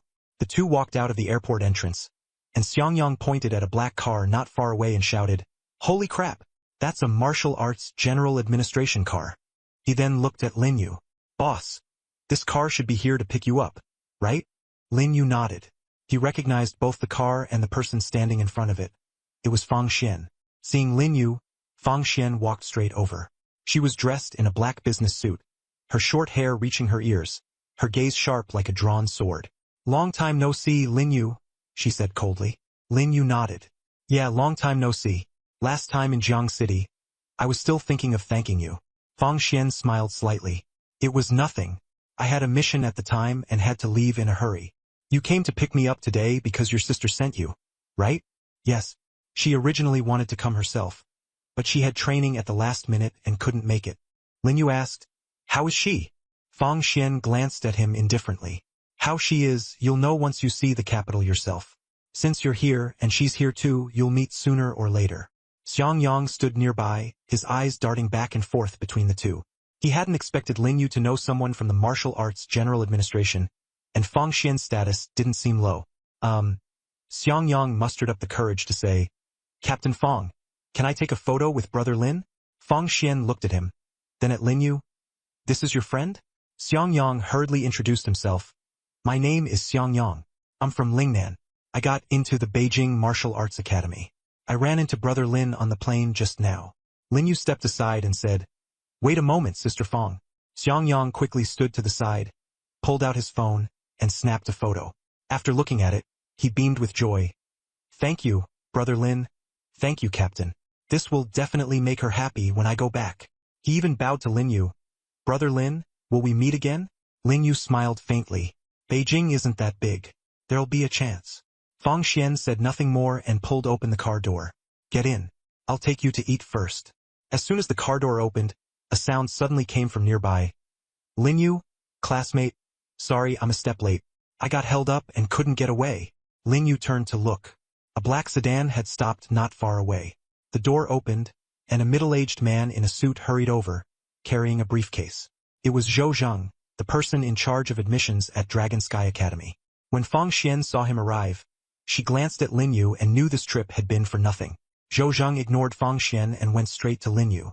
After catching his breath, he extended his hand and said, "Lin Yu, welcome to Beijing. I was delayed by something." "Sorry." Lin Yu shook his hand. "Director Zhou, you're too polite." Zhou Zheng turned to Fang Xian and smiled, secretly relieved that he had arrived in time. The Beijing Academy and the Martial Arts Administration were closely connected. Thinking of Lin, he knew the Academy hadn't given up on Lin Yu. "You, Captain Fang, you came to pick up Lin Yu too? Since when has the Martial Arts Administration cared so much about our Dragon Sky Academy?" He deliberately emphasized Lin Yu's identity. Fang Xian's attitude toward Zhou Zheng was indifferent. At someone's request, Zhou Zheng didn't engage further and handed over the briefcase. "Lin Yu, your student ID and the things you asked for are all in here. Take a look yourself." Lin Yu opened it and saw a brand new key, a bank card, and a student ID inside. He closed the briefcase and Zhou Zheng smiled. "By the way, Principal AI asked me to ask when you're free. He wants to see you. Anytime. Let's go take a look at Longtian Academy together." Lin Yu picked up the briefcase and looked at Fang Xian. "Sister Fang, I'll head off first. Let's make an appointment next time." Fang Xian nodded. "Go ahead." She looked at Lin Yu and, after a pause, reminded him, "Beijing is not like Nanqing. There's danger behind all the prosperity too. There are people from the Wuming Hall, so you need to be careful." "I know," Lin Yu replied. After saying goodbye, Lin Yu and Fang Xian went their separate ways. Fang Xian watched Lin Yu's departing figure, feeling somewhat regretful. This time she had come to pick up Lin Yu, although it was indeed at someone's request. She also wanted to recruit him into the capital's academy. But now it seemed that the opportunity was gone. Zhou Zheng had arrived. Lin Yu did not refuse him. It seemed that the matter of the academy was finally settled. The car stopped at the entrance of Longtian Academy. Lin Yu got out of the car and looked at the two lifelike dragon reliefs at the gate, as if they could soar into the sky at any moment. Inside the school gate was a long tree-lined avenue, flanked by rows of yellowing ginkgo trees. Let's go. I'll take you to the dormitory first. Zhou Zheng picked up the suitcase and led Lin Yu forward. The academy was quite lively at the moment, with newly arrived students everywhere, each one a so-called genius back in their hometowns. However, Lin Yu soon felt several powerful auras emanating from around him, pressing down so heavily that it was hard to breathe. At the end of the tree-lined avenue was a large square, with a statue of a middle-aged man standing at its center, gazing firmly into the distance. This is the founder of the academy, Dragon Sky King. Zhou Zheng introduced. He pointed to another building. That side is the boys' dormitory, and across from it is the girls' dormitory. Your dorm isn't here. It's in a separate building. Soon, they arrived at the dormitory building. It was a small standalone building. This is it. Zhou Zheng stopped, took out a key and handed it to Lin Yu. This is the dormitory prepared for top students. Your room is on the 3rd floor. The room number is on the key. Go up yourself. I'm not a teacher after all, so I'm not qualified to go upstairs. I can only take you this far. Lin Yu nodded, took the key and suitcase and said, Thank you, Director Zhou. You're welcome. Go in first. I have something to take care of. By the way, Principal AI's contact information is in your briefcase. Reach out to him when you have time. Okay. Lin Yu agreed. As soon as Lin Yu entered the building, he ran into someone who was about to leave. Seeing him carrying luggage, one person said in confusion, It's already the 2nd, and someone's only just arriving now? Geniuses are always a little unconventional. Didn't you see how many people there were today? Stop staring at him only. Another retorted. At that moment, a refined young man in a white t-shirt took the initiative to strike up a conversation. Classmate, where are you from? I'm Xiechen, from Zhonghai. I'm Chao Quan, also from Zhonghai. Xiechen is awesome. 2nd place in Zhonghai this year. The boy in the black t-shirt beside him added. Lin Yu glanced at the two of them and smiled faintly. My name is Lin Yu, from Nanqing. Nanqing? Xiechen raised an eyebrow. Never heard of it. Lin Yu added, in Jiang Province. Oh, Xiechen nodded. He hadn't heard of Nanqing, but Jiang Province was familiar enough. Looks like Nanqing's education isn't too bad. To make it in here through the martial arts exam, Brother Lin must be pretty impressive. Huh. Lin Yu didn't answer. Cao Quan got acid. Military training is about to start. Lin Yu, put down your luggage and come with us first. Since you just got here, you definitely aren't familiar with the place. We'll show you around and, by the way, form a team. Military training? Form a team. Lin Yu didn't understand. It's normal that you don't get it since you just arrived, Chao Quan explained. This military training isn't ordinary. All freshmen have to go to the northern border for it, and in essence it's an entrance exam. Only after passing it do you become a formal student. I only found out after I came too, Lin Yu said with a frown. The northern border? He asked. Xiechen replied, It's the place guarded by Heavenly King Jiang. Our class is going there for combat drills. They call it military training, but it's really live combat. Simply put, it means going to the battlefield. When do we leave? Lin Yu asked. Chao Quan checked the time. Tomorrow morning. We registered yesterday and today, and tomorrow we'll gather and take a bus straight to the northern border. If you came a day late, you might not even make it. Okay, thanks. Lin Yu said his thanks and pulled his suitcase upstairs. Xiechen and Chao Quan exchanged a glance, almost certain they wanted to team up with Lin Yu. Someone who could get into Longtian Academy from a small place was definitely no ordinary person. Chao Quan hurried to help him with his luggage. Let me help you. Which floor? Xiechen asked. 3rd floor. Lin Yu's expression showed a hint of surprise at their enthusiasm. Xiechen followed beside him, asking as they climbed the stairs, By the way, Lin bro, what was your martial arts exam score and rating? Lin Yu answered without the slightest concealment. 1st place in Nanqing. Rating SSS+. SSS+? Xiechen frowned. I know the highest is SSS. When did a plus sign get added? Chao Quan also turned to look at Lin Yu, his face full of confusion.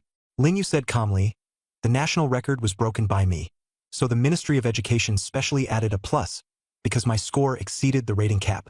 Xie Chen's steps faltered, and his mind was filled with all those news headlines. Shocking! The national martial exam record has been broken. First to score over 20,000 points. Rating SSS+. Nanqing, Jiang Province, a nameless little place, produced a genius.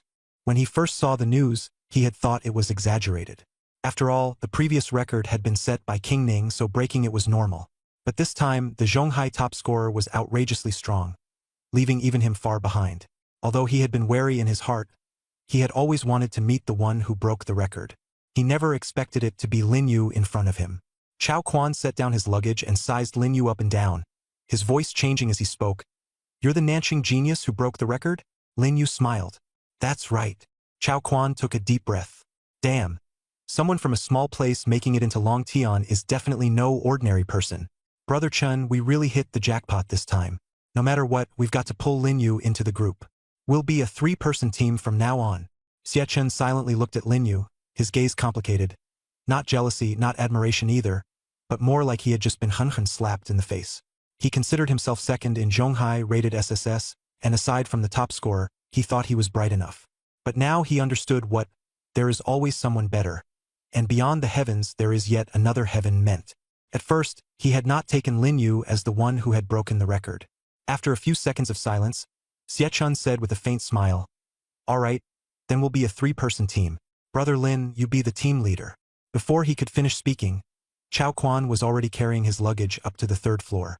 On the 3rd floor, Lin Yu found his room, and Chao Quan moved his luggage inside. "Brother Lin," Xie Chen said warmly from the doorway, "there's a freshman gathering tonight. Wanna come along? Everyone's from all over the country, so it's good to get to know more people. It'll also make military training easier to handle." Lin Yu had originally planned to have dinner with his sister that night, so he had to put that plan on hold for now. Chao Quan leaned in and said, "It's just at the cafeteria. The gathering is basically just for getting to know people. This year's freshman admission rate is the lowest in history, only a little over 100 people, and just over 30 specially admitted students. Every one of them is a monster. Better to get familiar early than be clueless later." He grinned and lowered his voice. "I heard there are a lot of pretty girls in this batch, more than last year. For events like this, the chances of finding a girlfriend are the best. The 3 of us definitely have to go." Lin Yu didn't refuse. "All right, we should get to know people anyway." That night, the 3 of them went to the cafeteria together. "I heard the strongest one in this batch is already a mid-tier awakened," Chao Quan said. Xie Chen immediately objected. "Are you kidding? A mid-tier awakened? Where did you hear that, Quanzi? Even the people above me haven't advanced that fast." It had been less than a year since awakening. Going straight from awakened talent to mid-tier was nearly impossible. Lin Yu also felt it didn't sound very reliable. From starting at 0 to becoming a beginner awakened, hard work could indeed make progress quickly, but from beginner to mid-tier the difficulty increased sharply. Even his sister Lin Lin had taken more than a year to cultivate herself to the mid-tier awakened stage. And yet now, someone had become a mid-tier awakened in less than a year after their talent awakened. At this speed, fast, doesn't even begin to describe it. It's downright monstrous. "Hey!" Chao Quan stepped forward, waved his hand and said, "You two don't get it. I may not necessarily outdo you in cultivation, but when it comes to gathering intelligence, if my Longtian Academy claims to be number 1, no one dares claim to be second." Xie Chen immediately objected. "Impossible. Advancing from the beginner level to the intermediate level depends not on basics, but on comprehension, as well as strong vitality and combat experience. It can't be done by simply piling up resources. It should take at least half a year to break through." Chao Quan interrupted. "Just listen to me first. Let me tell you, this guy is a descendant of the King Jiang Tian. Do you believe it?" Lin Yu and Xie Chen fell silent at the same time. If that was the case, then it all made sense. Xie Chen opened his mouth, wanting to say something, but faced with the descendant of the King Jiang, he had nothing to say. He looked at Lin Yu and found that Lin Yu only slightly furrowed his brows, as if thinking. "How do you know that?" Xie Chen asked. Chao Quan said smugly, "This afternoon while you were cultivating, I took a walk around Longtian and asked around for news. I heard that the most impressive person in this class is the descendant of the King Jiang. They didn't take the martial exam and directly enrolled." Xie Chen fell silent. One day, 2 heavy blows. First was Lin Yu's astonishing strength. Then came the bloodline talent of the King Jiang. He was second in Zhonghai, rated SSS, and considered himself dazzling. Only now did he understand that some people have not only talent, but also bloodline, which determines that they are born standing at a height others can never reach. Lin Yu asked, "What's his name?" "Jiang Qian. I heard she's quite good-looking, and she also has an older brother, Jiang Liunian. Jiang Liunian is even more outrageous. He was once ranked first on Longtian Academy's top 9 genius list, and now he's an advanced awakener, about to graduate." These two names dealt Xie a third blow. 3 successive blows in a single day. An advanced awakener? Xie voice lowered. Chao Quan noticed his mood and said softly, "Yeah, Jiang Liunian was already an intermediate awakener when he enrolled, and this is only his final year. There's no comparison between him and us. Age alone is a big factor." Xie fell silent. Graduation is usually at 22 to 24 years old. He was only 18 now.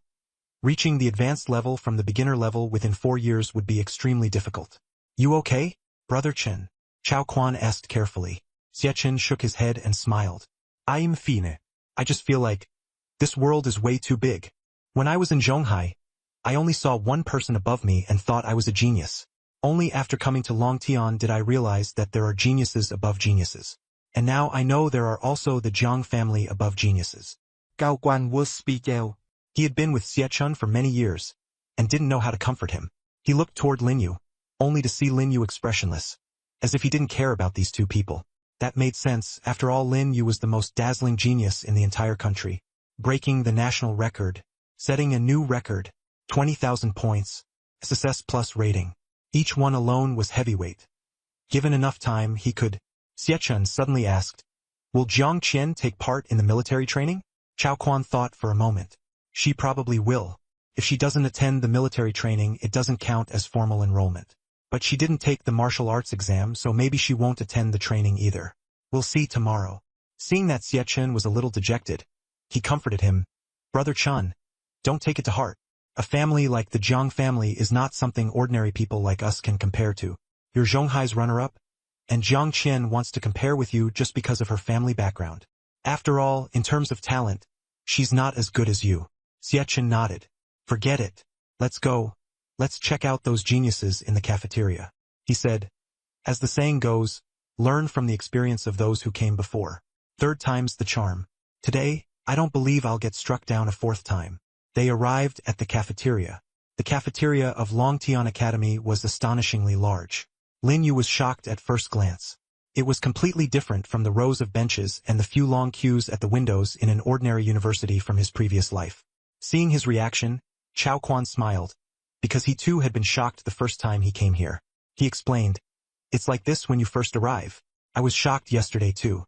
I heard that Longtian Academy's cafeteria is the best in the country, with chefs from 5-star hotels. You just take a plate and help yourself to whatever you want. No need to pay at all." Xie smiled and decided to relax for a bit, temporarily forgetting what had happened earlier. There were already quite a few people in the cafeteria, almost all in pairs, with only a few alone. They were all awakeners with strong vitality and blood. Conservatively speaking, they were all at least low-tier awakeners. Some were even comparable to Yang Luoshi, whom Lin Yu had seen before during the martial examination. "So this is the capital, so this is Longtian Academy? A true gathering place of geniuses," Lin Yu said with emotion. In Nanqing, it was almost impossible to see so many low-tier awakeners, but here they were everywhere. As soon as the 3 entered the cafeteria, someone came up to strike up a conversation.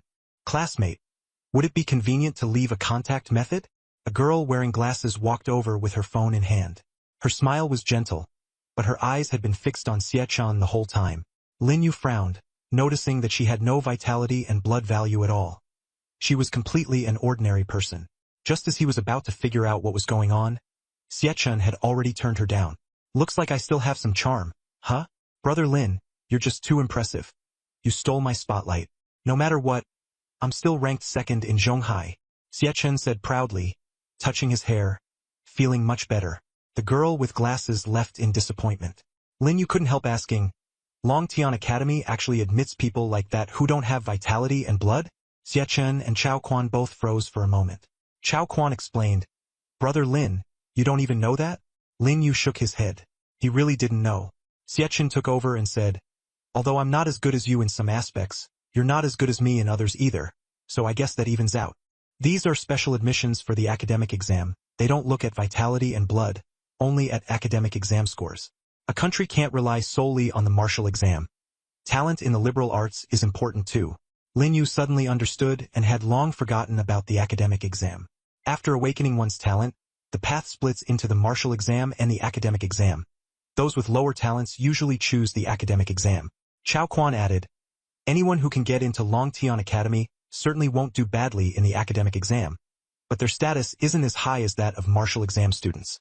There were far fewer people on the second floor of the cafeteria, but they were all freshmen from this intake.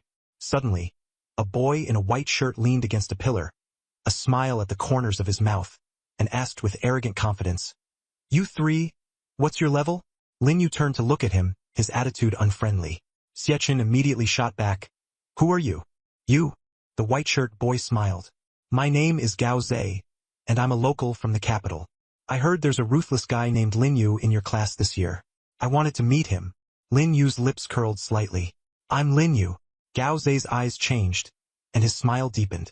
"You're the Lin Yu who broke the national record?" Looking at his expression, Gao Zhe clearly wasn't buying it. Xiachen stood up. "You looking for trouble?" Gao Zhe waved his hand. "Don't be nervous. I don't mean anything else, just asking about your strength." Then he asked Chao Quan, "How did you get in?" Chao Quan said expressionlessly, "Special admission. Not bad. Special admission at the very least means an S-rank talent." Gao Zhe nodded. Then he looked at Xiachen. "And you? Damn it. I'm second in Zhonghai," Xiachen said with great swagger.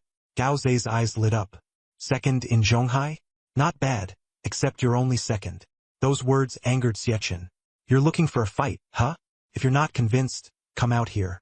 I'll beat you until you are and show you what you're made of." Xiachen's blood surged, and the people around them immediately turned to look. The nearby freshmen hurriedly moved away, afraid of getting dragged into it. Gao Zhe, however, remained leaning against the pillar without moving, the smile at the corners of his mouth unchanged. "Don't get so worked up. I was just joking. What are you so anxious about?" Gao Zhe sneered. Xiachen gritted his teeth and threw a punch. Gao Zhe, however, didn't move an inch, a confident smile on his face. Xiachen's fist was stopped by a soft, cushioning force. The momentum was dissolved layer by layer, and in the end, it vanished without a trace. Xiachen froze, his fist still hanging in the air, his whole body seeming to be locked in place. At that moment, a deep voice rang out from the second floor of the cafeteria. "Fighting is prohibited inside the cafeteria. If you have a grudge, settle it outside." Instantly, the entire cafeteria fell eerily silent. Lin Yu frowned. "Didn't they say Dragon Heaven Academy is all about strength?" Chao Quan explained, "That only applies in the plaza. Fighting is absolutely forbidden in places like the cafeteria, dorms, and library. I was just about to warn Brother Chun, but he couldn't hold back and struck first. Probably the cafeteria management stepped in, but they didn't show themselves." After a brief silence, the cafeteria erupted back into noise. Some people were whispering, some were secretly watching Lin Yu and the others, and some were quietly eating with their heads down. Xiachen still had his fist clenched, his face flushed red, as if he'd been publicly humiliated. Chao Quan tugged at his sleeve. "Brother Chun, don't make a scene anymore. They won't allow fighting here, and even if you do fight, it'll be useless. Besides, don't worry. Someday the three of us will tail this Gao Zhe and beat him half to death." Those words gradually made Gao Zhe's smile fade, and his eyes turned cold. "What do you mean? Ganging up on the few with the many?" His tone was still arrogant, but his confidence was clearly lacking. Cao Quang looked innocent. "What do we mean? We're just talking normally. Don't take it personally. Besides, my brother Chun is second in Zhonghai, my brother Yu is the top scorer in the whole province, and although I'm a bit worse, I still have S-grade talent. If you really want to tail someone, whether that person can even notice is still uncertain." Gao Zhe clenched his fists, his face dark. Xiachen couldn't help laughing. He had been furious a moment ago, and seeing Gao Zhe's face turn blue and white, he finally felt relieved. Chao Quan had a sharp tongue, but at crucial moments what he said could chill people to the bone. Gao Zhe's gaze moved from Chao Quan to Xiachen, then to Lin Yu standing quietly nearby. Lin Yu looked like an outsider, completely unconcerned, and that made Gao Zhe extremely unhappy. "Lin Yu, are you just going to let your friend talk like that?" The murmurs around them grew louder and louder. "That's Lin Yu? I heard he broke the national record and even made the news. Yeah, it's him, the top scorer in Jiang province. The one next to him is Xiechun, second in Zhonghai. Xiechun really has a temper. He almost fought with Gao Zhe. If they fought, Gao Zhe would definitely lose. Gao Zhe isn't exactly easy to deal with either. He's a local from Beijing, and he's backed by the Martial Dao administration. So what if he has connections? Longtian Academy is the real power. Who cares about the Martial Dao administration? Lin Yu asked lightly, "What did he say?" Gao Zhe was stunned. "He said he was threatening me." Lin Yu nodded. And then, Gao Zhe's face instantly flushed red. "You!" Lin Yu cut him off. "You need to understand you were the one who provoked us first, asking what level our strength was. We said that Xiechun was unfortunately only second, and that was clearly a provocation. Xiechun wanted to fight, and you deliberately counted on the fact that fighting wasn't allowed in the cafeteria, stirring things up to goad him. Your friends said a few unpleasant things, and you couldn't take it." Lin Yu changed his tone. "You should be glad you provoked Xiechun, not me. Otherwise, I would have beaten you up already, even in the cafeteria." Gao Zhe looked at Lin Yu, his face turning ugly. He finally understood that Lin Yu wasn't joking. He really had that ability. The cafeteria remained lively, but the topic had completely changed. Chao Quan's mouth is really vicious. That S-rank talent wasn't obtained for nothing. Lin Yu is even more impressive. He shut Gao Zhe down with just a few words. Gao Zhe is only backed by family. Once he's really in the northern frontier, what do those connections count for? The murmurs grew louder and louder. Shame and anger mingled on Gao Zhe's face, and in the end he fled in embarrassment. "Brother Lin, that was so satisfying just now," Chao Quan said with a laugh, patting Lin Yu. "You." Xiechun followed beside Lin Yu, feeling much better than before. Gao Zhe was truly infuriating, always nitpicking. The Minghai second place he kept talking about sounded like an honor to outsiders. But Xiechun himself knew full well the bitterness behind it. As long as that Minghai first place was still there, he could only ever be second. Cao Quang Linux over. "Brother Chun, Brother Yu, was what I said just now too much?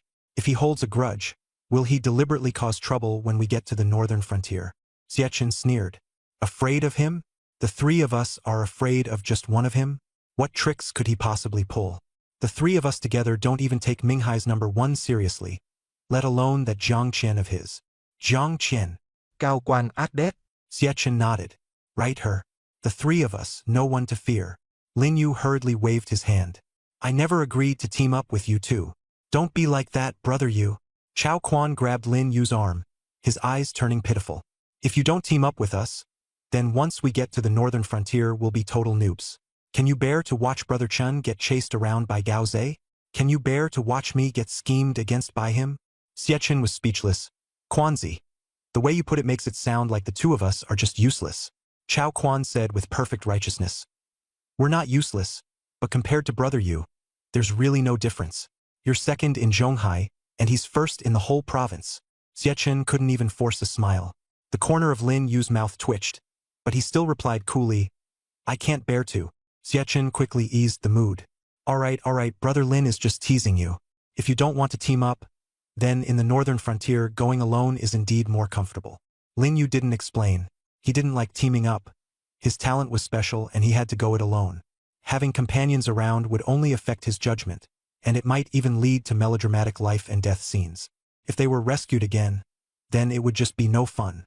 Before, when he went to the martial exam to find Yang Luoshi, he had also refused to let Chu Yu and Yuan Hao go with him. Just after sitting down, Chao Quan suddenly tugged at the sleeves of the two of them. "Look, a top-tier beauty is here." Following his gaze, they looked over and saw a girl in a light purple long coat walking in through the entrance to the second floor of the cafeteria. She had a small face and delicate features, unlike Yang Luoshi and Chu Yu. If the latter two had an older sister, mature vibe, then this girl, Jiang Qian, looked more like a cute little loli, adorable at a glance.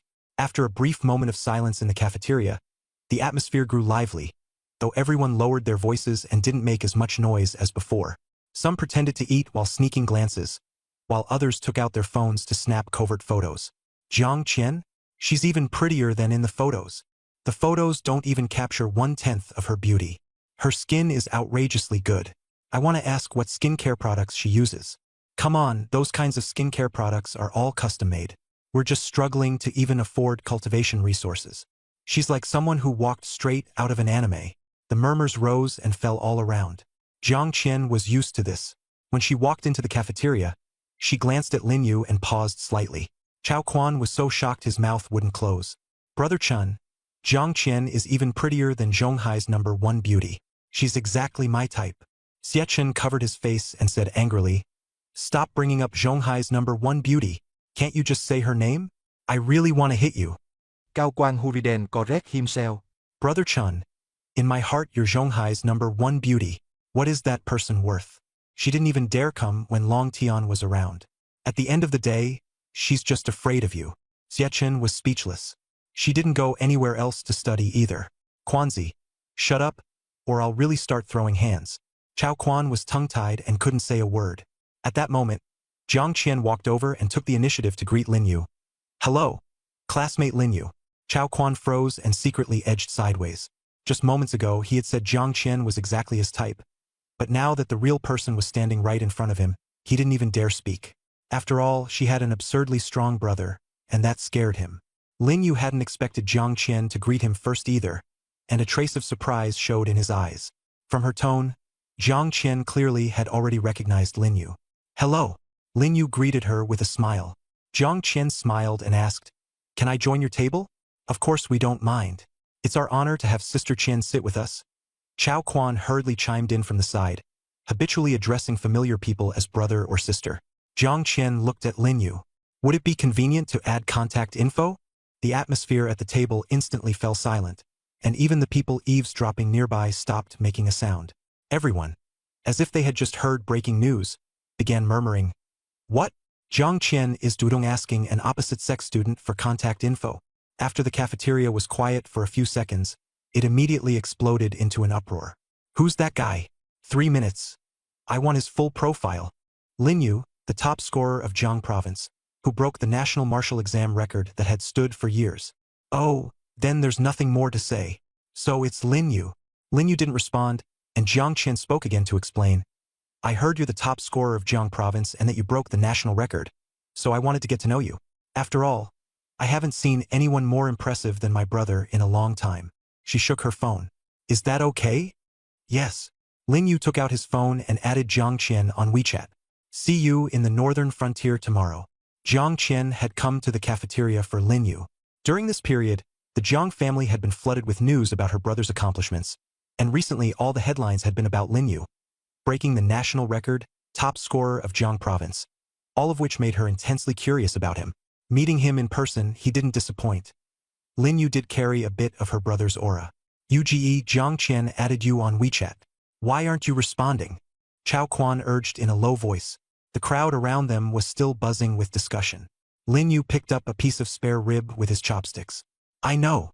Chao Quan waited a moment. "Aren't you curious why she added you? Didn't she just say she hadn't seen anyone more impressive than her brother for a long time?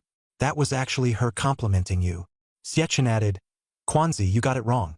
What Jiang Qian meant was that her brother is very impressive, and she hadn't seen anyone who could compare with her brother for a long time. Lin Yu is the first." She was actually praising her brother while also praising Lin Yu. Chao Quan nodded in a half-understanding way. "So she's counting as praising Yu too, right?" Xie Chen sneered. "She wasn't praising you. That title of second in Zhonghai doesn't mean anything here." As soon as Chao Quan spoke, Xie Chen's expression darkened, and with one squeeze he snapped his chopsticks in half. "Quanzi, you're really asking for trouble. This is the cafeteria. You'd better not act so arrogant," Chao Quan said with a smile. Xie Chen took a deep breath and put down his chopsticks. "Don't keep bringing up the second place in Zhonghai. I'm getting sick of hearing it." Chao Quan shook his head, then nodded. "Brother Chun, this is a psychological shadow. I'll help you break it." "All right, stop talking. I'm about ready to be pissed to death just listening to you," Xie Chen interrupted. At that moment, Lin Yu's phone vibrated a few times. "Bro Yu, it looks like Sister Qian sent you a message." Chao Quan quickly changed the subject. Xie Chen picked up his chopsticks again. Lin Yu glanced at his phone. The message wasn't from Jiang Qian, but from Yuan Hao. "A friend sent me a message," he said. Chao Quan and Xie Chen immediately understood. If it had been from Jiang Qian, they might have peeked at it.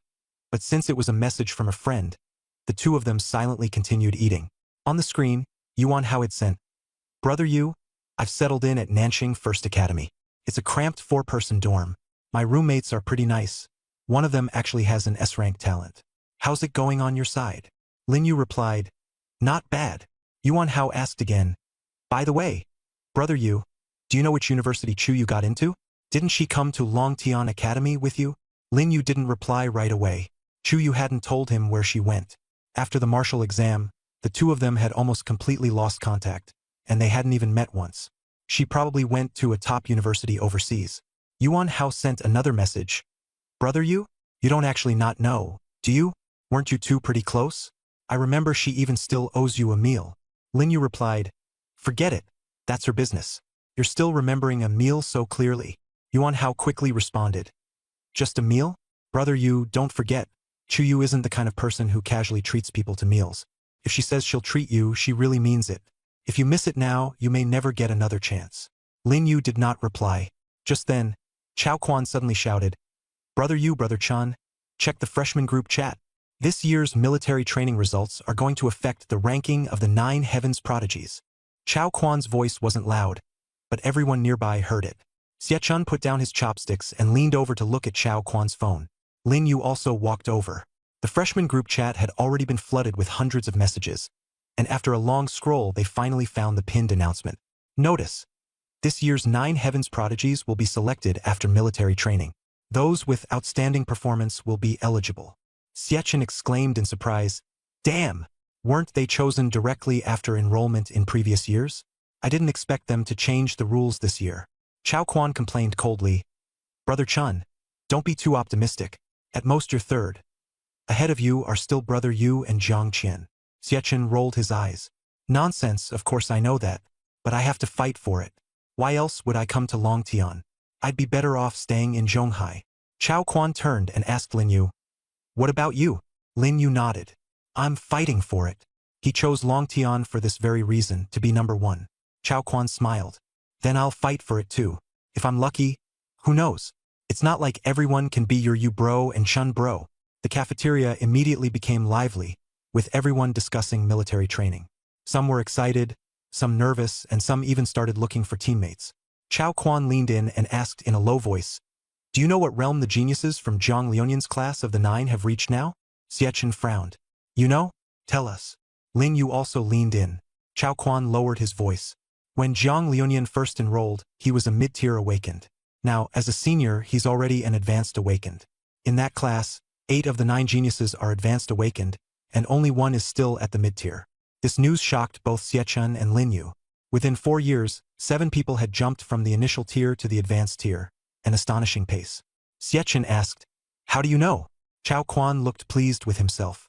I have my channels. I can't guarantee it's 100% accurate, but it should be about 80% right. The 9 geniuses of Longtian University are all anything but trash. Xie Chun nodded.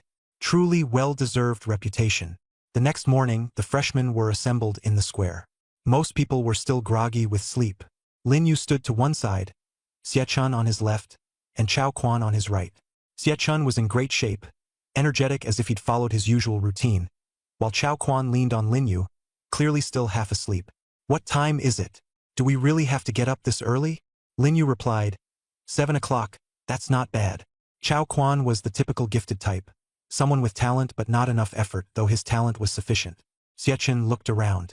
Where's Jiang Qian? Why don't I see her? Chao Quan said unhappily, she's not coming. Even though she'll be going to the northern frontier, she's still the Jiang family princess after all. If we go to the northern frontier first, I'm afraid we'll still have to wait for her. She's probably still asleep right now. Just as everyone was chatting enthusiastically, the air suddenly trembled. Boom!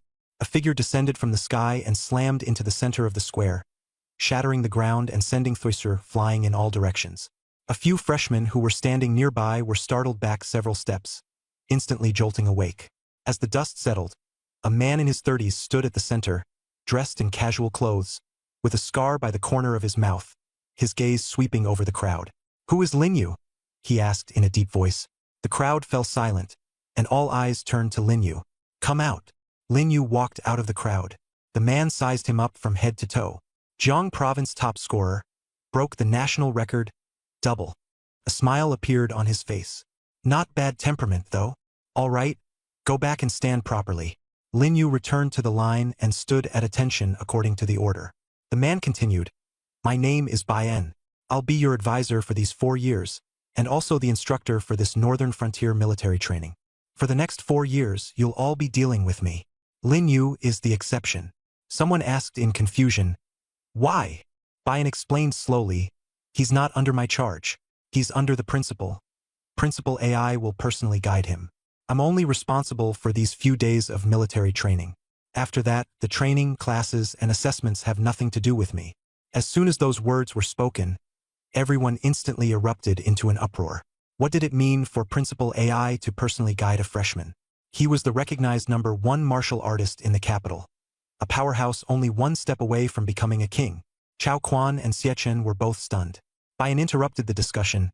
All right, no need to say more. Listen to me. Since you can stand here, it means each of you has talent. You're definitely geniuses.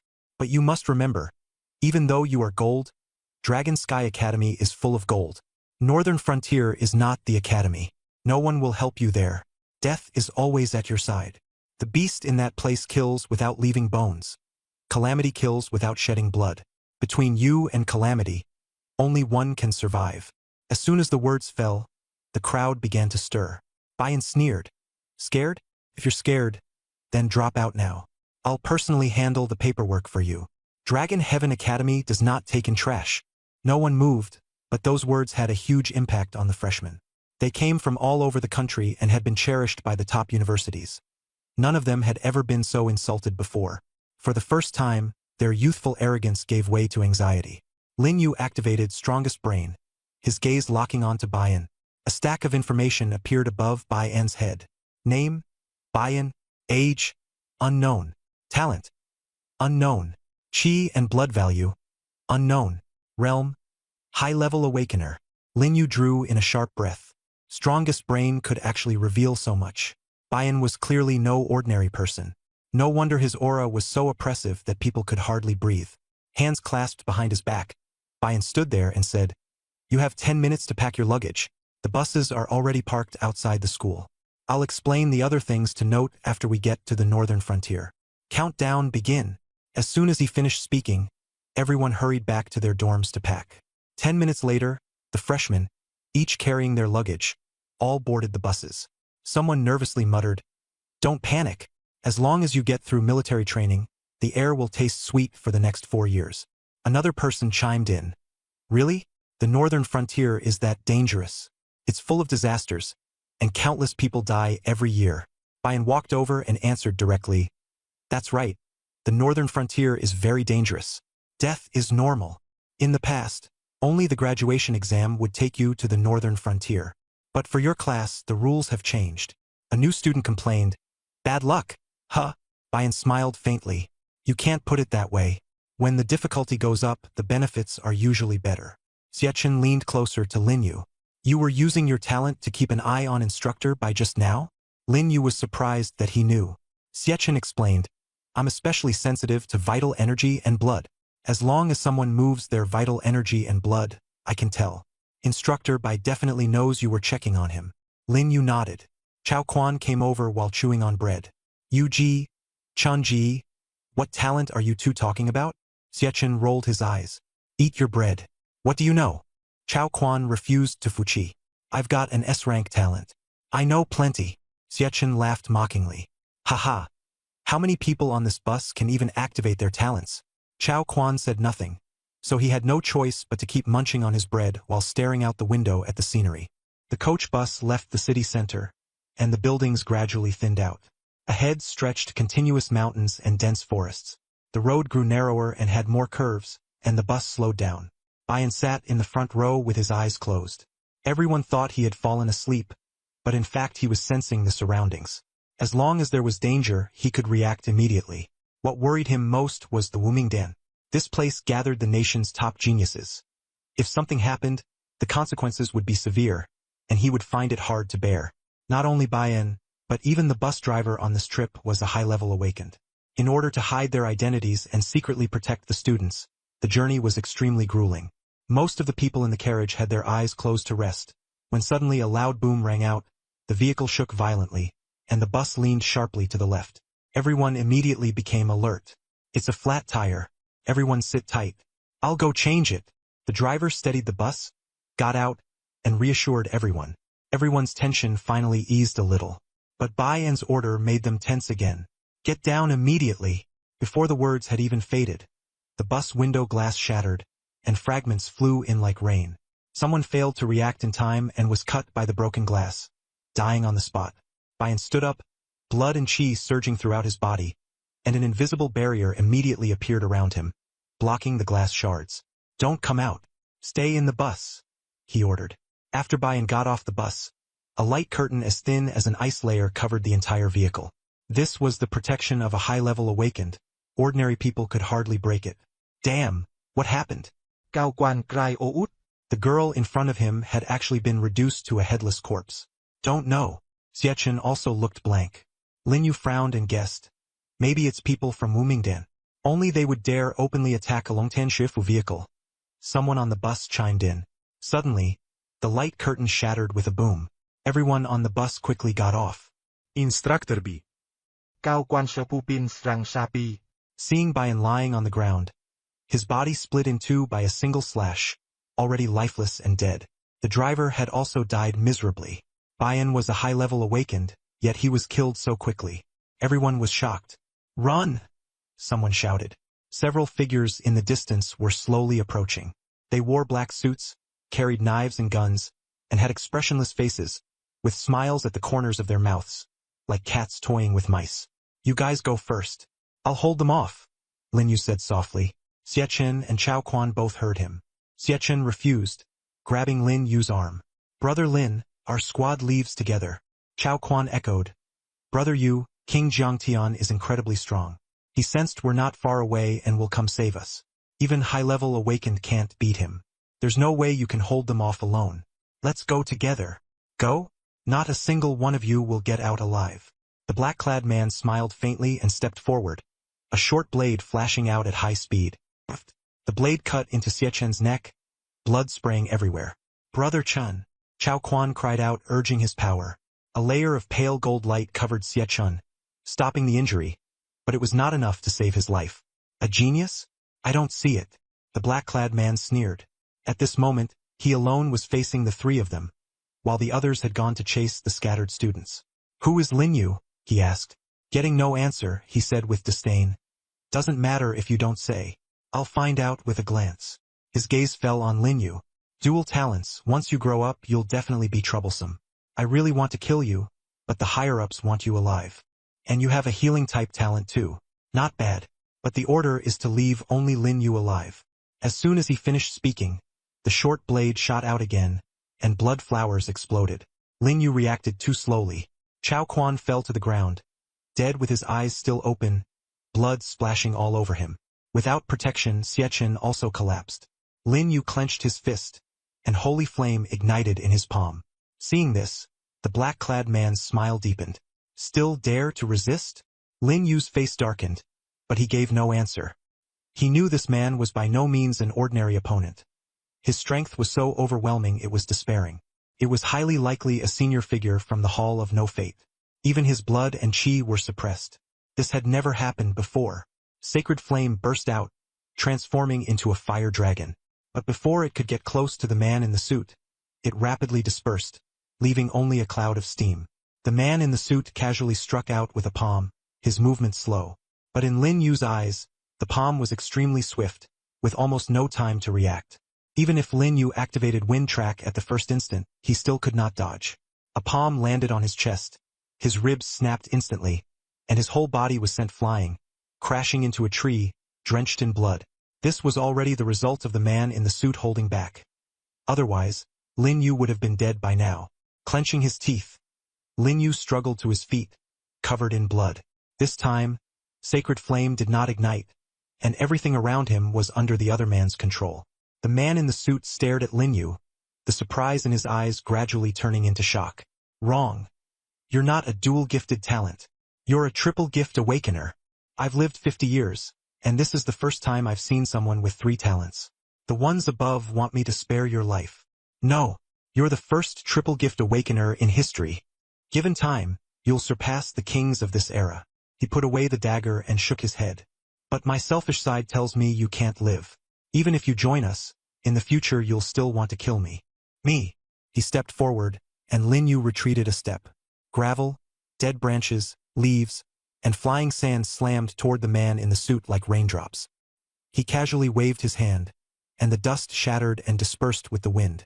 The man in the suit took another step forward, and a colossal pressure instantly bore down, as if a mountain rested on his back. He wasn't killing Lin Yu, but tormenting him. Time passed. Lin Yu was dead. The body was a gruesome sight. The concept-level immortal talent activated, reviving and restoring the previous state. Plunder successful. Obtained 3 points of vitality from the other party. The time-space rewind talent activated successfully, returning to 2 hours ago. A mechanical voice sounded in his mind. Lin Yu was once again back at the moment he had just boarded the bus. He was puzzled. Why hadn't he plundered a talent, but instead the other party's vitality? By reason, the probability was extremely low. Unless the other party had no talent at all, only then would other attributes be plundered. The initial introduction was, kill your enemy, and they will be marked. You will automatically plunder attack, defense, agility. If they have a talent, you will also plunder the talent. As Lin Yu was pondering, Xie Chen leaned over again and asked about the question from the beginning. Then Chao Quan also stepped forward. Time passed. The bus burst a tire again. The driver got off to inspect it. Bian shouted, "Everyone, get down!" Soon, Lin Yu died again. Talent concept level immortality activated. Revived. Plunder successful. Gained 3 years of the other party's life. Talent time-space rewind successful. Returned to 2 hours earlier. Lin Yu opened his eyes and gasped for air. How could this be? I still didn't plunder the talent. He began to question life itself. He had died twice in a row, watching Xie Chen and Chao Quan die twice before his eyes. Yet he was powerless to stop it. What a joke! What exactly was that man in the suit? A thought surfaced in Lin Yu's mind. Unless that man in the suit didn't have a talent at all. But how could that be possible? If he had no talent, how could he cultivate to such an overwhelming level? On closer thought, perhaps it wasn't impossible. He had never once seen the man in the suit use a talent. It was also possible that the man in the suit was so powerful that he didn't need to use a talent at all to easily crush them. At this moment, Xie Chen and Chao Quan were still alive. One had his eyes closed, resting, while the other was chewing on a bun, completely unaware of what was about to happen. "Brother Lin," Xie Chen said, pulling Lin Yu back to reality. "Why do you look so awful? Did you use your talent to look at Instructor Bai?" Lin Yu frowned. The words were the same, but the tone and wording were slightly different. Before long, Chao Quan came over again, and time slowly passed. As expected, Lin Yu died again at the hands of the man in the suit. You have successfully activated the concept-level immortality talent. You have been revived, and your condition has been restored to what it was before death. Successful plunder. You have stolen 10 attack power from the other party. You have successfully activated the time reversal talent. You have returned to 2 hours ago. Once, twice, 8 times. Lin Yu had already lost count of how many times he had died. What he managed to steal each time were only trivial things. He still hadn't gotten the most important talent. His mind was getting a little foggy now, all because of the side effects of dying and reviving repeatedly, and of time reversal. If this went on a few more times, he was afraid he'd really go crazy. This time, he didn't return to 2 hours ago, but instead went straight back to September 2nd. Lin Yu was not a selfish person. He couldn't just ignore Chao Quan and Xie Chen, but the current him couldn't save them. He wasn't strong enough, and would only cause trouble if he forced himself in. Even a high-tier awakened being like Bian couldn't beat those men in suits, let alone Lin Yu, who had only just begun to grow stronger. That day, everything proceeded as usual. Zhou Zhang brought Lin Yu to the detached building, where he met Xie Chen and Chao Quan. The three of them agreed to go to the cafeteria together at night. After they split up, Lin Yu didn't go back to the dorm with the two of them this time, but instead found Zhou Zhang and asked him to take him to see Principal AI. Zhou Zhang had some questions in his mind, but still agreed. Under Zhou Zhang's guidance, Lin Yu arrived at the door of the principal's office. Zhou Zhang knocked. "Principal AI, Lin Yu is here." There was silence inside for a moment, as if it was a little unexpected that Lin Yu would come at this time. After a while, a deep voice came from within. "Let him in." Lin Yu pushed the door open and went in, while Zhou Zhang left outside. The principal's office wasn't large. A desk, a chair, a bookshelf, and a window. By the window stood a person with his back to him. Lin Yu had originally thought Principal AI was very old, but to his surprise today, AI Fan actually looked about his age, around 20-something with fair, delicate skin, not at all like a principal. Principale. Lin Yu said. AI Fan turned around, wearing a faint smile. His eyes were like two shining stars, and his gaze was calm. You're here. Lin Yu was stunned for a moment, feeling as if the other party had long known he would come. Evan sized him up carefully, as though he could see through everything, making Lin Yu feel as if he were standing naked before him. No need to be nervous. For the next 4 years, I'll be your teacher. Evan turned and sat down at the desk, gesturing with his hand. Sit. Lin Yu had only just sat down when Evan smiled and said, You've brought me too many surprises. Recruiting you into Longtian Academy was the best decision I've ever made. Lin Yu remained silent, feeling as though all his secrets had been laid bare before Evan. Say it. You didn't come looking for me in the middle of the night just to see me. Evan leaned back in his chair slightly, smiling faintly as he urged him on. Lin Yu opened his mouth, but found it hard to speak. Having trouble saying it? Evan asked softly. After hesitating for a long moment, Lin Yu finally said slowly, Principal Evan, tomorrow, I need your help. Sure, no problem. Evan stood up, walked to the window and pushed it open. The night breeze drifted into the room. He didn't ask why. He agreed immediately, so quickly that Lin Yu was stunned. Go back first. Rest well tonight. I'll be there tomorrow. With Principal Evan's support, tomorrow's matter finally had some confidence behind it. No matter how strong those men in suits were, they could never be stronger than Principal Evan. The next day, as usual, the students gathered in the plaza. Bayan appeared, and Lin Yu was called out of the line alone. Time passed, luggage was packed, and they got on the bus. Just as the bus was driving along, it suddenly shook violently. The driver hurriedly pulled over and said to everyone, We've got a flat tire. Don't move. I'll go change it. As soon as he got off the bus, Bayan suddenly opened his eyes and shouted, Everyone, lie down immediately. Bayan also got off the bus and told everyone not to get out. The students reacted quickly, but a few were still a step too slow. The bus windows suddenly shattered, and the glass fragments flew out like blades. The students who hadn't reacted in time were instantly cut to pieces. What kind of people are these? They actually dared to attack Longtian Academy. Chao Quan was terrified. Good thing Coach Bai is still here, or the consequences would be unimaginable. Lin Yu said calmly, Let's get off and see what's going on. Xie frowned. It's too dangerous outside. Coach Bai already told us not to get off. Acting rashly isn't appropriate. Lin Yu replied in a deep voice, If Coach Bai can't hold on, staying in the bus will just mean waiting to die. Getting off might still give us a chance. After saying that, he stood up and walked toward the door. Though Xie and Chao Quan were doubtful, they still followed him down. Seeing this, the other students also hurried after them. No one was willing to sit and wait for death. The scene outside the bus shocked them.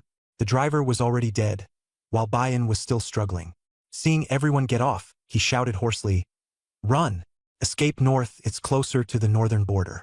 Go find reinforcements. Bayan seemed to have already sensed his defeat, and he weakly collapsed to the ground. At that moment, a thunderclap boomed. A bolt of lightning struck the leading man in a suit with pinpoint accuracy, blasting him to pieces. Seeing this, the students screamed, and some seized the opportunity to sneak away. Bayan looked at that bolt of lightning, a glimmer of hope appearing in his eyes, and shouted upward, Principal Evan is here. Everyone looked up and saw a young man in a white shirt hovering in the air, his hem fluttering in the wind, his bearing cold and aloof. He looked like a recent college graduate, yet his presence was enough to suppress the entire scene. Lin Yu was also shocked. He was naturally able to sense every change in his surroundings, and he noticed that Principal AI seemed to have awakened the All Things Resonance talent as well. Principal AI! The crowd gasped. For many, this was the first time they had seen him in person. No one was afraid at this moment. Instead, they simply felt that with him here, their sense of security had increased immensely. AI Fan's appearance gave everyone tremendous confidence. With Bien Enroi down, the crowd would probably have a hard time surviving. AI Fan stared at the enemy on the ground and said coldly, It's been a long time since I last confronted the Hall of No Life head-on. A bunch of human traitors, you dared to hurt my students. None of you will leave alive today. His words were not loud, yet every one of them rang like thunder.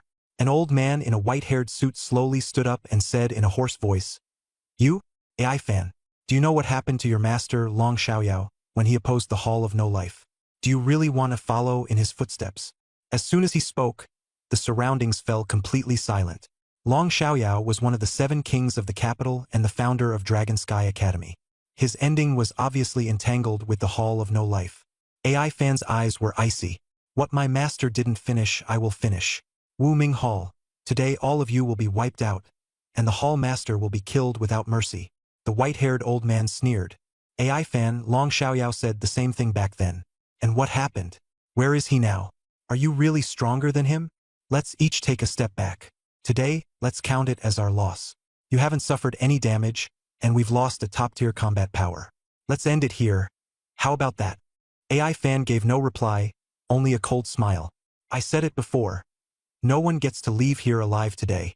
He waved his hand, and several bolts of lightning descended from the sky. A curtain of silver thunder poured down, illuminating the entire sky.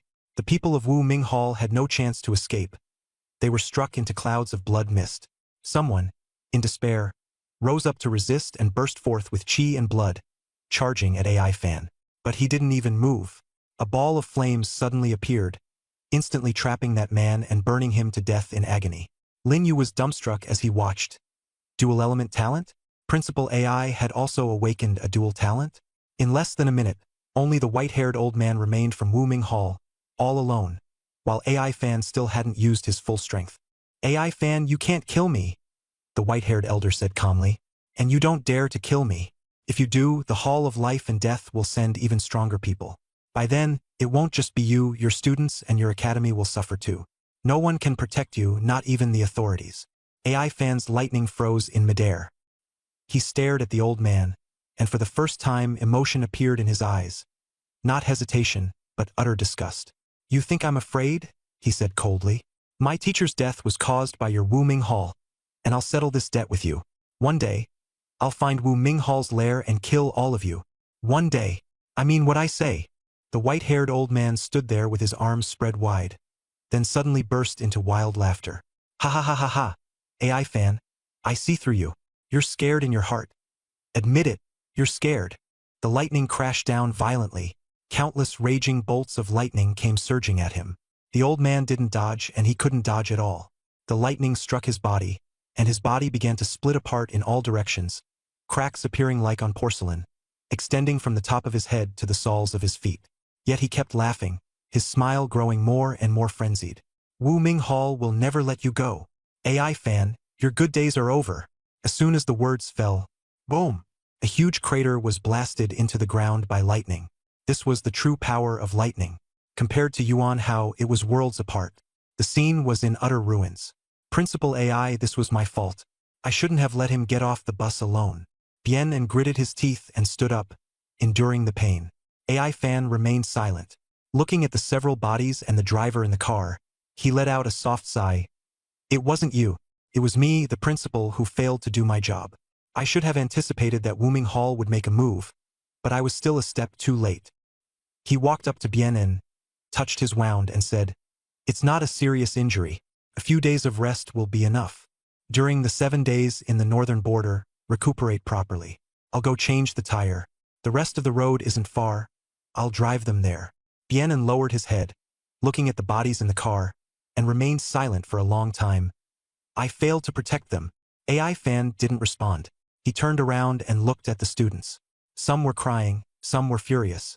Because they weren't strong enough, they hadn't rushed out immediately to fight the people from Wu Ming Hall. Remember, this world is cruel. AI fan said coldly. The strong prey on the weak. If you want to change it, you must first become stronger. Someday, if any of you become unimaginably powerful enough to overthrow this chaotic world and wipe out the traitor Calamity, perhaps the world will get better. For now, don't complain and don't lose heart. Life has to go on. Northern border, let's go. Everyone got on the bus. The bus was filled with the smell of blood, and the sight was bleak and miserable. The bus kept driving. Brother Lin, are you okay? Xiachen asked with concern. Lin Yu shook his head. It's fine. This kind of scene had already become all too common in Water City. There would be even more dead people. Damn it. I really feel like I'm about to die. Cao quan Wiped he suýt. Thank goodness for Principal AI. After this trip back from the northern frontier, I'm really planning not to go out again. Who knows whether the Hall of No Destiny will secretly kill me? It's terrifying. He had completely changed his view. Even someone as strong as the Awakened Bian had no ability to resist. If AI Fan hadn't come to the rescue, he couldn't even guarantee he'd still be alive. By the way, how did Principal AI suddenly show up? Xiachen asked in confusion. He must have been afraid something would happen to us, so he escorted us to the northern frontier, Chao Quan replied. Xiachen shook his head. No, he didn't save us right away. He came midway. Those words snapped Chao Quan to his senses. You're right, Brother Chen. All of this had actually been arranged by Lin Yu, but he had no intention of explaining it to the two of them. After all, he couldn't say that everyone had actually died many times already. Especially Xiachen, who had died horribly. It was Lin Yu who had rewound time and found AI Fan to help. 20 minutes later, the bus finally stopped. Lin Yu and the remaining students got off together. Before them stood towering city walls, at least 100 meters high and stretching for tens of thousands of li, tightly encircling the capital. Everyone stood silently beneath the high wall, looking up at it without making a sound. Even their breathing had grown much lighter. This high wall was the northern frontier's final line of defense. Once disaster struck, this would be the first barrier to hold the line. This is the northern frontier defense line, personally guarded by King Jiang, someone whispered nearby. This is the northern frontier, Evan said from behind the crowd. Every city has its own defenses. You should know that. Not far away, a heavy gate had opened in the high wall, surrounded by mountains, forests, and dense camps. The environment here was extremely harsh. In the distance, Jiang Qian had been waiting for a long time. Sigh, I really envy Sister Qian. If I had her background, I'd have been able to come to the northern frontier early, and I wouldn't have had to worry the whole way on that crappy vehicle. Chao Quan complained in a low voice. Xiachen kicked him. Quit the nonsense. Isn't Principal AI here to save us? Besides, Sister Qian didn't do anything to you. Chao Quan still refused to let it go.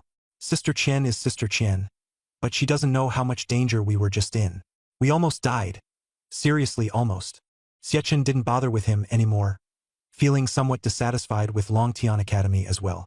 After all, this time the Academy's protection measures really hadn't kept up. But he didn't blame Evan either. After all, the man had personally come to rescue them, and no one had been injured. Lin Yu, come with me for a moment. Principal AI's voice rang out. The crowd immediately fell silent, all eyes turning to Lin Yu. Earlier, when they had gathered at Longtian Academy, Bianen had mentioned that Lin Yu was personally mentored by Principal AI, and that had shocked everyone. Jiang Qian also glanced at Lin Yu. Thinking about it, it made sense. Lin Yu was not only the top scorer in Jiang Province, but he had also broken the national martial exam record and possessed dual talents, with a score of 20,000. Any one of those achievements would make him a once-in-10,000 years genius, yet he had gathered them all. Principale. Lin Yu responded. Evan nodded. Come with me. As soon as he finished speaking, he rose into the air. Lin Yu's body followed involuntarily as he flew up too. So this was the legendary Transcendent Awakener? His power could almost rival heaven and earth. They passed through barracks and training grounds, seeing soldiers training hard, before finally stopping in front of a two-story white building. Two Awakeners in combat uniforms were standing at the entrance. When they saw Evan, they saluted. After he nodded in return, he pushed the door open and went inside. The first floor was a meeting hall with a huge map hanging on the wall. In the center sat an old man wearing a military overcoat. His back was straight, and his gray-white hair made him look just past 50. Lin Yu vaguely guessed who he was. Uncle Jiang, Evan said respectfully. Jiang Poyu nodded. Xiao Fan, long time no see. What brings you here so suddenly today? The wrinkles on his face twitched slightly, and his voice carried exhaustion. Uncle Jiang, this time I brought the students to the northern frontier. We were attacked along the way by the Hall of Lifelessness. Luckily, I stayed right behind them or the new students would have been wiped out. I'd never be able to answer to the teacher. The Hall of Lifelessness? Jiang Poyu's face darkened. Those dog bastards. Who knows what benefits the calamity gave them, to make them willing to work for it. He sighed. Internal and external troubles. Within 10 years, China will surely be in chaos. Jiang Poyu's words struck Lin Yu's heart like a heavy stone. If anyone else said something like that outside, it would sound like mad rambling, but the person before him was one of the 7 kings of the capital, King Jiangtian. His words were not a prophecy, but a countdown. Thinking of the notebook's previous prophecy, Jiang City had fallen, and the tide of calamity had surged in. Ivan fell silent for a long time before finally asking, Uncle Jiang, can it be stopped? Jiang Poyu shook his head. Stopped? On what grounds? With the Hall of Lifelessness causing trouble from within and the calamity eyeing us from outside, the capital may seem solid, but in reality it's riddled with holes. He paused, his gaze fixed on Lin Yu. Ivan saw Jiang Poyu's concern and reassured him, It's fine, just speak plainly. Lin Yu is one of us. Jiang Poyu nodded. All right, then I'll be frank. In recent years, the calamities invasions have become more frequent and more powerful. Facing those powerful calamities, high-level awakened are simply powerless. Uncle Jiang, are you saying? Ivan was utterly shocked after hearing this. He had been in the capital all these years and knew nothing about the situation outside. He had originally just wanted to ask Jiang Poyu to take extra care of Lin Yu along the way, but instead he had heard such an astonishing revelation. Jiang Poyu nodded. You're right. Those calamities are evolving. They've gone from beasts at first to calamity beasts, and now they're even beginning to transform into human form. Calamities that have just taken human form are terrifyingly strong, easily crushing high-level awakened. They're still mutating, becoming stronger and stronger. Ivan was silent for a long time before asking, What about the other realms? Same there. Jiang Poyu stood up and pointed at several marked points on the map. The three realms have no guardians, and the situation is dire. The leaders of the three realms reported to me that in recent years the calamity tides have been incessant, with ever-growing scale. In particular, the calamities along the southeastern coast have already started coming ashore. Now only the northern frontier is temporarily calm, but that's only on the surface. Lin Yu looked at the map, and the notebook's prophecy flashed through his mind. Jiangcheng would fall, and Xian Yuantian was actually the disaster. This was definitely not good news. Everything was heading in a bad direction. Lin Yu. Jiang Poyu suddenly called out to him. Lin Yu looked up. Xiao Fan said you're a dual awakening talent holder? Jiang Poyu asked. Lin Yu did not hesitate and nodded. Yes, I have dual fire and wind talents. He didn't reveal all his secrets. After all, the other party was a king, and saying too much wouldn't be good. Jiang Poyu stared at Lin Yu for a few seconds, as if appraising a piece of uncut jade. After a while, he smiled. Dual elemental talent of fire and wind is indeed rare, but I'm not interested in your talent. He turned and sat back down. What I care about is you as a person. A dual talent awakener is rare. Jiang Poyu continued. Ning Yuan is very suitable to be your master. He also has dual talents, but... But what? Lin Yu pressed. Jiang Poyu sighed. He hasn't shown up for a long time. Why? Lin Yu frowned. Disasters have grown stronger, and the human race also wants to break through. A king is not the end. Their disappearance was to pursue a higher realm. Jiang Poyu shook his head. I'm already at this age. Even if I want to continue, it's hard to make any progress. At this moment, AI Fan said, Uncle Jiang, I still have matters at the academy, so I have to leave first. Lin Yu will be in your care for these 7 days. I can't help him much. Dual talent awakeners are people I haven't seen in many years. People like this will achieve great things in the future. I just hope he doesn't go down the wrong path. Jiang Poyu waved his hand. Go on, I've got things here. AI Fan nodded and left. After AI Fan left, Jiang Poyu's expression grew solemn, and the true aura of a ruler from the northern frontier emerged. He stood up. You're Xiao Fan's student, so you count as half my student as well. As a meeting gift, I'll give you a weapon. A weapon? Lin Yu took out the black short blade he had bought in Water City. I already have one. Jiang Poyu shook his head and lightly flicked the short blade. The faint glow of spiritual energy that had been in it instantly faded away, turning it into scrap metal. You're still carrying this? Jiang Poyu said coldly. Lin Yu put away the short blade. Actually, I prefer using my fists. The Northern Frontier's armory has invisible gauntlets that strengthen the arms. There aren't just weapons there, but also many treasures. Are you sure you don't want to take a look? Jiang Poyu revealed a smile. If you miss it, there won't be another chance. Others don't get this privilege. I'm giving it to you because you're AI Fan's student. Baby? Lin Yu's eyes lit up.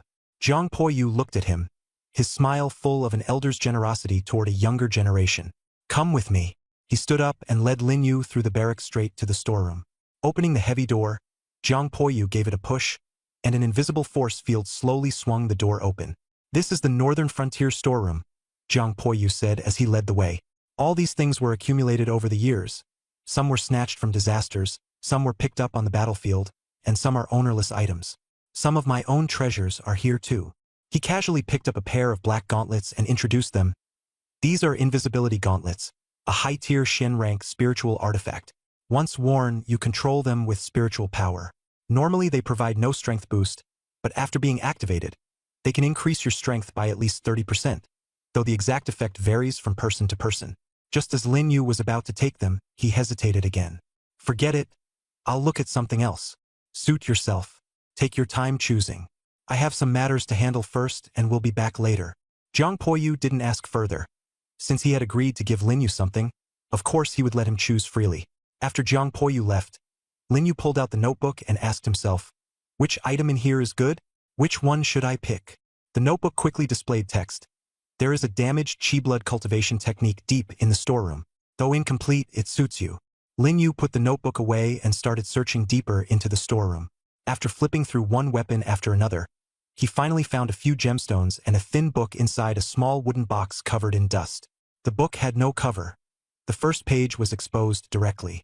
The handwriting was crooked and messy, somewhat similar to the notebook's text, but much uglier. Lin Yu's own handwriting was even better than this. He wiped off the dust, and the first page read, "The way of chi and blood lies not in quantity, but in refinement. When refined, it flows. When it flows, it transforms. When it transforms, chi and blood become endless." Lin Yu kept flipping through. The second page, the third page. Each page had only a brief amount of content. Some had only a few words and some even only punctuation, as if written just to get by. When he turned to the second to last page, there was only one sentence. This chi blood cultivation technique is not suitable for cultivation. Though it can cultivate chi and blood, it can only cultivate chi and blood. The corner of Lin Yu's mouth twitched. Damn it! He pulled out the notebook again and demanded, "Is this the good stuff you were talking about? You didn't lie to me, did you?" The notebook replied, "I never said it was good stuff. For others, it's unremarkable. It only increases your chi blood value. The Vajrabhati technique you had before could improve multiple attributes. This one only boosts chi and blood." Lin Yu was puzzled. "So you mean it only increases chi and blood, not defense? Then wouldn't it be even easier for me to go die in the future? Is that what it means?" The notebook asked back. "I'm not stupid. What about speed? It hasn't increased. What about strength? It hasn't increased." Lin Yu fell silent. The notebook continued explaining, "You've also seen those people without talents. They have no talent, yet their strength is terrifying. After you die, you can plunder their various attributes, not their talents. This blood and vitality technique, combined with your talent, means that later on you won't even need to cultivate. By jumping off buildings and killing yourself every day, you can still grow stronger." Lin Yu gave a wry smile. "Get stronger by jumping off buildings and killing myself every day? Sounds like madness, but I know the notebook isn't crazy. It's my talent combination that makes this path workable. Others spend more than 10 years, even over 100 years. I might be able to finish it in just a few years." He put the notebook away and picked up the blood and vitality technique. At that moment, Jiang Poyu returned and, looking at the technique Lin Yu was holding, asked, "Have you chosen?" "I chose a blood and vitality technique," Lin Yu replied. Jiang Poyu shook his head. "Honestly, I'd rather recommend you choose a weapon. This technique is too incomplete. Although it's profound, you can't properly cultivate it.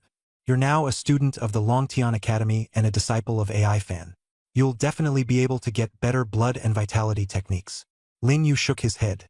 "Thank you for your kindness, Lord Jiang. I've already made my choice." Jiang Poyu sighed and took the pair of invisible boxing gloves from the shelf, handing them to Lin Yu. "This technique is basically free. Consider these gloves my gift to you." "All right, go to the barracks and gather with your classmates now," Jiang Poyu urged. "Thank you." Lin Yu nodded in gratitude. Watching Lin Yu's retreating figure, Jiang Poyu shook his head and sighed. "I've never been this good to Xiaoya." When Lin Yu walked back to the barracks, Xie Chun and Chao Quan were already waiting for him. Seeing him return, Chao Quan hurried over. "Brother Yu, you're finally back. What did Principal AI say to you?" Lin Yu didn't hide it. "He took me to meet someone." Xie Chun immediately guessed, "King Jiang." Cao quan phro rời. Ice White. "King Jiang? It really was him? Brother Yu, you met King Jiang? What does he look like?" Lin Yu didn't say much. "You'll all see him later." His mind was entirely on that broken blood and chi technique.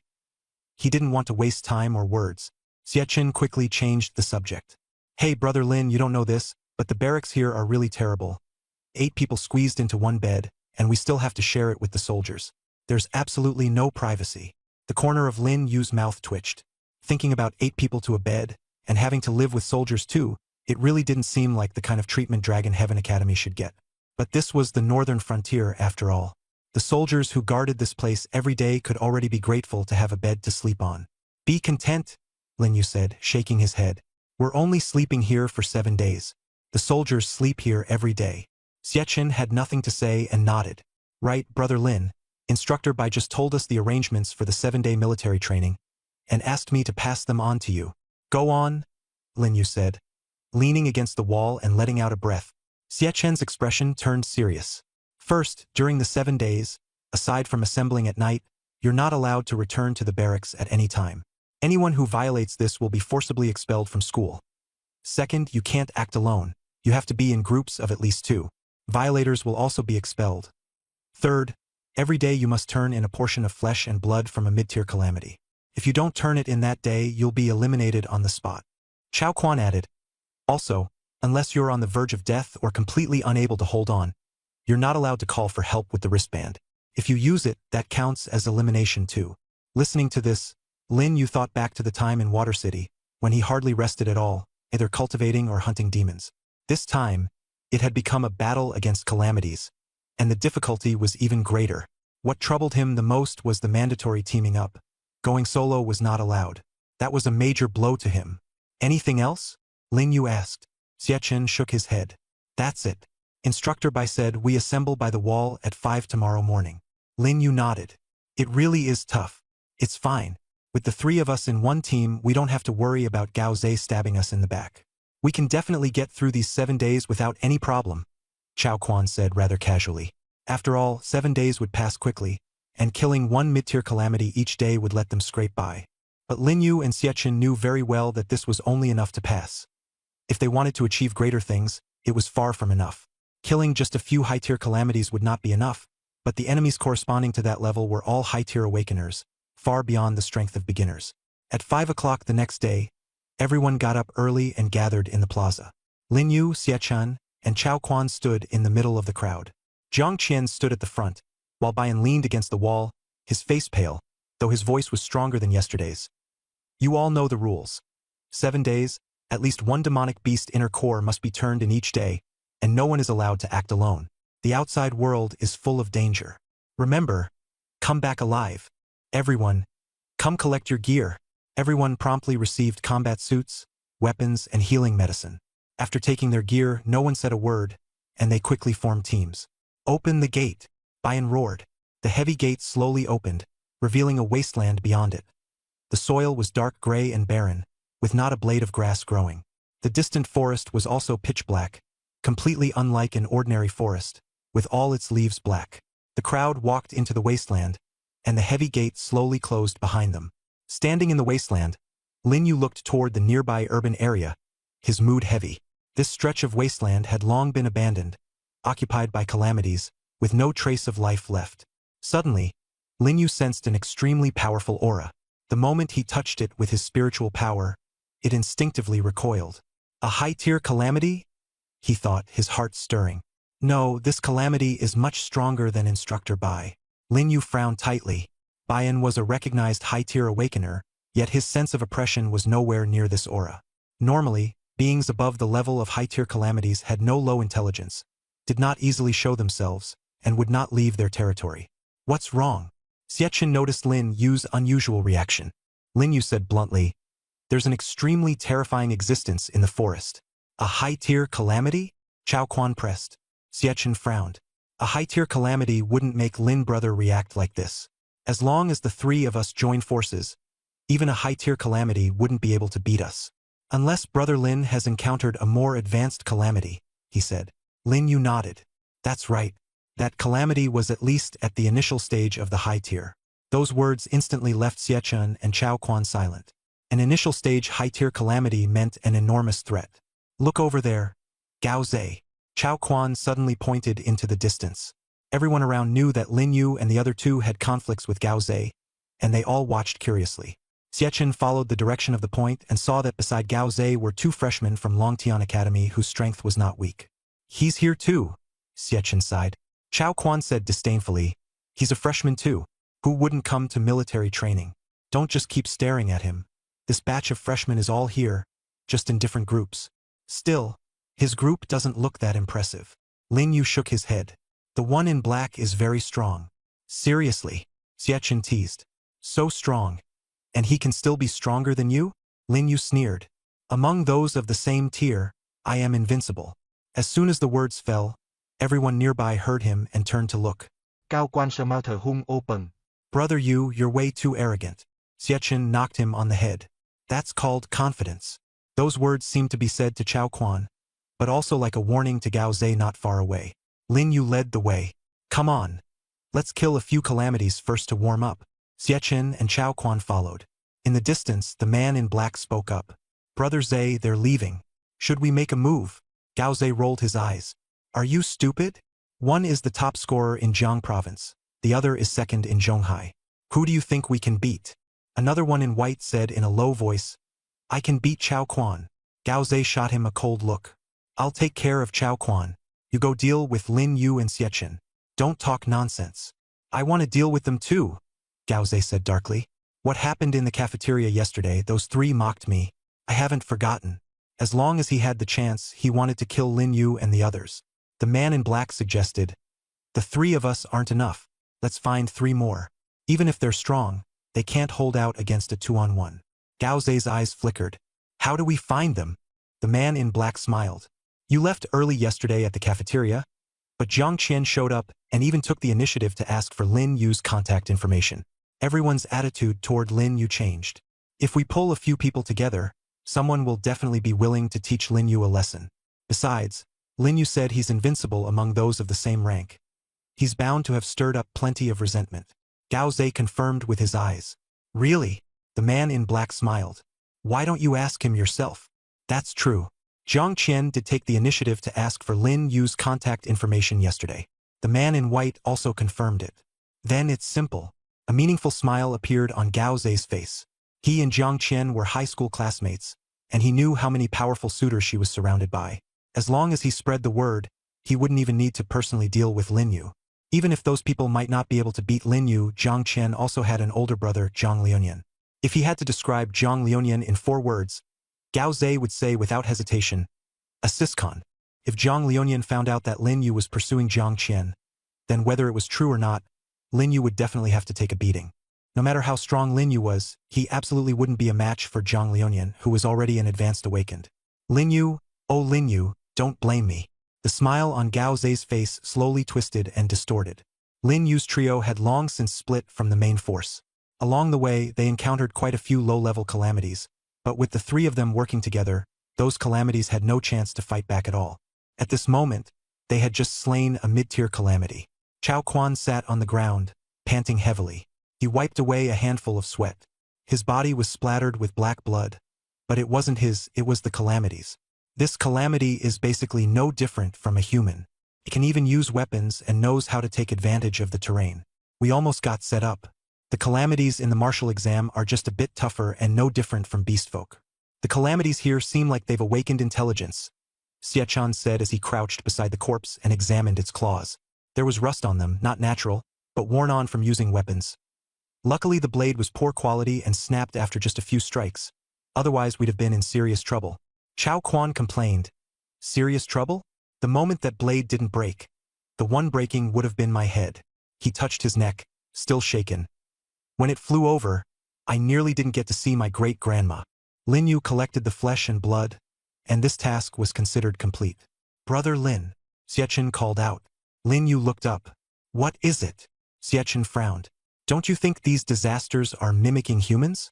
And not just simple imitation, they're learning how we fight. Even the way they walk looks like ours. Lin Yu fell silent, recalling what King Jiang had said yesterday. The disasters are constantly evolving, and can even take human form, moving toward the human direction. He understood now. The disasters were not only growing stronger, they were also evolving toward humans. Lin Yu stood up. Let's go. Chao Quan wailed. Go again? I'm about to die from exhaustion. We've already finished the mission. Can't we rest for a bit? Xiachen glanced at him. You head back first. Yu and I still need to fight for the 9-in-1 genius spot. Chao Quan wanted to argue, but the words died in his throat. He knew Xiachen had wanted to compete for that title ever since enrolling. Fine. Cao Quang stood up, looking unconvinced. If you want to fight for it, I'll fight for it too. I may not be as strong as you, but what if? Xiachen laughed. Lucky. You nearly got your head chopped off by a disaster just now. You should go back and rest. Chao Quan said unhappily. That was just because I wasn't paying attention. Without my support, your combat power would drop by at least half. What if we run into Gao Zhe and the others? Xiachen sneered. If Gao Zhe and the others dare come, I'll make sure they never return. He strutted around in the cafeteria yesterday. Did he really think I wouldn't dare touch him? As soon as Xiachen finished speaking, footsteps sounded from the nearby sandy ground. It was not one person nor three, but 6. Gao Zhe was in the lead, accompanied by a boy wearing a cyan combat suit, with an extraordinary bearing. Well, still not back yet? Haven't finished your mission? Gao Shi smiled annoyingly. Want us to help you finish today's task? Xiachen sneered. I wondered who it was. So it's a coward. The one who got shouted down in the cafeteria yesterday and didn't even dare to say a word. You think finding a few people will let you turn the tables? Gao Shi waved a hand. No, I'm not here to settle scores. He looked at Lin Yu and smiled. I'm here to introduce someone to you. After saying that, he stepped aside. The boy in the cyan combat suit stepped forward, refined in appearance but staring coldly at Lin Yu, his eyes full of hostility. He stopped in front of Lin Yu and said, You're Lin Yu. Looking at the man before him, Lin Yu knew he had bad intentions and replied bluntly, What's it to you? The boy in the cyan combat suit smiled and introduced himself. My name is Jing Yao. I'm from the capital, and I'm a classmate of Jiang Qian. Hearing that, Lin Yu couldn't help but laugh. He'd heard this kind of routine at Nanxing No. 1 high school too, always for a woman. As for where Zhu Liping was now wasting his days, he still didn't know. Xiachen took a fighting stance. What do you mean? You want to fight? Jing Yao ignored Xiachen and instead stared at Lin Yu. I heard you're a dual talent awakener, the Jiang province top scorer, and the national record holder. And yesterday, Qianer took the initiative to ask you for your contact information. Lin Yu said nothing.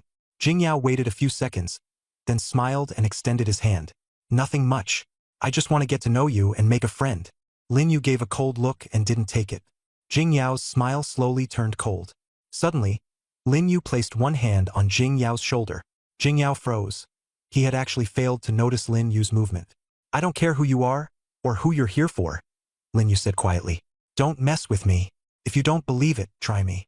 As soon as he finished speaking, Lin Yu exerted force, and Jing Yao's shoulder began to press downward. The pain made Jing Yao roar. You motherfucker, you're looking for death. He was just about to strike. Jing Yao. Jiang Qian's voice came from not far away.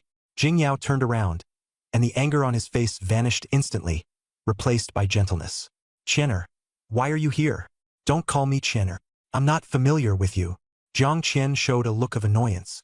Did you forget how my brother beat you up? Qianer, listen to me. Jing Yao tried to explain, interrupted by Jiang Qian. Get lost. Don't let me see you. All right, I'm leaving. Qianer, don't be angry. Jing Yao nodded repeatedly and left with his people. Gao Zhe looked baffled. Didn't we agree to teach Lin Yu a lesson? But since Jing Yao was already gone, Gao Zhe could only leave angrily with the others who remained. Chao Quan seized the moment and kicked Gao Zhe in the butt. Gao Zhe lost his balance and fell flat on his face. You! Gao Zhe jumped up in fury, glaring at Chao Quan. What right do you have to be mad at me? Cao Quang sneered. Want to fight? Come at me. If you get close, I'll call you daddy. After saying that, he deliberately moved closer to Xiachen, acting so arrogantly that even Xiachen couldn't stand it. You'll regret this. Gao Zhe glared at him. Unable to argue back, he could only leave dejectedly with the others. Chao Quan stood there laughing until he doubled over. Did you see that? That fall was perfect. He tried to imitate it and almost fell over himself. Xiachen hurriedly steadied him. Stop getting full of yourself. Gao Zhe is petty. He'll come back for revenge sooner or later. Chao Quan didn't care. Let him come and seek revenge from me. I'll give him another kick. Jiang Qian suddenly spoke up. Lin Yu, I'll handle Jing Yao's matter. Lin Yu shook his head. No need. I never spoil people. Bold words, Jiang Qian said with a smile. So this year, Long Tian only has you as the champion, right? Does that include me? Jiang Qian teased. Xie Chun and Chao Quan immediately fell silent upon hearing this. After all, Jiang Qian was a mid-tier awakened. Lin Yu answered astonishingly, "That's right. It includes you too." Jiang Qian wasn't angry. She gave a soft laugh and tidied her hair. "Interesting. It's getting late, and my teammates are still waiting for me. I'm leaving first." After taking a few steps, she looked back and lowered her voice. "Don't worry about Jingyao. If anything happens, come find me. I'll help you." Lin Yu shook his head. "No need." Jiang Qian looked at him, reaching out as if to say something but stopping herself, her gaze questioning. After a silence, Lin Yu said, "Because I don't need it. Relying on women isn't my style. If Jingyao dares come looking for trouble again, I won't be as polite as I was today. Today you saved him, not me." Jiang Qian nodded, said nothing more, and turned to leave. The Jiang family had protected Jiang Qian far too tightly, and her family strongly opposed her taking part in military training. After all, her martial cultivation level was already very high. Even without military training, she could still secure a place among the 9 prodigies. But Jiang Qian did not want to rely on the Jiang family forever. She had grown up in the Jiang family, almost entirely surrounded by it. So she came to Longtian, to the academy where her brother studied, wanting to see whether the outside world was really as cruel as her family said. Chao Quan watched Jiang Qian's departing figure inside. "Brother Yu, you really don't understand human relationships. Sister Qian said she'd help you. Who is she? The princess of the Jiang family. You just agreed to her, and for the next 4 years at Longtian Academy you've got a shield. Who would still dare to mess with you?" Lin Yu replied coldly, "What do you know?" Cao Quang smiled. "I may not understand, but I do know that Sister Qian feels differently about you. The way she looks at you is different from how she looks at anyone else." Xie Chen kicked him. "Don't talk nonsense. We've only known each other a few days. At most, we're just ordinary friends." Chao Quan refused to back down. "I'm not talking nonsense. Don't you remember the way Sister Yu looked at you? It was just like Jiang Qian. You looking for a beating?" Xie Chen immediately flared up. "Who's Sister Yu?" Lin Yu asked curiously. Chao Quan moved closer to Lin Yu, afraid that Xie Chen would really start fighting, and lowered his voice to explain. "Brother Chan is impressive, sure, but he's only second in Zhonghai. The number 1 in Zhonghai is a girl named Xiao Yu, the school belle. She often flirts with Brother Chen." "Sister Yu? Number 1 in Zhonghai." Lin Yu looked toward Xie Chen. Xie Chen's face flushed red as he glared furiously at Chao Quan. "Chao Quan, if you keep talking nonsense, I'll really throw you into the forest to feed the beasts." He reached out to grab Chao Quan, but Chao Quan was nimble and quickly darted behind Lin Yu, showing only half his head as he grinned and said, "Brother Chan, this is your inner demon. I'm helping you deal with it. If you don't resolve it now, something serious will happen later." Chao Quan turned to Lin Yu and said, "Brother Yu, you probably don't know this, but Sister Yu is stunning, and there are plenty of people pursuing her at school. Yet she set her sights on Brother Chen. Every time she teases him, Brother Chen feels aggrieved and fights back in anger, but he always loses miserably. Even the literature and history rankings are suppressed by her. He's forever stuck in second place. If it were me with a beautiful woman chasing me, I'd be thrilled." "Shut up." Xie Chen was livid. Seeing how angry he was, Chao Quan hurriedly fell silent.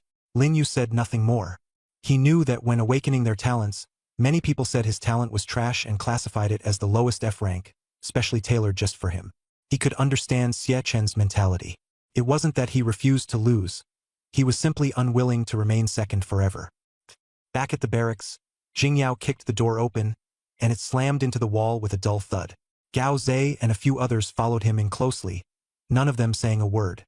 Jingyao sat on the edge of the bed, his face dark as ink. "Brother Yao." Gao Zhe looked at him carefully and deliberately exaggerated. "This Lin Yu is way too arrogant. Just because he's from out of town and got the top score, he thinks he can do whatever he wants. He's only a top scholar from a small city, and I don't think he's taking you seriously at all." Jingyao didn't answer, his gaze growing even colder. Gao Zhe moved closer. "Brother Yao, say something. The few of us are willing to help you deal with him. No matter how capable Lin Yu is, he's still an outsider. There will always be times when he's alone. When that happens, we can just kill him off. The general administration will at most investigate a bit, and then this will be over. They'll never be able to trace it back to us." Jingyao looked up at him, his eyes cold and sharp as a snake's. Gao Zhe shivered and took a step back. Though he was a genius, he was still far inferior to Jing Yao. He's very strong. The few of us may not be able to beat him, Jing Yao said calmly. Gao Zhe clearly didn't believe it. Impossible. Lin Yu is only one person. How could the 6 of us not beat him? From Lin Yu's moves just now, Jing Yao had completely confirmed that his strength was no ordinary thing. The top scorer in the martial exam wasn't something just anyone could become. Not only had Lin Yu taken first place, he had also broken the national record for the highest martial exam score. More importantly, he was also an extremely rare awakened one with dual talents. No one would ever underestimate such a genius.